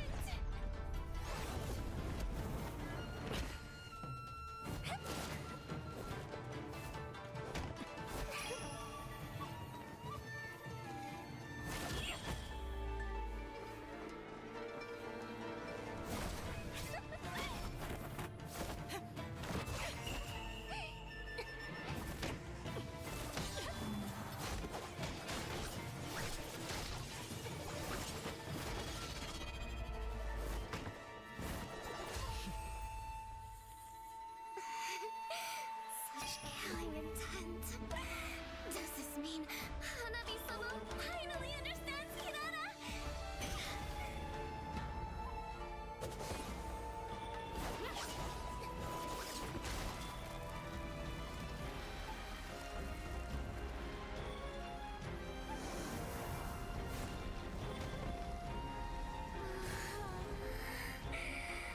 So warm. So beautiful. We can finally embrace eternity in hell. Just the two of us. Allow me to release your eternal bloom.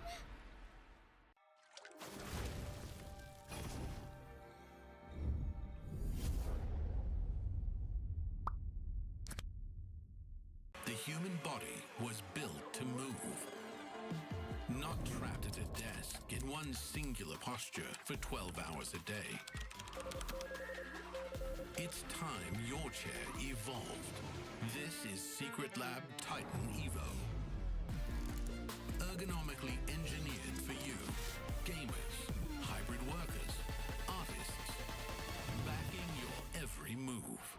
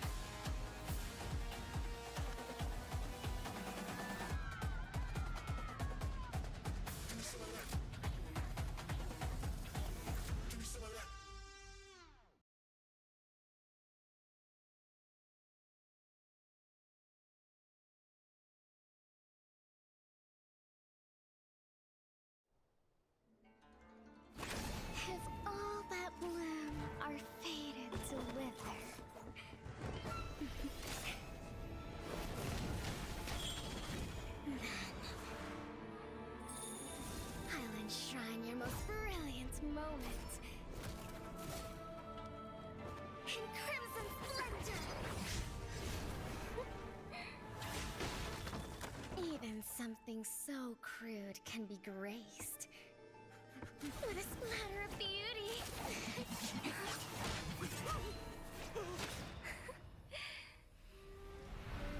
I'll get you out!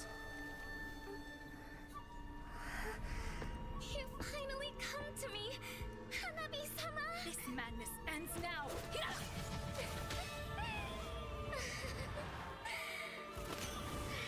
last, I'm shivering with excitement!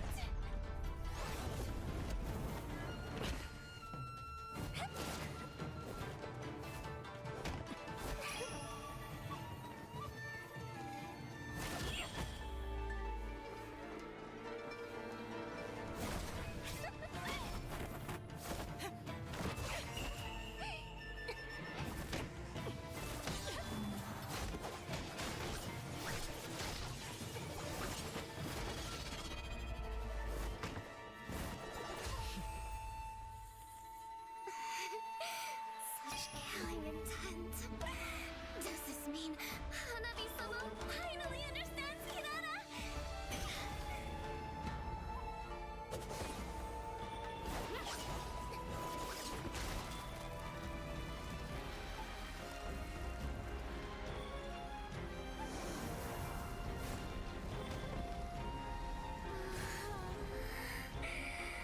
So warm. So beautiful. We can finally embrace eternity in hell. Just the two of us. Allow me to release your eternal bloom.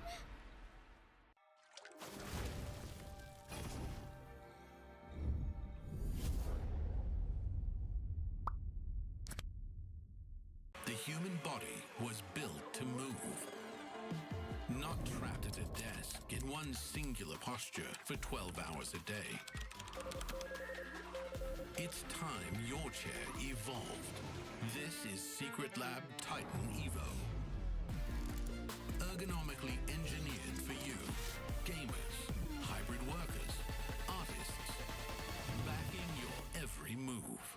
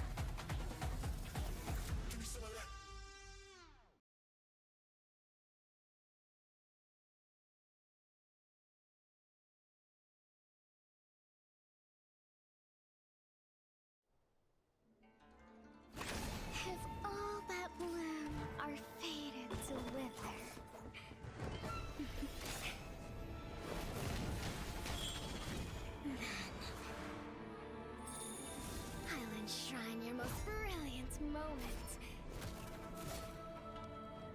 In crimson splendor! Even something so crude can be graced with a splatter of beauty.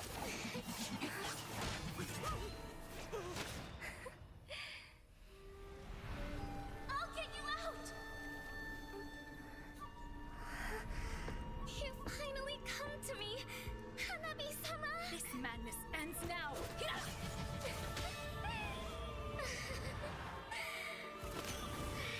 last, I'm shivering with excitement!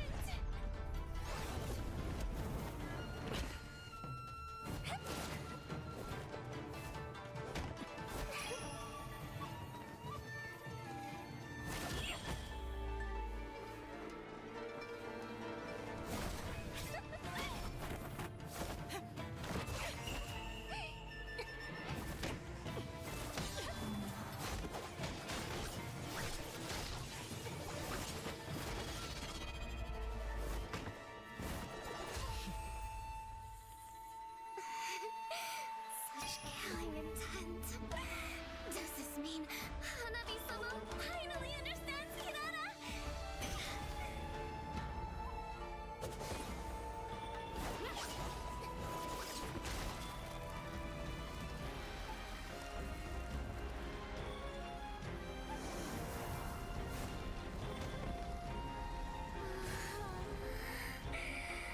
So warm. So beautiful. We can finally embrace eternity in hell. Just the two of us. Allow me to release your eternal bloom.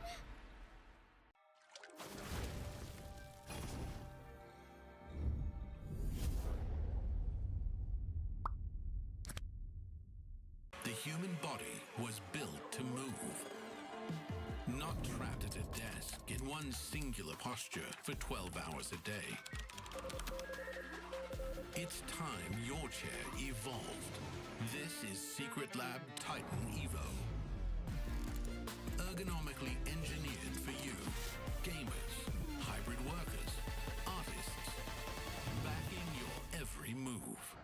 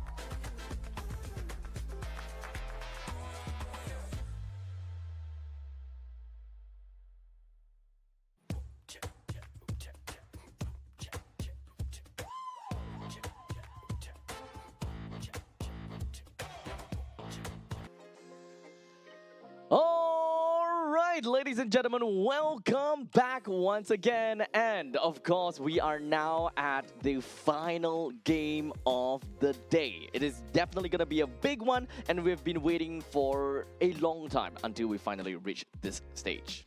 Yes, definitely. We are on the cusp of the ending today, as we are going to have Team Indonesia grace the stage once again, but this time they're going up against Team Vietnam. And I've heard good things coming in from the side of Team Vietnam. They do have a bit of international experience here and there. There are going to be some familiar names. I believe Jauga is playing as well in that jungle role into that. They were actually from, I believe, Xeno Zenith. So Xeno Zenith, kind of an organization that we are familiar with. They have 3 players from Xeno Zenith that are currently in Saigon Phantom right now.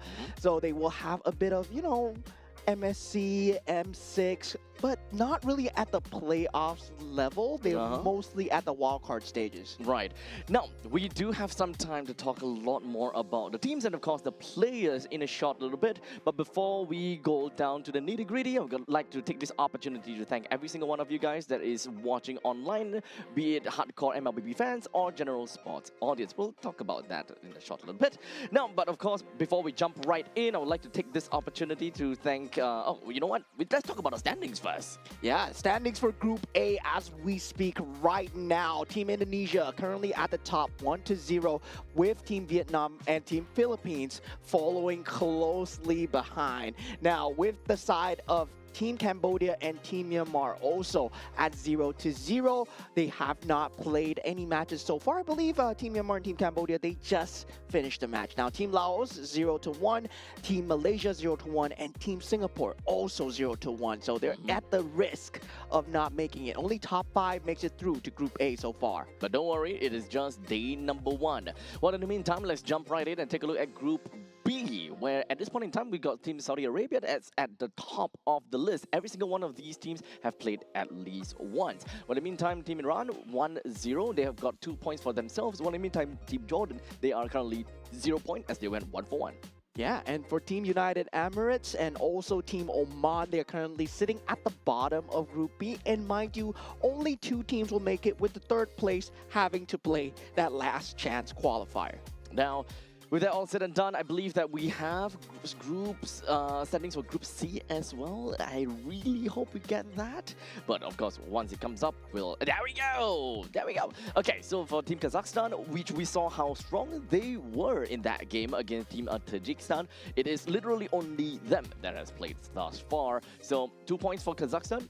-2 for Tajikistan, unfortunately. Uzbekistan as well as Kyrgyzstan have yet to play yet. Yeah, we'll find out more about them in the days to come as well. Definitely, I'm looking forward to see what Group C has in store for us. Team Kazakhstan played a very clean game, but I've heard good things from the side of Team Kyrgyzstan as well. So definitely looking forward to this group in general. And finally, we are going to take a look at Group D, if I'm not wrong. Well, eventually we'll get there. Yeah, eventually. There we go. All right, for right now, okay, Team Mongolia as well as Nepal, they are currently at the top of the leaderboards. However, Mongolia with 2 points for themselves and Nepal with 1. It does seem like they went. Oh, right, we watched that game. They went 1-1. You know, so to a certain extent, you know, they get 1 point for themselves. And for Team Pakistan, they went 1-1 for themselves. Get themselves 1 point as well because of the, you know, they won 1, they lost 1, but at least the game that they won, if I'm not wrong, is it a game one? Either one of the games that they won, they managed to get 1 point. Yeah, definitely. And Team Sri Lanka and Team Hong Kong, China, still not looking too good, but this is just day 1, right? Yeah, just There's day still 3 more days of group stages that they've yet to play out. And speaking of yet to play out, Team Indonesia, Team Vietnam, well, we're loading that up really soon. Now, of course, the 2026 Asian Games Esports events, Mobile Legends Bang Bang Qualifiers are, of course, proudly co-organized by the Singapore Esports Association and Zenway Productions in support of sports promotion by Sports Singapore, our official integrated resource partner, Resorts World Sentosa, and of course, our official partners, Bunton Games, My Republic, and Secret Lab. A huge shout out and thank you to every single one of them, of our partners, for helping to make this journey to 2026 Asian Games possible. possible. And a huge shout out to the fans that came down live in the audience as well. Hope you guys had a great day so far. And we're going to have even more of a banger of a finish as we go into Team Indonesia versus Team Vietnam, and all those that are watching online as well. Hopefully you've enjoyed the days of MLBB so far, but we're gonna have much more. This is only the beginning so far, and now power levels have been set, right? Yep, it is just the beginning, and at this point, anything could happen still. We don't really have very good litmus tests on every single one of these teams as of yet, even though we saw Indonesia already went up with one game. It was nice and dandy, but how are they gonna fare against this upcoming team here? Yeah, of course. Right now, for the side of the gold lane, we're going to have Dingarai, and we are on that roam. Alexander Delvin on that mid lane, Afan on that jungle role, and Shauki on that EXP. Of course, these guys are all from that similar organization. They will have the monikers, but they shed them away right now as they are. This is their real name. This is their actual name, guys. That's their government name. Well, in the meantime, the names that you all know them by, you know, Nino, Yazuke, Hijume, Arfi, and Alec, it is all their handle name, their in-game name, which unfortunately would not be used here because right now they are representing their region. And meanwhile, on the side of Team Vietnam, we are going to have Yeon, we're going to have Ngoc Trang on that on that roam lane, and on that mid lane, we're going to have Van Dat, and also on that jungle, we have Todo, and also Tan Lam on that EXP lane. Okay, so slightly not what I was expected when it comes down to the names, because let's be honest here, you know, our time in the Asian games, at one point in time, it was just Yeah. There was like last names, right? Yeah, there were a lot of last names, but for these guys, they have much more unique names. So definitely, there's a bit more diversity when it comes to just having that similar names alone. Yeah, so I'm glad, you know, it is a lot easier for us to be able to identify some of these players this way. So at least we've got that working for us. And to every single one of the audiences now watching, be it online or on site, I hope that you guys thoroughly enjoyed this upcoming game, being our last one. We still got more coming in tomorrow, the day after tomorrow, and even on Sunday, all of which are all gonna be group stage game that will be a lead up to the main event down at Japan, Nagoya. Yeah, and definitely for now, right? We do know that Team Indonesia is sitting at one of the top few seeds coming in at Group A. Now, coming in as a contender, Team Vietnam, I would say they are on that sunrise, where they are a very strong region. I believe they took that victory over Team Singapore, and that's a very respectable victory because Team Singapore is quite strong. Yeah, I mean, for those of you which, you know, kind of tune in to Singaporean meta and Singaporean plays, you guys more or less have an idea some of these players that have, you know, kind of, you know, float in, float out kind of situation. One of the players, Team Lord Vanix, and of course, Diablo recently rose to fame from his, you know, recent appearances in the international stage and even in MPL MY. But unfortunately, Team Singapore did not do so well against Team Vietnam. So that was actually a pretty good litmus test coming in to understand how Vietnam would be able to come in to fare against Team Indonesia. Yeah, and very strong in terms of decisive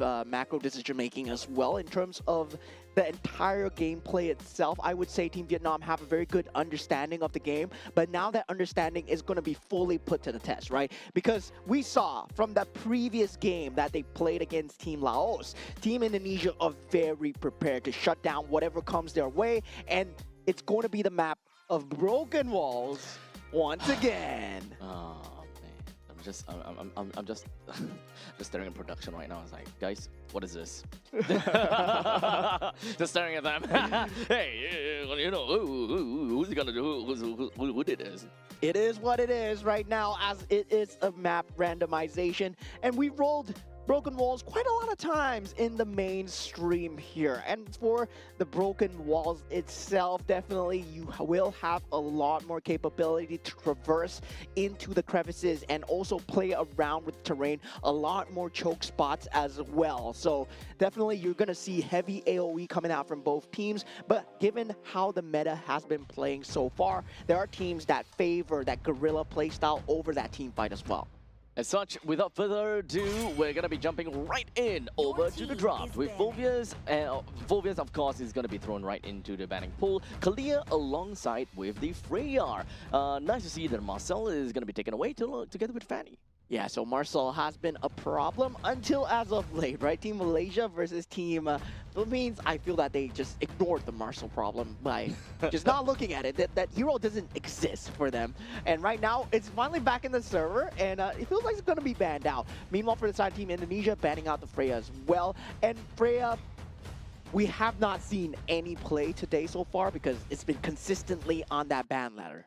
So what else are we going to be expecting when it comes down to the banning pool? Some Paquito.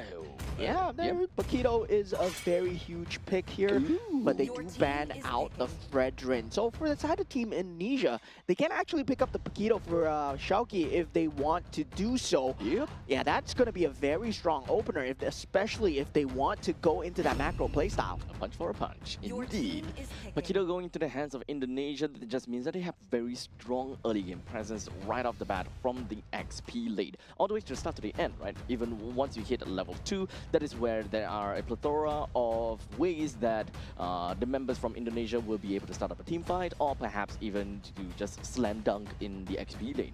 Yeah, one of the dark horses coming through for the side of Group A, Team Vietnam. Now, with the banning and drafting pattern, I would say it's still pretty set in stone of what they want to do. I do believe they have a method to deal with the Paquito. That's why they let it through in the first place. They rather not deal with the Fredrin at the moment. Now they do pick up a Harif at this point, right? Now Your with the team is Atlas as picking. well. And this is what we see teams usually do versus the Paquito, right?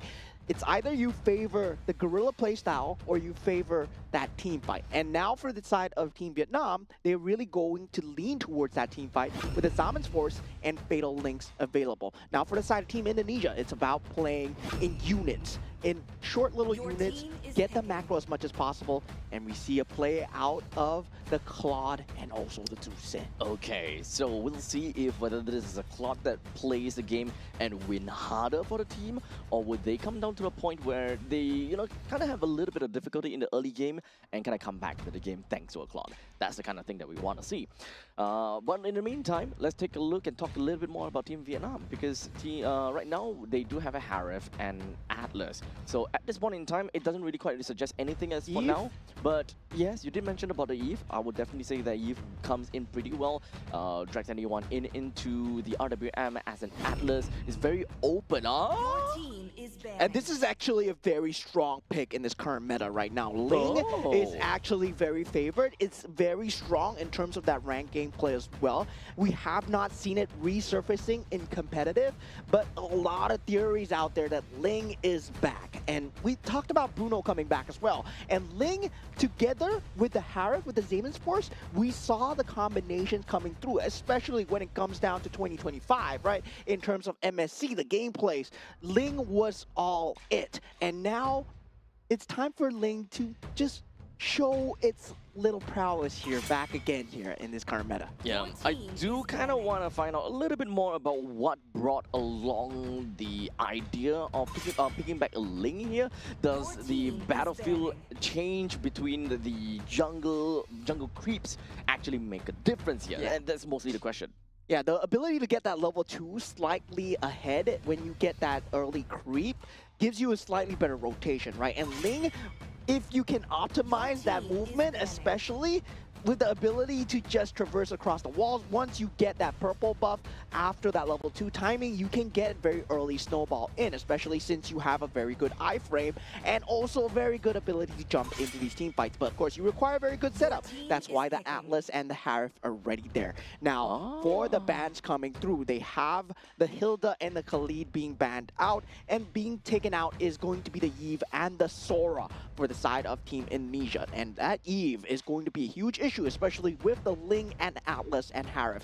Now, taking a look at the mid lane, will they be able to go for something with a lot of mid priority? Hopefully, they want to go for something like a Lilia to kind of secure that priority push. They can go for a gourd if they wish to do so right now for side Team Vietnam. Just for a heads up, it does seem like Ling did have a very small buff onto him with an increase of basic attack speed. The cooldown for skill 2 has been slightly reduced for the mid stages of the game, and the ultimate does have a nice little utility where it reveals the position of enemy heroes hit.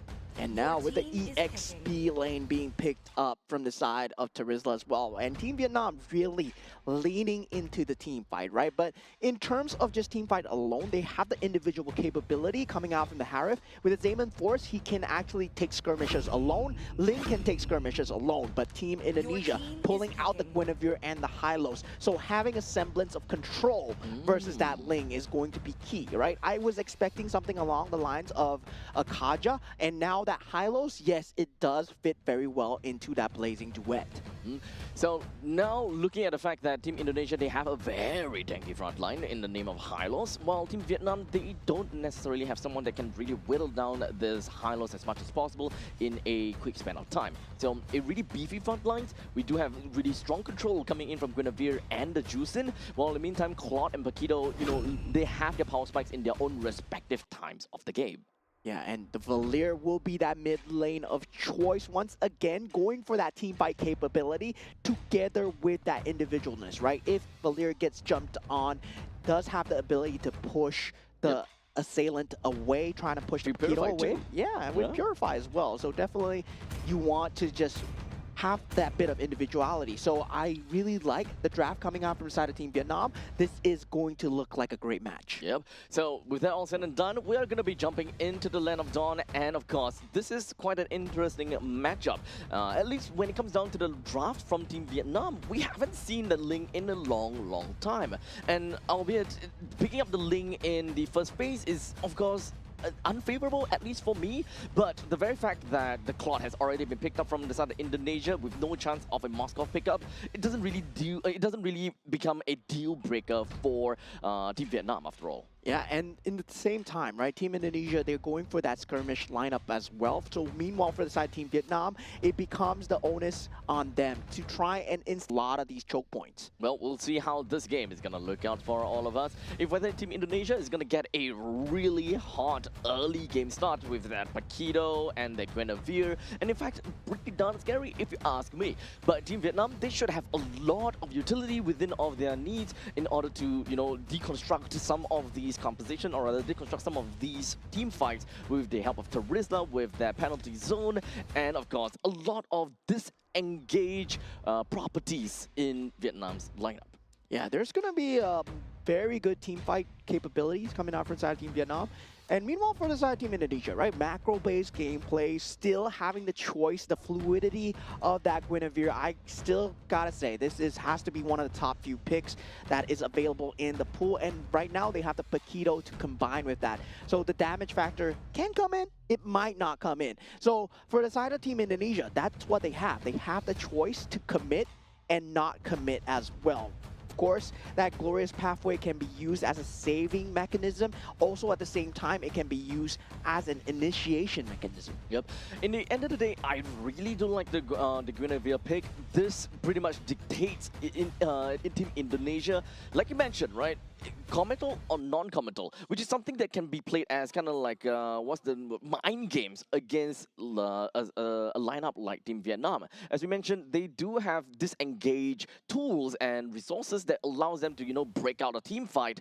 But ultimately, if a Guinevere just showed into a situation whereby, hey, do I want to fight? Do I not want to fight? Do you want to use your resource to break out of the fight? That is your problem. Yeah, going into the last match of the day here, Team Indonesia versus Team Vietnam, as we head on into series number 7. And Team Indonesia currently still looking to further themselves in the brackets, and Team Vietnam also on the top there, right? Actually getting a lot of points. So this will solidify them if they do manage to get a win over the side of Team Indonesia. I mean, they did manage to get, I think, yeah, they managed to get a 2-0 victory on top of Singapore. So for Vietnam, they already have 2 points for themselves. Yeah, so now early game, extremely important in terms of that rotation where you are trying to match up Afan against Todo as much as possible. And on that Ling, well, definitely you're going to have a slightly better time in that late game into that mid game rotations. But these objective fights, you have to worry about the initiation capability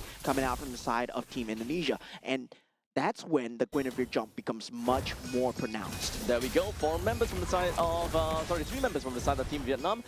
Looks to be very aggressive down in the middle lane. Unfortunately, the Ling did not have any opportunity to go in, while Guinevere, on the other hand, found the opportunity onto the side of Van Dat.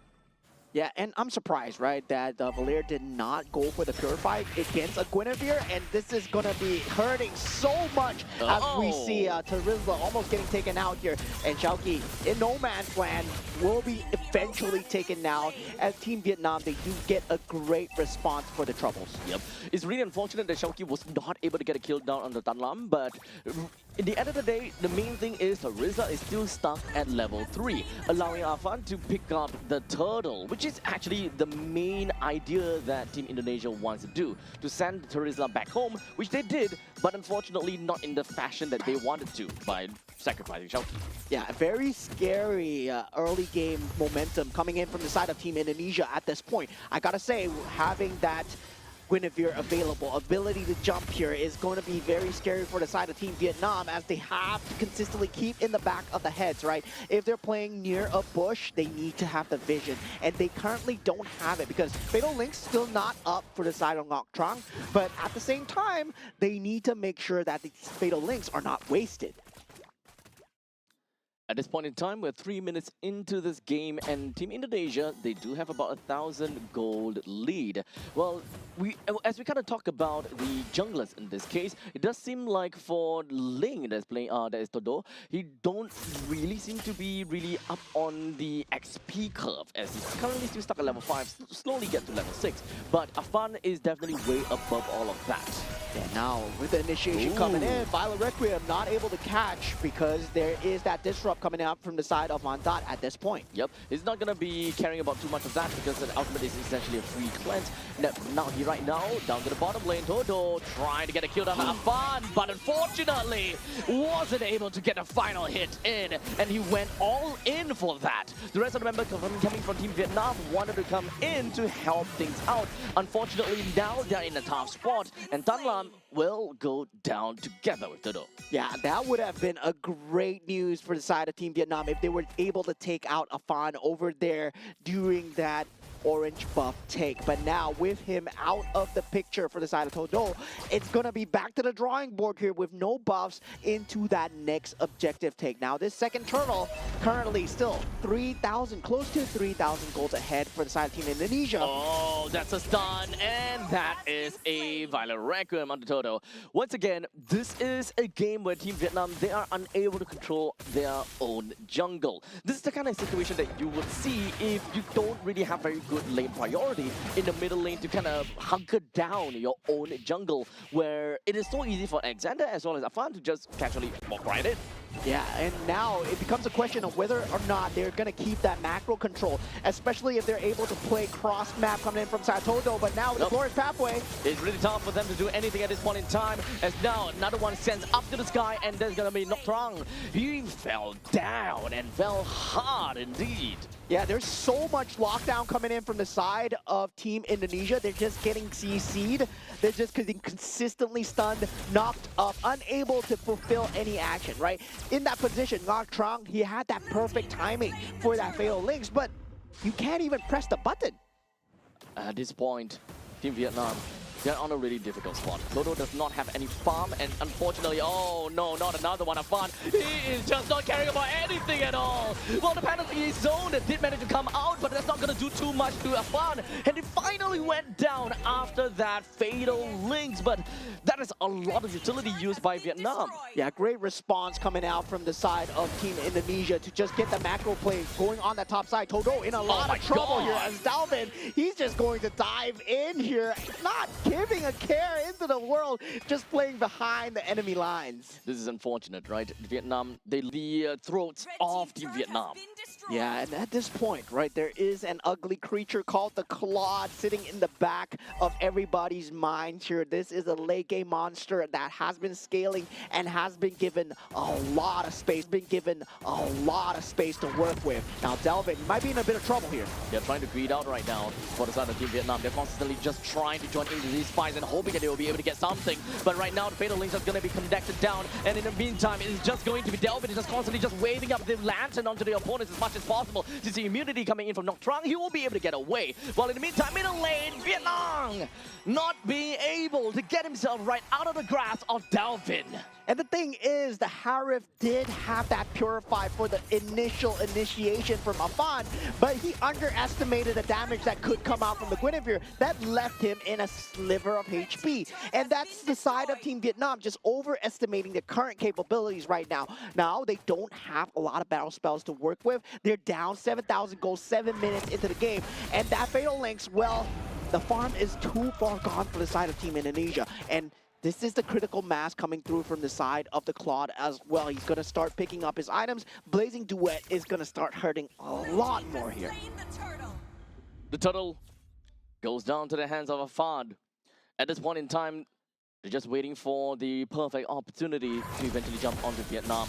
But at this point, Team Vietnam, they shouldn't try to control their own jungle. Right now, the rest of the members coming from the side of Indonesia, they will take the reins and take down Noctrong. While Team Vietnam, they're hoping that they will be able to fight back. The Blazing Duet coming from all the way from behind. Nigga Rai takes one down for himself. But finally, Toto picks one for himself. 2-3 is to 1 is the current scoreline for this Ling. He gotta have to hop away. But will he be able to successfully do that? Doesn't seem like it. Delvin takes one for the team. Very heads-up play coming in from the side of Delvin. That trade was actually favoring Team Vietnam until Delvin got that finish onto Toto at that point. Now, with that lead, Dingarai is able to make use of that map space to consistently shove in the lanes, get that creep priority in, at the same time, make them think about that top lane. If you take a look at the team fight, and Team Vietnam was trying to force their way into that wall, and it was successful, right? In that back play, Toto with that Tempest of Blades coming in at that perfect time onto Afan. Big Winter Truncheon though, coming from Afan. Wasn't really quite expecting the Winter Truncheon coming in from Afan though, because that is a lot more defensive. It's a very defensive item for him to pick up at this moment in time because they are way, way ahead. So I thought that they will want to double down in the damage department and just so that they will be able to find good ways to really bring Vietnam down one fell swoop. Yeah, I mean, a very good player once said, when you're ahead, you start to build defensive because you don't want to give away the gold lead. And Afan just going with that Winter Crown at that period of time, well, doing an extremely good job of trying to just play with that initiation timing. Now, for the side of Team Vietnam, right, they're still in this. They have that late game capability, that macro coming out from the Ling. That's what makes Ling so special. But, of course, they gotta worry about the consistent threat of engage that the Guinevere provides for Team Indonesia at this point. So they aren't gonna be able to fight for these objectives unless they get vision of these bushes. And unfortunately right now, Team Vietnam is unable to get control of their own jungle. And you know what they say, a Ling that does not have a buff is essentially half of a hero. Yeah, a lot of these heroes need these purple buffs, man, and really, at the same time, Team Indonesia, good job of controlling it so far. Shoki just providing the threat of death from the bush so far, and you still don't know where the Guinevere is. So Team Vietnam, they have to play this so extremely safe, and without any outer turrets, feels like Team Indonesia, now they have a complete choco of the map, just needs to wait for the next Lord. The Lord now appears. He's gonna be marching down the middle lane though, so it's gonna be a little bit rough when it comes down to syncing up the waves, but it's Team Indonesia. They're not gonna have a lot of problems with that. Middle lane will slowly make its way down while Shauki moves all the way to the top side. But they manages to kind of sync up the waves pretty effectively, and I think that Team Indonesia, they should be able to run away with at least 2 inhibitor turrets. As now Team Indonesia looking all the way down to the bottom lane, Delvin trying to get a pickup onto, indeed, he did manage to get a pickup on Noctrong, and also another one. Right now, most of the members coming in from Indonesia, they are just from the bottom lane, but now that they have lost all of the creep waves, they move themselves back to the middle lane, which is possibly going to be a direction that they may want to try to go for? Good initial defense coming out from the side of Team Vietnam. We saw Todo on that top side using Synchro Fissures on that bottom lane as well. But now that second wave will be coming through, whether they can deal with Shouki and Alexander on both sides. Wow, Alexander literally just going to be walking right underneath the turret, but he's just going to be wrapped right in chains due to the fatal links. They will be able to take down the inhibitor turret down in the bottom lane as well. Glorious Pathway pushes the rest of Team Vietnam away in fear of a fast moving hasted Indonesia.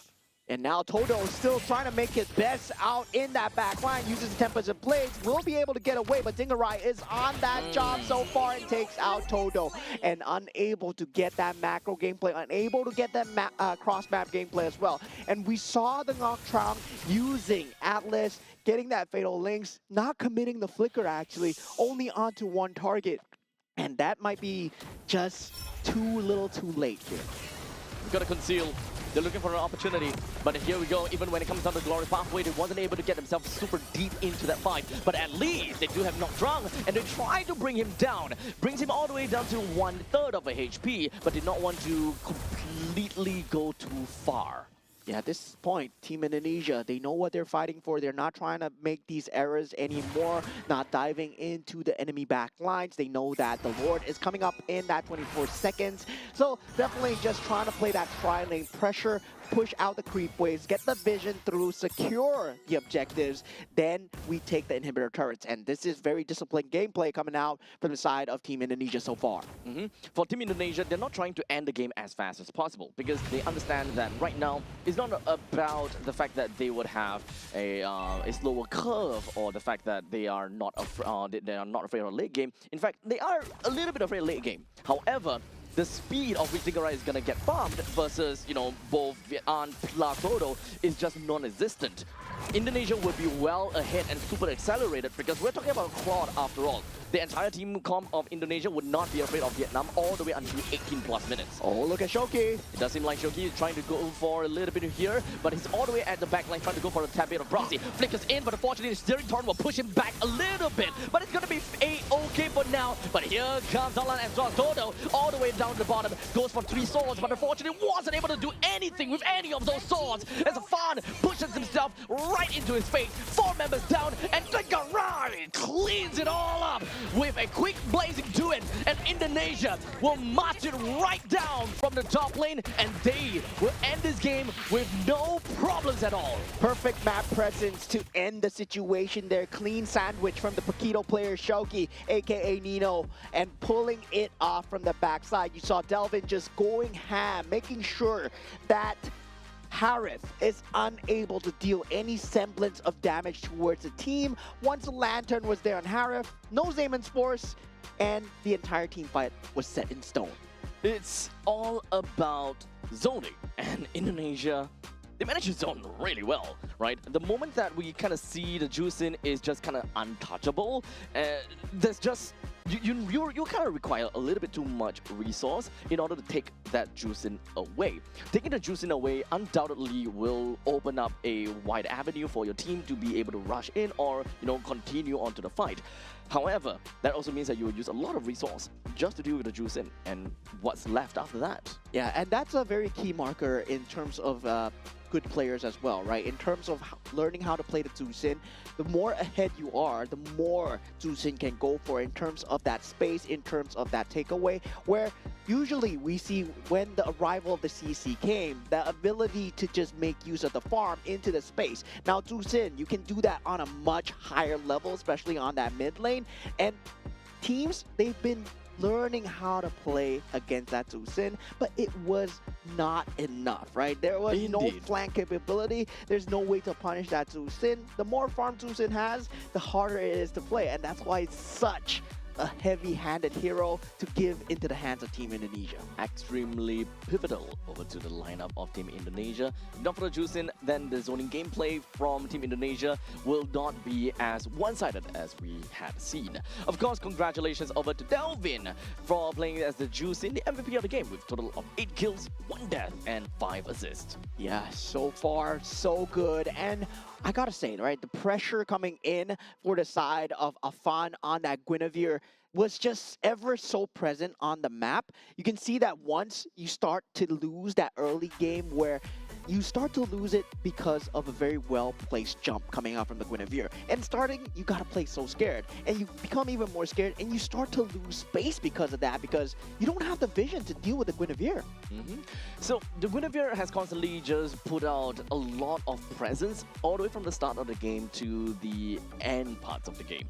You constantly have to be really afraid of the of number one, the magical thumbs that will just come in anytime, and you can just spatial migration out of it. So it's a really annoying skill set coming in from the Guinevere, a very non-committal skill. What I mean, time Delvin opened things up together with Alexander. At one point in time, Delvin is not afraid of anything. With the Pauldron, he's literally just out there, just waving his lantern onto literally anyone that comes in.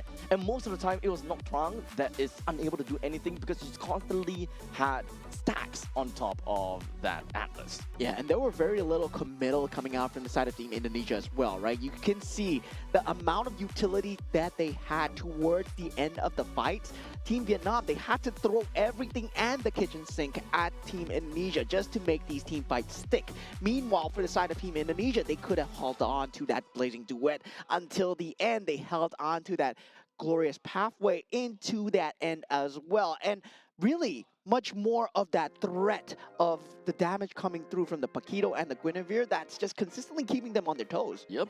In a very ideal setup for the side of Team Vietnam, they definitely want to play a more poke style gameplay for the for the entirety of the game. They would definitely rely on a lot onto Valier if the game pretty much goes neck and neck. Look for opportunities for the Terizla to penalty zone in, or perhaps even an opportunity for Atlas to go in with the Fatal Links. And after all of that shenanigans is out, you pretty much will be able to take out a lot of resources out of Team Indonesia, which will bridge a really nice path for either the Harif or the Link to eventually come in and sweep in for the rest of the kill. That is, of course, the main idea that Team Vietnam will want to go for, but unfortunately, the first factor of that composition just did not work, because those pokes were literally just...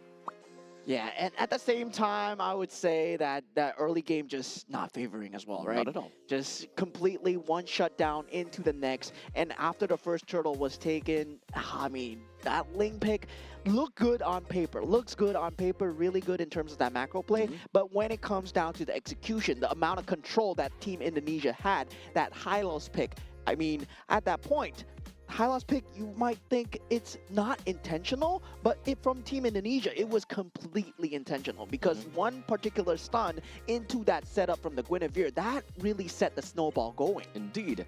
And there was absolutely no imminent threat coming in from the side of Team Vietnam. So the moment that Team Indonesia have done, kind of checking the opponent's, maximum damage output, they know how far they can take things. They know when do they, kind of pull back after a certain period of time within a battle in order to not overextend. And for Team Indonesia, they know they can go damn far with that, no problems, because number one, the Link just don't have a lot of damage to work with, and in order for the Link to realistically be able to get any form of gratification in terms of good amount of damage, that will come in only if the Bruises is able to survive. And in this case, Terizla is not able to do anything. Problem is, Atlas also in that early game, not really too much of a beefy boy. And yeah, definitely for Team Indonesia, they just made use and exploited that fact. But that was game one, ladies and gentlemen. As we head on into game two, what kind of strategies need to change here for Team Vietnam? They did have a good theory on paper, right? In terms of execution, just falling apart at the slightest hint of disconvenience. And Team Indonesia, I feel that right now, they're very good at punishing their opponent's mistakes. One slight misstep into that bush was completely off. I really like the thought, the part where you literally talk about exploiting people's mistake and taking control of all of that. And this leads to a discussion over to Team Vietnam being using a composition like this, which is actually kind of high skill or have a high mechanics where there is a lot of margin of error that could appear. As such, Team Vietnam should generally look towards a certain direction where it's a lot easier to execute, but that also means that Team Indonesia, they gotta have to play in their own game instead of playing into the opponent's mistakes. Yeah, definitely, and it really feels as if trying to get that individuality in for the side of Team Vietnam. Yes, you have a lot of outs available, but at the same time, you have a lot more room for error. And now the room for error is going to be enhanced on this dangerous grass here, because there's going to be multiple patches where you aren't unable to see the map in general, and dangerous grass, no longer broken walls. Okay, so dangerous grass over here.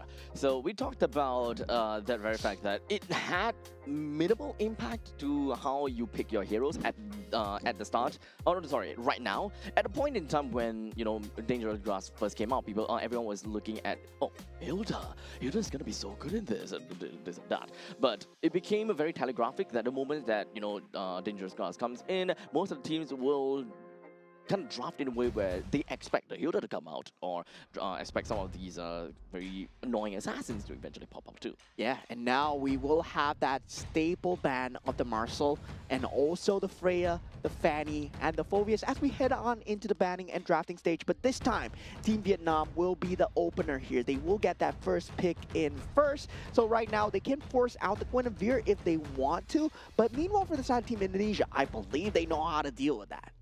So right now we've got most, if not most of the most out of all that is the important ones that are already taken out. But Paquito though is still the one that is currently floating around. Team Indonesia is actually a ban for them. They need to ban out the Paquito for the fact that Vietnam can first pick that.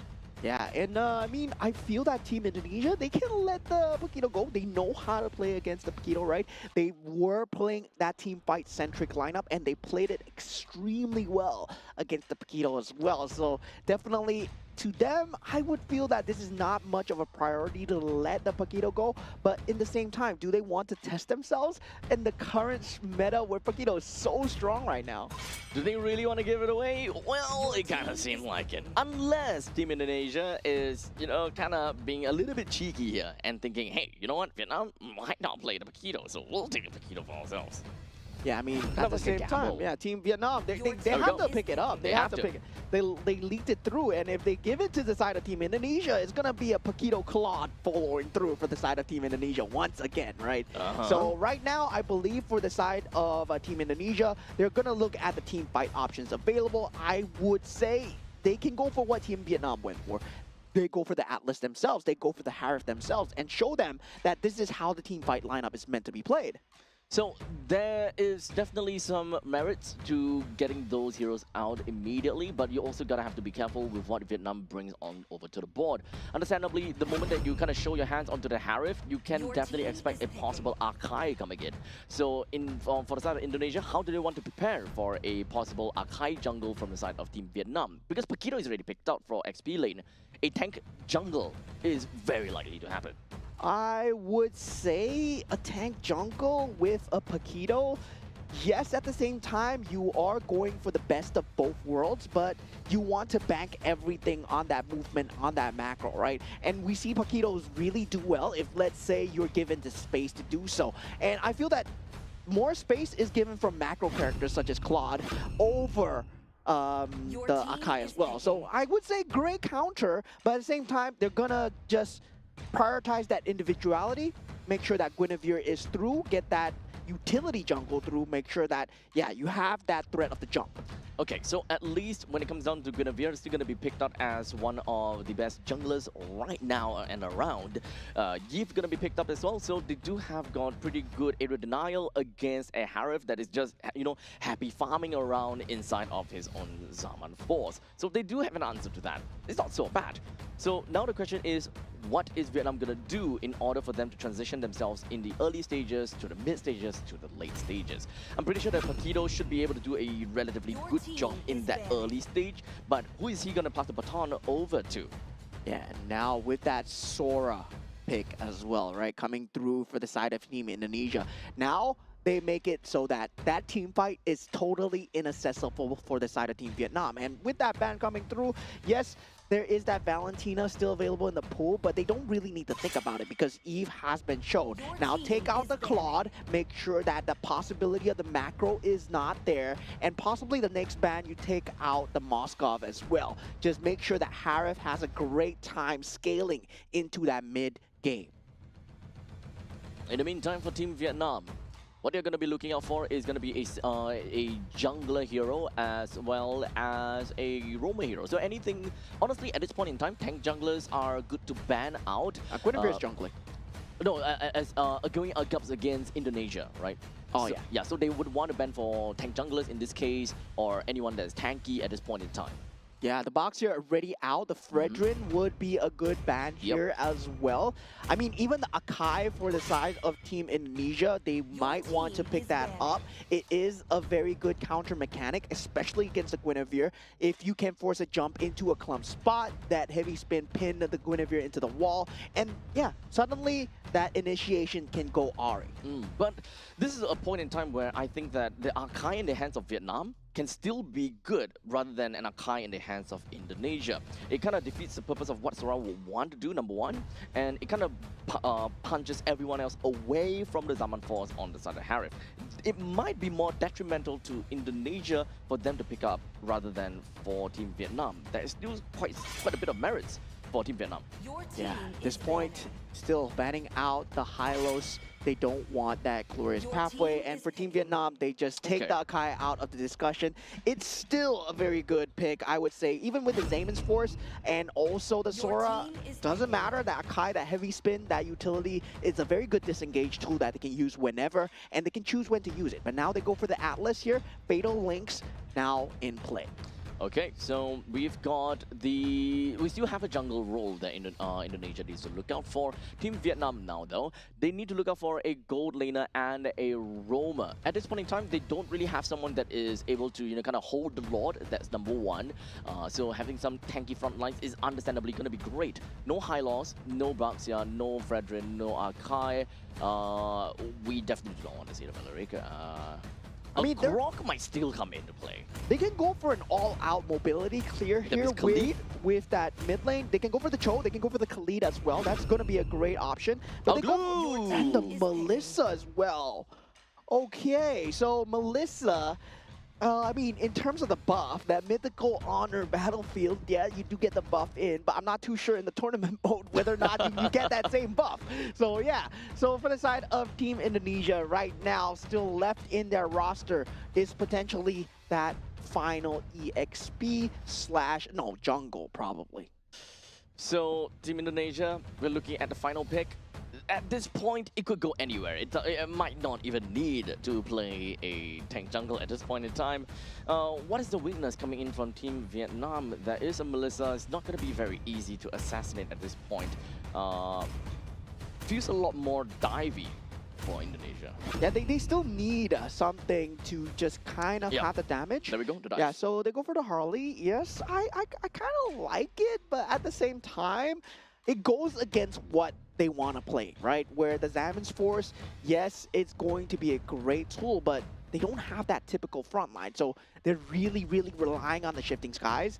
If this was a team that really knows how to play against the Sora, once that Shifting Skies is gone, Team Vietnam can go in for that just execution because that tank capability is no longer there.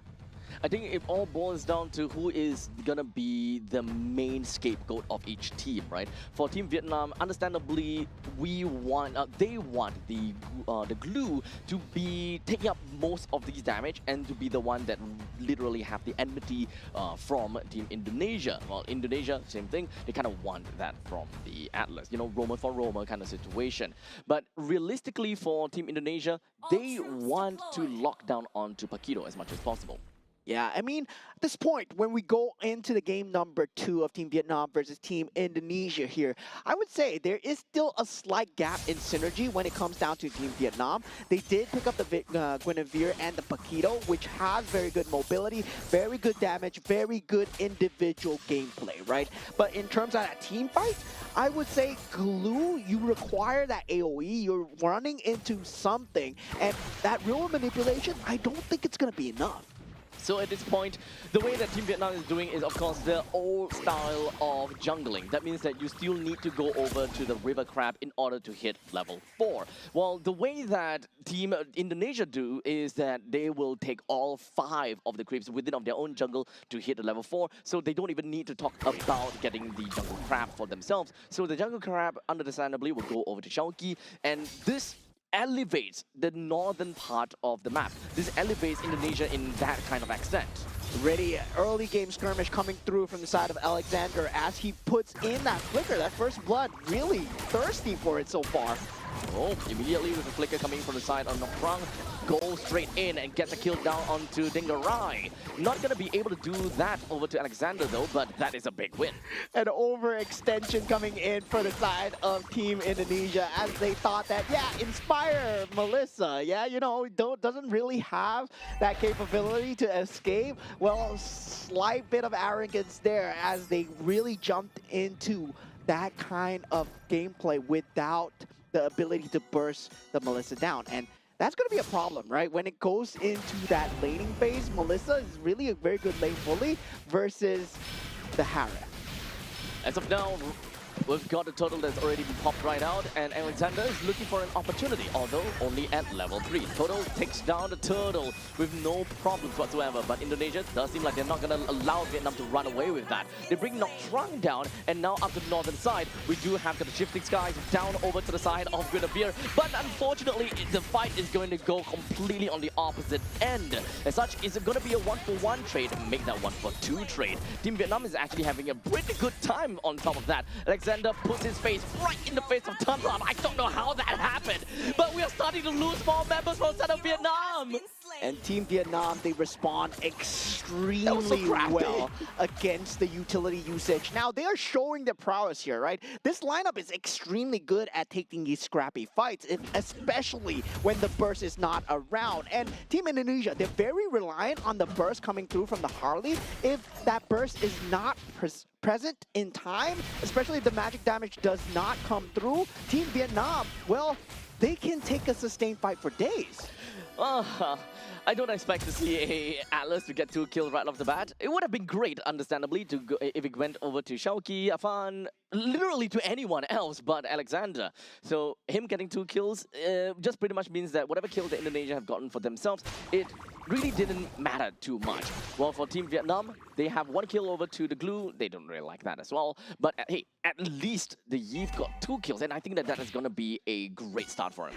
Yeah, and so far, that Guinevere pressure is going to start to mount in terms of that Arlie versus the Guinevere. But looking at that top lane going through, Shaoqi not going to be long for life here on the Paquito as Khan Lam just go down. Yep, that is a big little skirmish coming in from Team Indonesia. They want to slowly whittle down some of these members as much as possible.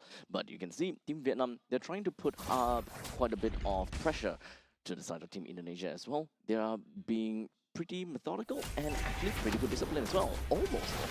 Yeah, they are going to have to split the map a bit harder for the side of Team Indonesia. And for Team Vietnam, they've been doing a great job of keeping map presence so far. Noctrang now in a position to fight here. They do have Delvin will be able to walk himself right out of the team fight. He's going to be fine, all right. RWM popped right out. Van Dut hoping that he will be able to stay alive, but unfortunately would not be able to do at all. Shaoqi was a bit too annoying for him, and in the end, it is going to be a pretty good kill that will be credited in. Yeah, Toto trying to get out, but Dingarai is here on the scene here, and that's going to be 3 kills the way of Team Indonesia as it swings towards their favor. And that's the problem with the Melissa, right? Melissa, yes, very good in terms of that lane bully, but at the same time, yeah, you're just stuck in the lane for so long. And that's why the Harp is so good. In these objective takes, that Zaman's Force is always ever present. And to be fair though, it is definitely unprecedented to see and expect a Harp in this turtle fight, because normally when it comes down to gold laners, they will appear in the third turtle fight, and then they will start to swap over to the different lanes in order to make full use of the fact that they have 1 full lane and of the fact that they will be safe as well. It's the second turtle now because 5 minutes, right? Then you get catapults in as well. So definitely for the side of Team Indonesia, I would say it's just another day in the life for them, as it's still very surgical, especially on dangerous grass as well. Well, you still have that threat of Toto. Right now, 2,000 gold ahead for Team Indonesia, not too far gone. Team Vietnam, they still got this, especially if they can get a good team fight going for them. Yep. Team Vietnam, I think that they are definitely still in the running, especially with how prevalent a Paquito can bring in over to the team.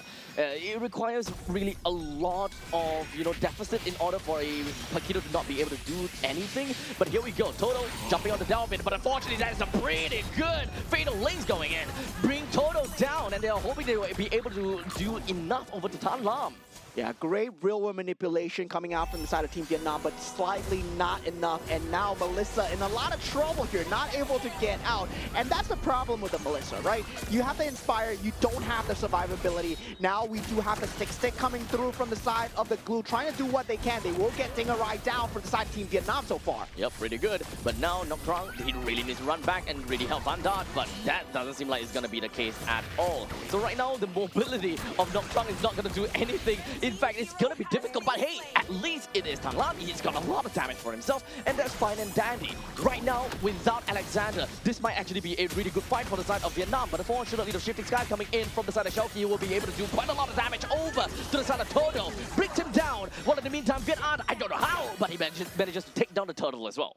Yeah, so at this point, this is an all-out brawl coming in from the side of Team Vietnam, as they know that to win these fights, they have to take these meticulous trades no matter what, and slightly favoring their favor as they bring the gold swing back into the favor. Now from 2,000, drop down to 1,000 as well. And for Team Vietnam, I would say that mid-game slightly favors them, especially if they can keep a control of that mid-lane turret, if they can keep a control of these purple buffs. And Team Indonesia, they've set their sights on the purple buff, trying to take away from the Guinevere as much as possible. Yep. Unfortunately though, this game is very different from what we expected to see in game number 1, because Team Indonesia was a lot more methodical in that fight and a slightly bit more disciplined.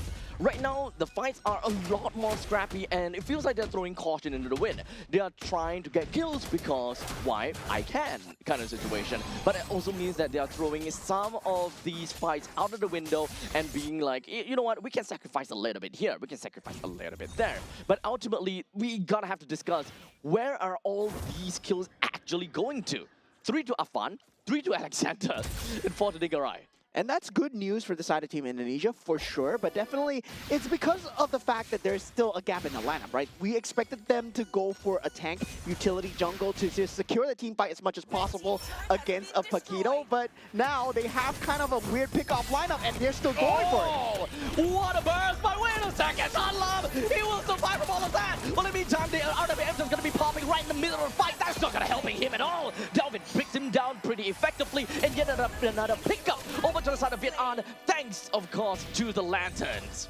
Yeah, Todo unable to initiate the fight for their very good initiation coming out from the side of Alexander, and also Afan did not find the finish onto Tan Lam, but did not matter, right? Rest of the team was over there to be the target, and Dingerai just able to deal the damage down.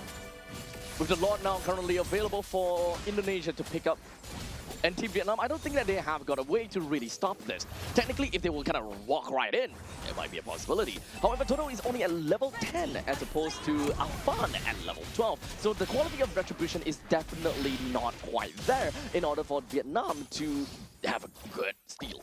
Yeah, Winter Crown timing now up for the side of Team Vietnam, especially on that Guinevere. We're going to start to see trying to just force out these Purifies as much as possible in preparation for these next team fights. But we do have Team Indonesia. They're just falling in here. Toto might be in a lot of trouble here. Well, he overextended, or rather not overextended, he overstayed his welcome down in the bottom lane.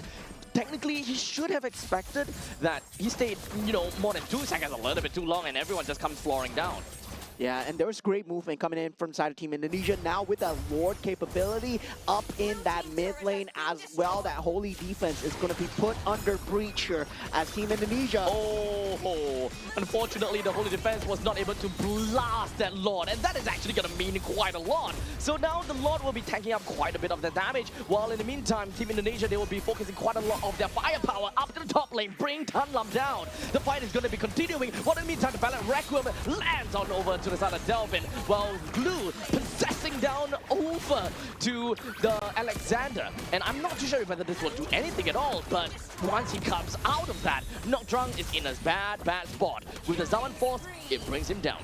Yeah, currently they're still trying to deal with the creep wave problem that is in their base. And we did see the combo coming out from the side of Tanlam, almost taking out Dingarai, but almost is not enough. They did get the consolation kill onto Delvin at that period of time, and with that, they do kind of stabilize. So Team Vietnam, they're still in this. If they make more mistakes from the side of Team Indonesia, that Melissa pick suddenly becomes very good here.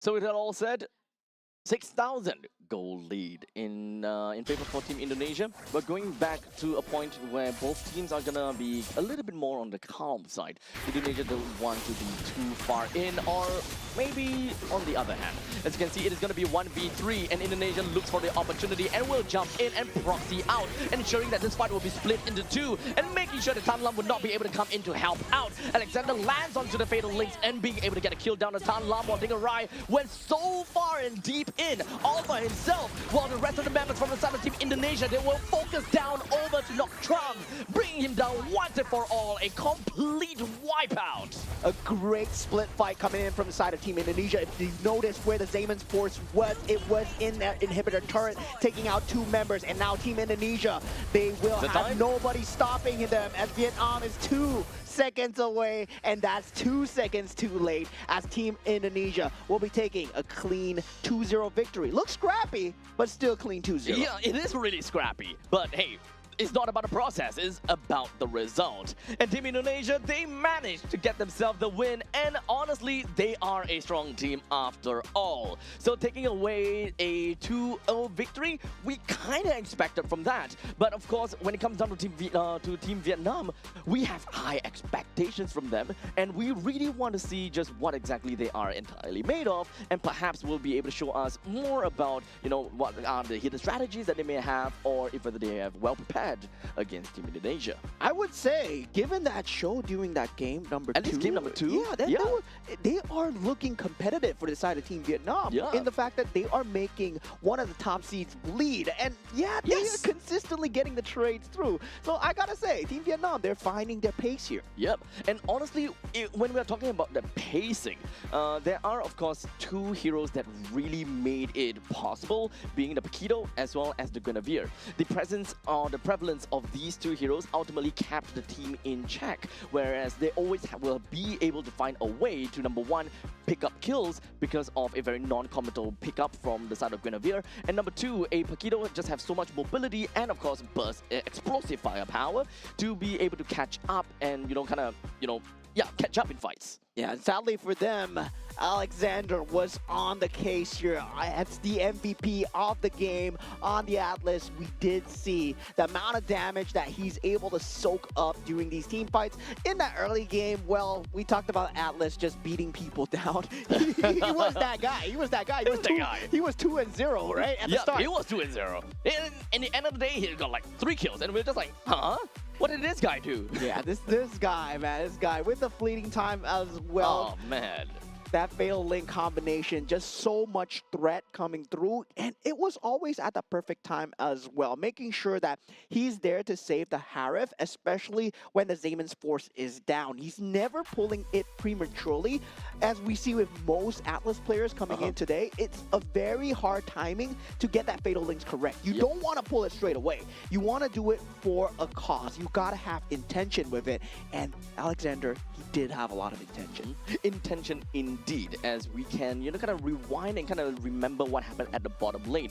It was, after all, Alexander that split the fight into 2, which resulted in such a fabulous game-ending play in order for Dingarai to be able to take 2 kills, and he was even jumping into the opponent's base in order to secure that. And because of how that fight was completely split up, Tan Lam was at no point in time was able to do significant amount of damage over to Dingarai, which is going to be Dingarai's number 1 issue dealing with Tan Lam. Yeah, and I gotta say, for the side of Team Vietnam, very good show, especially in this game too, where they did manage to get 10 kills for themselves over the 22 for the side of Team Indonesia. They did have moments where they were able to stabilize and it looked like anyone's game, right? And that's the point of MLBB so far. You gotta make sure you can even things up, even when you are down. It's all about learning how to play when you're down, and Team Vietnam, they look like they know how to do that. Now, after all, I would say that Team Vietnam, they did whatever that they can. It is a valiant effort going up against Team Indonesia, but they're gonna have to go back over to the drawing board once again to really figure out what's wrong. Why are they unable to beat Indonesia? At least for game number 1, I think it's pretty obvious. They don't really have, like, proper control of the map. They don't have ways to, shove down the middle lane and kind of bolster around the different entry points of their own jungle. I think that is quite understandable.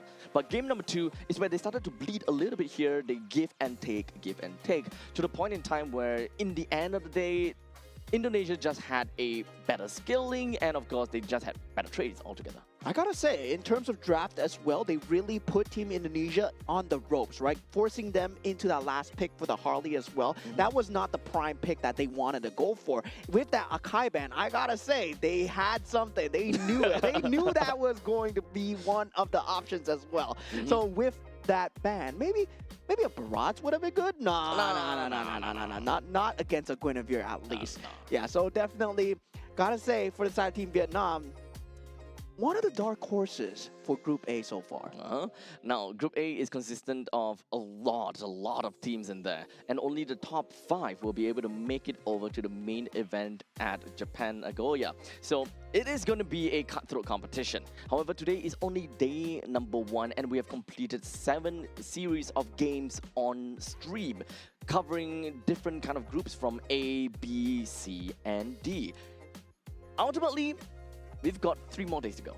We still got 3 more days to go. Yeah, there's a lot of timing for these teams to kind of settle in. And of course, we talked about Team Indonesia, Team Philippines today. These are full throttle teams. They've been playing together. They are from organizations together. Now they shed their titles and they come in as the government-given names themselves, but they have been playing together with their coaches. Yep. So honestly, at this point in time, the game could go to literally anyone and literally any region. Because, when it comes down to resources, it may be completely split up. Different regions may have different kind of resources put in over to, different tournaments, as a matter of fact. So now the question is, who will get away with the Asian Games? And of course, who's going to be the top 5 within of Group B? Yeah, I mean, at the same time, top 5 of Group A, you mean, Group B, Group A, yes. Group B, we only have 2. Group C, we'll only have 2. And Group D, we'll only have 2. 2 as well. Yeah. The only difference is Group B and Group D. They do have an LCQ slot, though. The teams in Group, there will only be 1 team in B and 1 team in D, the 3rd place, as a matter of fact, and they will go up against one another, if I'm not wrong, at the final day. So total up, we have a total of 2, 4, 6, 11, 12. We have a total of 12 slots. They'll be going up to the main event. Yeah, definitely. It's been a great day of Mobile Legends Bang Bang here, ladies and gentlemen. It's been an amazing time to watch all these teams try and find their place here, right? And some of the teams formed for the first time over here at the Asian Games qualifier. And for a lot of these teams too, a lot of expectations, a lot of hopes as they carry on that team jersey and the team colors. And going into that playoffs, going into the day 2, well, we're going to have a lot more games lined up for you guys. I mean, definitely, we did see today the amount of gameplay that's going to come through. We're just going to be excited for tomorrow as well. This is the cusp of a new patch. This is the cusp where people are still finding themselves. What works? Is Bruno back? I mean, there is that capability, right? And not only that, there is still, of course, a point in time where we could see some, very different things to happen. But, let's talk about the standings right now. When in Group A, Team Indonesia at the top of the list. They are the team that managed to play a total of 2 games though. Some of the other teams, they only Vietnam and Team Indonesia played the total 2 games. But regardless, you get it. 4 points for Team Indonesia. Team Philippines, 2 points because they only played 1 game. Cambodia as well, 1 game for themselves, 1 point. Team Vietnam went for 1-1 and unfortunately 0 points for themselves. Team Myanmar currently -1, and from this point on, we're just looking at -2s all the way from Team Laos, Team Malaysia, and Team Singapore. Yeah, and if we were going to take this on the last day, right? Top 5 makes it through to Aichi Nagoya. So at the risk of elimination from the first day is Team Laos, Team Malaysia, and Team Singapore, respectively. So that's how you're going to take a look at the standings, especially when it comes down to Group A. So all these teams so far, they've been performing extremely well, and I'm looking forward to see more of the performances coming out from the teams that we have not seen yet, right? Like Team Cambodia, Team Myanmar, and also the Team Singapore as well. And now looking at Group B, Team Saudi Arabia, we did see them dominating all the way at the top with 2 match wins. And that puts them at 4 points. Team Iran followed secondly with 1-0, putting them at 2 points. Team Jordan 1-1, and Team United Arab Emirates 0-1 at -2, and Team Oman at -4. Now, looking at the standings here, Team UAE and Team Oman, they are in danger of elimination. And Team Jordan, at least they have the opportunity, at least if things go on this way, they will have the opportunity to play in the last chance qualifier. As things stays. Yeah, definitely. I mean, that's going to be that interesting match that we're going to have for that last game as well. Definitely for the last day, right? Yep. Because that last chance qualifier is where it becomes from group stages to suddenly a best of 1. Yeah, to be fairly honest, anything could happen, and this is really difficult for us to do anything about because this is just day 1 after all. Now, standings for Group C, we do have Uzbekistan as well as Kyrgyzstan that have yet to play any form of games. While in the meantime, Kazakhstan had a great showing going up against Tajikistan, allowing Kazakhstan to get 1 win on top of Tajikistan. They have 2 points, while Tajikistan have -2. Yeah, Team Kazakhstan looking extremely clinical in terms of just mechanical gameplay alone. They understand the map, they understand the gameplay, macro structures all down, and I feel that, yeah, looking very good, but I'm hearing good things about Team Kyrgyzstan as well. So definitely this is going to be one of the groups to watch, because when we go into playoffs, these groups are going to mix. And looking at the side of Group D, we have Team Mongolia currently sitting at the top 1-0 with 2 points, Team Nepal 1-0 with 1 point, and Team Pakistan 1-1 with 0 points, Team Sri Lanka 0-1 with -1, and Team Hong Kong China at the bottom 0-1 with -2. So this means at the same time, right, if we take the last day, Team Pakistan will be playing in that 3rd match last chance qualifier. So understandably, with all of these standings in play already, we are definitely going to be expecting quite a bit of fight coming in for, you know, every single one of these teams, right? A, B, C, all the way to down to Group D. And with that all said, that pretty much brings us to the end of the incredible day here at the 2026 Asian Games Esports events, Mobile Legends Bang Bang Qualifiers. In fact, we've seen high-level gameplays, intense teamfight, and crucial victories that are beginning to start to shape the path towards qualification. Today was all about momentum shifts. Some teams definitely did manage to strengthen their position in the group stage to a certain extent, while others now find themselves under pressure heading into the next day of the competition. The level of play continues to rise as teams quickly adapt to the meta and fight for every possible advantage on the road of the Asian Games. And now we'll take a look at tomorrow's schedule. Yeah, now for tomorrow's schedule, we are going to have Team Iran going up first thing against Team United Arab Emirates. And now we have Team Iran once again going up against Team Jordan. So 2 teams that we have seen yet to play. Yep. Team Sri Lanka going up against Team Hong Kong China as well. Very interesting match because right now, Team Hong Kong China, they are at the bottom, but still, anything can happen here. This is going to be day 2 tomorrow as we head on in. And I believe we're going to have a total of 7 matches as well. So yeah, we're definitely going to have much more for you guys in store. I mean, on the next page, I believe we have Team Uzbekistan versus Team Kyrgyzstan. And looking at that, Match number 5. That is yummy, yummy, yummy. Team Singapore going up against Team Indonesia. We've been looking at a lot of Indonesia games so far. Let's hope that we don't choke out too much. Now, of course, in match number 6, we're going to be looking at Team Malaysia going up against Team Myanmar. While the final game of that day, that will be happening at 8:30 p.m. We should be expecting quite an attendance for this. Team Philippines going up against Team Cambodia. yeah, definitely we have a lot of good games here for you guys here today and tomorrow as well. But thank you guys for staying tuned so far, and thank you to our organizers for having us here at the Asian Games Qualifiers. Firstly, I would like to thank our co-organizers, Singapore Esports Association and also Zenway Productions. And in support of sport promotion, we have Sports Singapore and our official integrated Resorts World partner, Resorts World Sentosa, and our official partners, Mountain Games, My Republic, and Secret Lab. Yep. With it all said and done, ladies and gentlemen, thank you so much for tuning in. Once again, we still have 3 more fun-filled, action-packed days going down for every single one of you guys. And honestly, we've got a lot of games. Both of us will be covering today and tomorrow, and for the weekends on Saturday and Sunday, we'll be nicely greeted by Jays as well as Churros, which will bring you guys all the way down to, kind of close up the entire group stages itself. Yeah, today has been a roller coaster ride of emotions for a lot of the teams as they try and get settled down here in sunny Singapore here at Resorts World Sentosa. And tomorrow will be at the same venue as the group stages heat up. Looking to establish consistency and control. We'll see you back here again for day 2 of action. Take care.